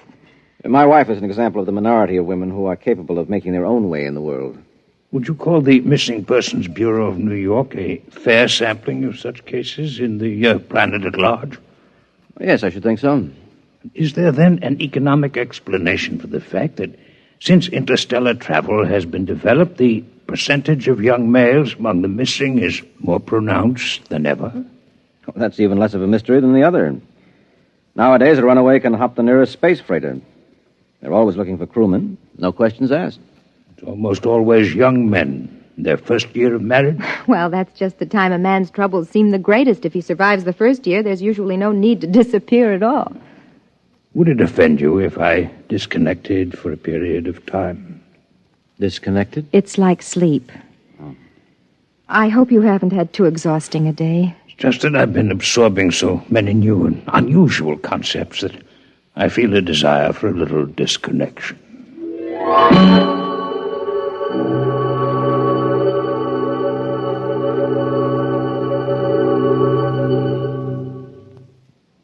Drake, we've been sitting here for 10 minutes. Aren't you going to speak to me? About what? Last night you said you'd speak to me tomorrow. Well, I'm ready now. I thought it was agreed that you wouldn't question me about my business in this matter. I think it's too late for that. I know too much about your business by now. What? What do you mean? Drake, let go of my arm. What are you talking about? Dr. Tolan thinks that Earth is spreading the inhibition death purposely. That's it, isn't it? Where did you get that idea? It's true, isn't it? I want to know exactly why you say that. Don't play games with me, Rose. This is for keeps. Why don't you ask Dr. Tolan? He's an outstanding worker in the field. I looked over his papers this afternoon. And what are his theories about the origin of the disease? Try to remember, Rose. I think he blames Earth, but I think he admits they know nothing about how the disease is spread. Well, I'll find out about this right now. Drake, what are you going to do? What's that? It's my gun. I'm going to ask him a few questions.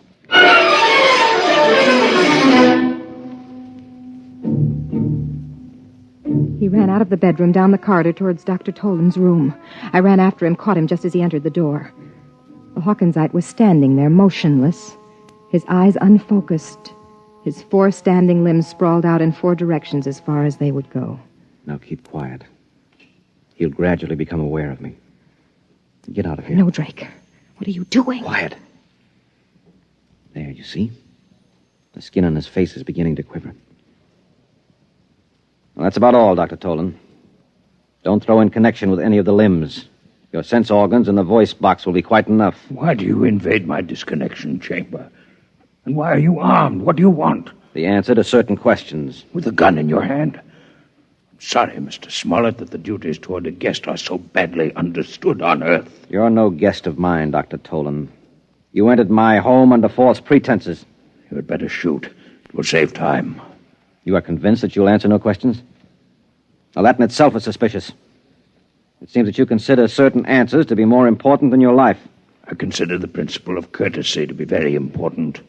You, as an Earthman, may not understand. Perhaps not. But I can understand one thing. Your cyanide cylinder. Suppose I pull it out of your mouth. Rose, hold your breath until I close the valve. There. All right, Tolan. You realize what will happen to you if you don't answer the questions I'm going to ask you. Cyanide lack. It would be a most uncomfortable death. I'm only an Earthman.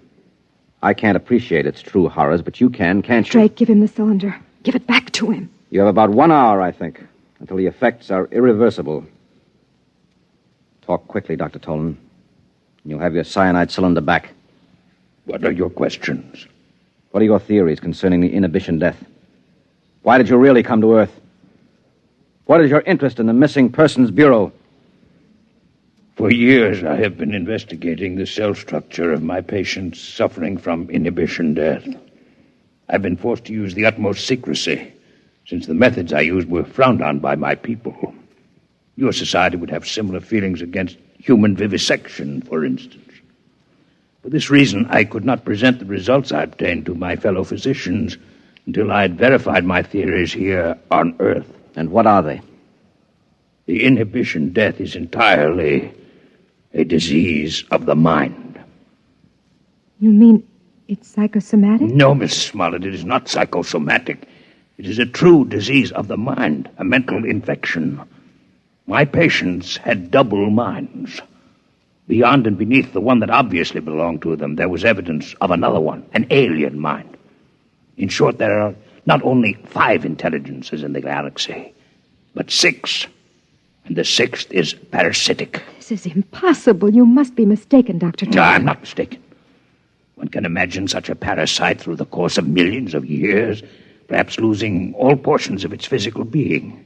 It would become nothing but pure mind, living in some mental fashion we cannot conceive of on the minds of others, particularly on the minds of Earthmen. Why particularly Earthmen? Have you not surmised that the 6th intelligence is a native of Earth? Mankind from the beginning has lived with it, has adapted to it, is unconscious of it. It is why the higher species of terrestrial animals, including man, do not grow after maturity and eventually die. And it is what is called natural death. It is the result of this universal parasitic infestation. Where Earthmen could survive the infection for decades with little harm, we others die a quick death within a year. Give me back my cylinder. You have your answer. What about the Missing Persons Bureau? Drake, look at his eyes. Give it back to him. As we are not well adapted to the intelligence that infests man, neither is it well adapted to us. It can live on us, but it cannot reproduce, with ourselves alone as the source of its life. The inhibition death is therefore not directly contagious among our people. What are you implying, Dr. Tolan? The Earthman remains the prime host for the parasite, and an Earthman may infect one of us if he remains among us. But the parasite, once it is located in an intelligence of the outer worlds, must somehow return to an Earthman if it expects to reproduce. We are infected and reinfected as the parasites return to Earth and come back to us via the mind of Earthmen who travel through space. And the missing persons? Are the intermediate hosts. The masculine terrestrial mind seems better suited for their purpose. But once reproduction has been taken care of, the infested male leaves by spaceship for the outer worlds. He disappears. But this is impossible. What you say implies that the parasite mind can control the actions of its host. That can't be, or we would have noticed their presence here on Earth. The control may be very subtle, It may, moreover, be exerted only during the period of active reproduction. I simply point to your Missing Persons Bureau. Why do the young men disappear? I'm quite ill now of cyanide lack, and I cannot speak much longer. And you alone, of all your people, have any knowledge of this theory of yours? I alone. You will give me back my cyanide cylinder now. I have become quite weak. Sure. Sure, Dr. Tolan. Rose. No! Rose, come out of here. Come on now. Come on. He's dead. He's dead. You shot Outside. him. Out. Quiet, Rose. Quiet. I told you to have nothing to do with this. Let me go. I want to go. I want to go. Why? Because of something it was my job to do? You heard what that creature was saying? You suppose I could allow him to return to his world and spread those lies? They'd believe him. What do you think would happen then? They would have to kill us all to stop that disease. What he said wasn't a lie. It was true. Oh, come on. Now you're hysterical. You need sleep. I know what he said was true because the Security Commission knows all about the same theory and knows it's true. Why do you say a thing like that? Because you let it slip yourself. Now sit down. Sit down. Well, so I gave myself away, did I? When? You turned white when Hark Tolan referred to me as a charming hostess. Hostess has a double meaning, Drake. A host is one who harbors a parasite. Well, I had no idea I was so transparent. Look, Rose, I've done my best to keep you out of this. The truth can't be held down forever. Somebody else will find out.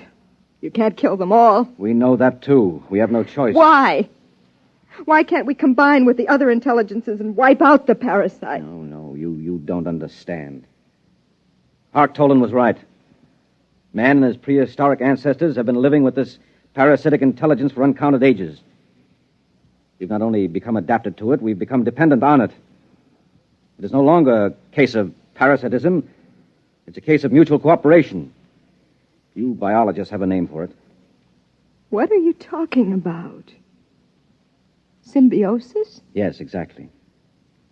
We have a disease of our own, remember? It is a reverse disease, one of unrestrained growth. You've mentioned it already as a contrast to inhibition death. It's all very well to say that if we could remove the parasite, we would have eternal growth in life, but it's impossible for us. If for any reason the parasitic intelligence, as Hark Tolan calls it, does leave the human body, or if its relationship to the human mind is in any way impaired, growth does take place, but not in an orderly fashion. We call the growth cancer, and there you have it. There's no way of getting rid of the parasite. We're together for all eternity. To get rid of their inhibition death, extraterrestrials must first wipe out all vertebrate life on Earth. There is no other solution for them. So we must keep knowledge of it from them. Now do you understand?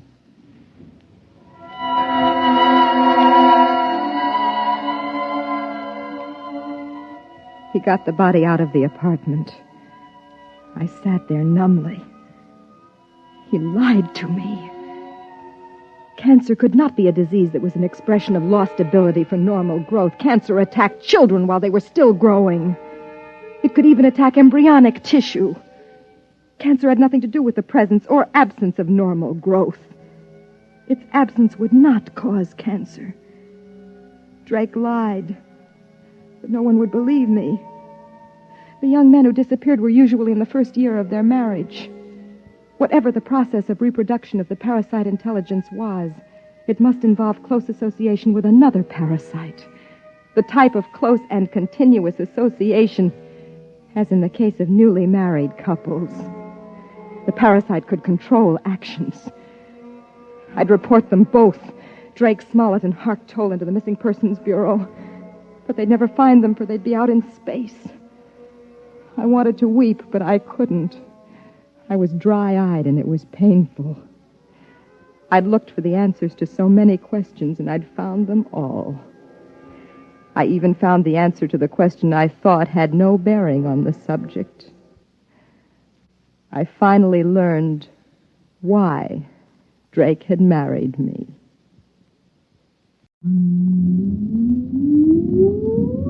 Countdown for blast off.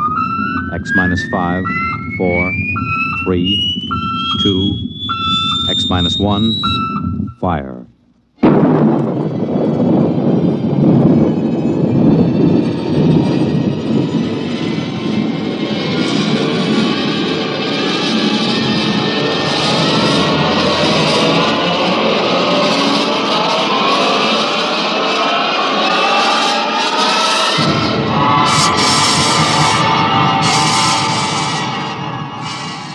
From the far horizons of the unknown come transcribed tales of new dimensions in time and space. These are stories of the future, adventures in which you'll live in a million, could be years, on 1,000 maybe worlds. The National Broadcasting Company, in cooperation with Galaxy Science Fiction Magazine, presents X minus 1.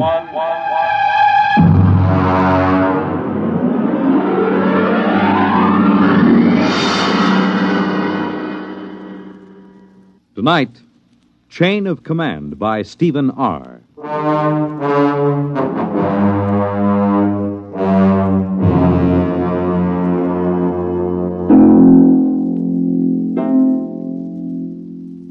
This is about George. He's a friend of mine. Lives right here at the Brookside Atomic Laboratory with his family. My name is Charlie Boyle, by the way. I'm a security guard here at the lab. Been here now for, 20 years, I guess. Of course, they don't use the lab anymore. Lots of weeds and things, and, I stick around. There isn't really any place to go. Oh, well, I'm getting away from it after all. This is about George. Some of it I knew myself. A lot of it he told me after it was over. It began, it began the morning after George's wife lit into him. I think, George, the least you could do is complain. After all, are you a mouse or a man? Clara, what's the point of complaining? It'll just start trouble. We do live at the laboratory. We have some rights. The best thing we can do is just stay right where we are. But it's dangerous. There's nothing dangerous about it, just so long as we know what we're doing. I'm not thinking about us. I'm thinking about the children. The children know where they mustn't go. George, I will not go on like this without a moment's peace of mind. If you had the slightest concern for my welfare or for the children's, you'd... All right. I'll go talk to old Charlie, the security guard. Why not talk directly to the superintendent? Because of the complications. Now, I promise you I'll explain the situation to Charlie. He knows me. I've talked to him for over a year now. And he hasn't the slightest influence. I'll impress the seriousness of the situation on him. All right, but do it now. I will. And be firm. I'll be as firm as I can.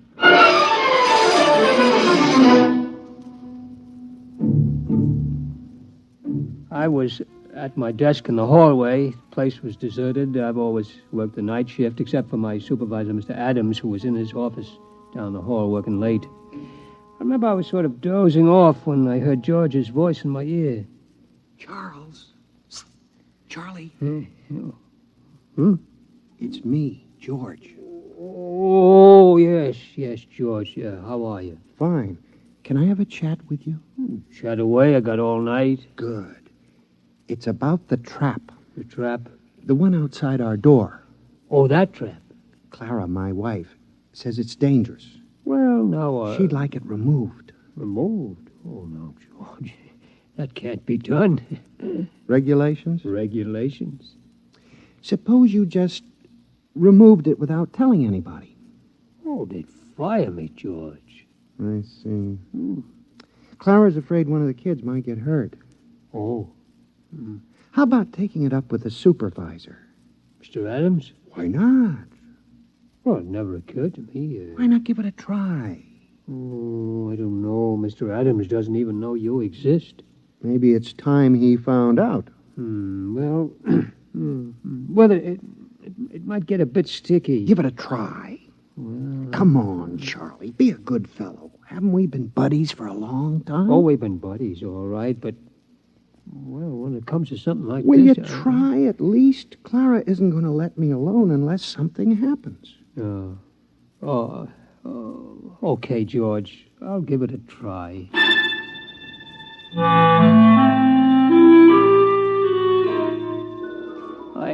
I straightened my tie and I brushed off my uniform real neat and I went into Mr. Adams' office. I could see the light under his door and hear him on the phone, so I knew he was there. Edgar? Adams up at Brookside Lab. Uh-huh. How are things in Washington? No, nothing serious. Just want to have a fingerprint check on one of our scientists. Uh-huh. Yeah, number 7X4582.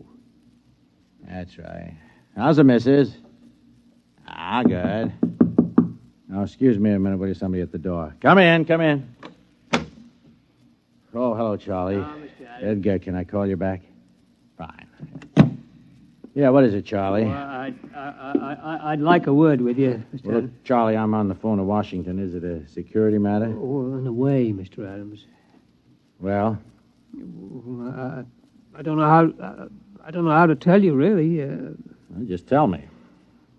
Well, sir, there's a mouse named George down in room 412 who doesn't want the trap outside his door. Well, that's just too... What? A mouse in room 412. He objects to the trap. Look, Charlie, I'm busy. Is this a joke or something? Oh, well, I guess maybe it is. I mean, I like a good joke as well as the next fella, Charlie, but... Well, I mean, it's late and I got a lot of work to do. Do you mind... No, Mr. Adams. Yeah, well, that's fine. You just get back to your desk, huh? Okay, Mr. Adams. And Charlie, yes, sir. Yes. Next time one of the mice complains, tell him to come in here and speak to me himself. Yes, sir.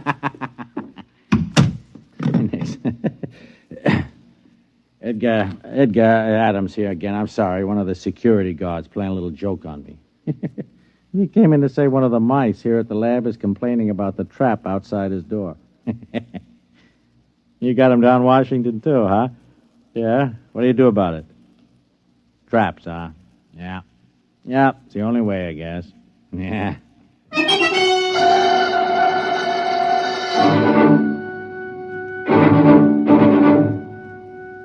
Well, I went back to my desk. George was there, waiting. I could tell by his expression that he knew the answer before he even asked me. No soap, huh, Charlie? No soap, George.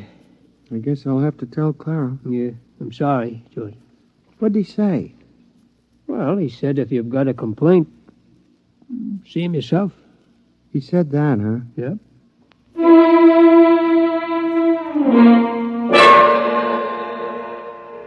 Of course, I didn't know what was going to happen. George didn't tell me till it was all over. I mean, really all over. And then it was too late for me to do anything.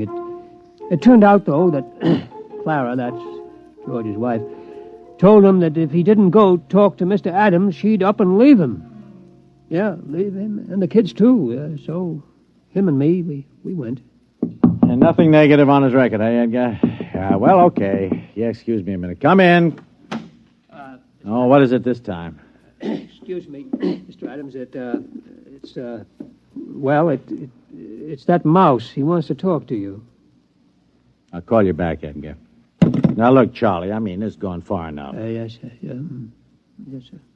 What the devil you got in your hand? Well, this is him, sir. It's the mouse I was telling you about. George. Yeah, George.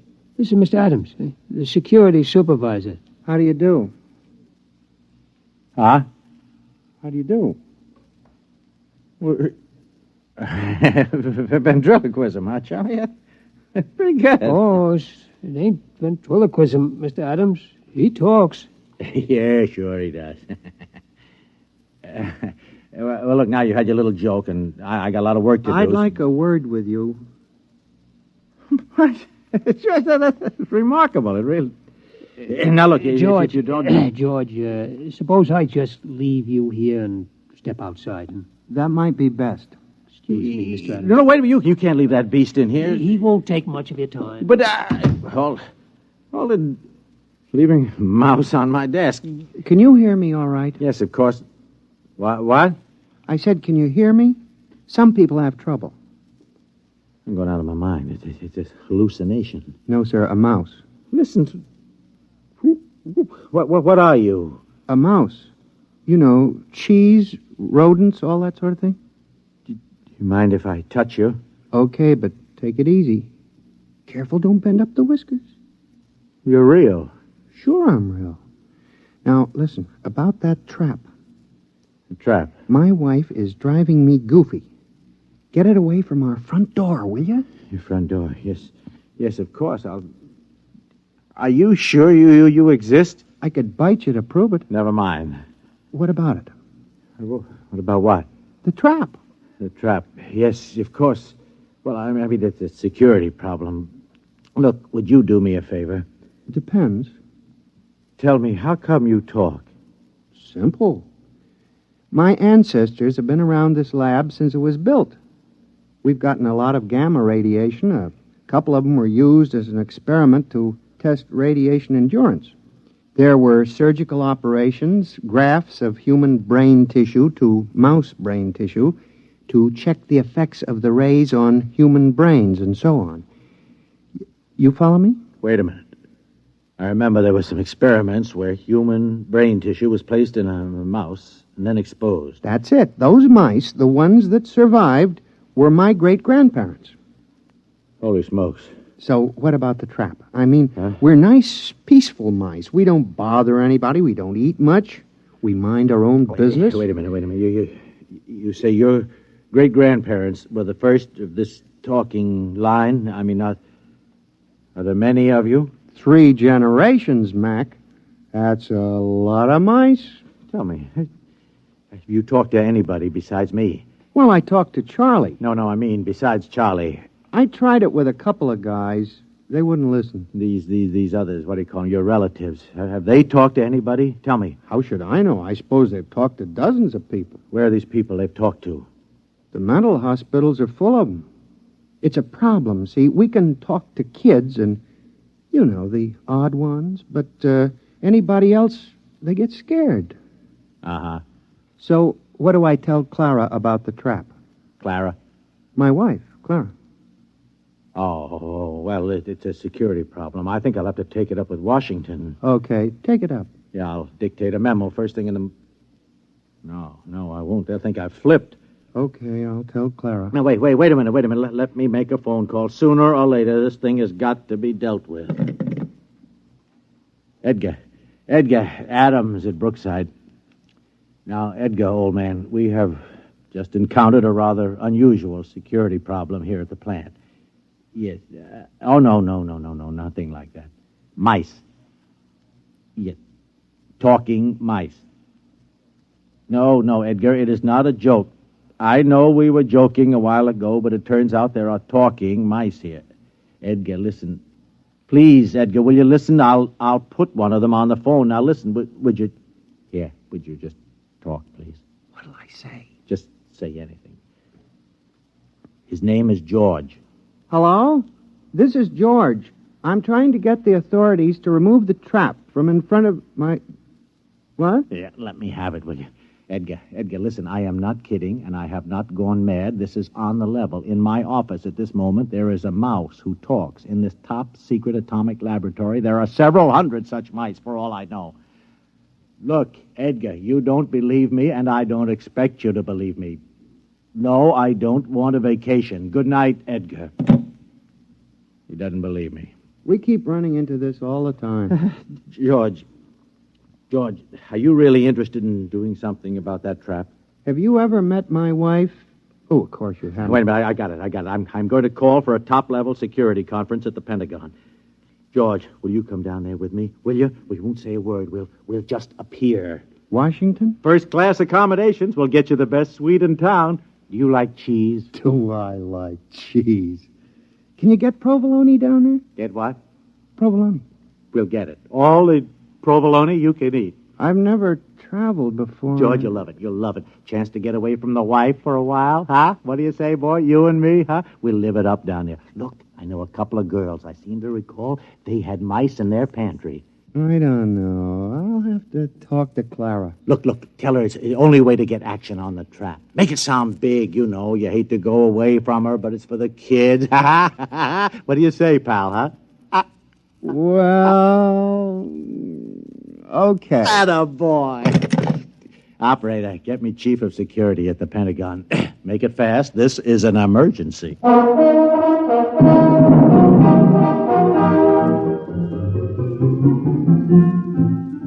I wasn't there, but like I say, George told me all about it after it was over. Seems him and Mr. Adams went down to Washington on a morning plane. George got a little plane sick, but he liked flying pretty good anyway. They checked in at the Statler, then went over to the Pentagon. Order, gentlemen, order. As a chief, I hereby convene the meeting. It's been called as a Priority A emergency session by Mr. Adams, who, as you know, is security chief at our Brookville Atomic Laboratories. Mr. Adams? Yes, thank you, Chief. Now, gentlemen, it may come as a shock to all of you. It did to me. But I've learned that some 1,200 English-speaking individuals have been operating freely within our top-secret laboratories at Brookville without any security clearance whatsoever. You did say 1,200? Actually, sir, 1,207. Who are these people, sir? Mice, Chief. Mice? Yes, sir, mice. I have one of them here with me. Somewhere. George. Here. George. Oh, there you are. George, would you just mind stepping to the center of the table? Right. Gentlemen, this is George. How do you do? Well, this is most remarkable. George is the result of an experiment conducted some years ago in which bits of human brain tissue were grafted into live mice to test radiation effects. And there are 1,200 of these inside the lab? 1,207. Without security clearance? Without security clearance. Oh. Well. Sir, Mouse? Call me George. George? George, tell me what you know. My wife wants the trap removed from our front door. She thinks it's dangerous for the children. Has she been cleared? Quiet, General. Well, a major lapse of security. I'm aware of the lapse, General. What about the trap? I refuse to countenance any act that will aid the entrance of more of these spies and saboteurs into the plant. Who's a spy? I'm a mouse. Tell me, have you overheard any conferences? Maybe a few. Seen any documents? My kids play in the secret document file. It's the safest place in the lab. Have you yourself ever seen any papers marked top secret? Seen them? Heck, I've eaten them. I believe this calls for some action, gentlemen. Mr. Adams, if you and this rodent will retire to the next room, I think we'll have a brief caucus. Yes, sir. George. Okay. Yes, sir. See you later, gentlemen. Listen, what about the provolone? Never mind. Well, I think we should try to forget for the moment that these creatures are mice and deal with them as security problems. Concur. Now then, the first question is one of loyalty. I raise a question at this point. General? Are these American mice? Well, I assume that... Well, but do we know? You have a point, sir. Perhaps we ought to get immigration in on this. Immigration? I'd say extermination. Before we do anything rash, General, I think we ought to learn more about these creatures. Who they are, what their habits are, their loyalties, how much they know. Suppose this George creature won't tell us. We'll have to use every trick in the book. Now, I would suggest we first try the velvet glove. The full treatment.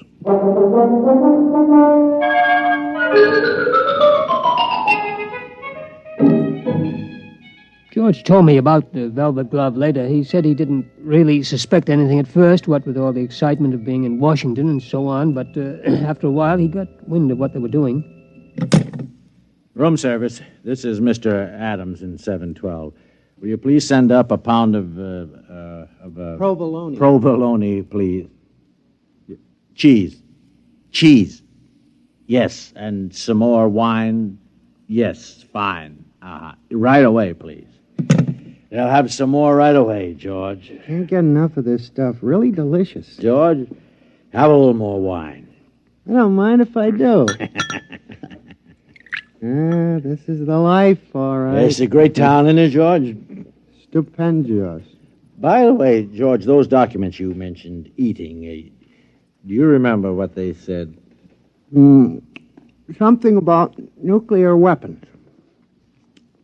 Listen, Adam, what about those girls you mentioned, the ones who had mice in their pantry? Oh, yes. How about giving them a call? Well, George, a little late, don't you think? Oh, the night's just beginning. All right, George, I'll give him a little call. 6. Yeah, my memory serves. Hello, Gail. My memory serves. Bob Adams. Hi, just down on a quick business trip. Uh-huh. How tricks, Gail? No, not a thing. By the way, did you still have mice? Mice. Yeah, but... You what? You exterminated... Oh, I see. Uh-huh. No, I don't think I'll have time this trip. I just wanted to call you up, say hello. Yeah, maybe next trip. Fine, my dear. So long. What'd she say? Unfortunately, the superintendent has a cat. I see. Wiped out? Wiped out. That's something I want to take up with my congressman before we leave town. We'll do that, George. George, have another sip of wine. You won't mind if I do. That's it. Now then, George, about those documents. Oh, you stop about documents. I thought we were in town for a good time. We are. Well, round up a couple of mice, man, and let's get with it. Mice, I'll tell you what, George. You wait here. I'll go out and I'll see what I can do, okay? Okay, but make it snappy, huh? I'm raring to go.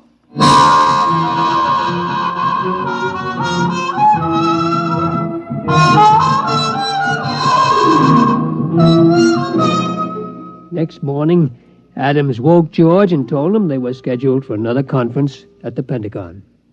George, wake up, huh? Oh, what a head. Come on, George. We're due at the Pentagon. Easy. Don't talk so loud. Wow. Where did you get those white mice last night? Over at the National Research Lab. Ooh. They must have been feeding those girls wheat germ. All right, come on, George. Come on, you can sober up in the taxi. Come on.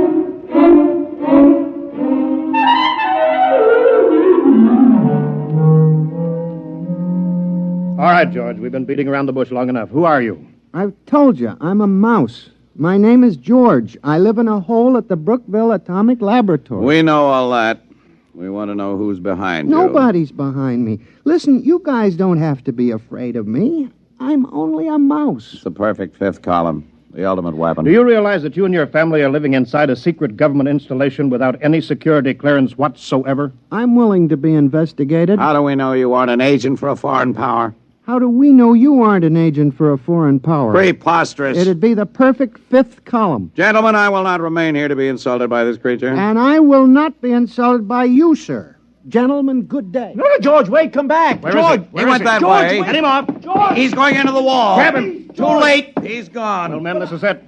We'll have to decide on a course of action. We've got to recapture him. Look, I think the first thing to do is get a cat. He's too smart for a cat. Well, something's got to be done. Something's got to be done. After all, these creatures have access to every secret file in the country. Not to mention eavesdropping on our private lives. The thing that bothers me is, gentlemen, they multiply in another 3 generations. There will be some 12 billion talking mice, 6 times the human population of the Earth. It's no matter for fooling around. Kill or be killed, gentlemen. The problem there is how. We have reason to believe they're concentrated in Brookville. I say evacuate all humans and blow up the plant. Use the H-bomb if necessary. I'm afraid you're right, General. We must exterminate. I'll phone Strategic Air Command and alert them. SAC, please. Hello, Bell. This is Ed. Listen, fuel up a couple of big ones. No, nothing serious, but we may want to use them in the near future. Just stand by, that's all. I'll call chemical warfare, get the best information on exterminating rodents. Hello? Hello?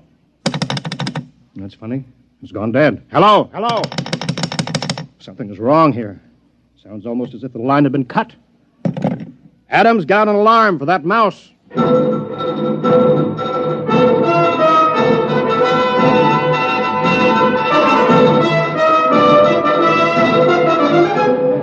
Well, that was only the beginning, of course. Things began to happen pretty fast right after that. You bet your sweet satchel they did. Well, Adams? Yeah, I've been talking to Edgar. The FBI has located several hundred field mice, all of them non-talking. No trace of a mouse corresponding to our description of George. I see. Team of Secret Servicemen been combing the Pentagon and the White House. We've got 1,500 traps baited with imported provolone in the Senate chambers alone. So far, no luck. And what about cats? The American feline fanciers have volunteered 100 Mausers. Oh, good, good. Any more telephone wires cut? I'm afraid so, Chief, yes. He managed to gnaw through the private wire from the president's suite to the Pentagon. Oh, I see. Well, got it spliced. What about the top-secret file on that new chemical warfare agent? Is there any trace of that? They found the file, but he managed to chew out the key symbols. I'm afraid it's useless. Well, keep tracking him down. Yes, Sooner sir. or later, we'll get him. Yes, sir. Only one thing, Well, sir. what's that? I hate to mention it, really. Well, go on, man. Well, sir, the damage has appeared in such widespread places recently. Well, go on. Well, there must be more than just George. In fact, we're afraid he has reinforcements right here in Washington. But that's impossible. How? I don't know how, sir, unless... Unless what? Unless... Well, it seems, sir, that there were a couple of female white mice from the National Research Lab. You mean? Yes, sir. I'm afraid so, sir.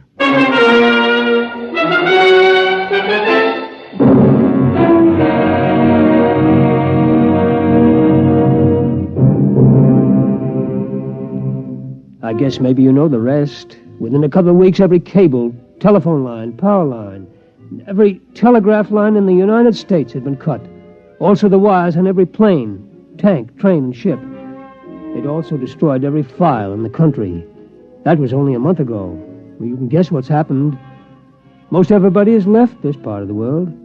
In this whole atomic laboratory, I'm the only human.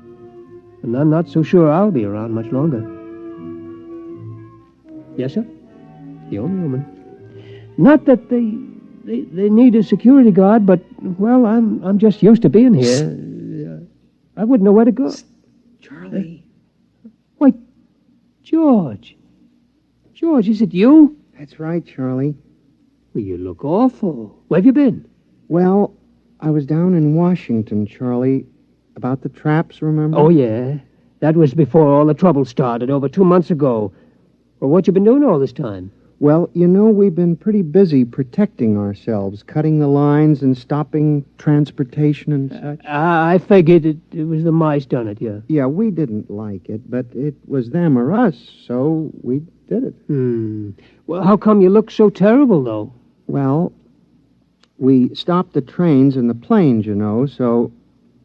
Well, I had to walk back. That's one heck of a walk for a mouse.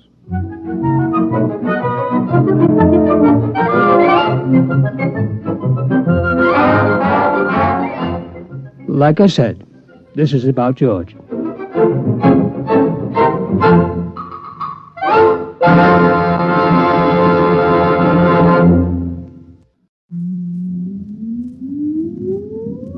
Countdown for blast off. X minus 5, 4, 3, 2, X minus 1, fire.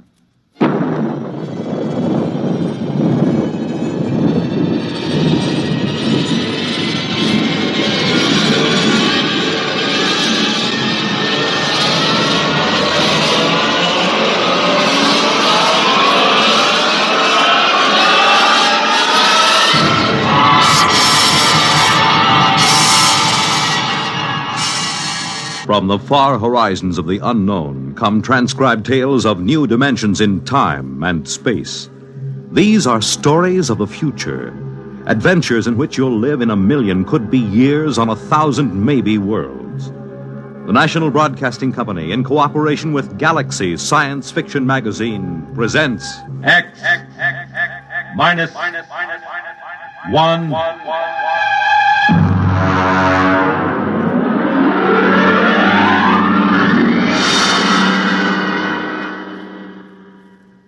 Tonight, Appointment in Tomorrow by Fritz Leiber.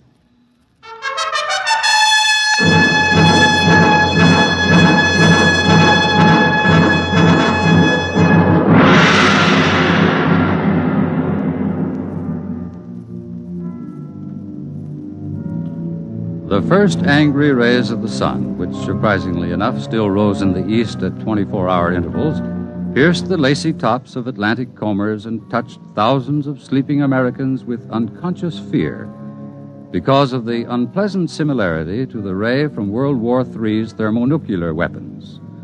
This was America approaching the end of the 20th century, America of the mask fad for women and the Neo-Cretan dress styles, America of your local radiation hospital, of the endless war and the loyalty detector. In his bedroom in the Thinkers Foundation, George Helmut slept. Calculus to the nucleus, adding a quantum equal to the resultant of G sub 1 prime.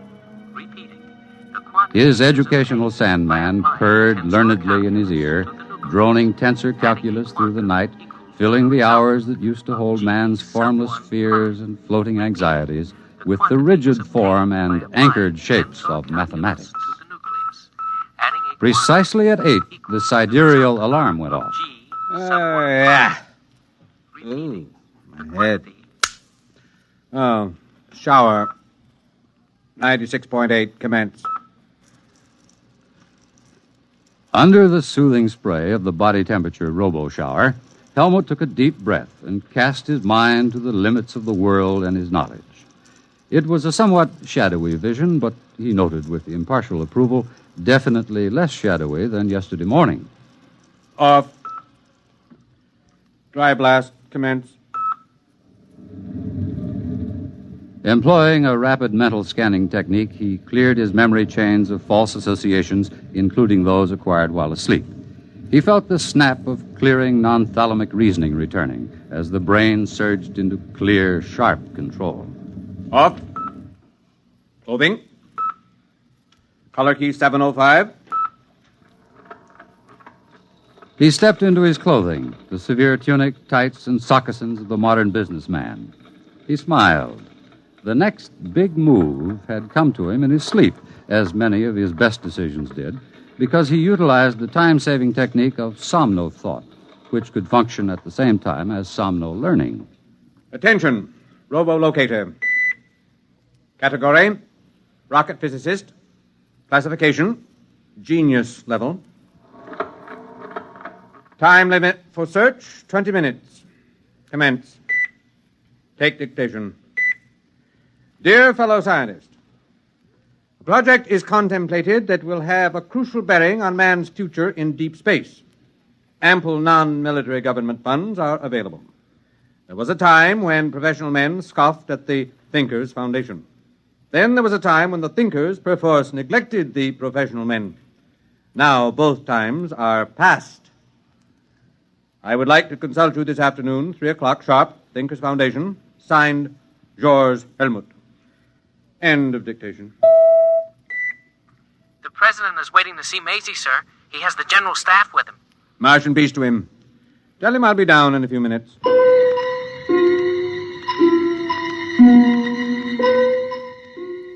Huge as a primitive nuclear reactor, Maisie, the great electronic brain, loomed over the knot of hushed-voiced men. Its front was an orderly expanse of controls, indicators, telltales, and terminals, the upper ones reached by a chair on a boom. This was the machine with 1,000,000 times as many synapses as the human brain, the machine that remembered by cutting delicate little notches on the rims of molecules. This was the machine that timid cyberneticists and stuffy professional scientists had said could not be built. Yet this was the machine that the thinkers, with characteristic Yankee push, had built and named, with characteristic irreverence, Maisie. Have you the questions for the day, Mr. President? Here, Mr. Helmut. I see. The question on the Pakistan crisis is a little touchy. I don't know. If there is enough data to answer it, Maisie will do so. Well, of course, I didn't mean to. Of If course. you will excuse me, gentlemen, I will code the questions for Maisie. Oh, Section 5, Question 4. Whom would that come from? Number 4. Physics. Opperly and his research team. I see. Thank you, Mr. President. While I'm coding the tape, there will be time to watch the takeoff of the Mars rocket. Beautiful, beautiful. Oh, I've often wanted to go to New Mexico. As a matter of fact, I've always wanted to go right through to Mars. Mr. President. My chief of staff thinks the project should be under the Army instead of the Thinkers Foundation. Mr. President, this is the way Maisie designed the project. Oh, I know. That's what I told him. Still, I wish you people could bring back a few of those wise little devils from Mars. It would be a good thing for the the country. It's quite unthinkable. The telepathic abilities of the Martians make them extremely sensitive. The conflicts of ordinary Earth minds would impinge on them psychotically. Only the thinkers can contact them because of the clear training and errorless memory chains. Perhaps someday, in the future... there goes the rocket. Beautiful, beautiful. I am ready to submit the question tapes to Maisie. Stand back, gentlemen. Oh, well, sorry. And now... All right, gentlemen. Maisie is thinking.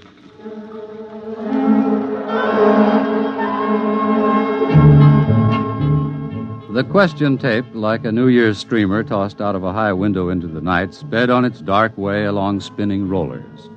Curling with an intricate aimlessness, it tantalized the silver fingers of 1,000 relays, saucily evaded the glances of 10,000 electric eyes, impishly darted down a narrow black alleyway of memory banks, and, reaching the center of the cube, suddenly emerged into a small room where a sweating fat man in shorts sat drinking beer. Here it comes. Get off my lap, honey. I've got work to do. Can it wait? I said get.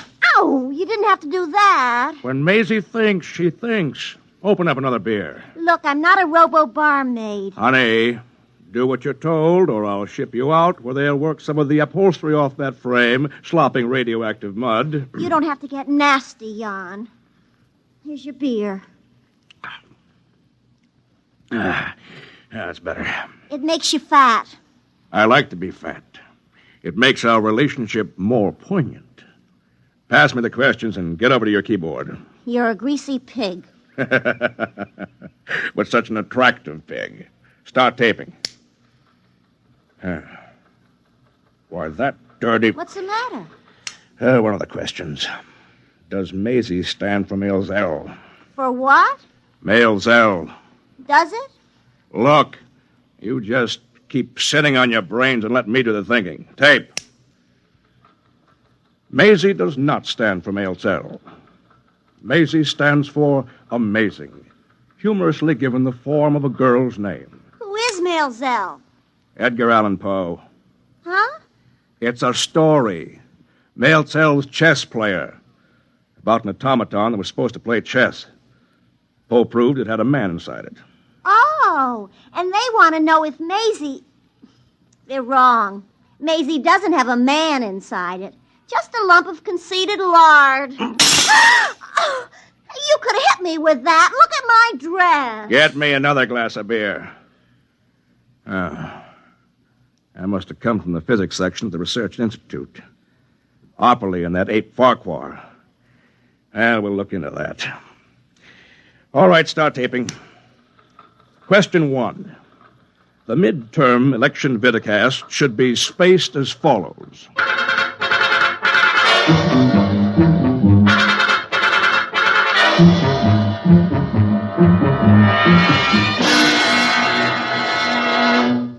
Morton Opperly's living room was quite behind the times. Instead of reading tapes, there were books.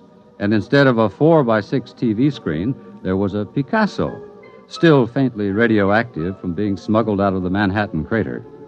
Two physicists faced each other across the table, old Mr. Opperly and young Mr. Farquhar. About that male Zell question, Willard. Why do you keep teasing the zoo animals? Because the thinkers are charlatans who must be exposed. We know their Maisie is no more than a tea leaf reading fake. We've traced their Mars rockets, and we know they go into orbit 500 miles above Earth and stay there until it's time to come down with the latest miraculous Martian mental science. But we've already exposed the thinkers very thoroughly. You know the good it did.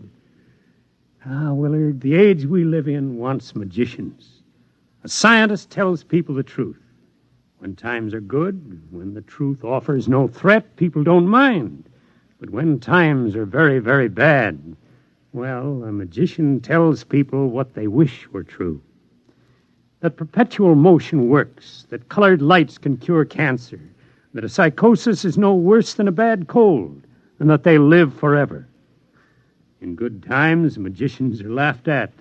They're the luxury of a spoiled, wealthy few. But in bad times, people sell their souls for magic cures and buy perpetual motion machines to power their war rockets. Are we supposed to beg off from a job because it's difficult and dangerous? In my day, Willard, I was one of the frightened men. Later, I was one of the angry men. And then one of the minds of despair. And now I'm convinced that all of my reactions were futile. Exactly. You reacted. You didn't act. If you men who discovered atomic energy had only formed a secret league, if you'd only had the guts and foresight to use your tremendous bargaining power to... Willard, we scientists weren't the stuff of which cloak and dagger men are made. Can you imagine Oppenheimer wearing a mask or old Einstein sneaking into the White House with a bomb in his briefcase? That's not the way power is seized. New ideas aren't useful to men bargaining for power. Only established facts or lies are. What do you want to do? Surrender the world to charlatans without a struggle? The thinkers are vulnerable. Their power is based on a series of lies. All power is. The greater the lie, the greater the power. What's it based on? A few lucky guesses, some faith healing, some science hocus-pocus. The power of the thinkers isn't based on what they've got, but on what the world hasn't got. Peace, honor, a good conscience. They've sent for me. Who? Jan Tregerin? No. George Helmut. I got the radiogram an hour ago. They know they'll have to produce a real nuclear rocket pretty soon, and they'll need our help. I'm afraid, Willard. You think it might be a trap? After the Maelzel question, you think they might want to shut me up? I'm not afraid for your life. I'm worried about other things they might do to you. They'd better be worried about the things I'm going to do to them.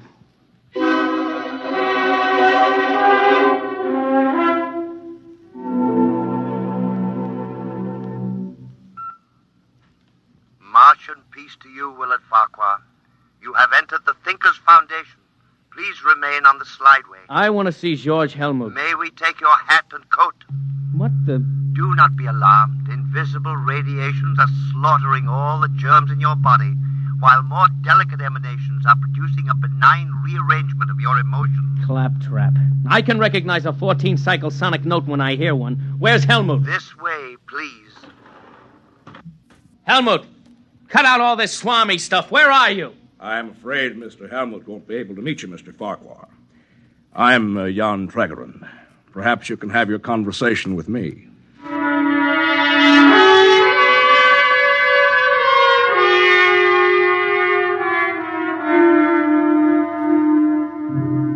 George Helmut waited in a conference room with 24 empty chairs. He had prepared by 2 hours' rest with the Somno teacher on full volume for this conference, having strengthened his mind by hard years of Somno learning, memory straightening, and sensory training.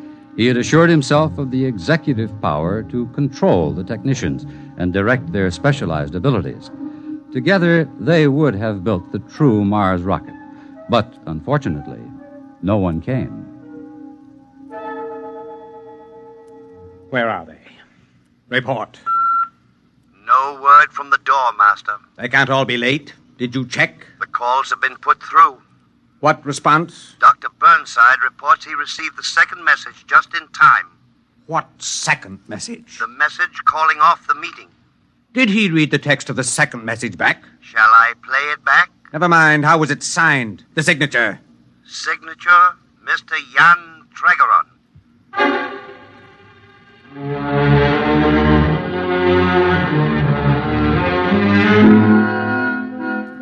George Helmut dejectedly examined his organizational charts, and then tapping his stylo on the pad, he extended his mental aura, cleared his memory chains of error, accelerated his cerebral processes by the Haber-Gerson process he had practiced for so many years. Slowly, he could feel the tight, heart-squeezing disappointment ebb. He was in control again. Tregerin, he was the one to blame. Tregerin, who was so used to working by deception that he must be shown the light. Well, Willard, how was your adventure among the magicians? Well, they didn't hurt me. You're sure? And are you as determined as ever to smash and expose the thinkers? Of course.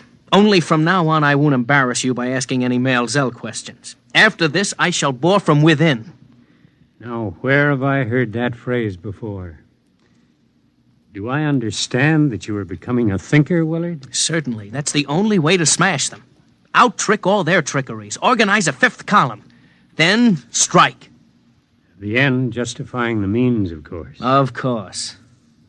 I wonder if becoming a thinker doesn't simply mean that you've decided to use lies and tricks as your chief method.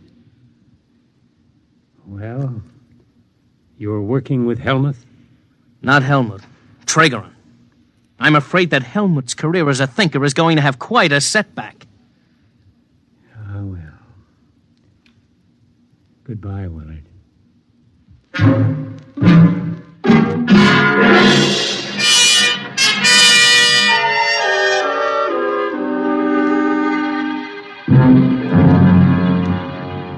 Traegeron, I want to talk to you. Shall I leave? No, please stay. Jan? Stay. You ought to enjoy this. George has that errorless memory chain. Traegeron, you know why I'm here. I don't know. I've been sadly remiss in my precognition and clairvoyance exercise. I've been too busy with other things, other people, other exercises. But I don't need Maisie to guess. You just went ahead and canceled the conference without consulting me. You called it without consulting me. Shouldn't do that sort of a thing, George. I was absolutely sure of my ground, perfectly prepared. I visualized it. The rocket boosting up on chemical power, then setting sail. Sail? Sail? A nuclear reactor rocket? Oh, George, you're fabulous. Yes, sail. Thin streams of nuclear reflecting material and the rocket feeding Mason streams behind it. I conceived it all, complete, except for technical details. George, you are a thinker. A real thinker. I know. Now, look here, George. Every man should stick to his trade. Technology isn't ours. You know as well as I do that we're going to have a nuclear spaceship and actually go to Mars someday. Are we? Yes. Just as we're going to have to build an actual Maisie. I helped you organize the thinkers. At least I was your first partner. Our basic idea was that the time had come to apply science to the life of man on a large scale. The only thing holding the world back from this was the ignorance and superstition of the average man and the stubbornness and lack of enterprise of the academic scientists. Their worship of facts, even when the facts were clearly dangerous. Splendid. Splendid. Caddy, get me another beer. I'm filing my nails. All right, all right. Everybody wanted the new world. The trips to Mars, the knowledge of the human brain. All they lacked was the nerve to take the first big step. And that was what we supplied. Here's your beer. There was no time for slow and careful plodding. We couldn't afford to check and double-check. We couldn't wait for the grudging approval of the professionals. We had to use fake stunts, tricks, anything to get over the big point. Once that was done, mankind was headed down the new road. It was easy to just heal the breach with the professionals and to make good in actuality what had been made good in pretense. Very good. The beer. We built Maisie.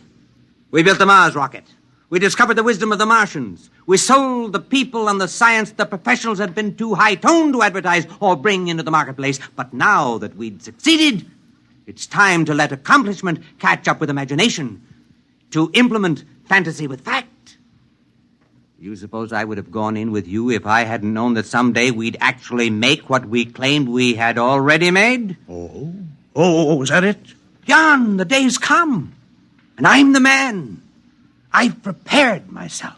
Caddy, clear the decks. All right. I know. You just want room to point that fat finger. I want her to stay. All right.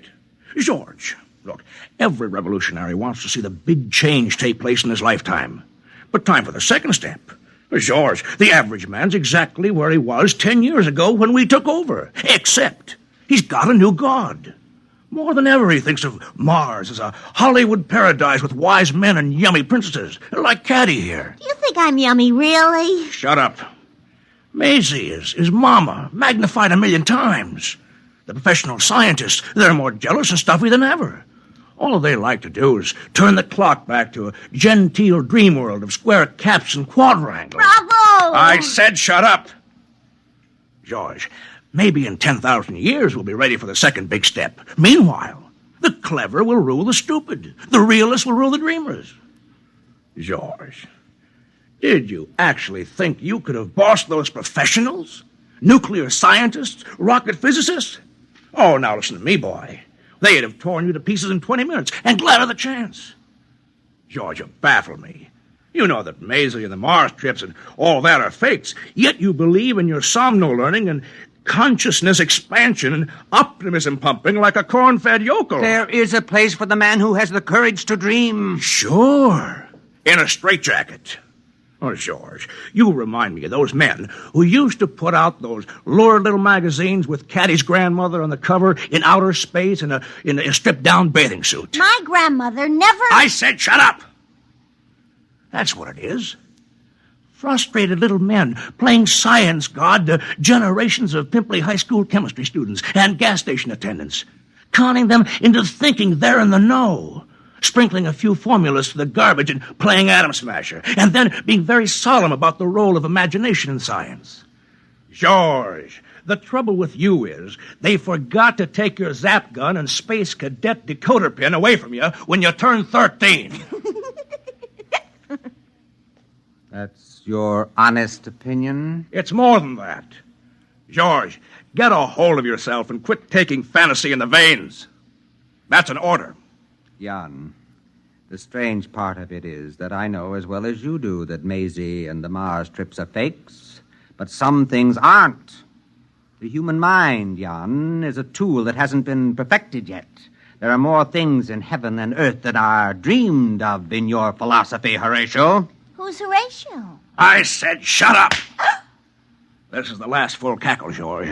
You've been fooling around with ESP, huh? Telepathy? Maybe a little hypnotism? Maybe. All right. Guess what I've got in my drawer? Extend your consciousness. Telepath it. Visualize it. Never mind. I'll save you the mental effort. It's a pistol, see? Now, let me tell you something. I got a couple of boys waiting outside. They'll take you by jet to New Mexico.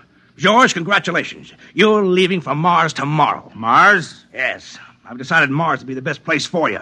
We'll arrange it so that your trip is, say, 2 years long.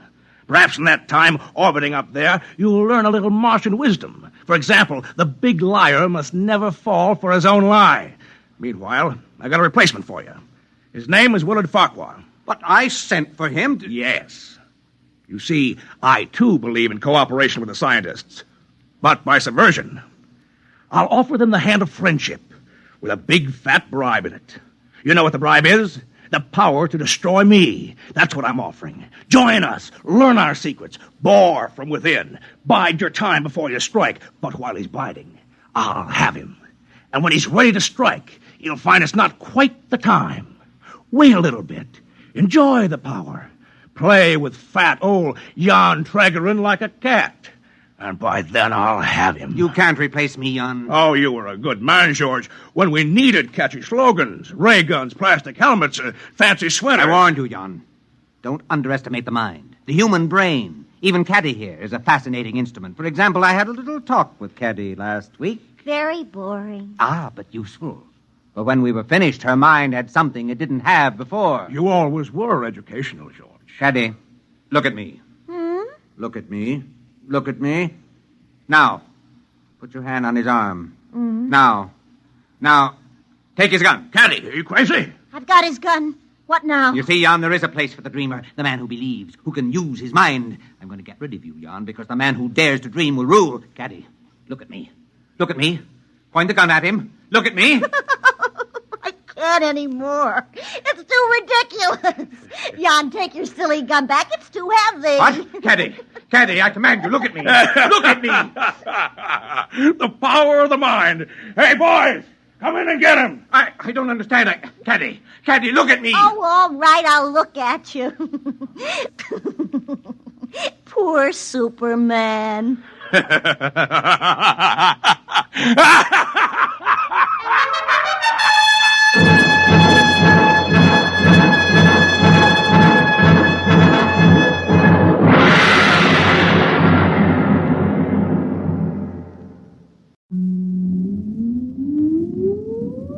Countdown for blast off. X -5, 4, 3, 2, X-1, fire.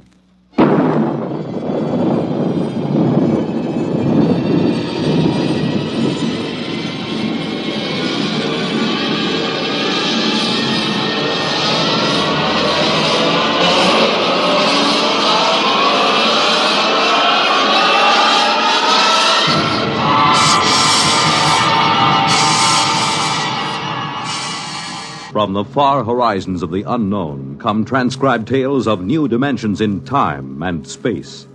These are stories of the future, adventures in which you'll live in 1,000,000, could be years, on 1,000 maybe worlds. The National Broadcasting Company, in cooperation with Galaxy Science Fiction Magazine, presents X-1.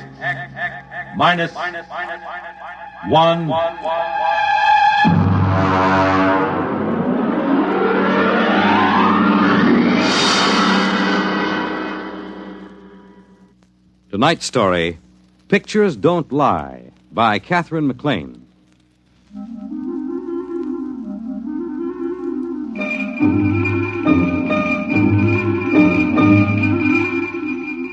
I had been writing science stories for the Times for a few years before the whole business of the aliens came up. I got on to doing science because I wasn't a very good sports writer, and the Guild made it clear to the manager that I had enough seniority to make it tough to fire me. So, when Masters went over to Life magazine, I was shoved into his spot. Now, being the man from the Times on any given story is quite a responsibility. It's not quite as so inspiring as the London Times. You remember the butler announcing there were several reporters and a gentleman from the Times? But we're supposed to look as if we didn't specialize in axe murders and picking winners at Jamaica. Of course, it pays off. You find scientists, atomic energy commissioners, even congressmen will open up to the Times man. And that's how I got on the inside of this whole business. I had met Joseph Nathan at a convention in Atlantic City, and when he invited me to look over this work, I accepted. I don't think there's anything classified in this work, Mr. Schwartz, as long as I don't actually supply you the text of messages. I got a department clearance up to most confidential. Well, that should do it. Hello, Max. Hi. You see, my job is radio decoder in the department here. Under the Pentagon directly? Department of Military Intelligence. Uh-huh. I use a directional pickup to tune in on foreign bands, record any scrambled or coded messages I hear. I thought the code department was handled under CIA. Well, I guess there is some duplication. Actually, though, I concentrate on the scrambled messages. I see. Here, I can show you. Come over here. Look out to the table. Yeah. Anybody want coffee? I've got a piece of tape here. This is a typical scrambled broadcast. It's not military, it's a commercial message. Oh. Wait a minute till I thread up the machine. Sure. You know the basic principles. You take a straight voice message, run it through on an electronic scramble circuit. It may come out something like this.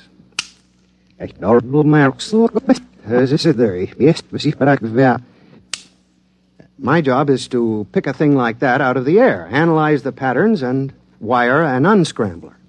I've got this particular pattern set up on the machine, you see. Tanker number 734, capacity code 7, estimated time of arrival at Galveston 30. You see? Mm-hmm. Now, that was just a commercial message. I do the same thing with military intelligence. Is it something like old-fashioned cryptology? Well, yes, except there's a small complication. You need a degree in advanced electronics, waveform math with a touch of quantum physics. I suppose it's quite challenging, then, every time you pick up a new signal. In a way. Actually, they do the same work in every country these days. Everybody knows it's just a matter of time before any scrambled pattern is broken. It's pretty routine. Uh-huh. Ever pick up anything exciting? Well, actually, most of the messages, when I unscramble them, are still in prearranged code, and I have to turn them over to cryptology. It's something like copying Jabberwocky 500 times by longhand. Well, there is something interesting here. Listen to this piece of tape. I don't hear anything. Well, that was it. Oh? Now listen, there's another one coming up. That's it. Well, I get that on my car radio, static. Yes, but that's from the stars. You mean radio interference? That's right. I think you wrote about the work at Bell Telephone and RCA Labs about radio telescopy mapping the star positions by static. You're interested in that? Not exactly. They've never been able to figure out why the static on these particular bands comes in such jagged bursts. Just doesn't seem natural. You have any ideas? Oh, I don't know. I've been kicking around the notion that it's not a natural phenomenon. I've been trying to discard it, sort of like playing chess against yourself on the train in the morning. Well, that's about all there is.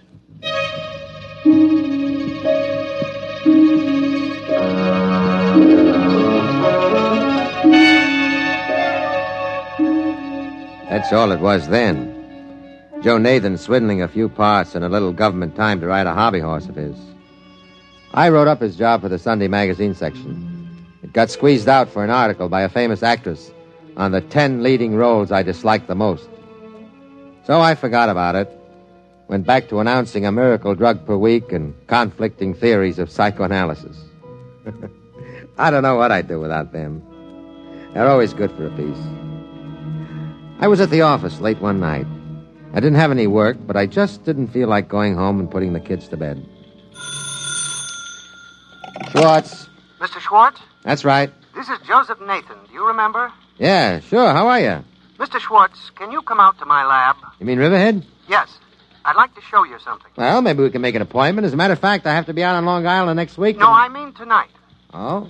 What is it? I think I've found something that you might be interested in. Yes? You know those static bursts I recorded? The ones that came from the stars? That's right. I've decoded them.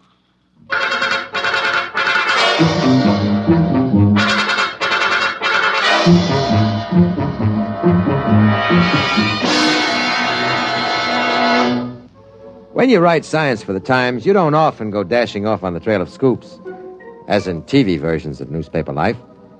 But it was about 11:45 as I drove out along the Montauk Highway, listening to Tex and Jinx on the radio to keep from piling up the car against the tree. Radio who keeps me awake.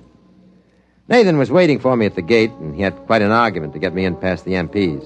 We were challenged 4 times before we got to his lab.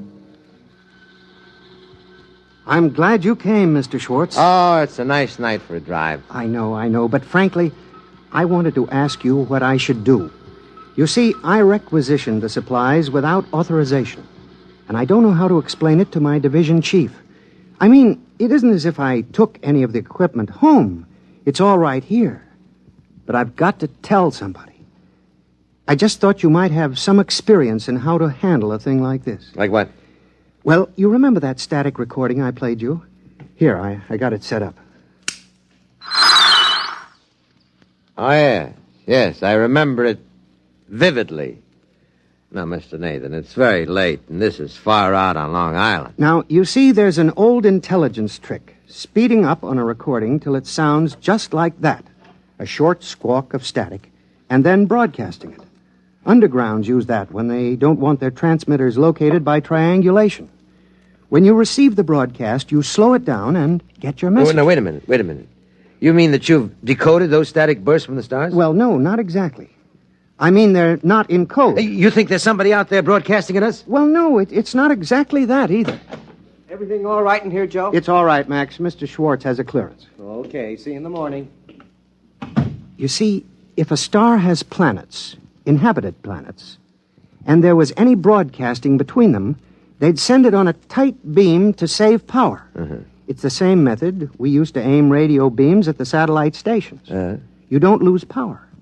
But you couldn't aim from planet to planet. You can't expect a beam to stay on target over such distance more than a few seconds at a time. It'd be like trying to keep a flashlight on a bouncing ball from a mile away. Yeah, I see. So they naturally compress each message into a short half-second or half-length package and send it a few hundred times in one long blast to make sure it was picked up during the instant the beam swings across the target. You see? Huh? Well, yeah, I suppose so. Is that what those static squawks were? I think so. I've got them analyzed up to a point, and they can't possibly be random. Oh? I recorded a couple of screeches from Sagittarius section, and I concentrated the work on them. It's taken me a couple of months to find the synchronizing signals and set the scanners close enough to the right time to even get a pattern. But I'm getting close to it now. Huh?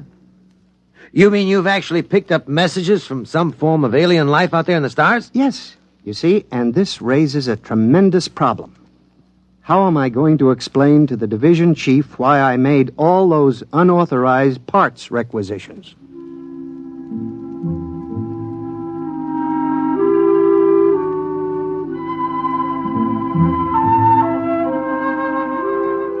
I convinced Mr. Nathan that his supervisor was likely to overlook about $300 worth of electronic gear when presented with the fact that Nathan had discovered life in other star systems and was close to deciphering some of their messages. The department put him on full time and gave him an assistant. They made me swear to sit on the story by promising to give me the first break on it when it was finally released. So I kept checking with Nathan as he worked. I don't think it's a voice message. Well, what is it, a racing wire? Are we catching late scratches from some track at the edge of the galaxy? I don't think so. It's a TV signal. Oh? There's a definite scanning pattern. I can separate out the locking poles for a picture. Yeah? The only problem is I've no way of assigning colors to the various bands. Color? Well, what makes you think it's color? Oh, it seems as if it's got to be. You and RCA. This is the year color's here. No, look at these waveform analyses. Huh? With a band spread that wide, it rather indicates a color transmission, don't you think? Well, sure, why not? Let me know when you get the Steve Allen show.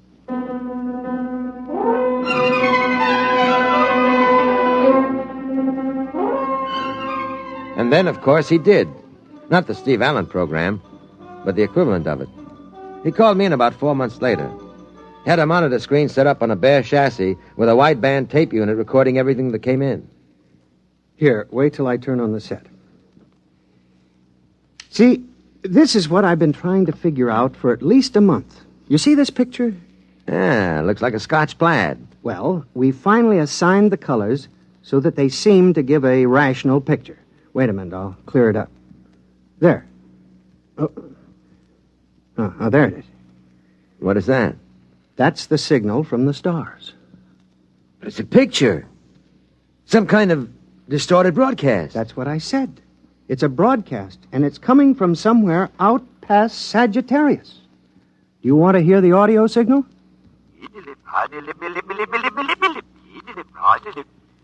That's their language? That's right. We're sure about that. The colors were assigned arbitrarily, of course. You see that figure there, the tall one? With the green skin? Yes.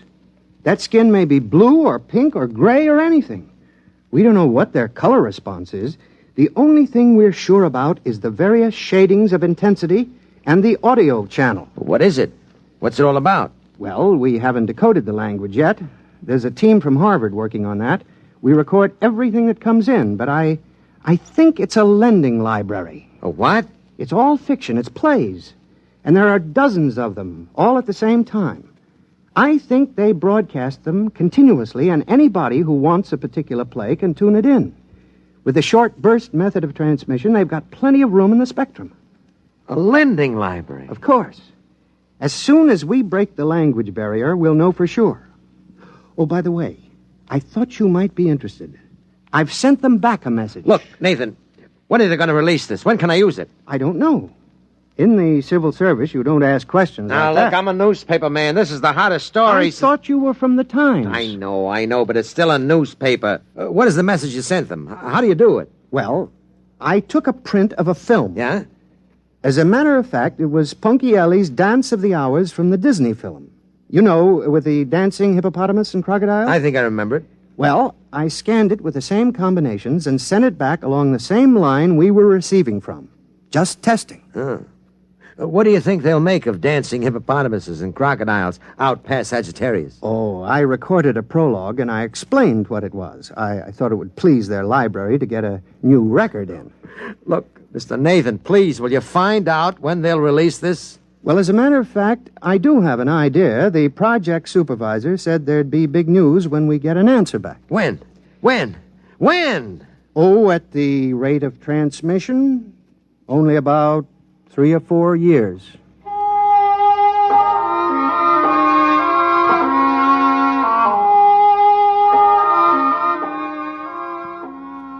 That's what it was. 3 or 4 years. I forgot about Nathan for most of the time in the interim. It was one of the few stories in which nothing leaked.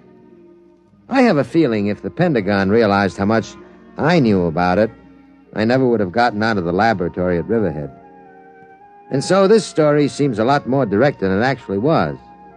An awful lot happened in the 4 years before Nathan called me again, landing on the moon for one. But when he did call me, he had big news. Here. Now watch this. Watch.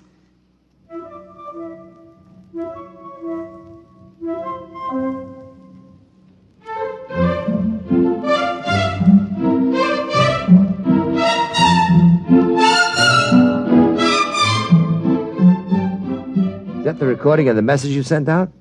I've seen that before. No, it isn't. That's a message we've received. They're playing it back to us. Now, wait, you'll see. Now, look, you see? There's an auditorium. They've been showing our message on a screen. Look at them. What are they doing? Waving their hands in circles? Well, that might be applause. You can't tell, but that isn't the most important thing. Do you realize what the intensity of this message was? On an Omicron scale, 302.8. Yes? Now, you'll see what I mean. Now, watch. Their camera, or whatever they use, pans up from the audience. Look at that wall. Hey, it looks like a ship's hold. It is. It's a spaceship. That accounts for the intensity of the broadcast. We've picked up an alien spaceship, and they've gotten our message. They're approaching the solar system, and we'll be able to contact them. Joe, you know, I just don't care anymore. You've strung me along with this thing for 5 years, and it's no use to me. Absolutely no use. Why, didn't I tell you? The Department of Defense is releasing the story to the press. You have it today, and there'll be a general release tomorrow.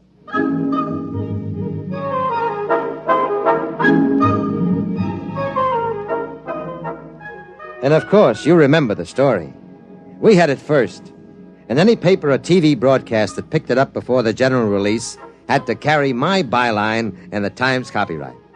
I think it was the most important single newspaper beat that I've ever heard of. And of course, I did very well because of it. It was page 1 in the upper right-hand corner of the Times for 8 days running.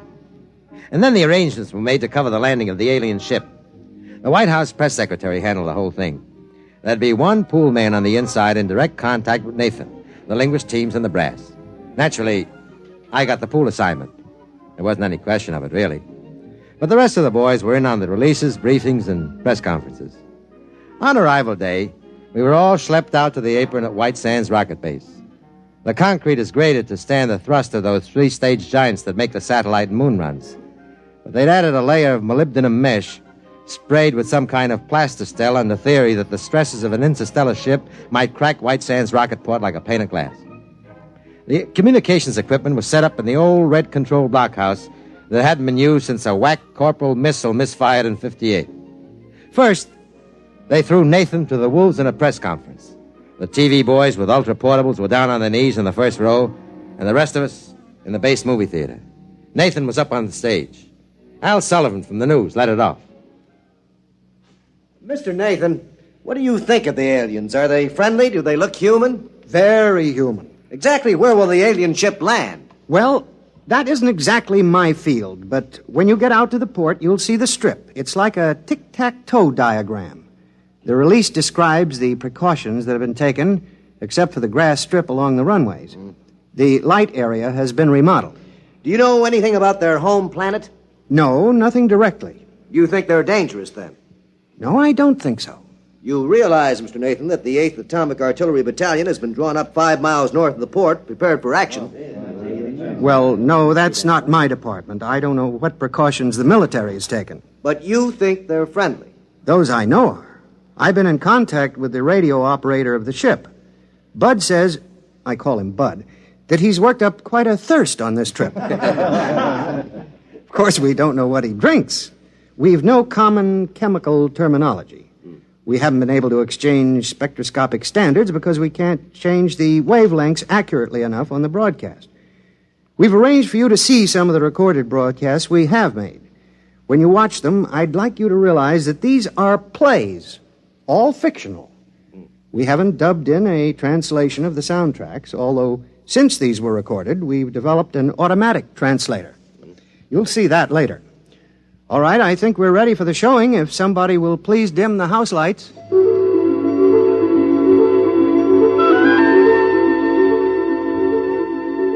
Of course, I'd seen the films before, but I stayed at the back of the hall to watch them again. The almost human forms, half dancing, the colors bright but strange.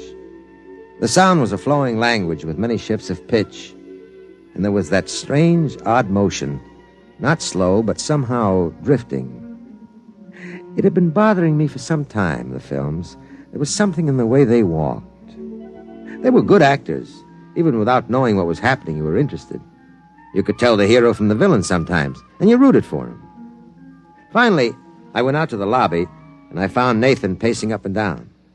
What's on now? That recording that they returned with the Ponchielli. It's funny, you know. They're crazy about Ponchielli and Mozart. Can't stand Gershwin.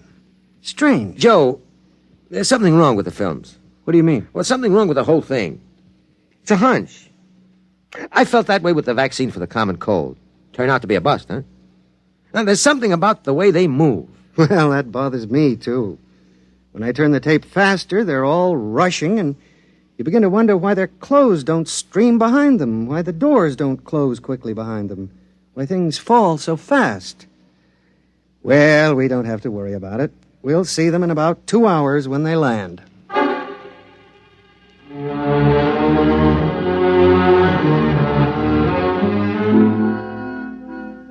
He seemed a little too cheerful. Joe Nathan wasn't like that.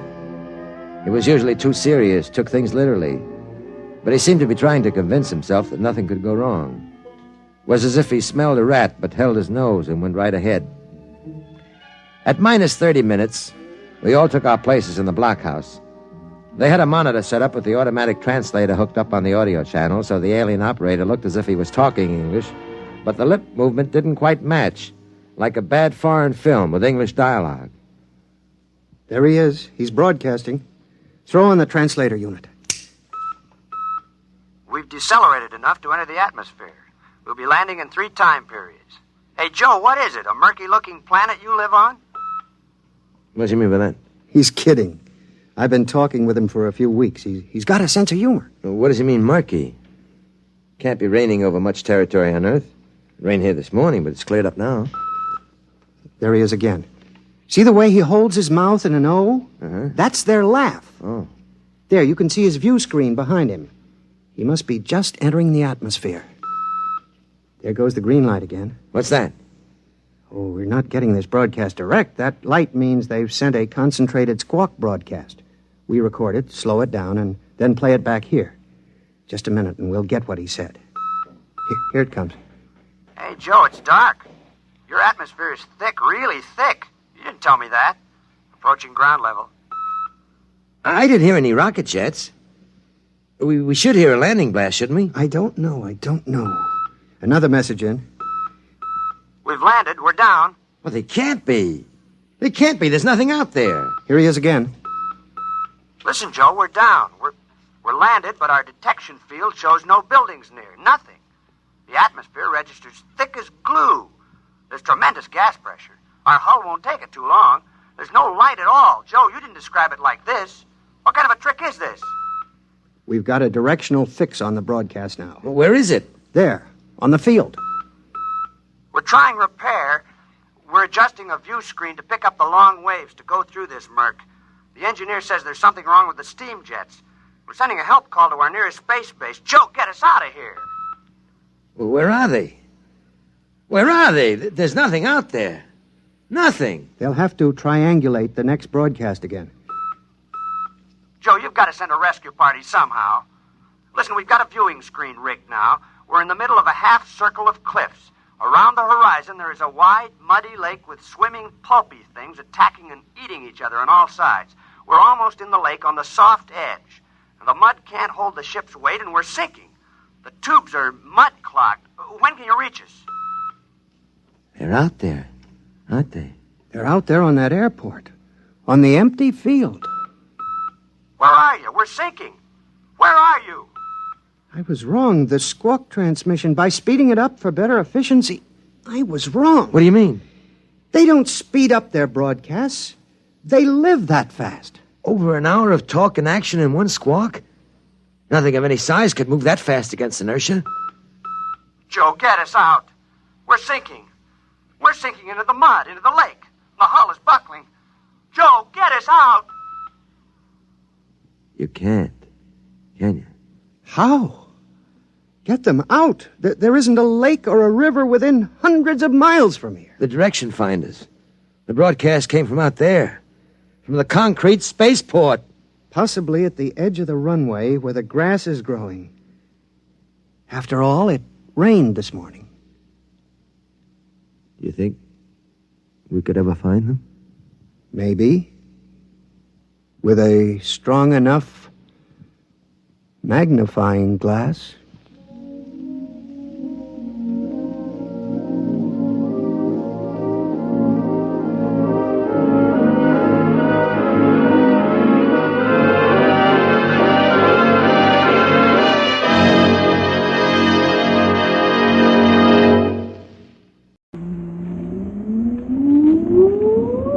Countdown for blast off. X minus 5, 4, 3, 2, X minus 1, fire.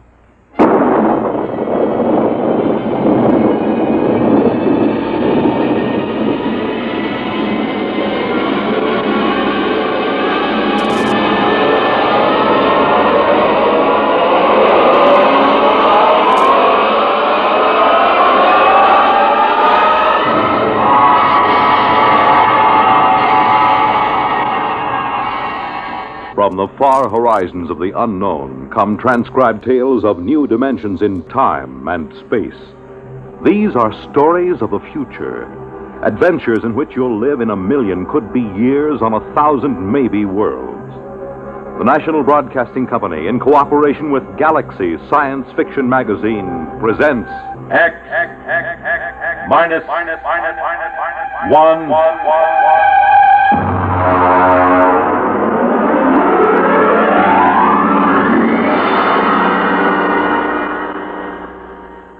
Tonight's story, Colony, by Philip K. Dick.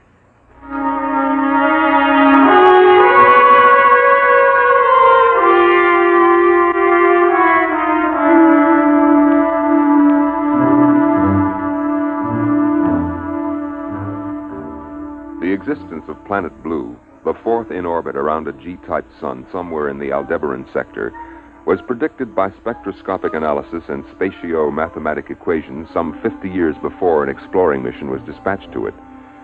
The research team, under Commander Stella Morrison of the Colonial Administration, went into orbit around Planet Blue at 0700 Standard Sidereal Time. Authorized procedures were followed. Aerial photography completed, Commander. Anything show on the plates? Well, Masterson was suspicious of these lines towards the poles, but the angles seemed to be coincidence. They're not artifacts. Glacial faults. Geological survey reports no volcanism. Mm-hmm. The launch is back. Dodge has a landing site pinpointed. Preliminary atmospheric tests look good. There's a 0.7 bulge in oxygen, but it's just enough to make you feel good. Looks like an open-air job. No pressure suits or condenser masks. Well, that's precisely what they thought on Centauri 1. And the whole expedition was wiped out by spores. Of course, I was assuming a favorable biocheck. Mm-hmm. Preliminary photographic survey, Mr. Wood. Thank you, Dodge. Do you want them played back here? We haven't transcribed the tape. If you please, Lieutenant. 393. Al, pipe the photo tapes up here on 324. Looks like a green world, all right. Punch up the tape, if you please, Lieutenant.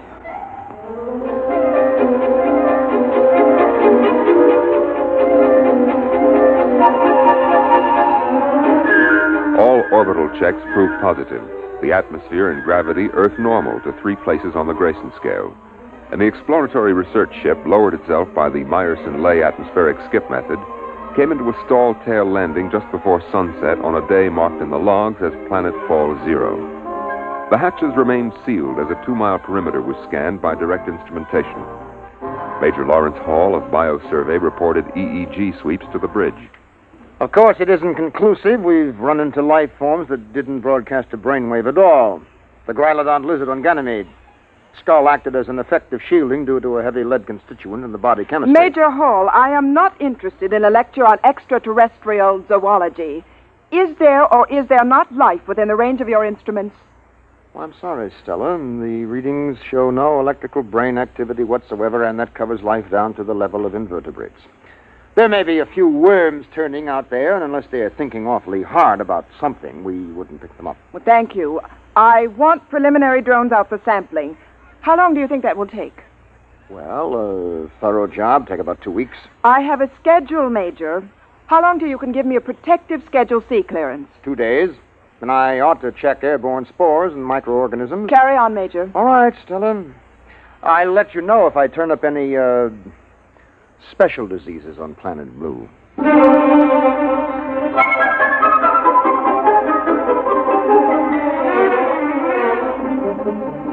Drone sample missiles were dispatched at sunrise.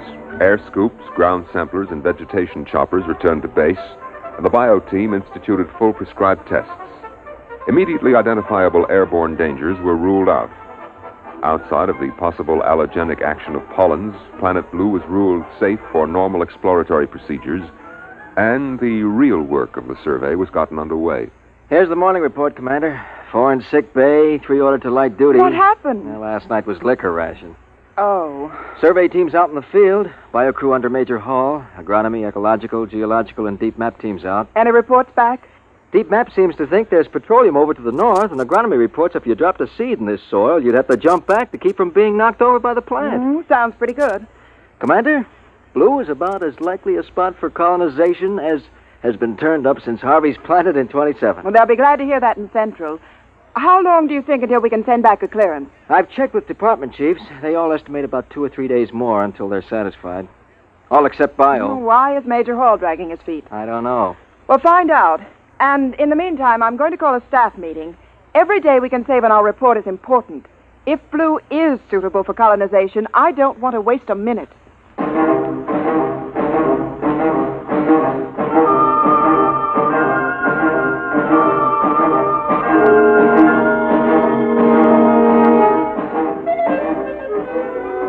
By planetfall plus 3 weeks, all departments had reported favorably except biology. Ecological survey pointed out the difficulty involved in the necessity of importing animal life. But this problem had already been met in the colonization of Gamma 2 and 3, when an entire ecology had been transported in frozen gene banks and fertilized and incubated on the site. Biology, however, still withheld a favorable report. Look, Larry. What is the secret, Stella? Cold formality on the bridge and Larry when you're in my lab? Well, I'm serious. Well, I've just gotten an official query from Central. They want to fish or cut bait on Blue. Your department is the only one holding it up. We're 2 weeks behind schedule. And the first colony on Vishnu was right on schedule, and 7,000 died of green spot. That was before the full bio-check technique was worked out. My dear, do you know how many different microorganisms there are in a cup full of dirt? I'm not a freshman student of biology. Oh, dear. And I was hoping I could tempt you into some field work. Someday, Larry, you're going to make some remark in front of some junior officers or even enlisted personnel, and I'm going to have to call you on it. I'm afraid for your dignity, my dear. Look, I'm in charge of this expedition. My dignity happens to be a function of command, and as such, it's a survival factor. Ah, well, then you had better take it easy at officers' mess. You know, I saw 2 biomates watching you, climbing the ladder to the bridge. Do you know what their affectionate name for you is? Major Hall. I'm serious.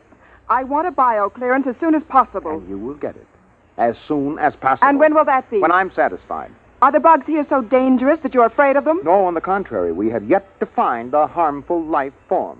Well, you didn't report that. If there are no harmful life forms... No lice. No disease germs. No malignant virus. Well, then what are you waiting for? There should be. There should be at least one little fellow who could give you a common cold. Look, sociology section found no native narcotic plant life. And inasmuch as there is no humanoid life, there is no bootlegging, gambling, immorality, and pornography either. By analogy, that would be a good reason not to colonize. Is that the idiotic logic you're following? Microbiology is a little different, Stella. And anyway, what is the rush? Blue is something different. There's something peaceful in the air.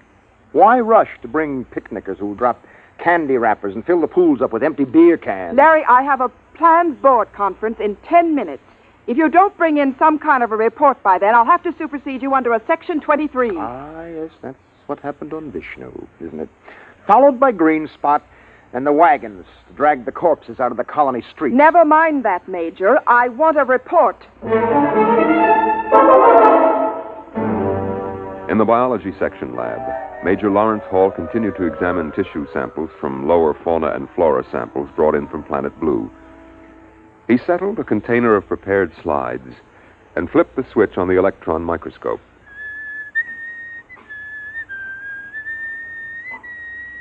Major Hall slid the first slide on the stage of the microscope and adjusted the focus knob. Come on. Ah, there you are. All right, come on, kid, eat something.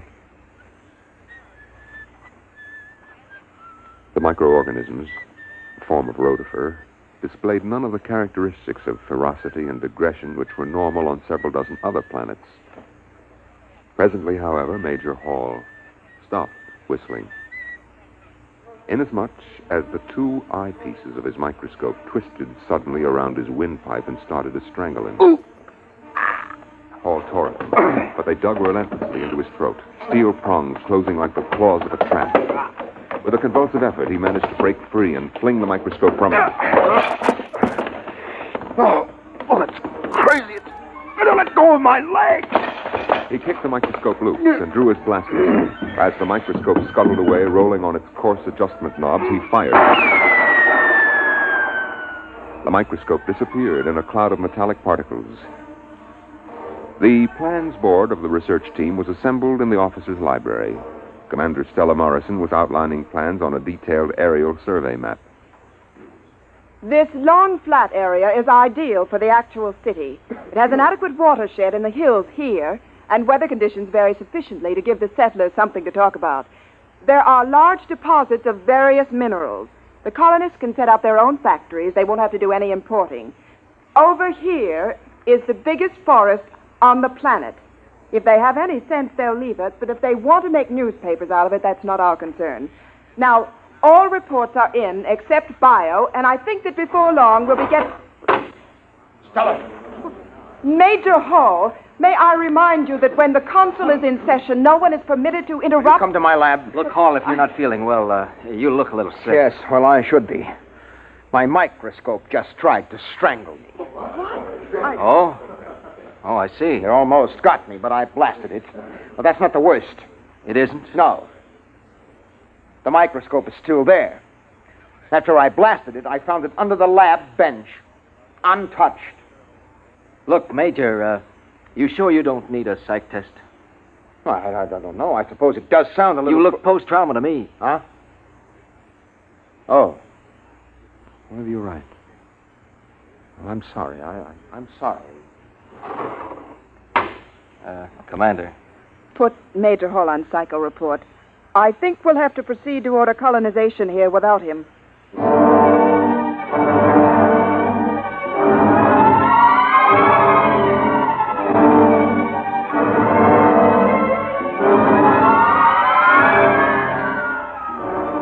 Major Hall proceeded to Psych Center and, inserting his ID card in the robot Neo Rorschach machine, he placed his hands on the contacts and activated the search and gestalt circuits. Presently, the green light flashed, indicating tentative diagnosis.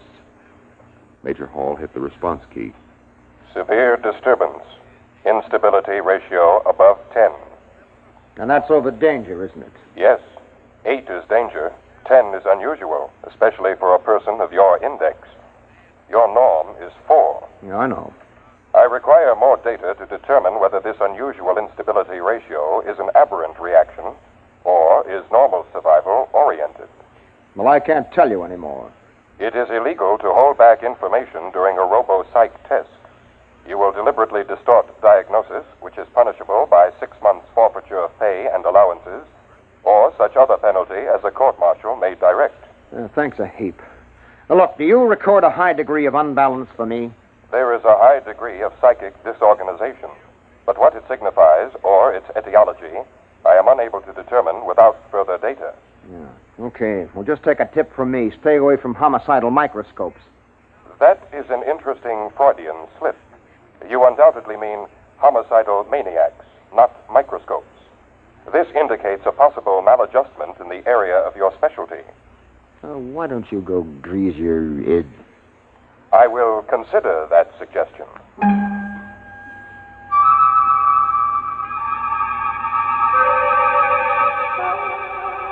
Major Hall returned to the biosection lab and tested the atmosphere near the place where he had fired his blast gun at the microscope.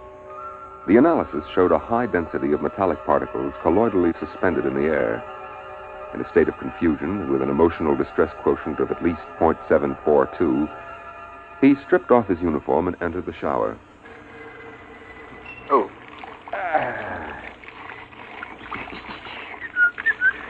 Oh, well, you can't expect anybody to believe a story like that. I must be off my rocker.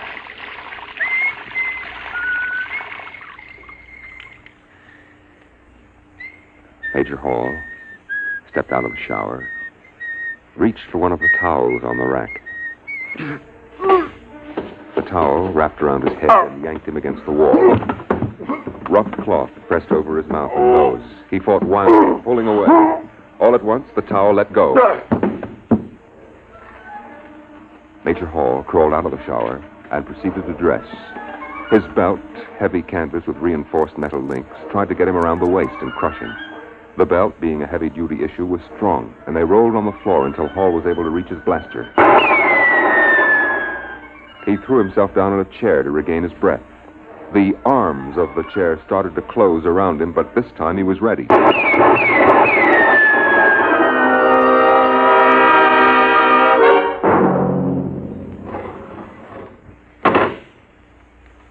Major, I don't believe you were announced. Look, Commander, Stella. You're armed. You know that regulations I'm sorry, Stella, this is important. Well, what do you want?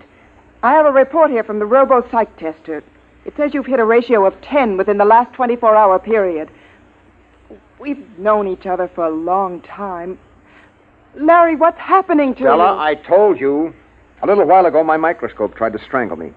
Then when I was getting out of the shower, a bath towel tried to smother me. I got by that. And while I was dressing, my belt... Wood, in here on the double. And I finally blasted that. And then an armchair besides. Yes, Commander. Stand by a moment. Stella, will you listen to me? This is serious. Ordinary objects suddenly turning lethal. Maybe this is what we've been looking for. Maybe this is... Your microscope tried to kill you? I told you, its stems got me here around the windpipe. No one else saw this happen? No. I blasted it, and then I found it again, perfectly all right. I see. Wood. Yes, ma'am. Get 2 guards and take Major Hall down to Captain Taylor in sickbay. Have him confined until he can be sent back to Terra for examination. Listen, Stella... Sorry, Major. You can't prove this story, and we'll just have to assume it's a psychotic projection on your part. And we can't afford to have any psychotics running around loose on this planet. Wood, carry on.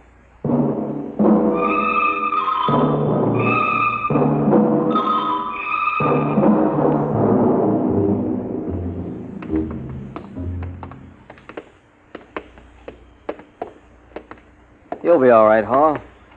Back on Earth, they can clear a thing like this up in a few weeks.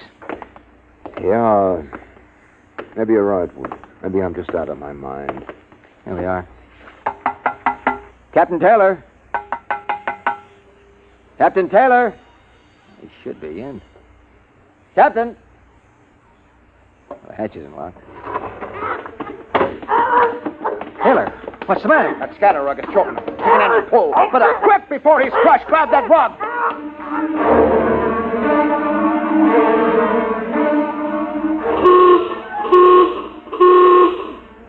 Now hear this. Now hear this. General alarm. General alarm. Emergency stations. Emergency stations. Condition red. Sidearms will be issued to all personnel. General alarm.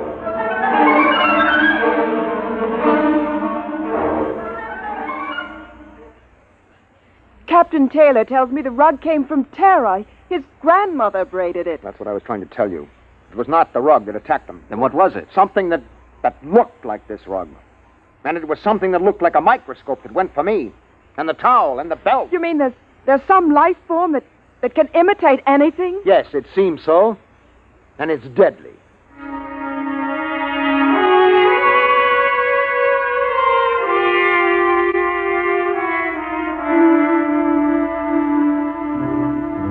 Hey, Charlie, general alarm. Get up out of that sack. Hey, what'd you do with my gloves? Oh. Hey, where'd I get 2 pair? Well, eeny, meeny, miny, mo. 1 pair of gloves is the same as the other. Hey, these gloves are moving. How do you like that? These fool gloves are going for my blast pistol. Charlie, is this one of your crazy electronic gags? Did you rig my gloves? Hey, look out for that pistol! Look out!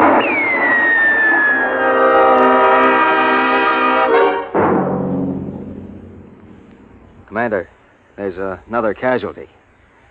Lieutenant Dodge. What happened? I don't know. He seems to have shot himself. Oh, no. Stella, I think that I have something. Dodge is dead. Look, we know that this thing can camouflage itself. It can imitate any object it leans up against. All right, now, listen to this. Larry, we've got This is the answer. It's a tape from Captain Galt. He was out on bio-survey. He had a throat mic on. He was talking to the operator at base. Now, listen to this. Head for home now. What's this emergency about? Hourglass Stella having hysterics? That's funny. I swear I parked my bucket over by those trees. Well, it's here anyway. Heat up some coffee for me. I'll be in a couple. Yeah, that's funny. There's another bucket over by the tree. Where'd this one come from? Let me out. The thing's stuck. It's folding up around me. Joe, get a squad out here. Joe, acid. I can't get out. It's digestive fluid. Get somebody out here before. His transmission just stopped. All right, now we're up against some organic form of life, and there should be some way to destroy it. We've already blasted a few, but we don't know how many more there are. Maybe it's an infinitely divisible substance, some kind of protoplasm. We've had over 12 casualties reported, and there's still 5 teams out in the field. All right, it's a lethal life form. Now, that explains why we found everything else harmless. Nothing could compete with this. We have mimic plants of our own, the twisty slug on Venus, but nothing that goes this far. It can be killed, though. You said that yourself. If it can be found. You can't tell. Clothes, rugs, drapes, chairs. We can't tell which is which. We've got to try to find some poison, some spray that will destroy them wholesale. Oh, no. What's the matter? In the corner. I never noticed 2 briefcases over there before. There was only one, I think. How are we going to know?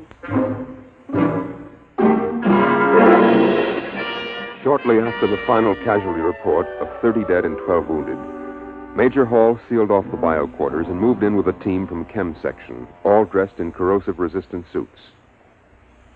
Well, I'll make sure that you've got a tight seal on the neck joint. What are you going to do, Major? I've got a combination of hydrogen and arsenic under pressure, arsine gas. That'll give us an idea of how much they've infiltrated. Arsine is deadly to humans, so check your helmets. Now, Sergeant, I don't want any panic blasting. Arsine is inflammable. All right. Release the valve.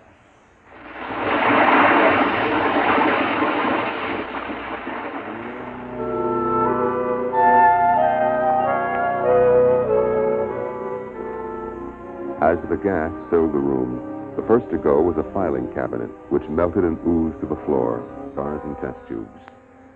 The lab was sealed off and a meeting held in Commander Morrison's quarters. Well, it's protoplasm, all right. You could see that when the mimic shape melted. It was this as big as your hand. They resemble the simple unicellular protozoa, gigantic in size compared to microorganisms. Can we spray them? Arsine disturbed them, and I suppose enough might kill them. But we haven't got that much. We can't flood the planet. We wouldn't be able to use our blasters, and it's lethal to humans. We'll have to pull out. Stella, I'm afraid you don't quite understand. We can't take the chance of carrying them back to the system disguised as a boot or a towel or anything. And they seem to multiply by binary fission. It wouldn't take long to overrun Earth and the rest of the system. If we stay here, they'll pick us off one by one. We could have arsine brought in or some other poison, but that would destroy most of the other life on the planet along with it. Then we'll have to burn the planet clean. Wood? Yes, ma'am. Set up a call to System Monitor. I'm going to get the unit off here out of danger. After that, we can work out the best way of cleaning off this planet. You run the risk of taking them back to Terra. Can they imitate higher life forms? Can they masquerade as human? Apparently not. They seem to be limited to inorganic subjects. Then we'll go back without any inorganic material. But our clothes, they can imitate the synthetic fibers, belts, gloves, boots. We're not taking our clothes. We're going back without anything at all. Oh. Oh, I see. Get me a beam to Central Monitor immediately.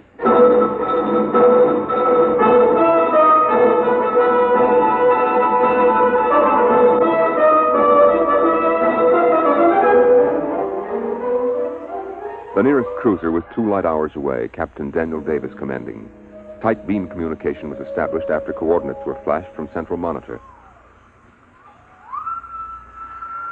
This is Captain Davis. Can you read me? I read you. Commander Morrison here.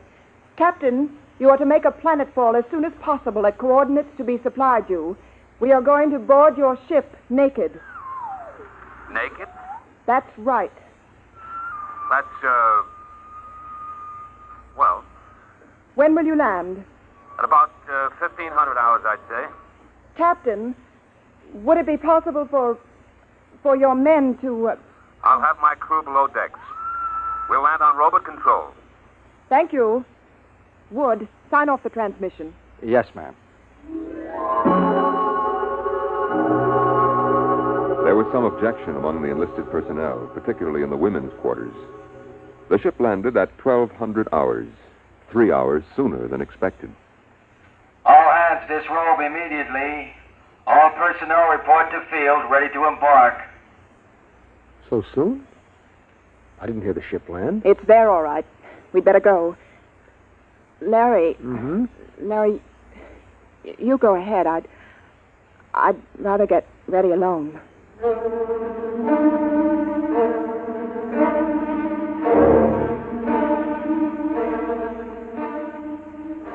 Parked in the center of the landing field was a cruiser, its hull pitted and dented by meteor strikes. It lay motionless, with no sign of life aboard.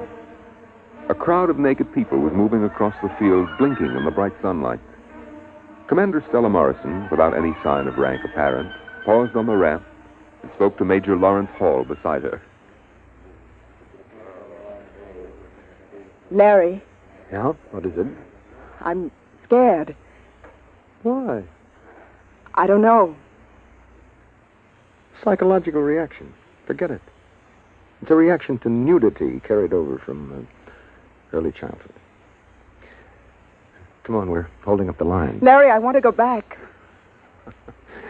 Stella, look. Now, at least Davis kept his promise. There are no enlisted men lining the hatches to enjoy the view. You see, it's dark in there. There's nothing to worry about. Come on. Up you go.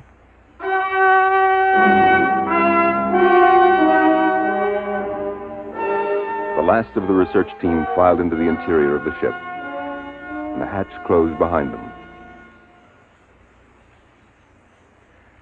At exactly 1,500 hours, Captain Daniel Davis landed his ship in the center of the field. Automatic relays opened the main lock hatch and lowered the ramp. Davis and his staff sat in the control cabin waiting. Oh, how do you like that? Where are they? Well, maybe the whole fool thing is a joke. We've waited an hour already. They waited. And waited. But no one came.